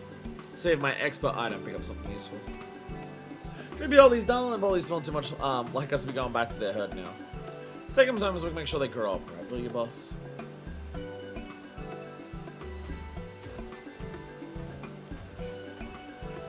Castle can be a hothead, but he's a real hippo whisperer. And no one knows him better. I'll take you back to Savannah. Stop by later when you get a chance. Look at him! Look at him. They're adorable. That's a fire cow. I'm just making sounds. I'm making sounds. It's a thing that I am a fan of. It's fun to do. Alright, we hand this in, we do Emeliance, we give Emeliance a custom delivery, we do one more good time for good measure, and then we end. And then I try to rest and get ready for another stream tomorrow that's as long as this one, if not longer. I mean, at least tomorrow I won't have this to do. For tomorrow's stream, I won't have this to do. Again, it's a big advantage of the fact that we are unlocking. I mean, though I will have Iron Sanctuary. But because tomorrow, like, the next stream will be part of the same week as this, so I won't have, I mean, it's literally the next day I won't have time to do dailies, and for custom deliveries, it will be the same week. So I won't have this to do, it'll just be off the special thing, there's just unlocking another alliance, and doing Hildy, and Relic, but also progressing the island stuff for the time-gated stuff that we had today. I'm sure it'll be fun. I'm sure it'll be fun.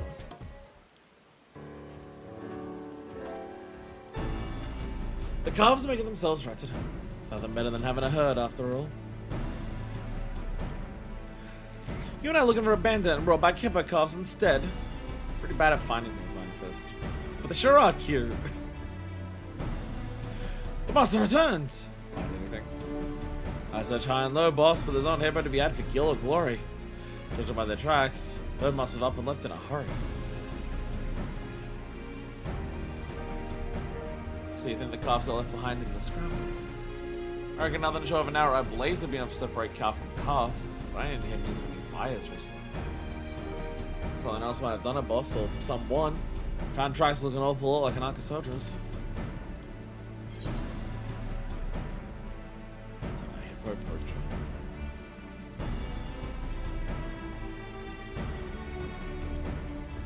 Can't rule that out to be sure. Thankfully I didn't find that grizzly bits or nothing, so either way the hippo's probably got away safely. In any case, we've got a no-good grub-grabbing hippo harassing lowlife on our hands. Better be extra careful till we catch this bandit. Maybe so, but us hippo riders are professionals now. We can't let nothing stop us from delivering. Son of a Bujamga! The creature comforts! Boss, you feeling alright? I am, but our hippos ain't! This fate comes angling for our delivers again, the hippos too tired to hold themselves out of there. We're done for! I'm not feeling great about our odd scene, as even Saria was stiffing me the cold shoulder earlier. I thought I'd have to pull her in the cart. That's our poor pot's need. Then I first ordered a business proper sleeping table. Long on duty, ask me. And for our new additions, a wading pool. It's safer if they can swim right at home. Because we can fix up that old fish pond and make a splash. Ain't deep enough for the bigger hippos though. It's better than nothing. And we can't get him cooped up in Sparta all the time anyway. That's not good for the hippo's soul. May as well take him out for proper bathing excursions.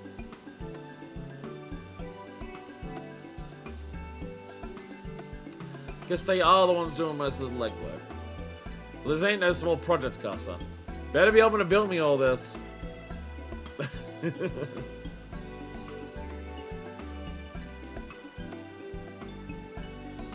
Baby hippos! Yeah! Baby hippo! Show me the wading pool! Yeah! Yeah! Hippo scrub down! Yeah! Hippo apple feeding, let's go! Yay! Dead Arca soldiers!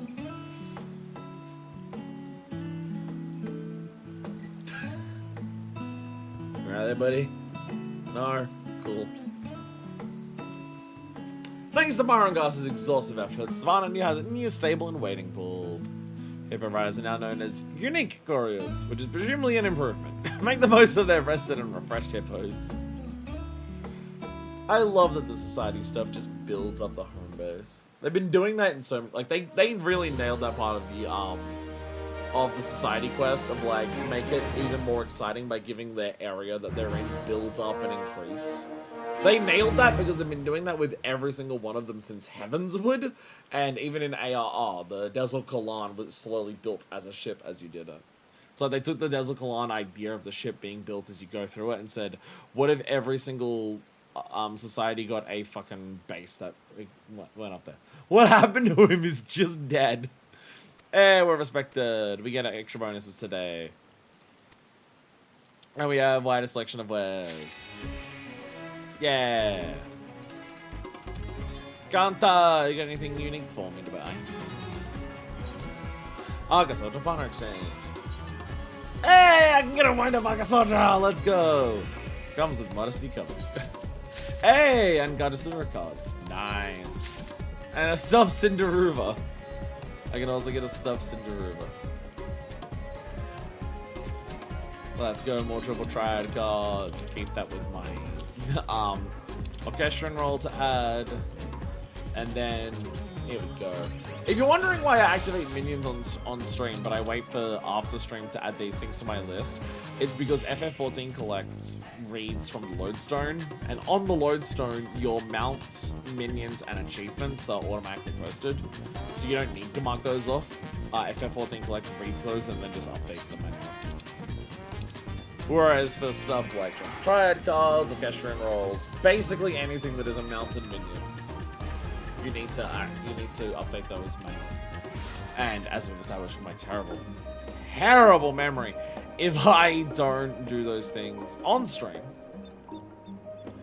everything goes bad. If I don't do those things on stream, then what will happen is that I will completely forget which ones I got that stream, and then I won't be able to add them. Which will make my list more confusing to try and work out what I should be working on. Anyways. We have some Emilian's deliveries to do.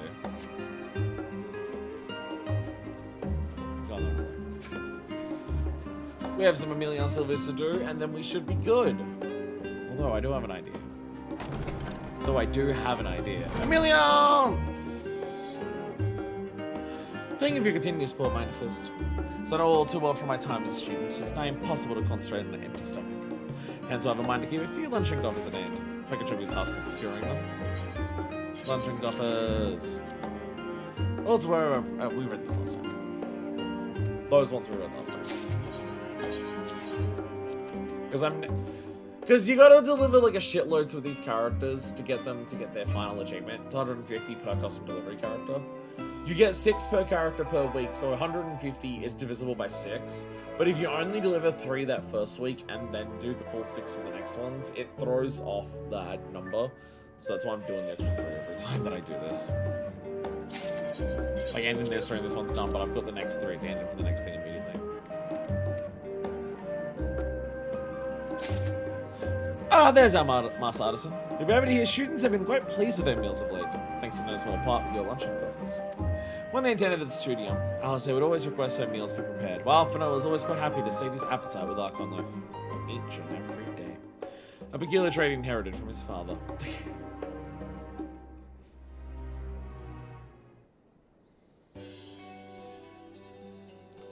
There is a matter I wish to discuss with you. It concerns Mila. I fear she may be having difficulty with spellcraft. It is a complex art that cannot be learned quickly. nor through pure efforts. One must have the aptitude for it. Fortunately for one of us, Amelia appears to have not only the capacity to wield magic, but also a clear understanding of how it works. In theory, at least. And as you've seen yourself, she holds a strong desire to succeed. But I fear her determination is merely born of stubbornness. With each passing day, she returns home later and later. Lest she wonder, being the considerate soul that she is, Mila always sends word in advance. Even today, she notified me that she'll be studying on campus until late. I understand all too well the desire to prove oneself, but it should never come at the cost of one's own health. I must speak with her immediately before she falls ill. You may think Mira protected, but she is still just a child. I have a duty to look after her, both as a mother and a friend. The studio is ever large, is it not? I'd be eternally grateful if you would help me search for her. Oh, of course, this is the one where we have to do a quest. Wonderful, you can even say the word. I'm ready to leave at a moment's notice. Of course, this is the one we have to actually do a quest to finish this. Of course. Satisfaction up for... What? I am champion of House Livia! Much work to be done if she's ensure students enrolled in the Academic Homestead program. Feel that I'm an old Charlian. Then she has a new favor to ask of you. Now we have to do a quest. A mother's love. Really have to take it depart for the studio. Lest you worry, we've informed Merrill to wait here in case Mila returns home before we find her. With that, let us be off. I can scarce wait to see the look on her face when we arrive.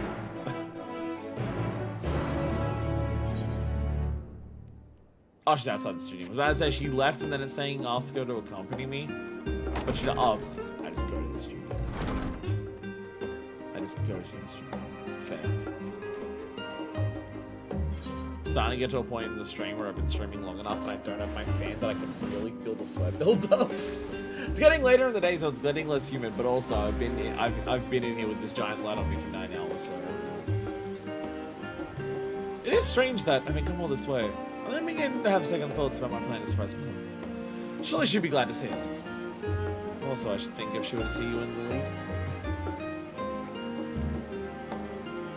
You're far too kind. Thank you. Phenomenal is where she's most likely to be, so I just will start there. Well, what if there's unique dialogue like way back here? But what if there was unique dialogue way back here? She's somewhere in Phenomenon. You mean the beginning of the building? Should have known she'd not be here. There's really an opportunity to remain idle at the studio after all. She mentioned some matter of practical training today, over. Perhaps we can find her and make us meet. Or found that we can ask any students if they've seen her. But my, how wonderful it is to walk through these halls again. So many fond memories. Perhaps you'd care to hear a story or two. Ah, there we go. There we go.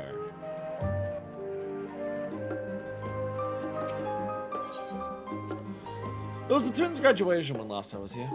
Unfortunately, an emergency forum meeting prevented Fortuna from attending.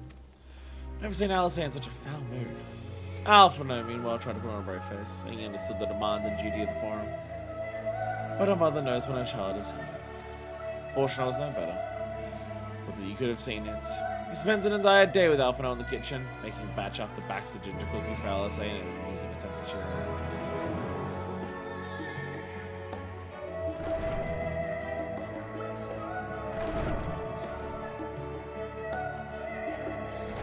Contemplative student. I'm sorry. Did you need something? Please because I aren't true. Jupiter Jones happens to know where we can find Milady. She's a student newly arrived from Falcon. But how rude of you. I'm a host mother, Emilian Savela. Emilian Lavela? Yes, of course. Miladine. She's in the same course as me. She usually heads over to the pavilion by Numenon to study on her own after classes. Perfect. Shan't be hard to find then. My apologies again for the disturbance. No problem at all. It was an honor to meet you, my lady. No time to lose. I was waiting for the pavilion in Numenon. Numenon really is fun on that pavilion. Every day I'd see us studying there.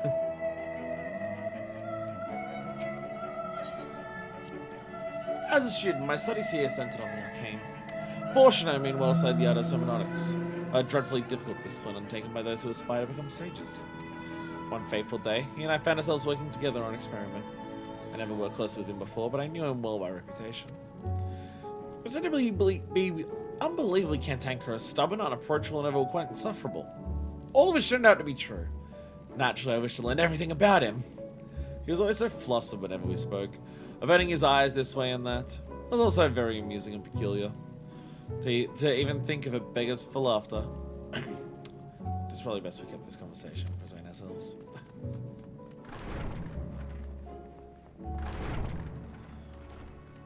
Oh, you got a normal talk, don't you? So, no matter, if you're hungry, I could have our attendants at the manor prepare something in our return.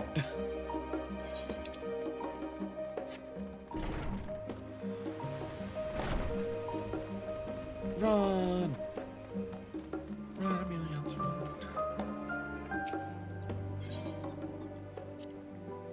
You wish to know about Numenor? Oh, there's not much to tell those dusty old halls. I suppose they're not without a memorable moments too. I once ventured there in the dead of night for some last-minute research. Deadline for my thesis was close at hand, you see. Corridors were dark and empty, with naught but the soft echo of my footsteps to keep me company. Then suddenly a shadowy phantom appeared before me, as if from the very void itself. Much to my surprise, the phantom, it was not. No, it was Fortuno. Under the veil of his vanish spell, he'd been sneaking around the forbidden archives. The hypocrite! God's the look on his face. He near died from embarrassment. Speak of this to no one, I beg you, he cried. I obliged, but on the condition you take me to dinner. I trust you understand he's not heard to hear a word of this conversation. Hey, Puddingway. I like how Puddingway's just continuously hanging out in Charlie. Just always. Muladin! There she is. With a dead marmot. There she is. But she doesn't quite seem herself.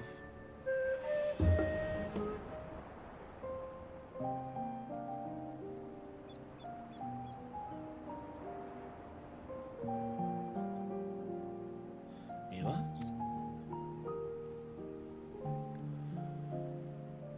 Lady Emilians. And Manifest as well. Oh no, is something wrong? Not at all, my dear. Everything is quite alright. Manifest and I merely wish to check on you. It is getting rather late after all. You must be famished. Can't you tell by the sun being out right now that it's late? Oh, I'm sorry for making you worry. I just got so absorbed in what I was doing.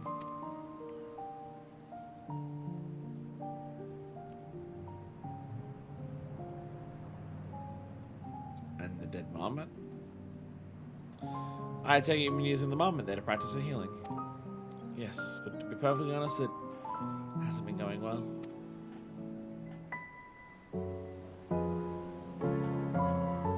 The marmot's time is physically to respond to healing magics. Rather than risk the danger of practice on a living patient, students use puppets such as this. As well as successful, the marmot will rise up to its feet. Observe.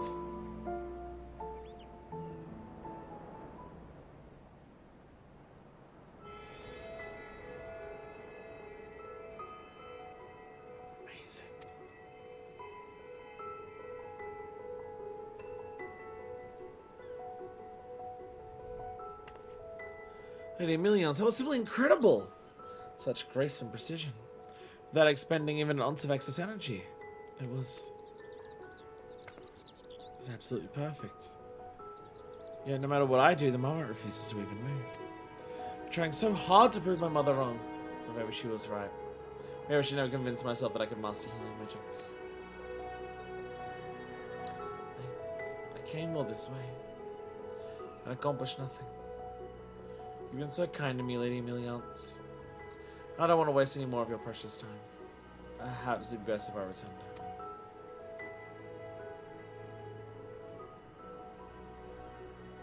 Nothing could be further from the truth. You think so too, don't you?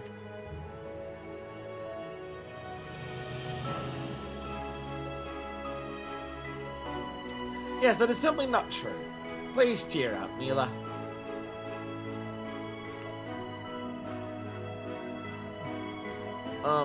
Are you making it speak, Lady Emilians?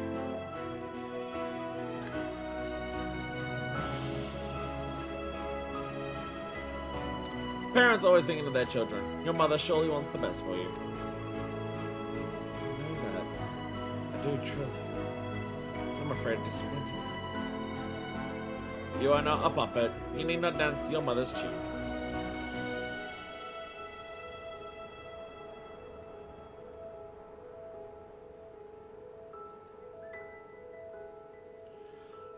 Sorry. Oof. Big hit of tiredness hit me all at once just then. You have determination, passion, and a wonderful dream. Besides, always doing as one is told is not easy. Take it from me. I'm an expert. It's not something to brag about. There's the darling smile I've come to admire. Mila, there's no doubt in my mind that a brilliant, hard-working young lady like yourself would make a fine alchemist. Your mother surely saw the same, and simply wished for you to walk an easier path. A path where your success would be assured. But with great resolve and determination, you fought to pursue your own way forward. This is part of what it means to become an adult. After a child strikes out on their own, a mother can only pray they find happiness. I know not what to say. Perhaps a light stroll might help me clear my thoughts before I make any rash decisions.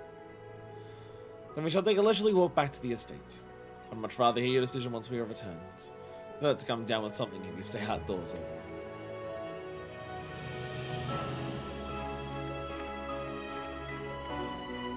It is nice that it's like, hey, let's use this custom delivery questline with Emiliance as a way to show, like, why she's a good mom. Because you don't really get to experience any of that with her and the kids. Like, you get a little bit of it, but, like, Alvaro and Alice are, like, adults, basically. You don't get to see the moments of, like, Emiliance being a mother to them outside of, like, one or two kind of little moments in the MSQ. Like, giving them the clothes and, like, supporting them as Fortuno apologizes to them. You don't really get any moments of, like, oh, here's why Emiliance is a good mother. So I do appreciate that they use this whole custom delivery as basically a way of doing that.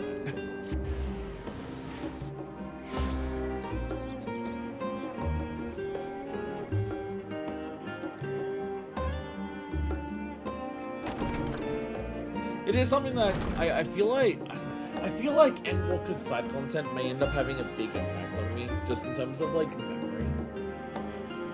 I feel like it's part of the intention of, I mean, it's also just to keep people wanting to play the game, keep resuming every time you go back into it. But people really wanted to see Emiliance be mommy for some reason. But, like, my thought process of just, like, Endwalker post Endwalker stuff sticking with me is because I'm doing it in patch order. The way that I've talked about this in terms of the way I approach LPs in general, and why I don't rush games, and why I don't rush series, right? Like, people are just, like, super excited for me to do more Metal Gears. I've done Metal Gear 1 and 2 and then Metal Gear Solid 1. And people are really excited for me to do more Metal Gears, but, like, I see other people online where it's like, well, I'm gonna do Metal Gear. I'm gonna do the Metal Gear Solid franchise. And they'll either do them completely and utterly back-to-back, literally the moment they finish one, they move on to the next. Or it's like maybe 1 or 2 months between doing them. So by the time they finish going through all the Metal Gear games, they've, like, beaten all of them in the space of, like, a year or 2 years and everything like that. And I deliberately don't want to do that with my stuff, because I want these franchises that I enjoy and these series that I enjoy to be, like, an active part of my life over a longer period of time. Because for me, and the way that my memory works, even if it's, like, spread out into smaller bits over that longer period of time, if it's a part of my life for a longer period of my life, I'll remember it more, it'll resonate and stick with me a lot more. In some weird way, I feel like Endwalker post-content might do that for me because we're doing it in patch order.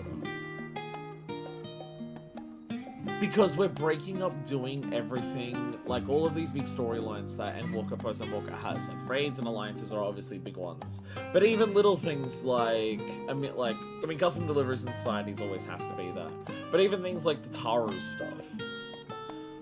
We're breaking up all of this stuff, so it's going to, for me, like, it's not like, oh, we did the alliance raids in every previous expansion where, oh, we unlocked the alliance raids, we're finishing that storyline today. Some of them obviously still have a big impact on me, but for some of them I feel like they'd have even more of an impact for that. And for people who are playing through it current, I imagine for some people that would be the case of just, oh, like, this raid series lasted for like a year and a half of my life, so I thought about it a lot, so I spent that time in between it theorizing it. I spent part of that time like going through like the Savage, so I was constantly thinking about it, or I was going through it on normal to just do like my weekly gear drops for it. But for some people, it might be that it's too long between the storylines by doing a current that you forget it, and it kind of like, because it doesn't have that finality to it, it drifts out of your mind as you go on. So I'd be curious to see how that would affect me when I'm current, of just by the time like the normal raid tier 2 comes out, do I even remember the previous one? Or is it because I've been waiting for it for so long that it's going to be even more just like, oh hell yeah, I've got all these theories about what's happening with it. Stuff like that. But I've been super enjoying the vibes of post Endwalker, both in what all the storylines are. But honestly, I'm really enjoying the vibes doing it patch by patch. Having every stream be like, instead of having streams that are just wholly dedicated massively to like just evilness, I really like that Endwalker. I mean, it's also just like, I don't know if I have the same feeling in previous expansions with it, but I definitely do with Endwalker, because Endwalker is like post-conflict era. I feel like the relaxing vibes of bouncing between a lot of different little things, like, I don't know, it gives this comfort that I have of just doing all this. It's how I'm feeling being current, just sitting around wondering how things will turn out with the final tier in terms of the story and characters. Also wondering how like the battles and stuff and gear will be. Yeah. Welcome back. If you worked up an appetite, you'll be pleased to hear that the head chef is presently preparing a most exquisite Fathenarian stew. I mean, realistically for me, it's Final Fantasy XIV. I've been playing this game once a week for several years, outside of like the 10 months where I couldn't stream it. But like, I've been playing this game for so long and playing the ever-living shit out of it. It's like everything in this game's going to resonate with me and stick with me for the rest of my fucking life. Just because I've put so much time into it, and it's been over so many years, it's impossible for it not to, but you know. My point is that I've been really enjoying the vibes of post Endwalker, both in terms of just what it is in of itself, but also I've been really enjoying the vibes of doing post Endwalker patch to patch. I like that we're having streams that are just bouncing around to a bunch of different things. Like, I liked how we did it before, where we got an entire storyline done in a single stream, but it feels like in some ways I feel like it's post Endwalker patches feel even more designed around having some downtime between them, but also just there's been a couple of things where in that downtime between it, like stuff that's happening in the MSQ feels more relevant.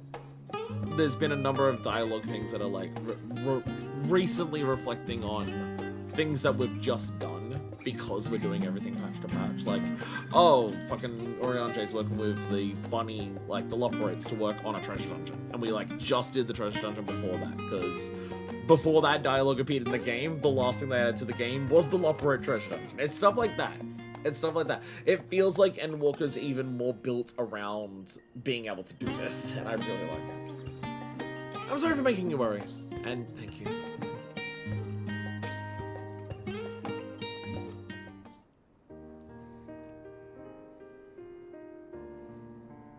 I've decided. I'm gonna finish what I started. There came a day when a life I could have saved was lost because I gave up now. I'd never be able to forgive myself. More than that, I want to repay the support and kindness you both have shown me. I want to make you proud. That is, if you will still have me. Oh, come now, you hardly need to ask. You shall ever be welcome here, Mila, and have unwavering support. Aww. Have you any sage counsel for our aspiring weaver of magic seal? Worst comes to worst, you always have your fists. Practice makes perfect. You must have a sympathetic heart to those in need of succor, and unshakable will is key. For healer specifically, in terms of like the stuff that we've done in the quest lines, this one. Must have a sympathetic heart to those in need of succor. Sometimes people in need of succor are people you may not personally like. You need to be able to always think from the perspective of what does this person need. A sympathetic heart. A shoulder for those in need to lean on. I want to become someone like that. Like you. One last word of advice from a former student at the studio. Set aside practicing healing incantations for the time being, and focus solely on manipulating the mana. Magic is the power to convert one's aether into tangible phenomena. The key is to visualize precisely what it is you wish to bring forth.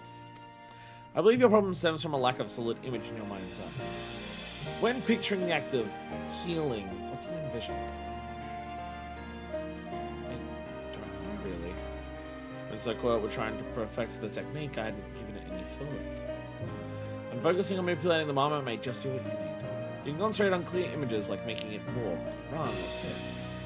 With enough practice and repetition, more abstract concepts such as the inner workings of healing and wounds should become easy to conceive.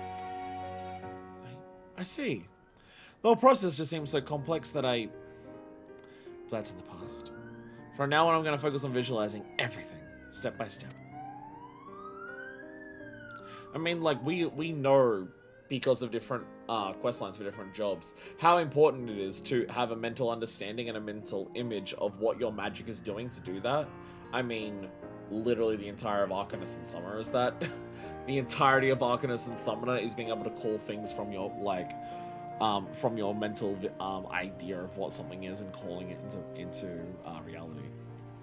That's the spirit. But do take care not to push yourself too hard. For now, I think a hot bowl of soup is precisely what you need. It's a Pandaemonium recipe, so I hope it offers a taste of home. Curry, let's go. I know there are Indian foods outside of curry. But one, I live in Australia. I don't have access to many of those unless I want to go really out of my way. Which, as I start going really out of my way to do that, I end up running into another place that's an Indian place that just sells curries, and then I buy curry. But two, fucking, oh my god, it's curry. Name 3 Indian foods that aren't curry. Naan, samosa, pakora. I can do that at least. I cannot thank you enough for accompanying me. To be fair, and all those 3 things I mentioned, I absolutely fucking love. I love naan. I love pakoras. I fucking love pakoras so much. And I love samosas.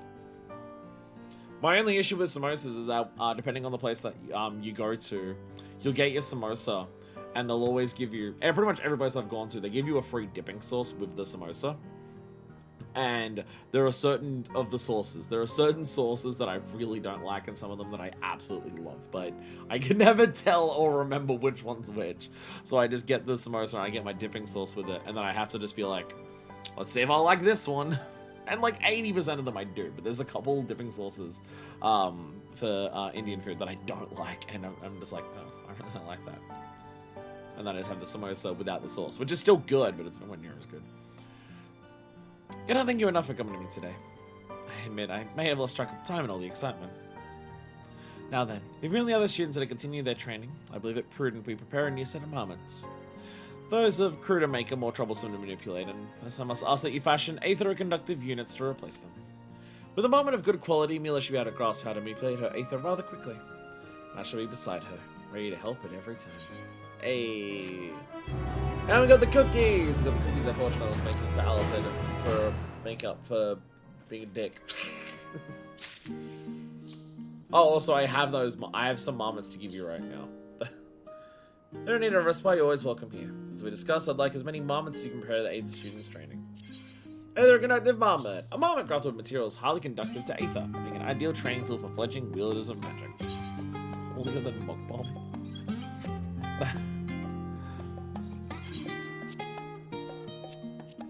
There we go. As you know, marmots are invaluable tools for helping students gauge their capacity for ethereal manipulation. Everything from their clothes down to their very cores must be highly conductive to aether if we observe clear results. What I would expect.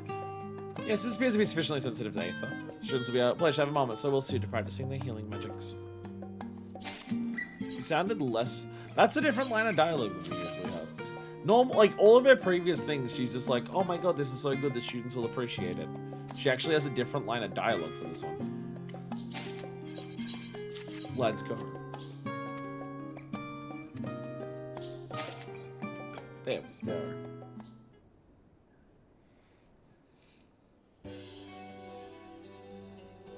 Thank you, Minifist. Not only for procuring supplies, but for believing in my vision. What about that one before? Because she calls me her partner and then I get hot. There we go! And Emilion's custom delivery is done. Now, we have one more quick venture to go on. No. We have one more quick venture to go on before we go back to the Bidesian Annex to sleep. The stream has gone on long enough that we can go back to Moravi Dry Docks and my workshop should be finished. The stream has gone long enough that that should be done.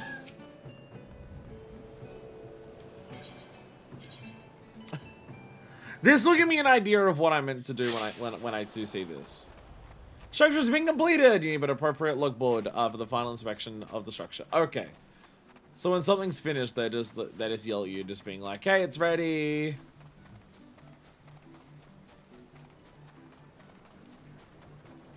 Hey, there it is! Ta-da! We have our second building. So when I inspect this will... Okay, so when I inspect this will do the cutscene. To show off, look, you built the thing! Okay. So that's how it will work. I can build stuff freely, and it will appear here physically beforehand, but, like, don't inspect the board until, like, stream. If we're gonna show off every construction on stream. But, I don't know if we should do that. There's a fight. Hey, there we go! Oh, that gave me actually not much experience at all. Oh, that only gave me 1,200 experience. Oh, I was hoping that would be a lot more. Oh.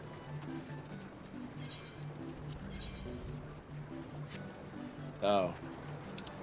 If I go to Manage Hideaway. Okay, so these can be renovated, just not yet.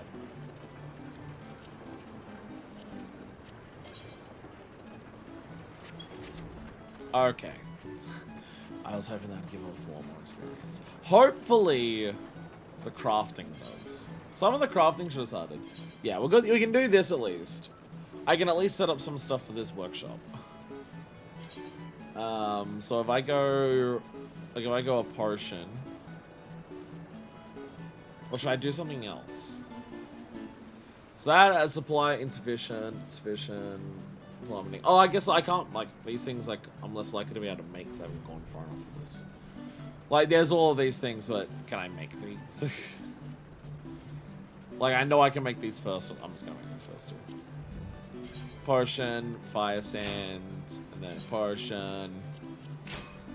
And then, if we do another fire sands, that will, yeah, that'll be fine. There we go.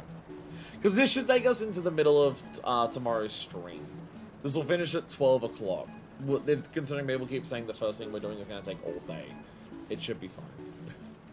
So I just need to get enough materials to do the rest of these. I have enough materials for the potion at the start, but I will have to put in some time before I go to sleep tonight to make sure I get enough materials for all of this. So I will need to do that. I'm not gonna make you watch me do that now. I can do that myself.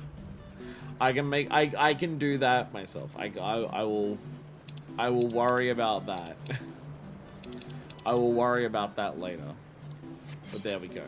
Hopefully that crafting stuff gives me decent experience. I don't know how much experience that's going to give me towards like my sanctuary rank, but hopefully it's a good amount. Can I teleport from here? Oh, I can. Anyways, yeah, we just had the workshop finish in the middle of the stream, so I figured we might as well go do that. There we go. Took long enough that we can do that. But either way, we shall end it there. So we got all of 6.20 done today. That's all of 6.20. So the plan for the next stream is to start working on 6.25. There are only 4 things. We won't, like, if we're doing it tomorrow, we don't have to do any of the, like, Emilians or Hippo stuff. But there are 4 things that are planned for... We'll have to go to the island, though. There are 4 things planned. There's a special thing. There's a brand new thing for Endwalker that I don't even know what it is yet. Which is apparently going to be most of the stream, people keep saying. And then there's just unlocking the next Allied Society. Doing the next section of Hildebrand will be like an hour or so. That's usually what it is. And then Relic. Hopefully we'll have enough time to do all of those things. But that is the plan, and that'll be tomorrow. Thank you all so much for watching. And until next time, this is Tired version 2. Signing out.